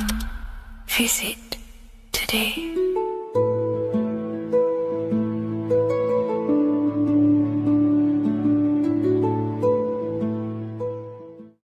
What if I told you the devil is closer than you think, and it's not actually a real person, force, or spiritual entity outside of you, but a being and an aspect of your own mind and psyche? In this video, you will learn exactly what the devil is and the true esoteric meaning of the devil. The first thing we need to understand is that the universe is a mental universe. Look around you. Every action, every building, everything you see around you was begun first as thought in the mind, then manifested. We use the mind to build and shape our reality. The universe, the world, only exists inside of our mind. Therefore, God and the devil exist inside of our own psyche. So first of all, the devil is not a literal being, but a symbol of the lower self. It represents the unmastered, ego-driven part of the human mind, a symbol of destructive thoughts, emotions, behaviors, lives in realms of chaos, fear, hatred, lust, and ignorance. This is why we see the devil as red, because red is the lowest vibrational color on the color spectrum. It also corresponds with the root chakra, which is all to do with survival instincts. Red represents chaotic and intense emotions like hatred and anger. When we are angry, our face turns red. The devil represents our animalistic fundamental needs, our instinctual needs, our survival state of consciousness. We have a survival state of consciousness and a godly state of consciousness. Our godly state of consciousness is creating, not just experiencing in the animal state, but consciously creating reality. This is why we see the devil with a goat head, an animalistic head. And the head is where the brain is. The animal head represents living off instinct, the part of our mind that lives on urges, impulses, and instincts. Eating, sex, power, ego-driven actions, and ego-driven thoughts. Animals are only aware of themselves. Animals live on instinct. They have no ability to consciously create like humans. This is our lower desires for the material world. That's not to say the material world is evil. However, when our consciousness is only seeking material things, this leads us down a path of self-destruction, because nothing material can ever satisfy our soul. Everything material is temporary. Therefore, the devil represents the part of us that seeks only material desires, only material fulfillment, the ways of thinking where we only think about ourselves and ego-driven thoughts. It also represents the unchecked, unconscious self, where we have no mastery over our thoughts, over our emotional impulses, and no mastery over our actions. We're living in instinct and impulsive states, which causes chaos, selflessness, destruction, and keeps us bound to our lower material 3D state of consciousness. It's important to recognize that the word devil was never present in the earliest Gospels. Instead, what was mentioned was a spirit of evil. This distinction is crucial because it underscores that the idea of the devil, as popularly conceived, does not actually exist as an independent entity. Rather, it is a personification of the lower aspects of the human mind, a facet of our own consciousness. The term spirit of evil was not meant to denote a specific deity or being, but rather any force of negativity, whether it manifests as a destructive thought, emotion, or action. A spirit is a force, an energy, and we have three forces that create our reality: thoughts, emotions, and actions. We have full control over these three aspects, which transform and mold reality. A destructive thought, a destructive emotion, a destructive action is a spirit of evil, and it originates from the darker aspects of the human psyche. So now, because we're on the topic of the devil, we have to look at the pentagram, which is obviously connected to the devil heavily. The upright pentagram represents spirit, air, water, earth, fire. Upright, which represents spirit, the most important element on top of the earthly elements, showing spiritual principles over material principles. As spiritual beings as we are, we have to put our spirit first, our higher self first, and material things second. Why? Because material things never satisfy us long term. Seeking material fulfillment will leave us feeling unfulfilled in the long run and very unhappy, and we can lose ourselves in illusions. We have to put our spiritual principles first. Seeking wisdom, knowledge, connection to the divine, and connection to our higher self is what gives us true fulfillment in our hearts and souls. But when we see this pentagram inverted, we now have spirit on the very bottom, which now represents earthly principles on top of the spiritual principles. We're putting our earthly elements on top of our spiritual element, which this inverted pentagram represents no longer caring about spirit, no longer caring about our invisible internal world, and only caring about this external body, food, sex, material things, cars, money, and all the things outside of us, the world outside of our mind. This is what true Satanism is. Satanism is not worshipping an external deity, but it is worshipping the self, only fulfilling the ego's desires. This is what true Satanism is, and we have all been conditioned to live in this state. Satanists want us to believe that there is an external deity called Satan or the devil, and the reason they do this is because they trick us, making us believe that we are not Satanists, while they are actually conditioning us to be self-seeking, ego-driven people, where we only care about sex, food, material things, and money, which is actually conditioning us to be Satanists. 80% of the population today are unknowingly involving themselves in Satanism, which is ego-driven thoughts, actions, and emotions, dwelling and living in this state where we only care about ourselves. When we are spiritual, we realize we are all one. We are all one consciousness family, and we need to do things that help and contribute towards our collective experience, helping others instead of seeking to serve only the self. The angel is depicted with wings, which represents elevation, higher self. The devil is represented with an animal horns, which is on the ground. A goat is on the ground, which represents the lower self. This is the elevated mind and the lower material mind. Horus, the bird, higher self. Set, the the ground animal, lower self, Jesus and Satan. These are two forces, two characters that exist within the human psyche, not real entities. They are forces of our minds, and there is a battle between our higher self and lower self all the time within our own minds. There's always a part of us that's telling to do one thing and another thing, to do something bad and to do something good. There is this battle inside of our own consciousness. Here we have the human spinal column. The human spinal column is showing you the higher and the lower self. The higher self represents the head. The head is where the mind is. This is the creative essence of the universe. This is where all material things begin as a thought in the mind. We create with the skull, with the brain. This is our higher self, the heavens, connected to the heavens, the sky. And the lower end of the spinal column is where our reproductive organs are, where our gut is. Our reproductive organs and our gut is all to do with survival. The lower end of the spinal column, lower instinctual 3D based consciousness. The lower end of the spinal column is where our lower self dwells. Eating, consumption, power, and sex, lust. These are all emotional forces and instinctual based organs that are not inherently evil, but when we dwell and live off this lower end of the spinal cord, it keeps us in low states of consciousness. Our goal to raise to our higher mind is to balance this, not to overeat, not to abuse power, not to abuse sex and lust, but to master these organs and gain the ability to say no to these organs so that we can raise to our creative side of consciousness. Instead of dwelling in our instinctual nature, we can turn to our creative nature and consciously become a builder and constructor of reality. This is the true way of raising consciousness. This is the stairway to heaven, out of the animal consciousness to the higher consciousness. To wrap all of this up, it's all about gaining control over our instinctual lower nature and allowing our spirit to rule over our body and not our body ruling over our spirit or mind. The moment you let a thought become instantly an action is the moment you are an impulsive person. We are all trained to be this way. It is okay if you are in this state. The moment you let a thought turn straight into an action without questioning, that is the mind controlling you and you not controlling the mind. We need to gain control over the mind, and we do this through many different ways, through meditations,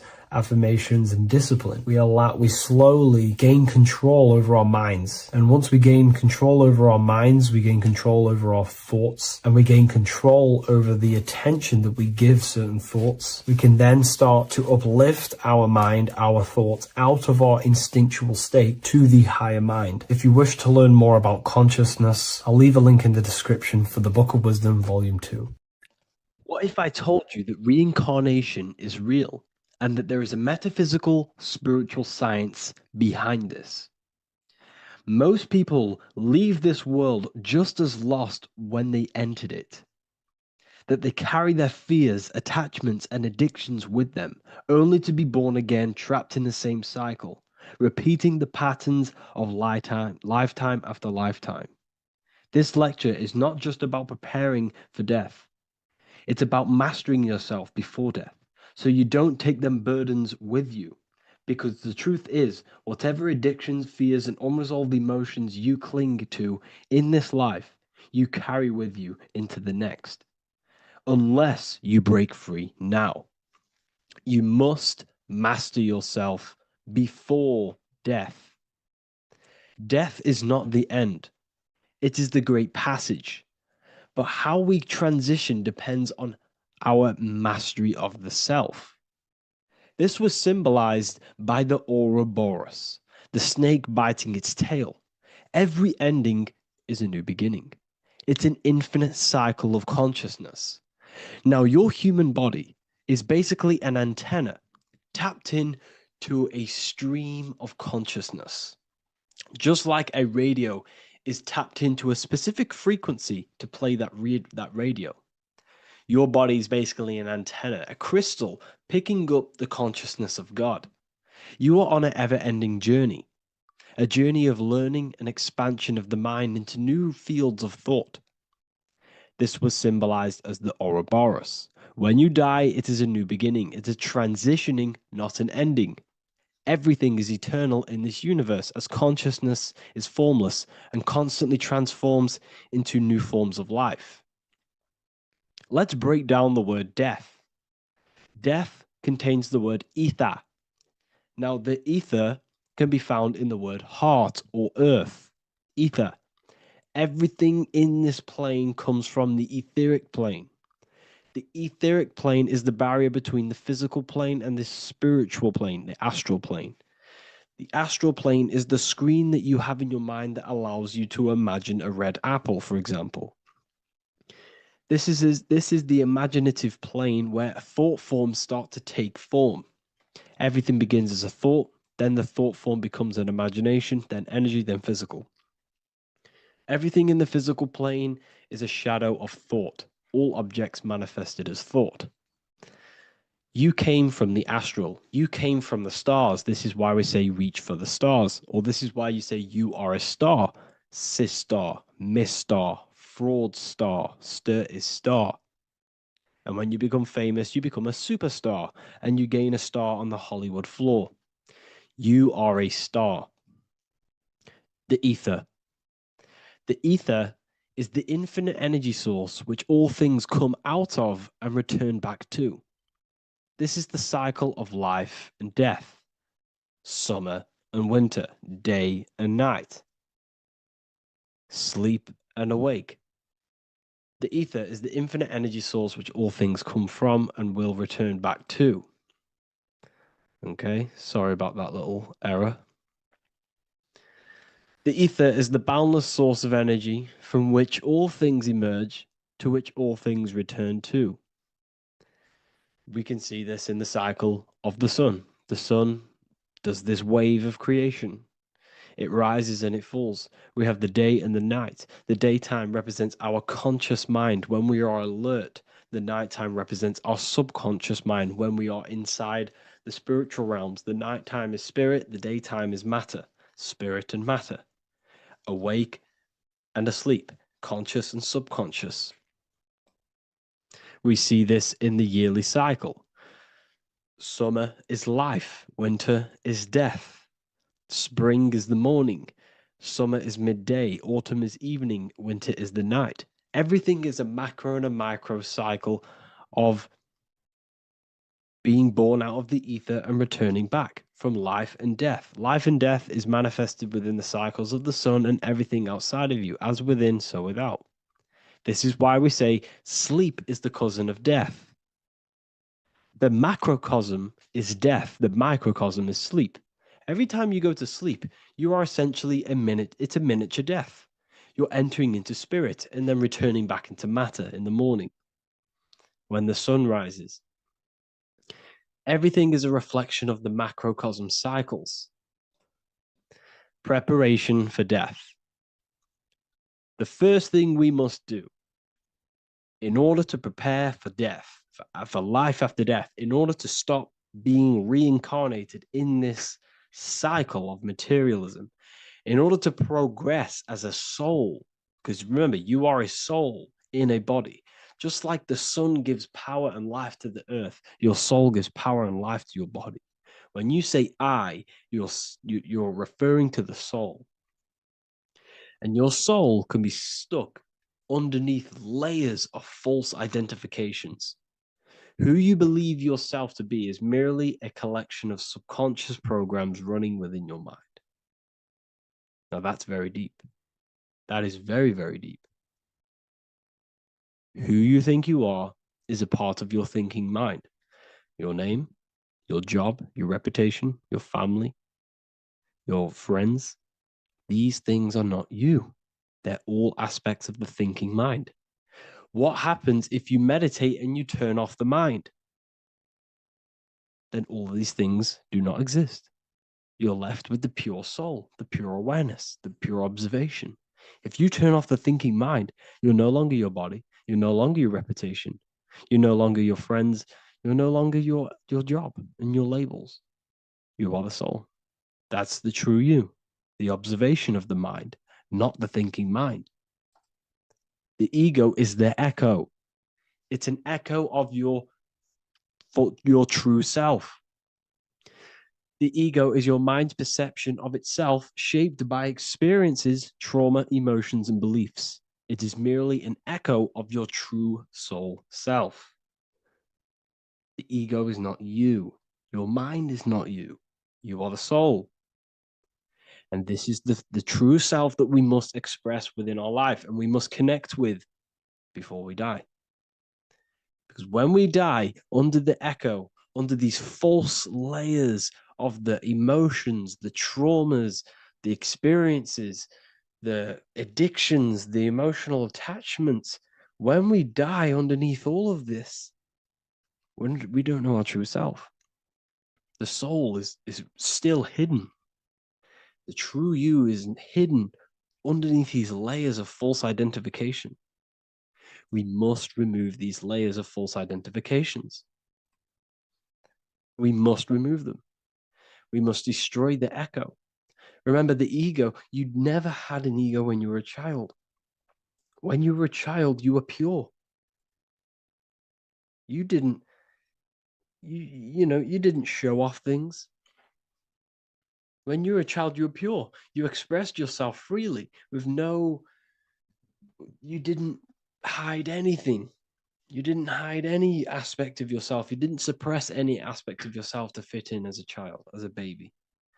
Because the ego was not here when you came here. The ego grows with experience. The ego is a false perception of yourself while being incarnated in this material world. It's your mind's perception of itself and it's created through your experience. Remember, you are unconditioned consciousness, and your experiences, thoughts, traumas, emotions, and beliefs have conditioned your consciousness into believing you're only a physical body, but you are the soul. We have to remove these layers. How do we remove these layers? Like I said, the best thing, meditation. Meditation. There is a great meditation that you can do every single morning and every single nighttime. You can sit there and repeat over and over before you meditate. You can repeat that you are not this, you are not that, you are not this. You can label them one by one.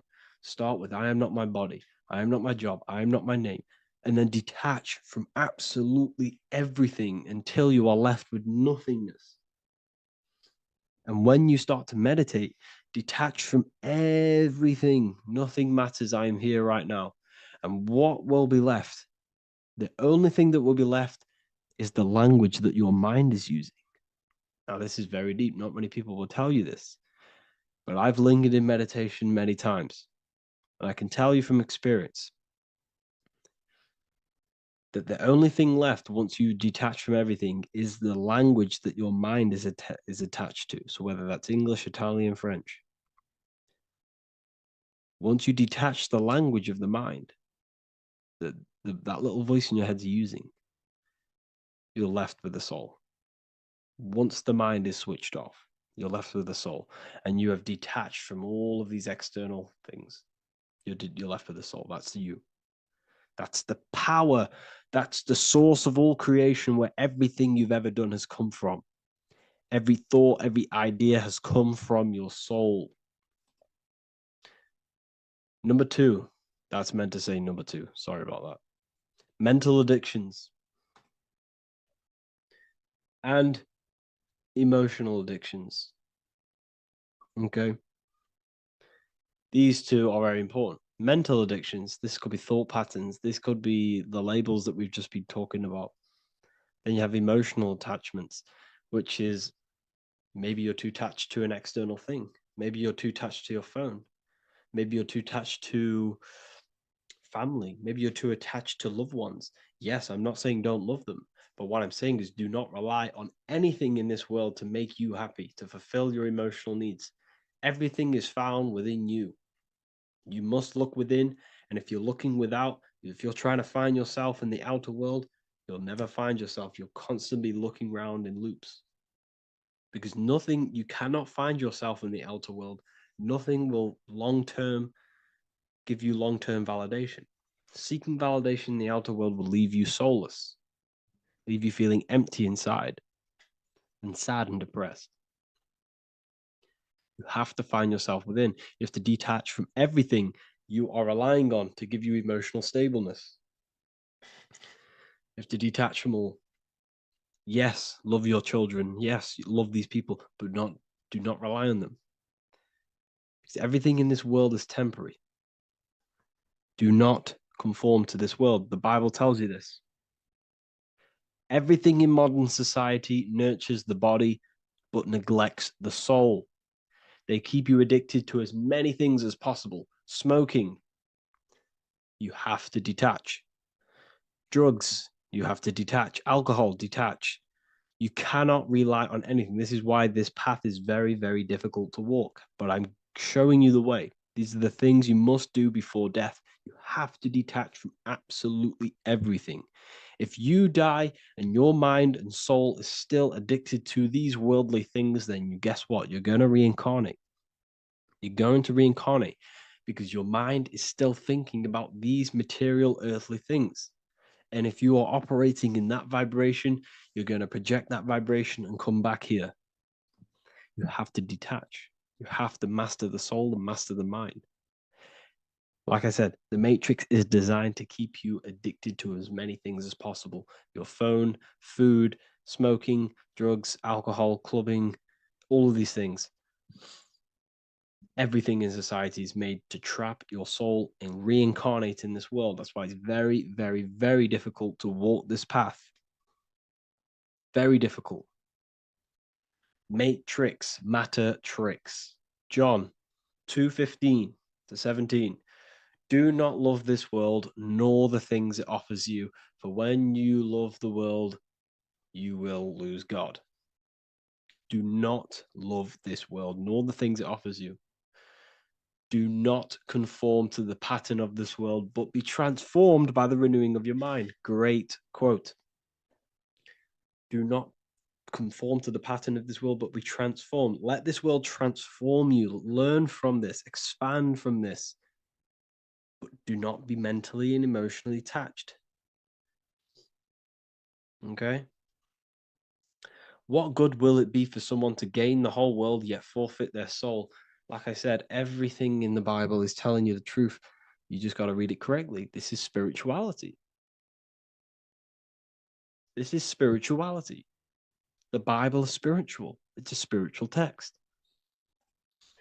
We must disconnect from everything outside of us and connect with the true soul. Here we have the Egyptians showing you the soul leaving the body. Here we have the soul here.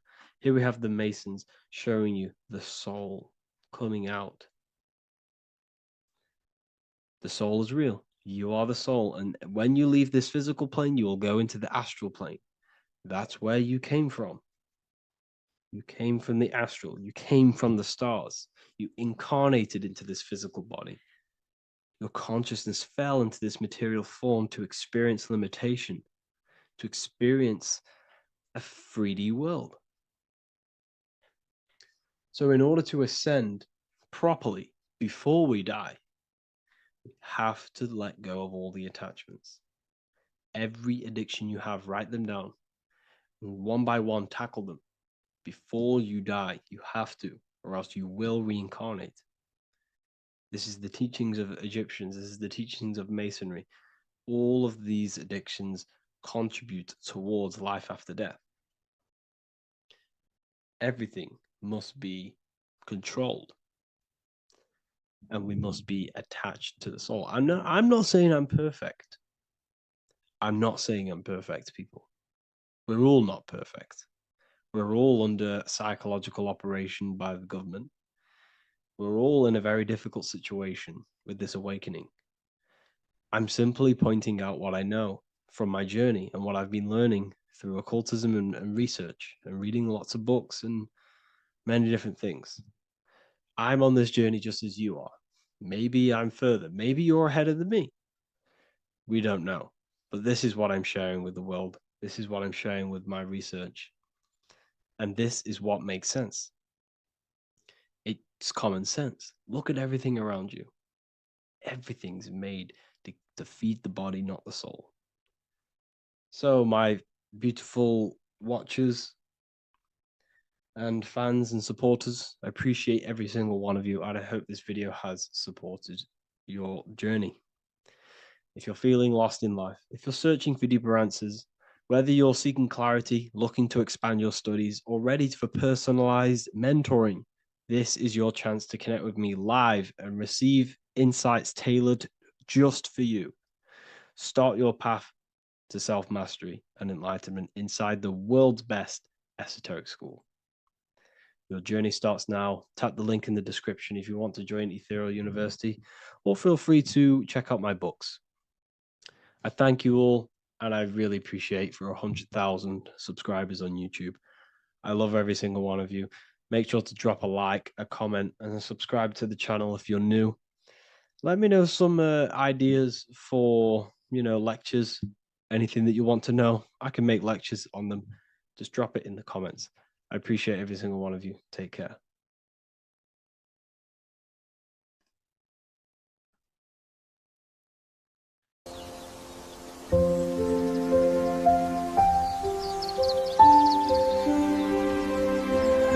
bookofwisdom.com. Visit today.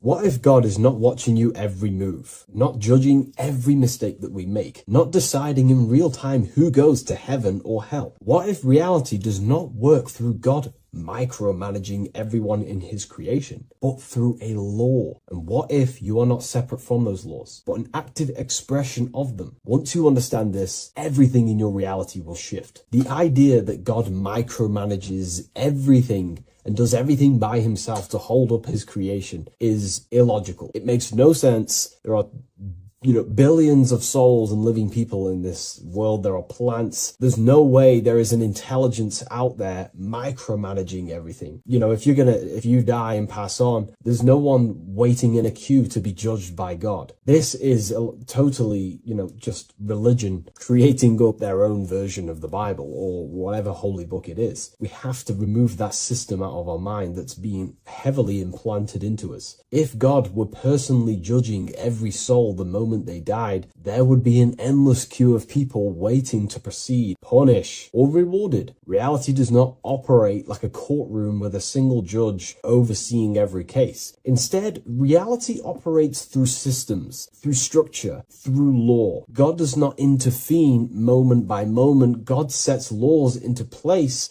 and creation unfolds by obeying them laws automatically. Think of like a video game. Reality works like a code, not a control. When someone creates a video game, they do not sit there creating and controlling every character, every movement, every outcome. They write a code. They define rules, gravity, collision, cause and effect. Once the code is set, the game runs on its own. Reality functions the same way. God is not micromanaging existence. There are laws that were written into the fabric of reality itself, and everything operates through them. And these laws are not just in the fabric of reality, like I just said. They're literally ingrained into your own mind. Your mind cannot escape these laws, are pretty much creating everything you call life. We see some of these laws in nature. This is where geometry becomes important. Geometry is not random decoration in nature. It is a law made visible. Spirals, symmetry, ratio, structure appears everywhere because geometry follows rules. These rules govern how plants grow, how crystals form, how cells divide, how planets rotate around the Earth, never ever falling off track. The sun rotates around the Earth. The moon rotates around the Earth. What is the order? What is the law that these intelligences are following? Why do they never distort? Why do they do the exact same thing every day and never fall off path? There is an order.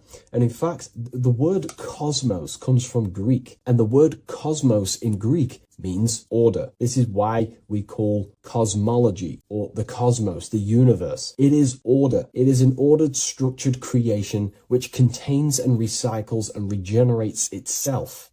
For example, if we look at the Fibonacci sequence, this sequence is a code written into nature. It's not just decoration. It is an instruction into plants. into everywhere you see the Fibonacci, which is right there in your hand, the Fibonacci sequence. The pattern governs how things grow in the most efficient and sustainable way possible. Leaves, flowers, shells, trees, hurricanes, and even galaxies follow this sequence because it allows growth without collapse, overlap, or waste. The reason the Fibonacci appears everywhere is because it's the law of balance. Each stage of growth builds the one before it. Nothing is forced, nothing is micromanaged. Growth unfolds naturally because the rule already exists. Without this law, nature would not sustain itself. Plants would block their own light. Branches would compete instead of expand. They would all be fighting for space. Systems would collapse under their own complexity. The Fibonacci solves this by allowing infinite expansions while maintaining order. This is what an actual law looks like in action. A single principle set once, creating harmony across all scales of existence. Nature does not think about how to grow. It follows the code on a subconscious level. And because the code is perfect, growth appears intelligent. This is the same principle that governs reality itself. Without the Fibonacci sequence, plants would be fighting for space, fighting for light. It would be pure chaos. The reason why there are laws in place is because it allows everything to self-sustain itself, to grow infinitely. These laws, such as the Fibonacci sequence, is pretty much a code to ensure that plants, nature, are eternal and they keep recycling themselves without a being micromanaging these things. Just like how your body works. Your body is running off subconscious programs. You don't tell your heart to beat. You never have. You don't tell yourself to breathe. You never really have. You don't tell your digestive system to digest food. These laws are already in place before you even become conscious as a baby. Who is the one telling your body to grow, to regenerate itself when it cuts? Who is this intelligence? What is this intelligence? Well, this is what we call the universal subconscious mind. The universal subconscious mind, the same power that is making the planets rotate around the earth, the same power that's telling the seed to grow into a plant, the same power that turns your cut into a scab, then into skin, is the same power that is running your heart, that is telling your lungs to breathe. We're all interconnected with this universal subconscious blueprint which sustains reality and creation itself.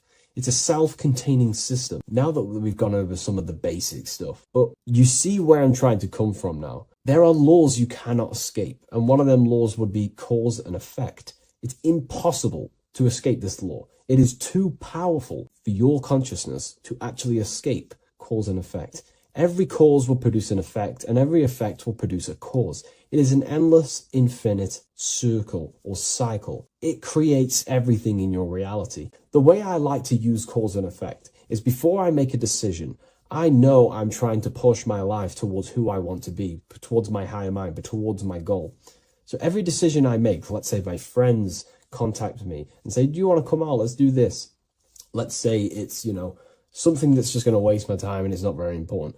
Of course, it's good to have time with friends, but let's say it wasn't important, for example. Before I make any decision in life, I say, well, what is this cause going to affect? Is that effect that this cause I'm about to decide on going to push me towards who I want to be, where I want to go in life, or what I want to achieve? Is it pushing me towards who I want to be? If it's not, I will not take that action. I will not produce that cause. I only take actions that I know are going to make positive effects. Now, of course, there are things we can't control, but we can minimize these things. I only take causes, which is just an action, if I know the effect is going to benefit me. I know sitting here, making videos will help me produce value for the world and for yourself and to help people awaken to these things. I know this is the cause, this is going to benefit humanity and help people awaken even more, because that's all I want to do. I want to help people, provide value, to change people's lives. Another law that you can't escape is obviously time. You can't escape these laws. They are eternal principles that were set into place by some sort of intelligence. We live inside them. We express them. We are shaped by them. But you are not separate from creation standing outside the system. You are geometry. Geometry is right there in your hand. That's the Fibonacci sequence. You are the law made conscious. You are thought crystallizing into experience. Every object, every person in your reality is pretty much an externalization of your mind. The friends that you have a similar thought process to you, or they maybe have similar thoughts to you, or similar things that you both like. You know, your friends are mirrors of yourself. Reality responds to you because you are part of the same structure that governs everything else. Thought becomes action, and action becomes consequence. Consciousness shapes your environment. This is not punishment or reward, it's simply just reflection. It's either punishment or reward depending on how you perceive things in your belief system. Everything you experience is neutral, it's just your mind's perception on whether it's labeled good or bad, because that's what the mind likes to do. It likes to think it's in control. But in truth, if you just observed it without the mind, just with pure awareness, it's neutral. So there are mainly 8 laws that govern your reality, and I've talked about these before in a previous video on my YouTube. This is what creates the seed of life. The seed of life is 8 circles, and each circle represents a law, and these individual circles come together to create a geometric form, which is a flower. So it's symbolic of how nothingness turns into something. When geometry comes together, it creates physical matter. And the reason why they're circles is because circles represent something that is invisible, something that cannot be measured, such as a thought or a law. Anything that is considered spiritual or unseen by the human eyes is symbolized as a circle inside the occult traditions.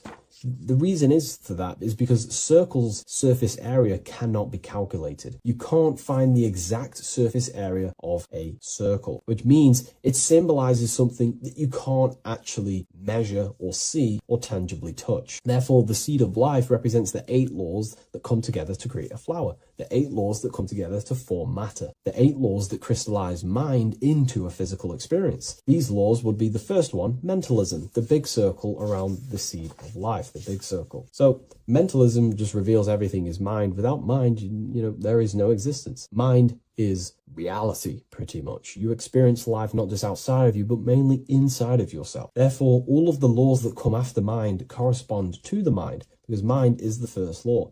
The second law will be vibration. Every thought has its own vibration, and you attract to you the thoughts that you put out based on the vibration. If you think negative, low vibrational thoughts, you will receive back to yourself more negative thoughts. If you think positive, you will receive more thoughts. If you think about football, you will receive more thoughts based on that vibration that you put out into the mental field. The third law would be correspondence. Everything corresponds, which means everything is just a reflection of something. Your reality is an externalization and a reflection of your mind. The things that you possess, the things that you've achieved, all comes from the internal mind. Everything corresponds to everything. As above, so below. Your reality is just an externalization of the thought loop that you live in every day, because thoughts work in cycles.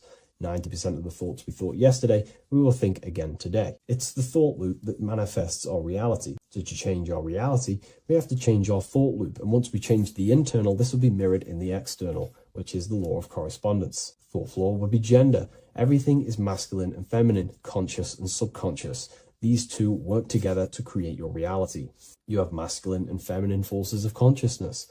Masculine forces of consciousness would be physical actions, willpower, thinking. Feminine forces of consciousness would be intuition and imagination and emotion. These are all aspects of the mind, the first law. The next law would be cause and effect. Very simple. We went over that earlier. Every cause produces an effect, and every effect will produce a new cause. It's an endless cycle. The next law would be rhythm. Rhythm is everything is in cycles, like I just said, day and night, winter, summer. The universe works in cycles. And just like I said, the law of correspondence, as above, so below, as within, so without, because the physical world has cycles, so does your mind have cycles. Thought loops. We think 90% of the thoughts that we thought yesterday. The subconscious mind responds to rhythm. The more you say something, the more you believe it, the more it becomes a program and more suggestible to your conscious mind. And the last law is care. It's impossible to escape care. You cannot not care. It is important. It is impossible to escape. If you hurt someone, you know deep down that that was wrong. And care also corresponds to creation. You only act on what you care about. You care about paying the bills, right? So we take the physical actions to go generate money to pay the bills for our house or whatnot. Or if you love someone, you care for them. You take the actions to message them, to contact them, to see them. Human action is driven by love or care. This is how all reality is created. So once we understand these things, it's life-changing once you work with the law. That's what I mean. Most people are unconscious of the law. The laws are there, but they're just not aware of them. Now that you're aware of these laws, you can consciously work with these laws so they're not working against you so you can actually make these things and work them in your favor. So let's go into heaven and hell, because there's a massive debate. Now that you understand that you are the laws, you are crystallizing reality, not just in the physical, but in the spiritual dimension, in the astral plane. It's the exact same laws. The law of correspondence reveals as above, so below. Your reality is a reflection of your mind. Everything is a reflection of you. That doesn't mean that other people don't exist. I mean, the way you view other people is through the lens of your mind. You perceive what you have in your mind, your beliefs, your traumas, your memories. This is where heaven and hell are misunderstood. No one is sent anywhere by force. There is no external authority dragging souls into destinations. Consciousness determines the environment that you are in. Environment, it's mental. As above, so below. When the body dies, consciousness withdraws from the physical technology of the body. The simulation of the physical world is no longer being ran by your brain. I mean, your consciousness will go into the astral plane, which is the realm that just sits above the physical plane, which is the realm of imagination and desire. The environment that you go to in the astral plane directly corresponds to your state of thought and your emotion and your desires. If you desire hurting people your whole life, then you're going to go to an astral realm, as above so below. You're going to be in an environment where that goes on, but in a non-physical sense. Wherever then thoughts, whatever the strongest thoughts you thought throughout your life, that is the environment that you go to. If you were so caring and loving to your family, all you wanted to do is provide for your family or whoever, and you pass on, you will go to a place where people care. Souls are manifesting them thoughts and them energies. It's vibration. Whatever vibration you're vibrating at, you will reflect and correspond in your reality when you die. Therefore, you create your own suffering by desiring such low vibrational things, or you create your own heaven if you are truly operating from a place of love in your heart. You see, your mind can lie, but your heart cannot. Your heart reveals your true desires, your deepest wants and needs, and it reveals your true self, and that will be projected and responded in the astral plane, because astral matter is very respondable to consciousness. The physical plane is not really. It takes a longer time for things to be manifested in the physical plane. But in the astral plane, whatever you think, whatever you desire, it instantly corresponds to your reality there. So God does not micromanage everything. The law does not judge, it simply reflects. The universe is made of laws. The Emerald Tablets of Thoth even mentions this. He says, the search for the laws that governs man's life are an eternal mystery. Man is always forever searching for the laws that govern his existence. This understanding now changes everything in your reality. It removes fear-based control, it removes blind obedience, and it returns responsibility to where it belongs, to you, your consciousness, yourself. You are not being watched, you are not being mirrored. Reality is not punishing you, it is responding to you. Once you understand that God works through law, not micromanagement, you stop waiting to be saved, judged, or condemned. You realize something far more powerful. You are not separate from creation. You are participating in it. You are the universe experiencing itself. What a fabulous video, and I really enjoyed this today. Please leave a like, comment, and share on the video, and I'll see you all in the next one. And if you wish to get this book, there is a link in the description. Have an amazing day, everyone. Take care. Hello, Seeker. Welcome to Revival of Symbolism, a channel devoted to the language of esoteric symbolism, helping you discover yourself and expand your consciousness into new realms of thought. I'm Harry B. Joseph, also known as Revival of Wisdom. In this video, we're going to be breaking down the occult and esoteric meaning of the tarot card, the Magician. This contains many layers of symbolism. Let's get straight into this. So if we look at the card of the Magician, the first thing we notice is this gesture, his hands. We have one hand up, one hand down. This corresponds to the teaching and the principle of the universe called the law of correspondence, also known as above, so below. As above, so below pretty much corresponds with everything in the whole world and life. Everything functions underneath this law. It teaches that everything below in the material plane does not exist on its own. Physical life does not create itself. It is not independent.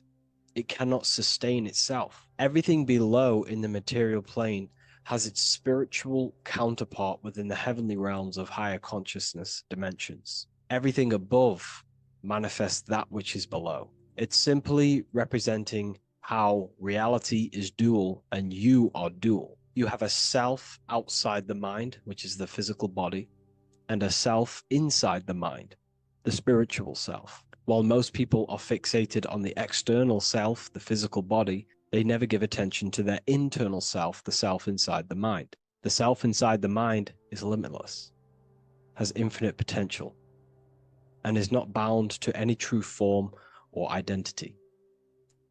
The internal self is the immortal self, the higher self.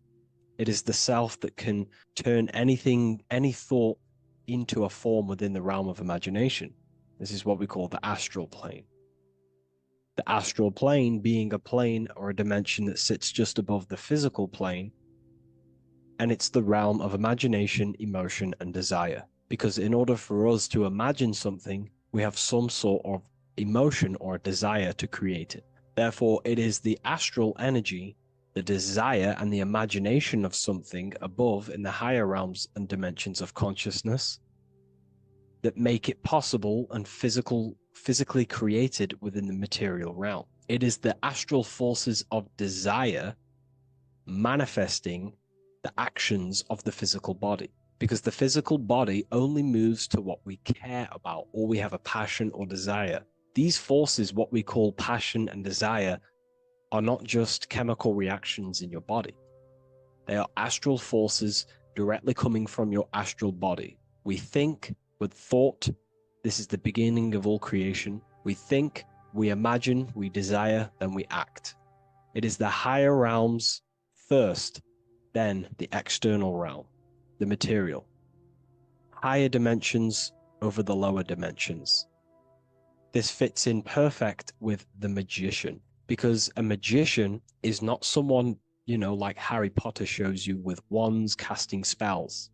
This is fantasy. The real magic is about changing consciousness at will, because consciousness above creates that which is below, the material, as within, so without. Reality is created from the inside out. So the magician understands that by changing consciousness, we change our external circumstances. You see this reflected in your life, and I've seen this reflected in my life. When you change your consciousness, for example, you start to spiritually awaken. You start to think differently, see the world differently. What happens to your external reality? Notice your friends start to say you've changed. You may not fit in with your current friendship circle. Your friends will change and you will outgrow them, and you will have to seek to find new friends that fit with your new internal state of consciousness. This is teaching that the internal world rearranges the external world. While most people stay in a cycle of trying to change the external world, not realizing that they must first change the internal. This is what magic is about. Magic is about changing consciousness at will. Because when a magician holds the ability to direct all forces of their consciousness to a specific reality within them, to create that form and reality within the internal self, they can actually start to produce change in the external reality. We have masculine forces of consciousness, feminine forces of consciousness. The feminine forces of consciousness are imagination, intuition, emotion. The active masculine forces of consciousness are willpower, actions, and intellect, thinking. When we combine the imagination, seeing the reality within our mind, forming the reality within our spiritual vision, the internal vision of the soul, because imagination is the expression of the soul. It is creating with astral light, astral vision. Freemasons, occultists call imagination spirit vision. When we see that reality with our spiritual vision, this is why we have to increase our ability to vividly see within our imagination or the astral plane. If we do not develop these faculties of consciousness, we will struggle. This is what the esoteric is about. We have to increase and develop every part of our consciousness to develop spiritually, to try and reconnect with the internal world, while our whole past life we've been focusing on the external. When we combine the soul's vision of imagination with a feeling and a desire of creating that reality, that's then the internal world pretty much sorted. Then we have to combine that with willpower and actions. The masculine and feminine come together to give birth to a child. The masculine and feminine come together in your consciousness to give birth to a reality. It's about changing what's inside the self to produce change below. This is what true magic is. Look at the word magic, magi, and the word imagination, imagination. Imagination is about working with the forces of the soul and the forces of consciousness, producing change in consciousness at will to produce change in the external. This is what this represents. Changing above so we can change below. No point trying to change the external world because the external world is already formed. It is a form, it is an effect. So to produce true change in the external world that lasts long term, we must first gain control over ourselves and produce change internally. This is why the magician is called to gain mastery in every element of their being. They have to gain control over every aspect of consciousness and develop every faculty of the soul. This includes developing strong imagination, developing a very strong willpower. We can do this through exercises such as imagination exercises, holding one specific vision for a long period of time, meditation, thinking on one specific thing for a very long period of time. This will increase the willpower. It's also about gaining control over the subconscious impulses, the subconscious thinking patterns that seek to control us. It's about gaining control over every aspect of our consciousness. This is what a true magician is. And this is what the true spiritual path is. Developing every faculty of consciousness. It's a never-ending journey of self-mastery. If we look at the magician, we see this infinity symbol rising just above his head, symbolizing the mind being filled with higher knowledge, the mind aware of higher dimensions. You see, the mind is the cause, physical reality is the effect. We need to raise our consciousness from effect consciousness to causal consciousness to truly become a magician and a master of our reality. What do I mean by effect consciousness? Most people live in the realm of effect and reaction. Their consciousness, their mind, emotions, and imaginations are constantly thinking, feeling, and imagining the things that have happened to them. Instead of doing this, we need to change this state. Instead of reacting, we need to become the cause.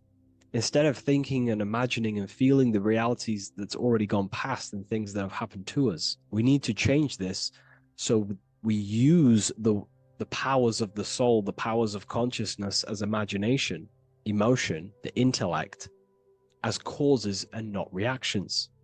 This is how we truly become a magician and apply this principle of as above, so below.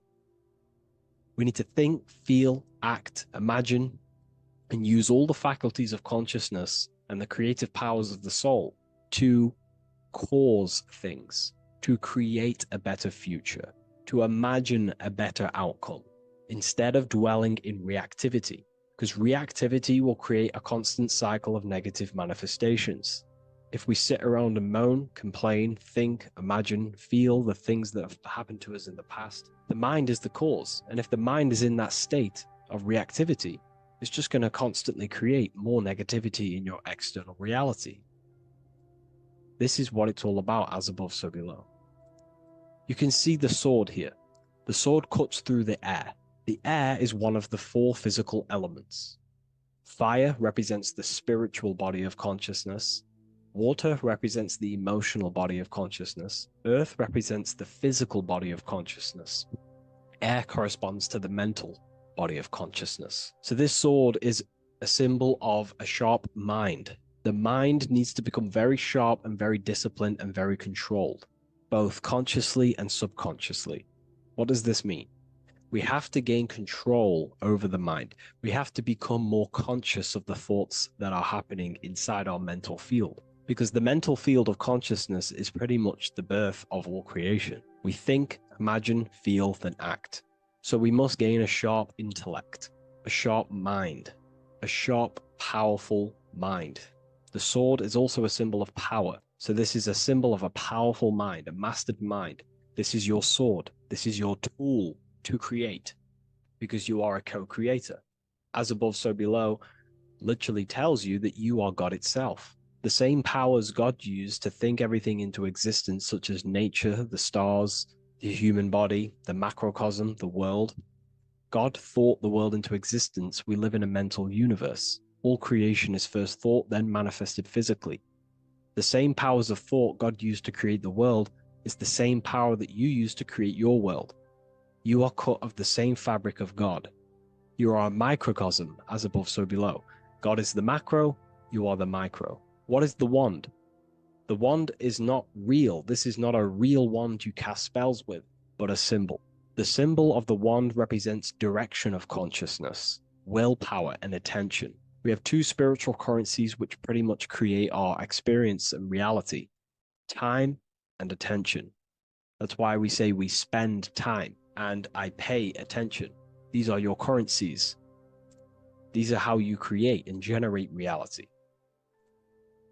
Moving on to Jesus and Satan, we see there's an exact same symbolism within the ancient paintings. Jesus pointing up, Satan pointing down. Satan is the egoic force within one's consciousness. He is a symbol. Satan is not a real identity or being or entity. He is a symbol of a personality and a force within one's consciousness. Satan represents the negative forces of the ego that tells you to do things that is wrong. In your heart, you know what is morally right and wrong. Let's say you're thinking, you get a random thought of stealing an old lady's purse. You, in your heart, know that is wrong. But Satan is the force inside of you that says, do it anyway. Don't listen to the heart. Get the personal gain. I want the money. That's Satan. Jesus is the higher mind, the aspect of our consciousness that dwells above the ego.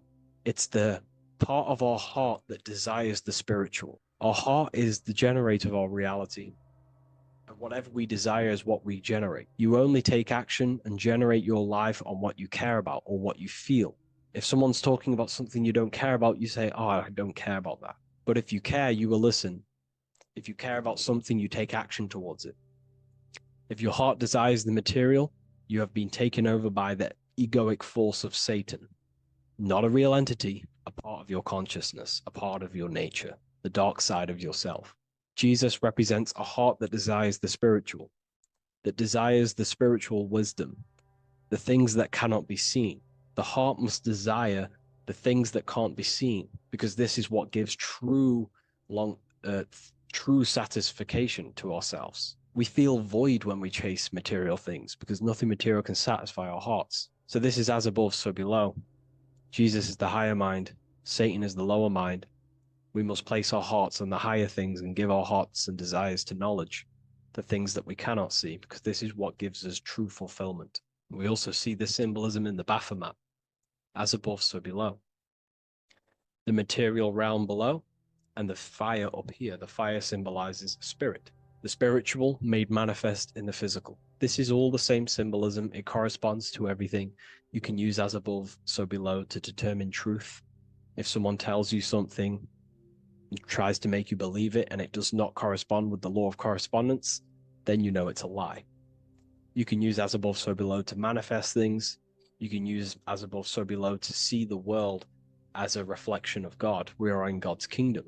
This is God's world, and you are creating in the world through the same powers of God, thought.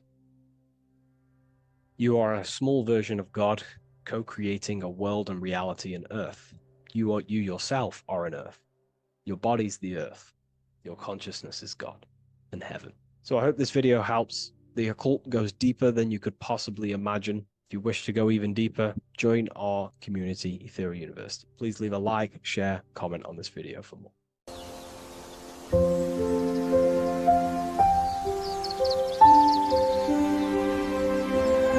bookofwisdom.com. Visit today.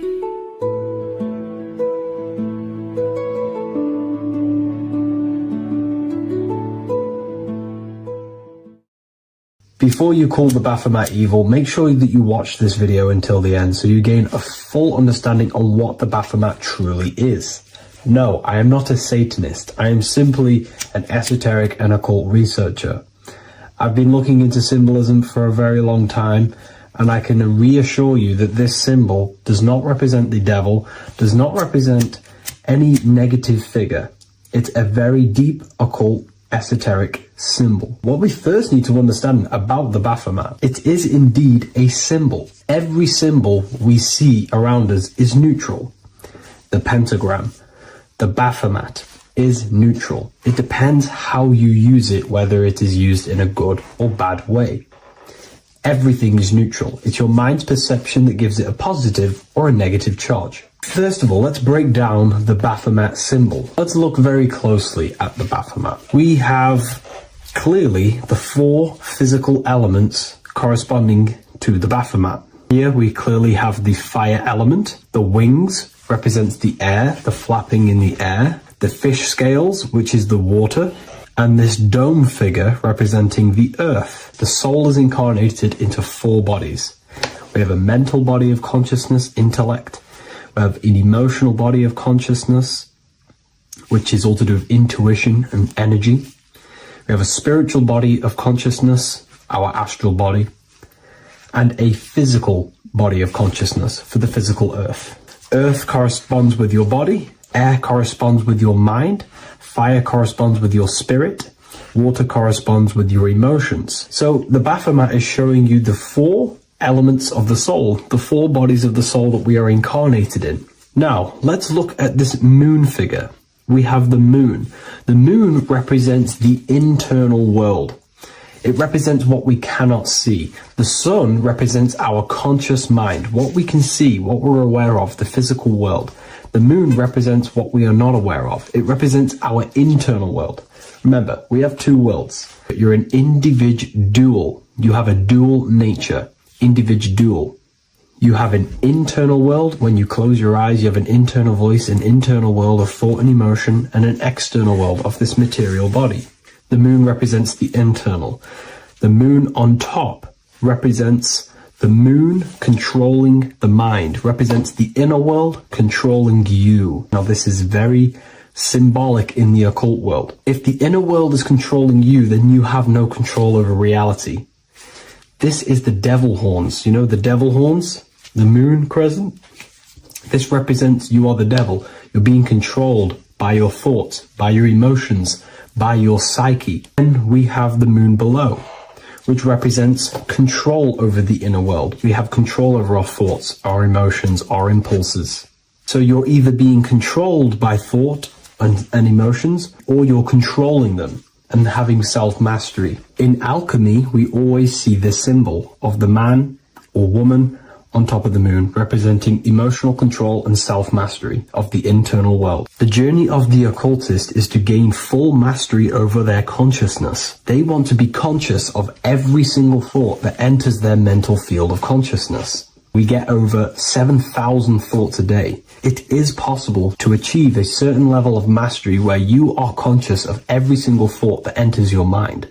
This is one of the end goals of self-mastery and occultism, as this gains your personal power. When one achieves this, they are then able to direct the mind in one place and one place only, becoming more effective in manifestation and creation, because we are microcosms of the divine. We are creators. This is the gesture of as above, so below. The inner world and the outer world are mirrors of each other. The inner produces the outer. Your physical life circumstances are a result of every thought you thought in the past. The inner projects the outer.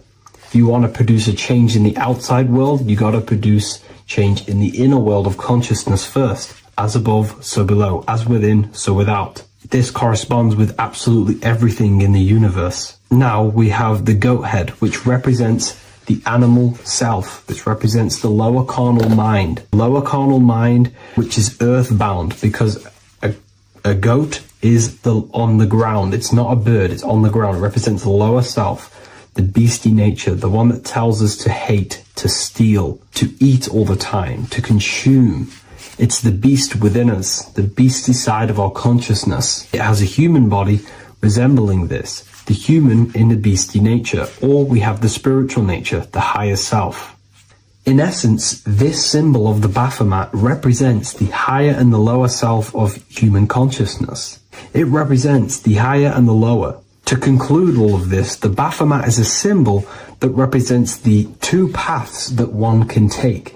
We can take the beastie path and become an instinctual animal, our body, or we can take the divine path of reaching our higher self. It is a symbol that represents the higher and lower self and the four different bodies of consciousness. In essence, this does not represent Satan or the devil. The devil represents the lower aspect of our human psyche. The war between Jesus and Satan is symbolic and allegorical for the war that happens within our mental field of consciousness. The internal war between good thoughts and bad thoughts, positive emotions and negative emotions. It is the constant war inside the battlefield of your own mind. Jesus, Satan are symbols, characters that are symbolic of aspects of your own consciousness, because the universe is mental. The only thing that truly exists is your mind. Therefore, all of these ancient spiritual texts like the Bible, the Bhagavad Gita, the Quran are all symbolic of what's happening inside of our mental body. It is the inner chaos that can destroy our life, or when we create structure and restructure our inner world, we can live a peaceful life. If you are struggling from the internal world and you want to gain mastery of yourself while learning the occult secrets, join Ethereal University, a community of like-minded individuals who are all striving for the best versions of themselves. We host live calls and we have an abundance of lectures that you can watch. Or check out the Book of Wisdom. This is volume 2. I'll leave all the links in the description. Have an amazing day.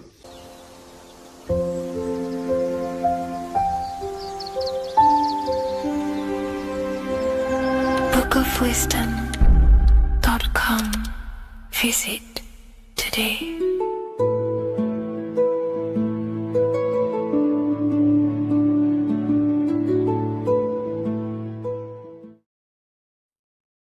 What if I told you that you are under a spell and this spell is controlling you in every aspect of your life and you don't even realize it? Spells are not what you've been taught. They're not fantasy magic wands that are casted over you. No, no, no. Spells are much, much deeper. A spell is a belief system that is installed into your subconscious mind, which holds power over you.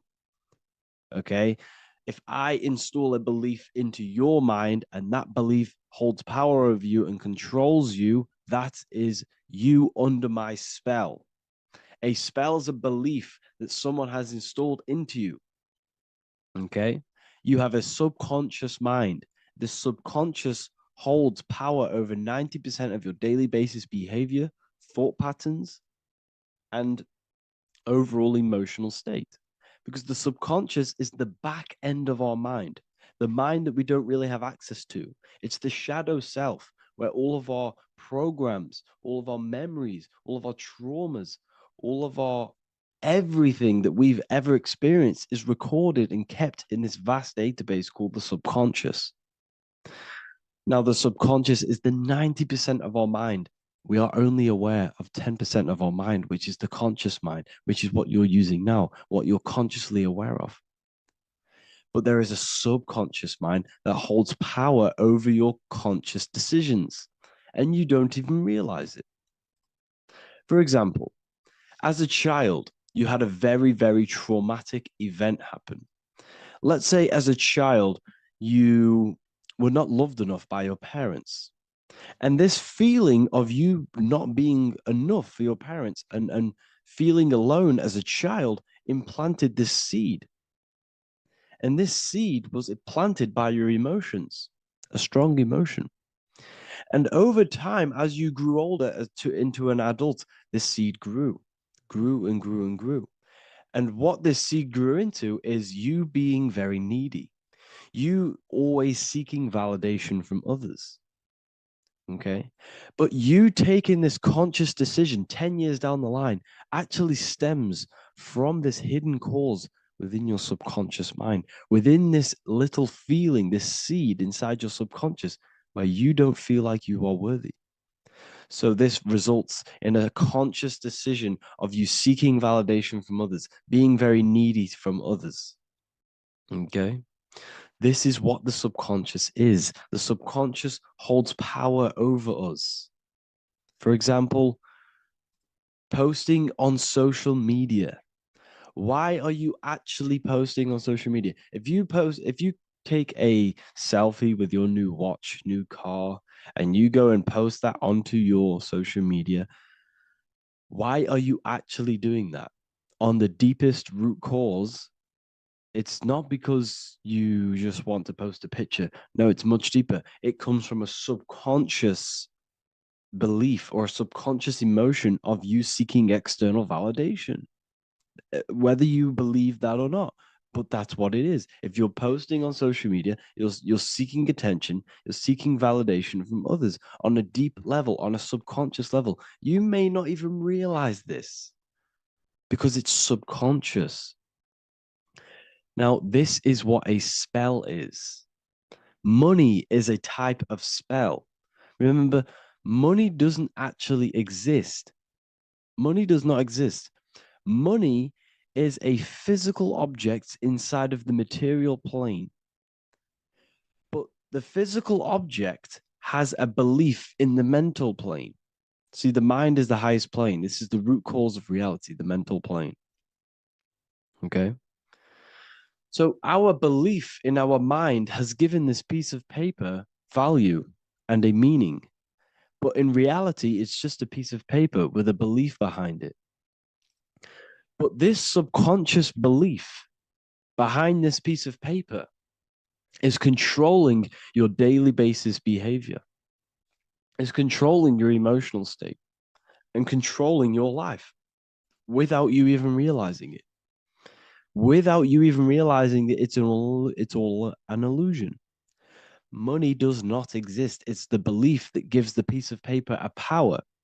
And the way we break the spell is by realizing that the money doesn't actually exist. The whole world is under the spell of money, and it's controlling all of us. But the spell is the belief. Once we all wake up and realize money has no value, it doesn't actually exist, it's only a belief. There is no actual money. That's how we break the spell. The spell is broken when we figure out that we are under the spell, under the belief, under the illusion of this piece of paper having value, and it's controlling our lives. That's why the word money has mon within it. Mon is moon, and the moon represents our hidden aspect of our mind, our subconscious, and the sun represents our conscious mind. So you have two versions of yourself. You have the self that you show to everyone, the conscious mind, and you have a shadow self called the subconscious, which is the hidden aspect of you.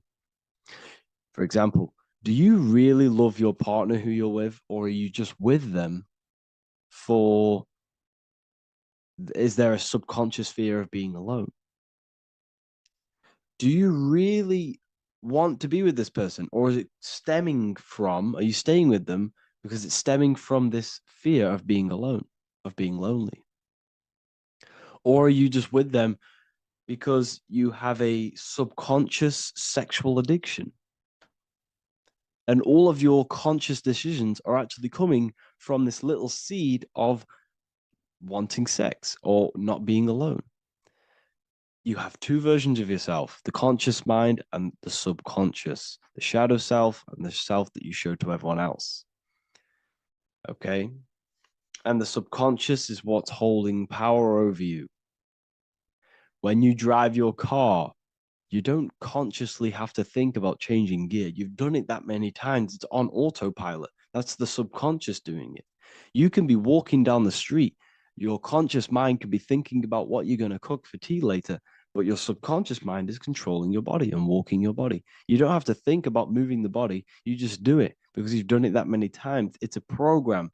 It's a belief in the subconscious that's giving this movement power. You see, the subconscious holds a lot of power over you. Our beliefs hold power over our daily basis behaviors and actions. Okay, like I said, posting on social media, this is seeking external validation. There's a subconscious there's a subconscious urge bringing this desire into conscious reality. So we must break the spell of our emotions controlling us, our traumas from a child controlling us. For example, another example of this, let's say you were in a car crash years ago, and this car crash led you to having a very traumatic event, very traumatic emotion you felt in that car crash. You felt a lot of pain. That was impressed into your subconscious. And even to this day, you're probably scared of going into trains, going onto cars, going inside of vehicles. And you might not even be aware that it's actually stemming from this event that happened 10 years ago. That's the spell. That's the spell that's holding power over you. And you don't even realize it. You realize the spell when you realize you're being controlled by this old belief, this old trauma. That's what a spell is. A spell is not something I cast over you with a wand like Harry Potter. Spell's much deeper. It's the hidden aspects of our mind that hold power over us, that control us. Okay? So how do we get rid of the spell? How do we break the spell? By installing new belief systems, by installing new programs into our subconscious. The subconscious is impressed by repetition and emotion. Everything you do on repeat, for example, tying your shoelaces, you can be looking up into the sky, closing your eyes, thinking about what you're going to create for tea while doing your shoelaces. You've done it that many times, you don't have to think about it. That's the subconscious taking over. Okay. That's the repetition aspect of the subconscious. For example, you could probably run down your stairs. You know exactly how to run down the stairs. If I tried to run down your stairs, every staircase is different. I'd probably fall over. But you've done it that many times, you know exactly how to do it.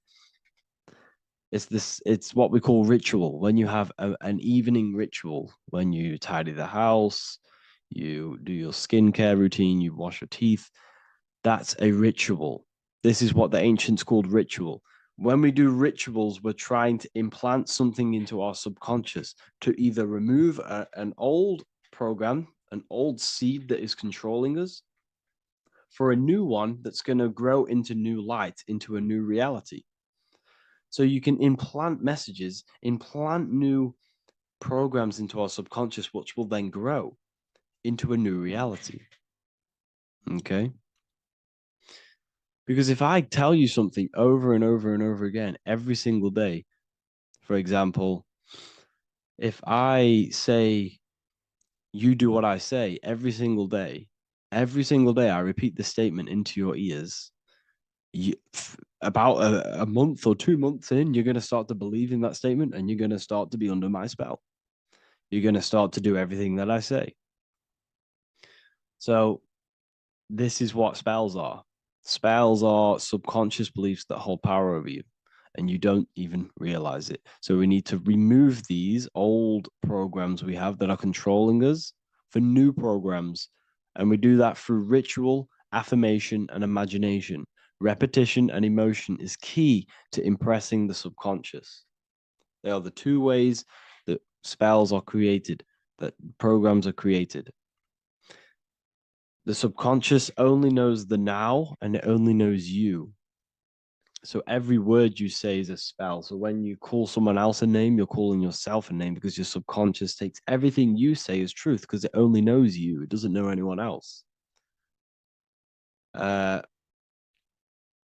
So every night we can do affirmation. We affirm the reality we want. This is what we call a ritual. We sit down or we stand up, whatever it is, you affirm the reality you are, I am statements, and then you imagine that reality. And you do this over and over again, every day, twice a day, 3 times a day, however many times. And this will cause repetition. This will install a new belief system into your subconscious, which will then start to show in your external reality. It will start to put you under a spell of the new program. For example, if I install into my subconscious that I believe that I am rich, every single night I affirmate that I am rich, I am wealthy, I am free. And then I do a ritual. I start to imagine this reality. Every single night, I do these two things on repetition, and I start to feel the reality and imagine the reality. Over time, I'm going to start to believe that I am rich, that I am free, and I am wealthy without having the physical reality. And what this will do is that it'll implant a message deep within your subconscious mind. It will plant the seed of this belief. And this belief over time will grow into 90% of my thoughts, 90% of my actions, 90% of my words. My words, my thinking will change due to this new belief. I may not even realize it, but I'm looking for more opportunities to make money. I'm speaking to more people because of this belief that I've installed. This belief has triggered new ways of thinking. My mind, my conscious mind is now only operating to fulfill this belief. And my conscious mind might not even be aware of it. You won't even realize that you're manifesting this belief of being rich. And that's how it happens. You implant the belief within your subconscious. You implant the spell into your subconscious, which will then gain control over you.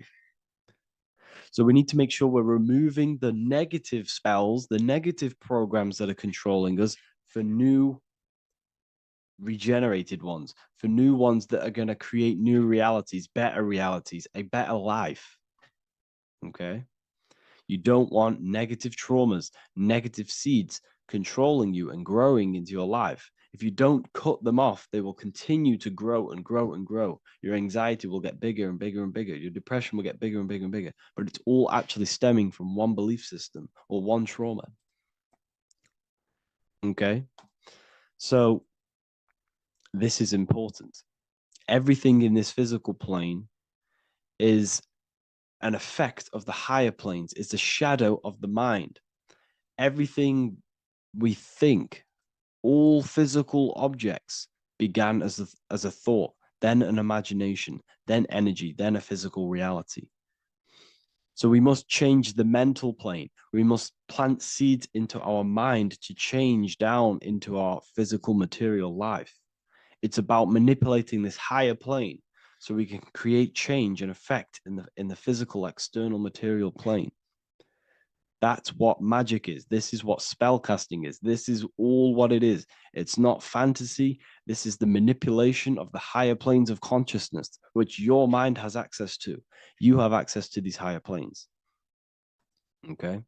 This is exactly what I teach in my university. I teach different rituals. I teach specific rituals to get rid of certain things, certain belief systems.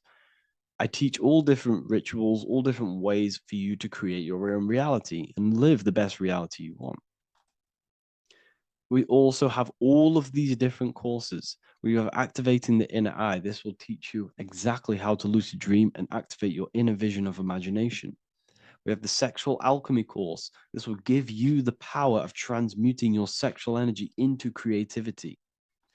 We have electromagnetism studies. We have esoteric exchange and an exclusive live call that we do every single week. And I connect with all of the students. They can ask me questions, can speak with me one-on-one inside of these live calls. We have the real numerology section. We have the health section. We have a lecture section. Look at all of these lectures we have on occultism, symbolism. All of these lectures are designed to gain you power, to give your personal power back to you, to make you realize things about you.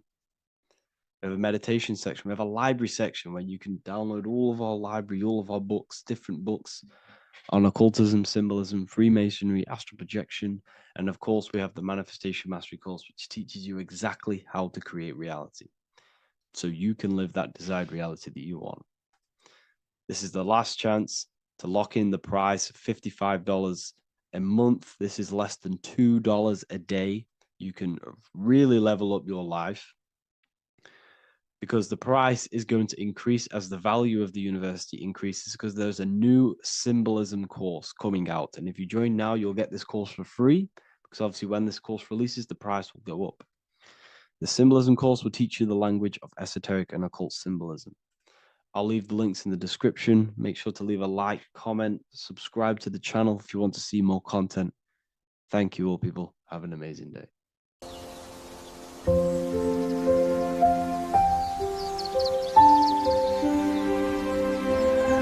bookofwisdom.com. Visit today.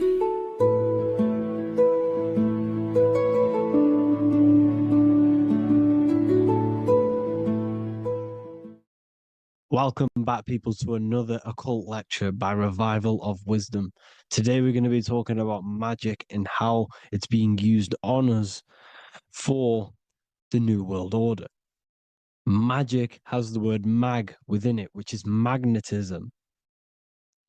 Magnetism is the force.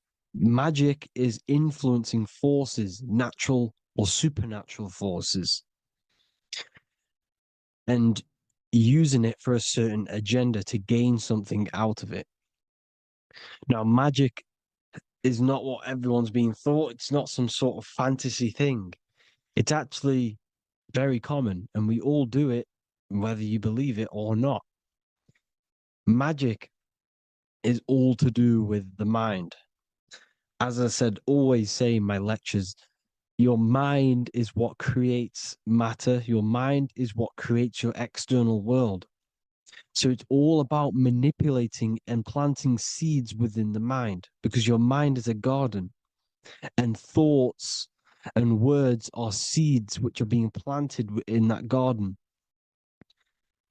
Your life, your physical life, the people you have in your life, your friends, your car you own, the job you have, is all a reflection of the thoughts that you've been thinking in the past.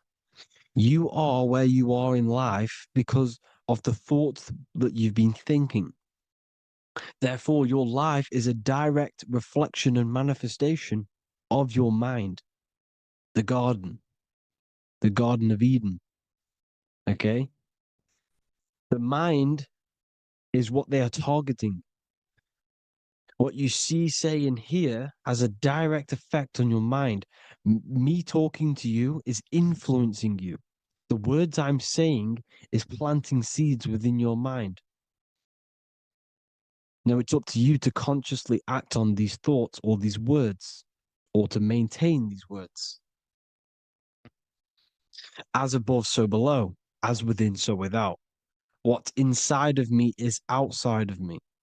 What comes into the storehouse comes out of the storehouse. You have the left, you have the right, you have the up, and you have the down. As above, so below. Whatever is in your mind will be expressed in some sort of way, consciously or subconsciously, spiritually or physically. The mind is what manifests everything. And this is what we need to understand. We need to understand is that the mind is not physical. All things spiritual manifest physical. All things seen come from the unseen.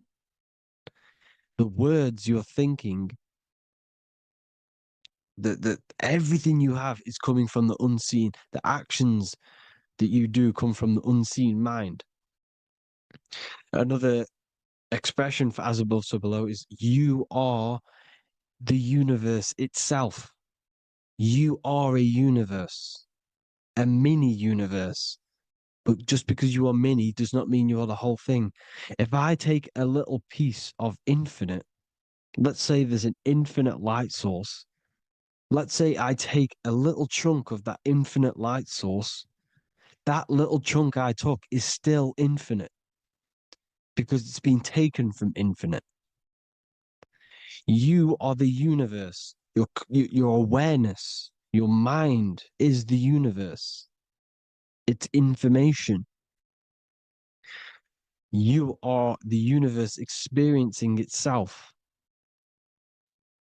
This is why we say we are all God. As above, so below. What is in me is outside of me. The sun, the physical manifestation of the sun is your soul. The 12 constellations are manifested in the physical body. The 5 elements are manifested in the physical body. They're manifested in the 5 fingers you have. As above, so below. This is manifested, well, this is a symbolized in Freemasonry and secret societies as the 2 pillars. The mirroring reflection, the reflection of reality, the mirror, as above, so below. What happens in the mind, what happens in the astral, happens in the physical. This is Aleister Crowley. This is all symbolism. This is the 2 pillars with the all-seeing eye and the triangle at the top. Aleister Crowley was a master magician, very powerful dark magician, black magician.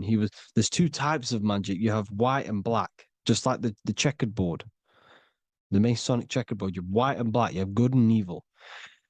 White magic is influencing natural forces to gain something that will help the collective consciousness, help the collective, help the earth, help other people.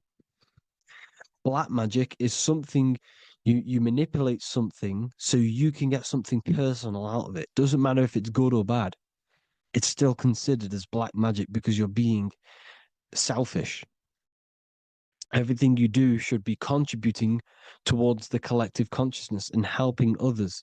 And this is why the ancients lived in a system where everything was in unity. We understood that I am you and you are me. What I do to you happens to me because I am you and you are me. We are the same mind substance on the inside. We're all the same mind substance being expressed in different bodies. So what I do to your mind will have a ripple effect on my mind because all of our minds are connected within the mental plane. So this is why they know all this knowledge. To know all this knowledge. So yeah, this is the mirroring effect of reality, the 2 pillars, or symbolizes the number 11. The number 11. We'll go deeper into that. The technology we're using is magic. It's a form of magic. Television is a vision. They're telling a vision into your subconscious mind, into your memory. And when you turn on the television, you get a program because they're telling a vision to create a program within your subconscious mind. You see, the conscious mind is only 10% of your mind, which is to do with your, what you're aware of, your 5 senses. What are you consciously aware of? Well, I'm aware I'm here, I'm talking. I'm aware of what I'm wearing, the 5 senses, what I can hear, taste, smell, hear. What I'm wearing, I'm aware of what I think of. But the subconscious mind is the 90% of your mind. It's the hidden part of the mind, which is telling your heart to beat, telling your body to breathe. It's storing all of your emotions. It's storing everything you see, storing all the belief systems that you have. It has everything. It stores all of the habits you have, the values. It stores everyone's name that you know. All the words that I'm speaking right now is all coming out of the subconscious. Everything is subconscious. And it literally manipulates 90% of your daily basis behavior. Most people don't know this. What you did yesterday is what you will do today because of these beliefs and mental programs within the subconscious, stored within the subconscious. So the subconscious is what they're aiming at. They're trying to create programs within the subconscious. because the subconscious manifests 90% of your thought patterns, 90% of your actions and words. They know all this stuff. So the subconscious mind is the most powerful part of the mind. Another way the subconscious manifests and influences your life is, let's say you were in a car crash years and years ago, 10 years ago. Let's say you're in this car crash, right? And you really hurt yourself. The emotion you felt in that time when you were injured in that car crash had a great impression on your subconscious mind. You see, the stronger you feel something emotionally, the stronger impact it has on the subconscious. You can remember and recall that moment and very vividly because of the impact it had on the subconscious. Another, for example, you become that terrified of cars that it manifests into your life today, that you are wary to go in certain cars. You don't want to go in cars at all, maybe, because of that moment that stood within the subconscious. And it will manifest into anxiety. It will manifest into not going into cars. It will manifest into depression, maybe. These things, these emotional, very emotional, traumatic events have a great impression on our subconscious, and they control your life. This is why you need to meditate and let go deep within yourself and let go of these internal, deep emotions that you may have repressed and keep pressing down and ignoring. But you need to address it and let go of these subconscious impressions you have, which are controlling your life, like anxiety, depression. All of these things are stemming from things that are stored within your subconscious years and years ago, more than likely. Broadcasting. They're casting spells to a broad audience, to news, north, east, west, and south. They're casting spells. No, if you watch the news, everything's red.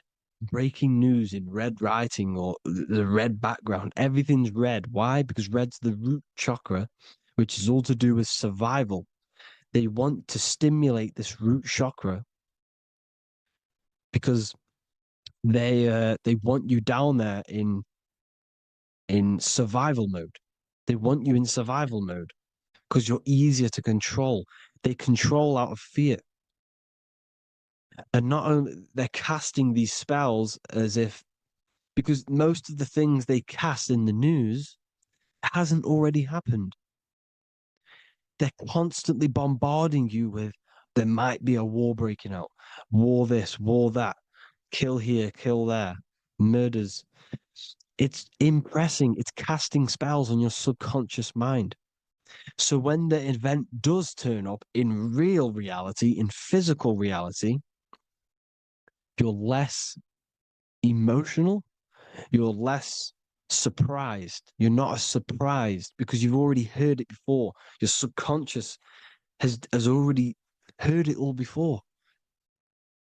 If you never heard of a war and then a war broke out, you'd be going crazy. So they subtly program your subconscious mind through the words, because the words they say is impressing your mind. It has an effect on your mind, which will have an effect on your behavior, your words, your conversations you have with people. They're casting spells to north, east, west, and south on the tell a vision. They're telling a vision by broadcasting, by saying spells. This is why we call it spelling. Even the word, listen, the words we say cast spells. Bless. Oh, bless you. That's be less. The subconscious mind only picks up literal things. You see, when I say bless you, your conscious mind picks that up as, oh, thank you, you're blessing me. But your subconscious picks up as be less. You see, because the subconscious it has no filter. It's just, it is what it is. Everything is factual in the subconscious. Therefore, if I call you an idiot, your subconscious, my subconscious will think I'm talking to myself and calling myself an idiot, and it will take that as true. That is truth. Everything is truth within the subconscious.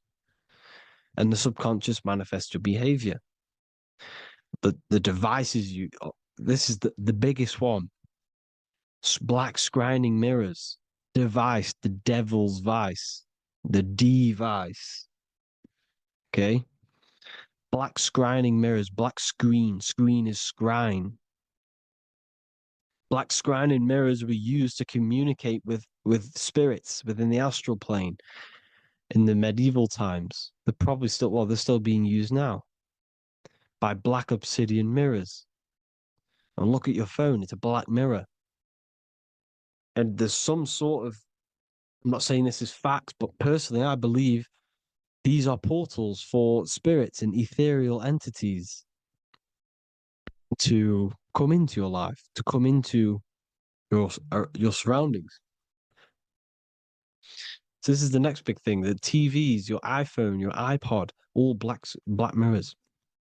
And mirrors are very, very powerful. Even just a normal mirror. Mirrors have an effect. Whatever you say into a mirror, what you say is energy. And when you say something into a mirror, you're saying it into yourself. It's an infinite cycle of words of energy because it's being reflected infinite times. When you say something into a mirror, it has a massive effect. You're saying it directly into your eyes, into your mind. So what you say in a mirror should be said with precaution. Never say anything negative into a mirror, because mirrors are very, very powerful ways for you to reprogram your subconscious mind for the good. You can say very positive things into mirrors and it will reprogram your subconscious mind. Okay? Manifesting is all magic. It's all magic. Everything is magic. But consciously doing it is what they're doing. They hid this knowledge. Your phone is magic. It manipulates your mind. The iPhone. Okay. See, magic isn't all of this with wands.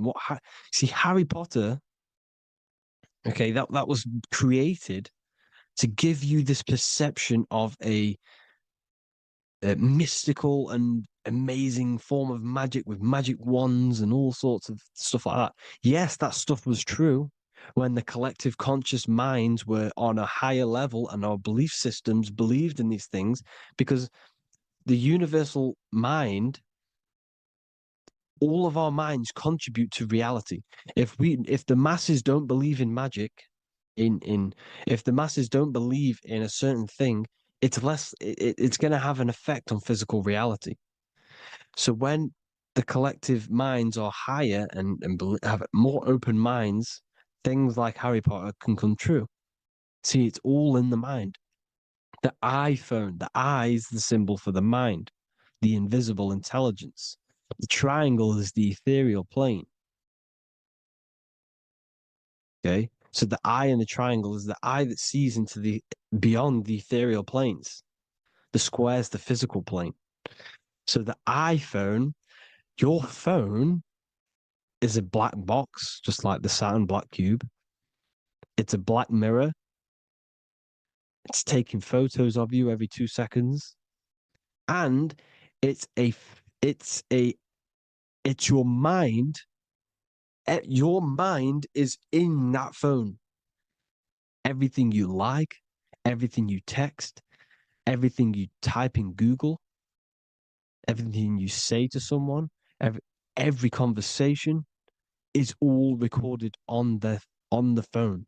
Therefore, it is a direct reflection of your mind. Your mind is imprinted into your phone because your mind, everything you think in your mind, you're manifesting into typing, saying, taking pictures into the phone, and it's collecting it and storing it. And what they're doing, and this is for all forms of magic, it's manipulating the mind. It's all manipulating the mind. Reels, Instagram, TikTok, this is all dopamine. It's all controlling the mind. Every like you get, every follow you get, every share that you get is dopamine within your brain. They're literally targeting your brain and mind.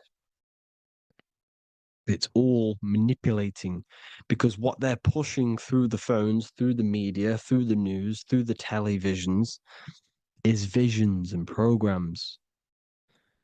You are the one manifesting the New World Order. They're not manifesting the New World Order. They're giving you the information so you can manifest the New World Order. Everything they say is contributing to your mind. For example, digital money and all the information they put out for you to see is contributing to your enslavement. Your mind is manifesting the New World Order. They know this. They don't manifest it. There's billions of us. We could easily run over them physically. But on a mental level, these people have the knowledge and they hide it from us, and they let us manifest reality because we are the collective. They give us the information which manifests their agenda. It's all magic through the phones, the media, the television. So your phone is a manifestation of your mind. It's a record of your mind. Hollywood, holly tree, holy tree. They used to make wands out of holy trees, because it was the most holiest wood, the best for casting and transmitting energy. So they used holly trees to cast spells. That's what Hollywood is. And in Hollywood, they have the red tear, the blood drop next to the Hollywood sign, because it's all satanic. They're all black magicians. They use Hollywood to cast the spells through the music, through the films.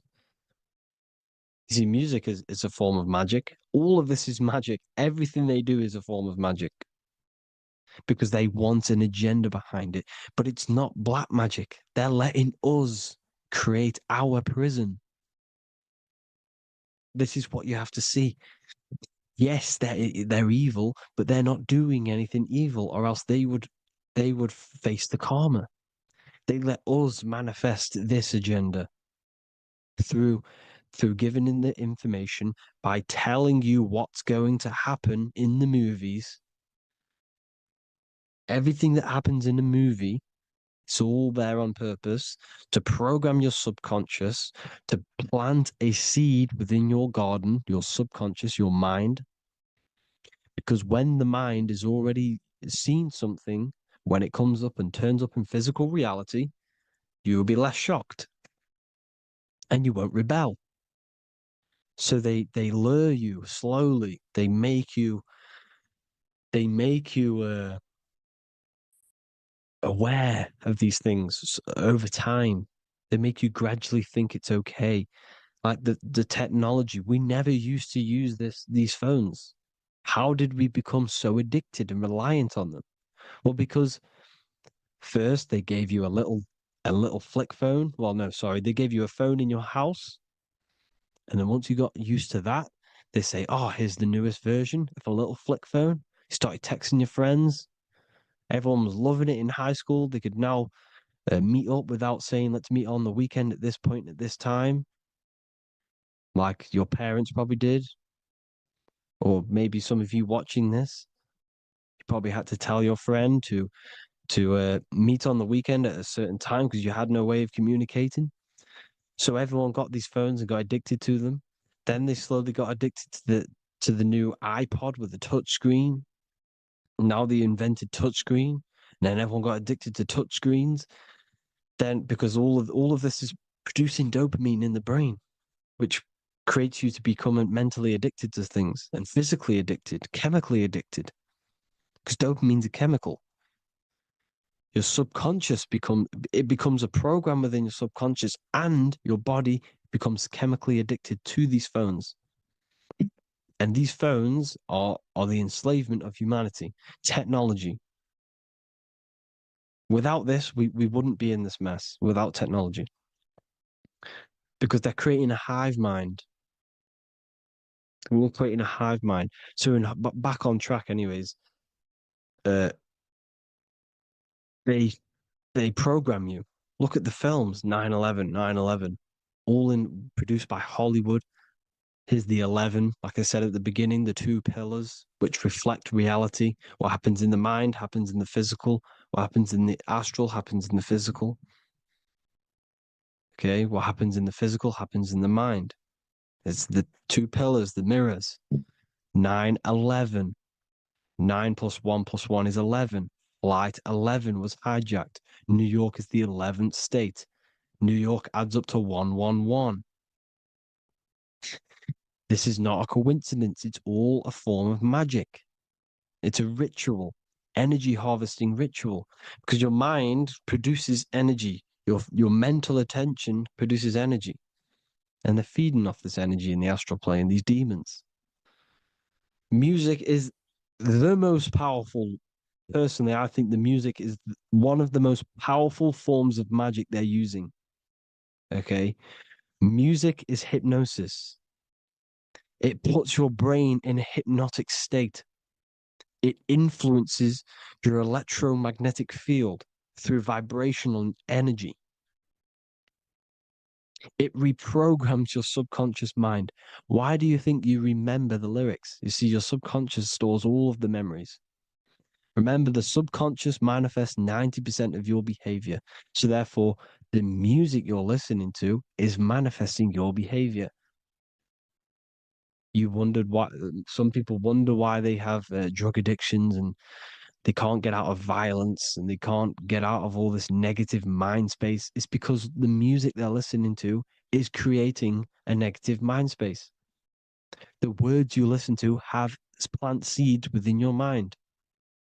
So the reason you remember the lyrics is because that song created a program within your subconscious. Yes, that is what happens. You can use magic to reprogram your mind, but you can use music to reprogram your mind because it's all forms of magic. It's using natural mental energy forces to manipulate the physical reality. You manipulate your mind, you manipulate reality, physical reality. Okay? So the music, another very, very big one. When you turn on the radio, it's just all talks about alcohol, drugs, and sex because they want you down in the lower three chakras. They want your mind attached to matter when it's mind over matter. Your mind's not physical. You see, the word spirituality is the new trend. It's not about your spirit. It's not about your spirit. It's about your mind. It's not about, you know, uh, spirituality and looking after your spirit. And they've got you focused on your spirit. Why? Because they hide your mind from you. You see, a lot of people think their mind is their brain, but the mind is everything. There is no physical reality without mind. You can have a brain. Imagine if you had no mind but a brain. It wouldn't work. The mind is everything. The mind controls your avatar. It begins in the mind before it happens in the brain. Then the brain manifests through the body.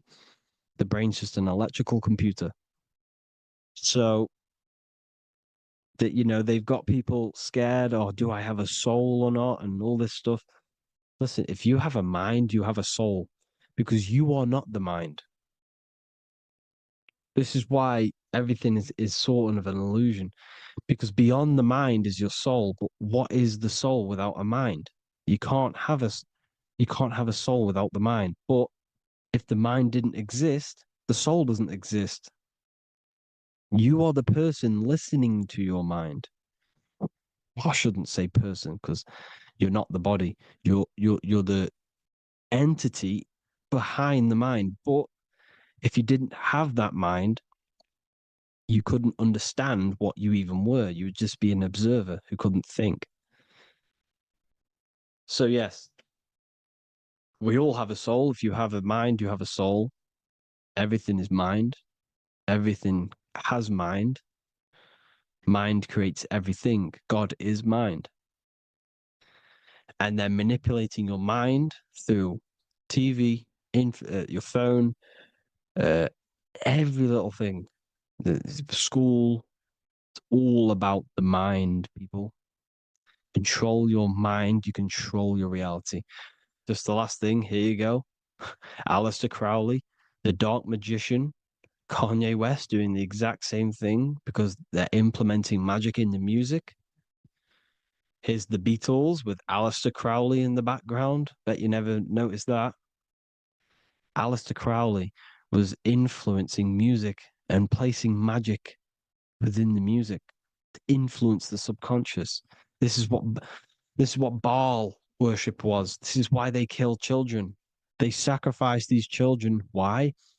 Well, because in order to ascend, in order to raise your consciousness internally, godly, by being good, God, or being in order to be good and raise your consciousness and to get something in the physical world, you have to sacrifice yourself. And what do I mean by that? In order to raise your consciousness and ascend, you have to sacrifice the lower nature of yourself. You know, you got to abstain from having sex to retain your sexual energy, to transmute it, or staying away from negative, some poisonous foods like meat. So, staying away from blood. We shouldn't be consuming other animals' blood.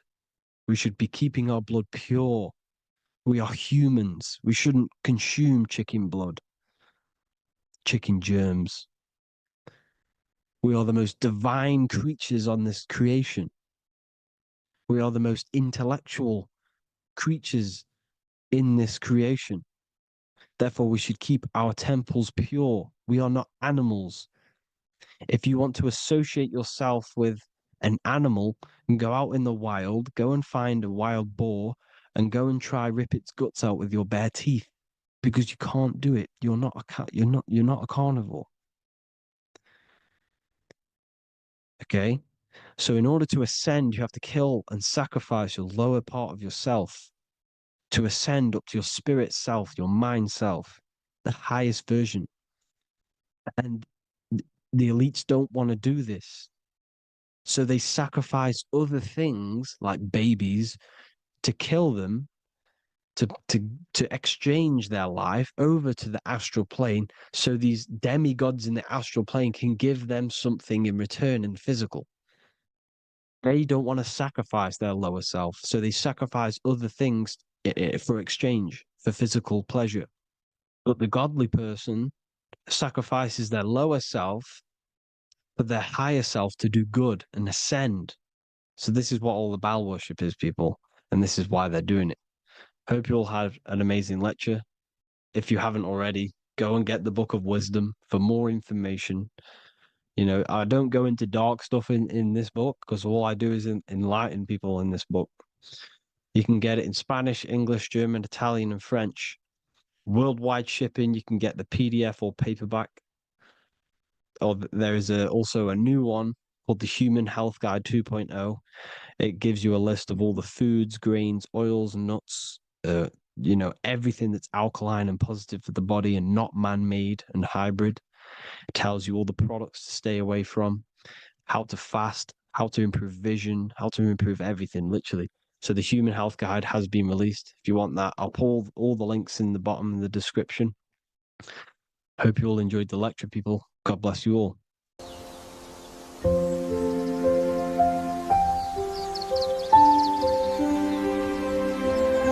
bookofwisdom.com. Visit today.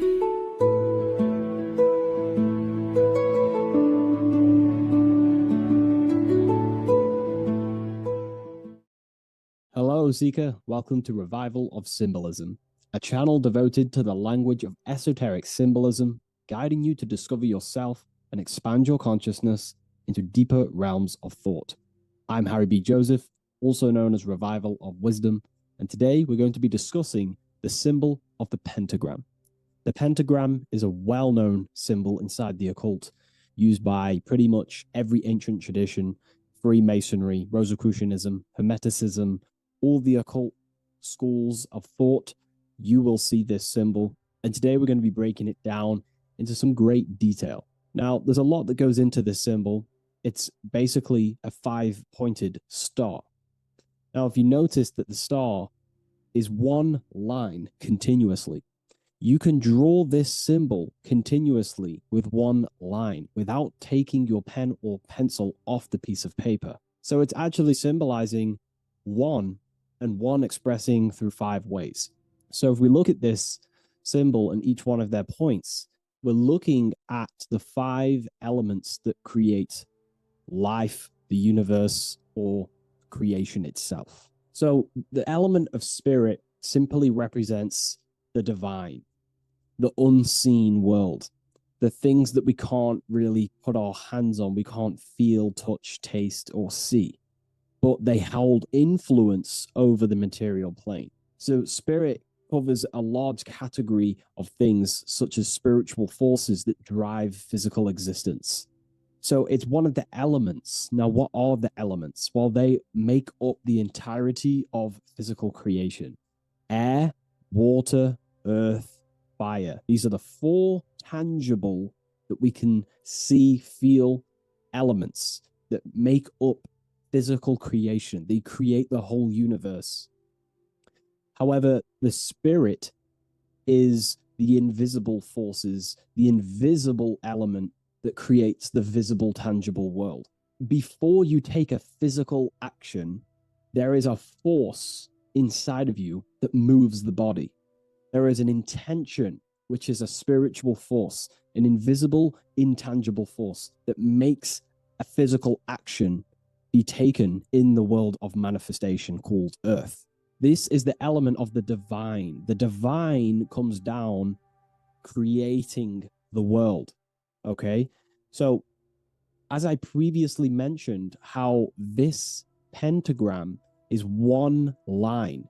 It's a one continuous line. So if we draw this pentagram together, let me make this a little bit thicker for you. If we draw this pentagram together, it goes from spirit to fire, to air, to water, to earth, back to spirit. So it's one continuous line, and the elements are always in their proper place. These elements always have to be in this specific order. This is the correct order. If you see air down here, then the pentagram is incorrect. Okay? So it always goes spirit, water, fire, earth, air. This is the correct order of the elements. Now, this is highly symbolic, which is what we'll break down in just a minute. But before we go into the deeper aspects of this, I will explain pretty much what it means on a basic level. So we'll come back to this drawing. So spirit is on the top, which means spirit over or more superior or more dominated over the earthly elements. Now, what does this mean to an individual, to yourself or me? If I wear this pentagram, I am basically saying my spiritual divine self, my internal self, is more superior than anything the material world can pretty much give me. My spiritual journey is more superior. My spiritual self is more dominant over the earthly world and the material things. Okay? Now, not many people are like that in today's society. Most people chase the material things, which means they're ignorant of their spirit. They're ignorant of their divine nature. They're ignorant to consciousness and their internal world. They have no connection with their internal world. All of their thought, emotion, and action, the 3 creative powers, is totally expressed only on material gain and external things. However, if you see an upright pentagram, you're seeing someone who is basically saying, My spiritual nature is more important than my earthly nature. My spirit comes first before anything material. And ultimately, this is how you become more happy and fulfilled in life, by chasing, well, not chasing, but putting your spirit first, putting your internal world first. You know, seeking the things that are untangible. For example, knowledge. I'm addicted to knowledge. You know, I would rather chase knowledge because knowledge is power. Knowledge of self is so important. When we die, it is the only thing that matters in the end. When you die, you are immortal. And if you have no knowledge of yourself, then you're going to struggle in the afterlife. If you have no self-control over your thoughts and emotions and desires, then you will suffer in the afterlife because you have no control of your thoughts, and your thoughts will be creating your reality in the realm of imagination or the astral plane. But that's a whole other lecture. But this symbol is pretty much saying placing the invisible over the visible. So there's many different avenues we can go with this. So this symbol is also used in magic. We could use the symbol for manifestation. It represents controlling the inner world to produce then effect inside of the external world. You see? So we have to put this first in magic spirit. We have to change the internal so we can produce change in the external. Reality is created from the inside out. Okay? So this symbol is heavily associated with magic as well, which is a whole other lecture. In this lecture, I'm going to give you a good detailed explanation, but this symbol is so vast and wide, it would take many breakdowns to go into each meaning of the symbol. So it's representing the divine element of spirit coming down and manifesting the physical plane through that process of this. So as I mentioned earlier that I'd come back to this, what we're looking at is the process of spirit turning into matter. This is the process of how spirit condenses into a material form, how higher energy, higher forms, which are invisible, come down and manifest and crystallize into a physical object or a physical reality. So this pentagram is explaining the process of creation. So it comes from the higher realm, spirit, the source, the emanation. An emanation is a thought or an emotion or a desire, which comes down to fire first. Fire represents the will. This is the willpower. This is the willpower. It's still kind of more of an invisible force, but fire is the closest element that represents spirit.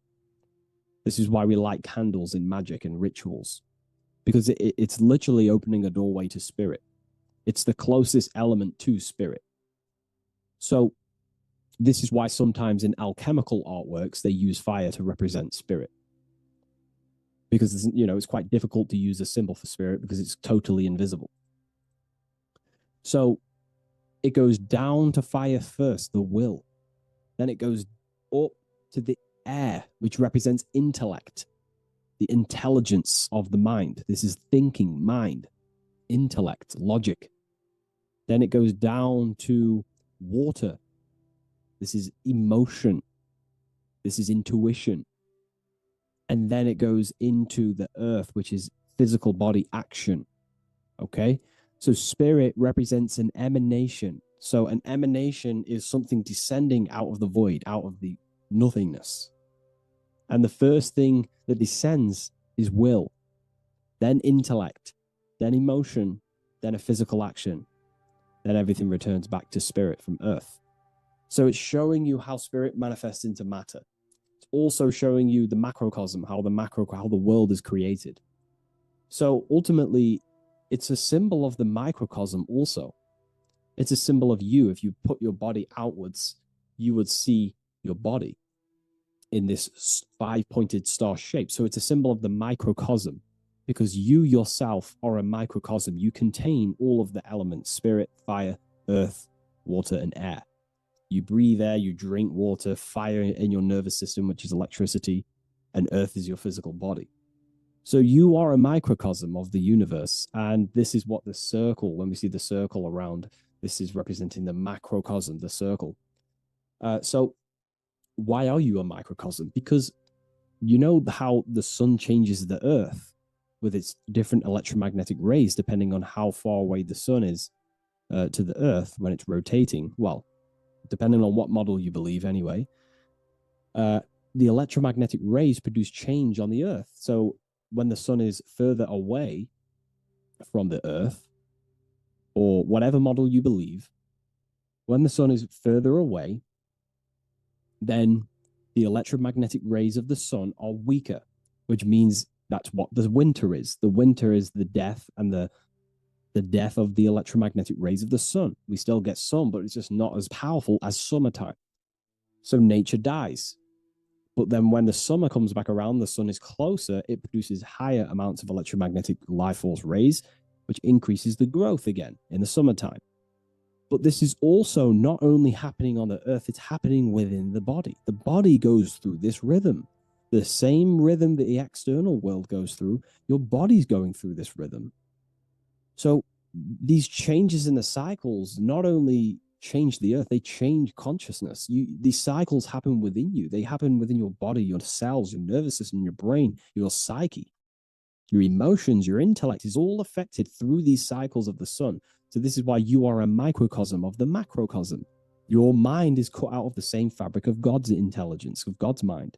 The same power of thought God used to manifest the world, to think it into existence, the same power you use to think your world into existence.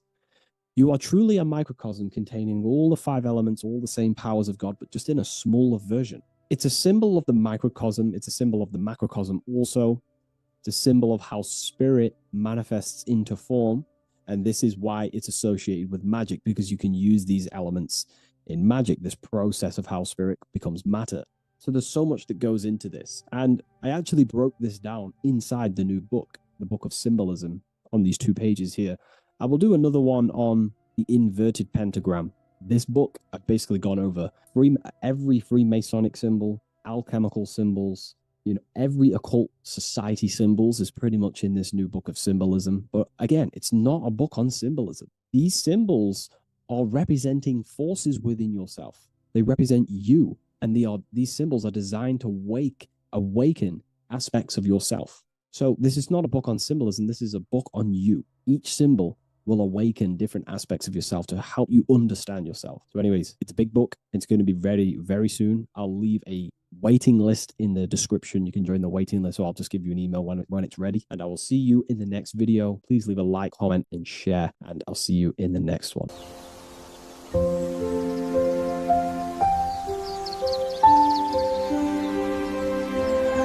bookofwisdom.com. Visit today.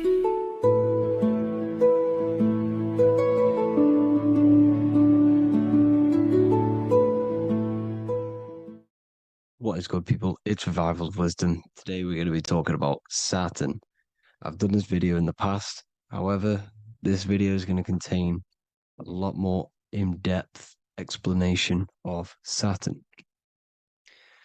So the 33rd degree Mason, Manly P. Hall, said, Saturn is the key to crystallization, physical matter. Light is matter, matter is light. They are interchangeable. Low vibrating light turns into matter, high vibrating matter turns into light. And Saturn is the god of this world, this physical world. He crystallizes light into matter. This is symbolized as the Masonic checkerboard, matter and spirit, matter and light, light and matter. He's also the god of time, destruction, justice. He creates and destroys, because all things in time die. He creates and destroys you. So,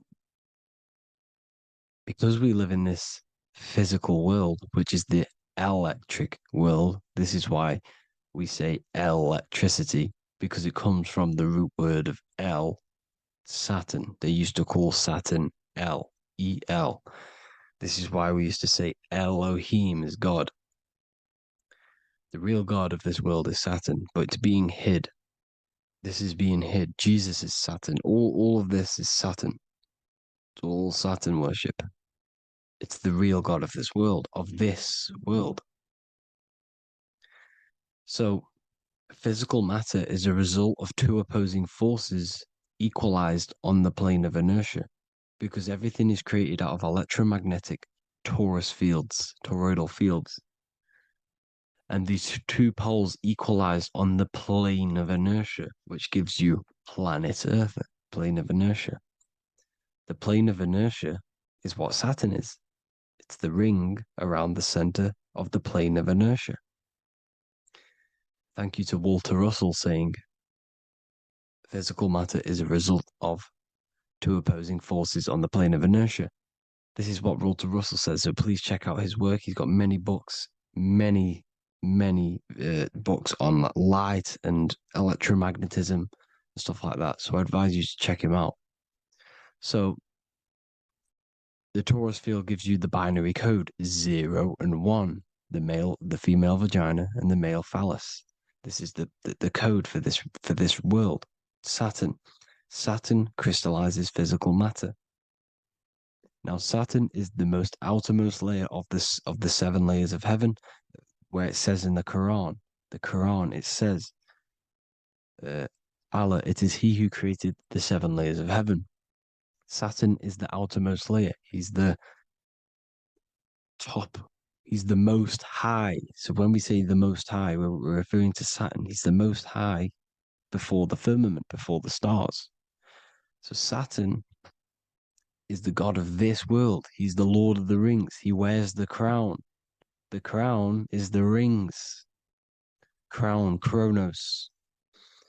So the planets are luminaries. They are lights. They are beings. They are energy, conscious energy. And we're in the heart of the solar system. Saturn is the outermost layer. He is the one of this world. He's the god of this world. Now, on the North Pole of Saturn, you have the hexagon. Add up all the sides. It creates the 6-pointed star. Or it can be created as a cube. The cube is very important. The 6-pointed star is very important. 6 points, 6 triangles, 6 side, 6, 6, 6. Black cube adds up to 6 in gematria. Now, what did I say in the beginning? Saturn crystallizes the physical world. He creates physical things out of light. You are a light being. This is why we say human. Hue means the light spectrum. Hue, man, we are light manifested into physical forms. Human. And we are incarnated through Saturn. Satan, same thing. The number of the beast is 666, and the 666 comes from the 6 points, 6 triangles, 6 sides of Saturn, 666. We are all known as carbon-based life forms. Carbon, the atomic structure of carbon, is 666, 6 protons, 6 electrons, 6 neutrons. We are materialized into our physical bodies through Saturn, through the number of the beast. These bodies are the beast, it's the animal. The divine, the Christ, is the consciousness within, because you are a physical, spiritual being combined into one, hexed into one. Hexagram. This is a hexagram. You're hexed into physical matter, spirit and matter, light and dark, combined into one. Now you contain of the mark of the beast, the mark of your body's the beast. It says in the Bible, Satan, who is the god of this world. This world. There are many different worlds, but this world is run by Saturn, and it says that in the Bible. Saturn is Satan. It's the same thing. And look at the crown of thorns are wrapped around the heart. The soul is in the heart. The mind is in the brain. The soul is wrapped around the rings of Saturn. You're wrapped in physical matter. This is what it's showing you. This is symbolizing the rings of Saturn wrapping you. And the cross on top is the cross of the cube. The cube, the black cube of Saturn, unfolds into a cross. So Satan, who is the god of this world, Corinthians 4:4 in the Bible, Satan, who is the god of this world, has blinded the minds of those who don't believe. Saturn blinds your mind because the god of this world materializes you and he blinds your mind when you incarnate into physical matter. When you enter this soul system, not the solar system, you hit Saturn first. He materializes you. And look at the symbol for Saturn. This is the symbol for Saturn. All of the planet symbols are created out of the Holy Trinity. The Earth, Moon, and Sun. Body, mind, and soul. The sun is your soul, the moon is your mind, the earth is your body. Your body's made out of the 5 elements. The sun is your soul because the sun is life force, gives life to everything. Your sun is a soul. Your soul is the sun of your body. The moon is the mind. The moon is the moon of your body, the mind of your body. Intelligence. So all of the symbol of the planets are created out of these. The Saturn symbol is created out of the Earth cross, matter, and the moon crescent, moon, mind, matter over mind. This is why Satan, who is the god of this world, has blinded the minds of those who don't believe. He blinds your mind. Look at the symbol, it's showing you. The Saturn symbol is matter over mind when it should be mind over matter. So we descend into a soul system, into our 666 Saturn carbon suit bodies, and we are matter over mind. Then we have to move up the spine to go back up to spirit, to mind over matter, where you manipulate your own reality. Now look at this. It creates the number 5. 5 is the number of change. You're moving from this side of the number sequence over to the right side. You're moving from the spiritual into the physical world. You're incarnating into the 5 elements, the 5 senses. So the cube, the black cube of Saturn, is another major symbol. Very important symbol. Here you see the cube, and the color black is associated with Saturn because Saturn's associated with death. He creates and destroys, light and dark. Death is associated with black, spirit, because you can't see spirit, which is blackness. So the black cube is black because Saturn rules the nighttime, which is dark, blackness, and he rules the winter, which is death, blackness. So Saturn is the black cube. Cubes have 6 sides: up, down, right, left, back, and forward. Cubes are 6-sided. Everything is 6-sided inside of this creation because you're incarnating, you're materializing, crystallizing into the cube, the world of the cube. Everything's a cube. Everything's got 6 sides. Here's Leonardo da Vinci showing you that you're in the cube. Leonardo da Vinci did this famous painting. You're in the cube, you're hexed into physical matter, where you're incarnated into the 3rd dimension, the 3-dimensional world, which is a cube, 3D. And black cube adds up to 6 sides of the black cube.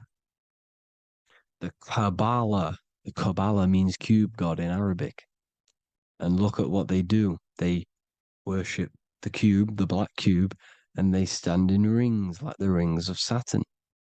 Australia, Denmark, Manhattan, Santana all have these black cubes. You go to New York, you will see the black cube there as well. These black cubes are everywhere because it is the real God of this world, So look at the cross. The cross unfolds into the cube. Xbox, Nintendo GameCube, Sega Saturn, anything to do with a simulated gaming reality, they put Saturn in it because we're in the simulation of Saturn. This is a simulation. And this is why they reflect this through the Xbox, GameCube, Sega Saturn, anything to do with gaming, simulations, is all Saturn. Because we're in the cube of Saturn, the black cube. We're in the GameCube, the Xbox, the Sega Saturn. As above, so below. So they reflect it through the simulations that they create inside of this simulation.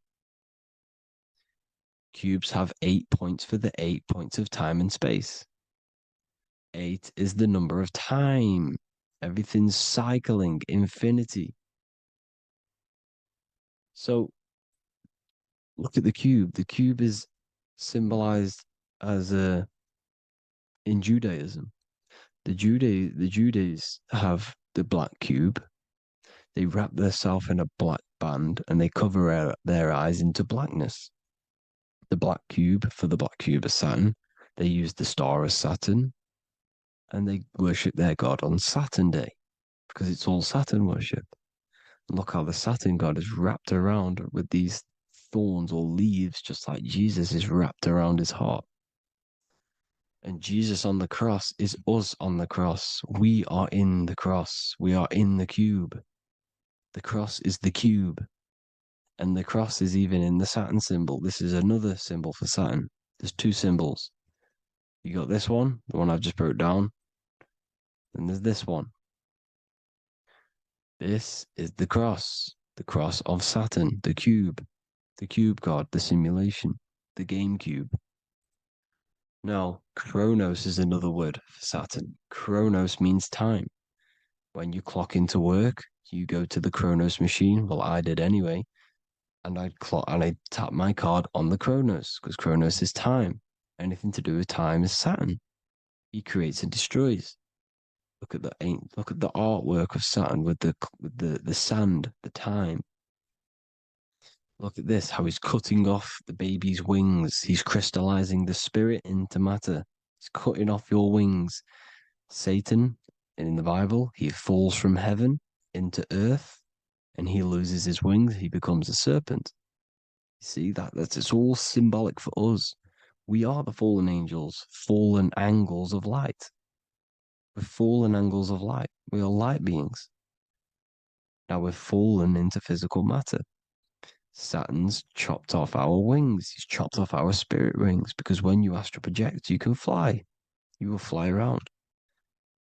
He's got the Reaper staff here, always depicted with the Reaper staff. Now look at the clock. Saturn Day is the 6th day, the number of the beast, 666. Look at the clock. 6 take away 12. 12 take away 6 equals 6. 7 take away 1 equals 6. 8 take away 2 equals 6.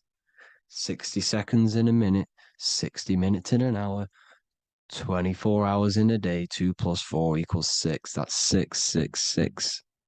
Everything's 666 because it's time. Saturn. All goes to Saturn. He's the god of time. We're in time now. We're in time. We're in the time, which is God, the god of this world, the god of time. Now look at this. The Reaper is also depicted as the Reaper with the staff, the black cloak, black symbolizing death, spirit. Judges wear black because Saturn is the law. He's the god of this world. He's the law. This is why they wear black cloaks. When you graduate from university, you wear a black cloak and a black cube on your head. You've been hexed. Funerals, you wear black because it's all to do with Saturn, Father Time, Father Crystallization. Now, Saturn, here's another one of him cutting off the wings of a child. Because he cuts off the wings. He creates and destroys your body. We're in the electrical world. Everything that is electrical vibrates.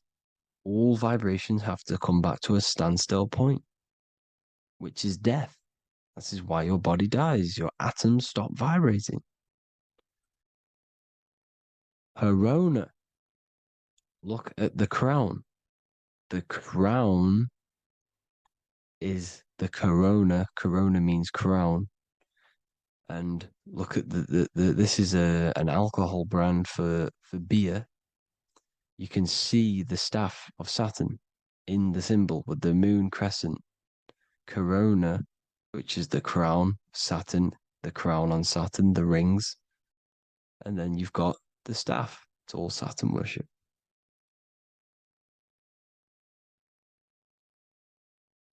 is the black cubes of 9/11. 2 black cubes. This was a ritual for Saturn. It's all ritualistic. And look at the Star of David, the Star of Saturn. It's not the Star of David. Creates IXXI, the sigil of Saturn. IXXI means 9/11 in Roman numerals. 9/11. It's all a ritual for Saturn, and they have the 2 black cubes of Saturn. Now look, XX, there's more symbolism of Saturn now. We're going deeper. XX is more symbolism for Saturn. The sigil of Saturn is XX, as above, so below. Same with the Star of David. You split it in the middle, as above, so below, as above, so below. XX, this is a Knights Templar Cross of Lorraine. XX, Knights Templar, High Order of Masonry. They all worship Saturn. Well, Saturn's the real god of this world. X Eon with the XX, XXL magazines, which is all to do with famous rappers and stuff like that. When you die, you put XX on the eyes because it's Saturn. He's the Reaper. Is Jesus with the XX crown with the thorns around his heart, around his soul, with the cube on the top, the cross cube. Lil Uzi Vert with the XX Cross of Lorraine. Jay-Z with his alcohol brand, XX Cross of Lorraine. The X Factor with the rings of Saturn. All Saturn worship. The seal of Melchizedek is also Saturn. This is the cube. This symbolizes the cube with the 8 points for the 8 points of space and time. And this is the cube. It's another ancient symbol for Saturn. Here you see the star of Saturn with the Melchizedek symbol around it, which is all to do with Saturn. Here you see an altar, the Holy Grail, the Melchizedek symbol on it, and they're worshipping it. This is why we wear rings, wedding rings for the rings of Saturn. It all goes back to Saturn. Earrings. The 8-pointed star of the ancient Sumerians is all Saturn. It's all Saturn. So the ancients, the symbols of Saturn goes on forever. It's in all of the major corporations. You can see it everywhere, the rings of Saturn. Toyota is an obvious one. Internet, Nike, Target, Sega, Saturn. It's all Saturn worship. All Saturn worship. Because he is the real god of this world. Here's Kanye West's album with a Saturn here. Here's Michael Jackson's album saying X escape. There's the X again. The X escape. You have to escape this reality. Maybe that's what he's pointing at. Here you see it on the dollar bill. The star of Saturn. Here you see it again on the dollar bill. So that is it for today's people. I hope you all gain some insight on Saturn. Please like, comment, and share if you can. Subscribe if you like the channel. Please have an amazing day. God bless.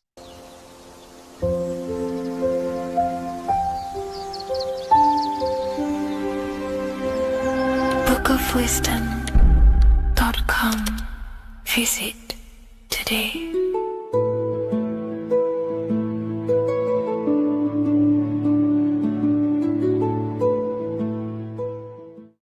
Do the elites actually worship Saturn? In this video, we're going to be discussing the occult and esoteric meaning of the 7 planets and the abuse of the Saturnic energy within today's world. This will help you gain a deeper understanding of reality, yourself, how you create reality, and what these 7 planetary energies actually truly are. In order to understand anything within the universe, we have to understand the law of correspondence, the law of as above, so below. There is one concept consciousness expressed in infinite forms. Me, you, the squirrel, everyone who possesses consciousness within this universe is an expression of the one divine consciousness, what we like to call Source, God, or the grand architect of the universe. We have to understand there is a large scale, but the large scale is mirrored in the small scale. If we look at lightning, this is a large scale. This is the macrocosm. Then we go a bit smaller to the trees. We see the same pattern. Then we look a little bit smaller into the human body. We see the same pattern of the nervous system. Then if we zoomed into the microcosm, brain cells, we still see the same pattern. This reveals the universe is a fractal universe. The large is reflected in the small. And this is the symbol of the Fibonacci sequence, which represents this as above, so below principle. The big spiral represents the macrocosm, but then this spirals into the tiny spiral. This symbol goes for eternity, never touching, never finishing. The large is mirrored in the small. With understanding this, we can realize that we are a microcosm of God. We are our own universe. We are our own world. Your body is the earth. Your mind is the mind of God, just in a smaller version. You are a drop in the ocean of the vast collective consciousness. With that being said, everything you see outside of you is inside of you. As above, so below. The 7 planetary energies on a macrocosmic scale are the 7 energies that form the physical world. The physical dimension is crystallized thought. Everything you see around you was thought made manifest. Thought imagined, then created in the physical reality.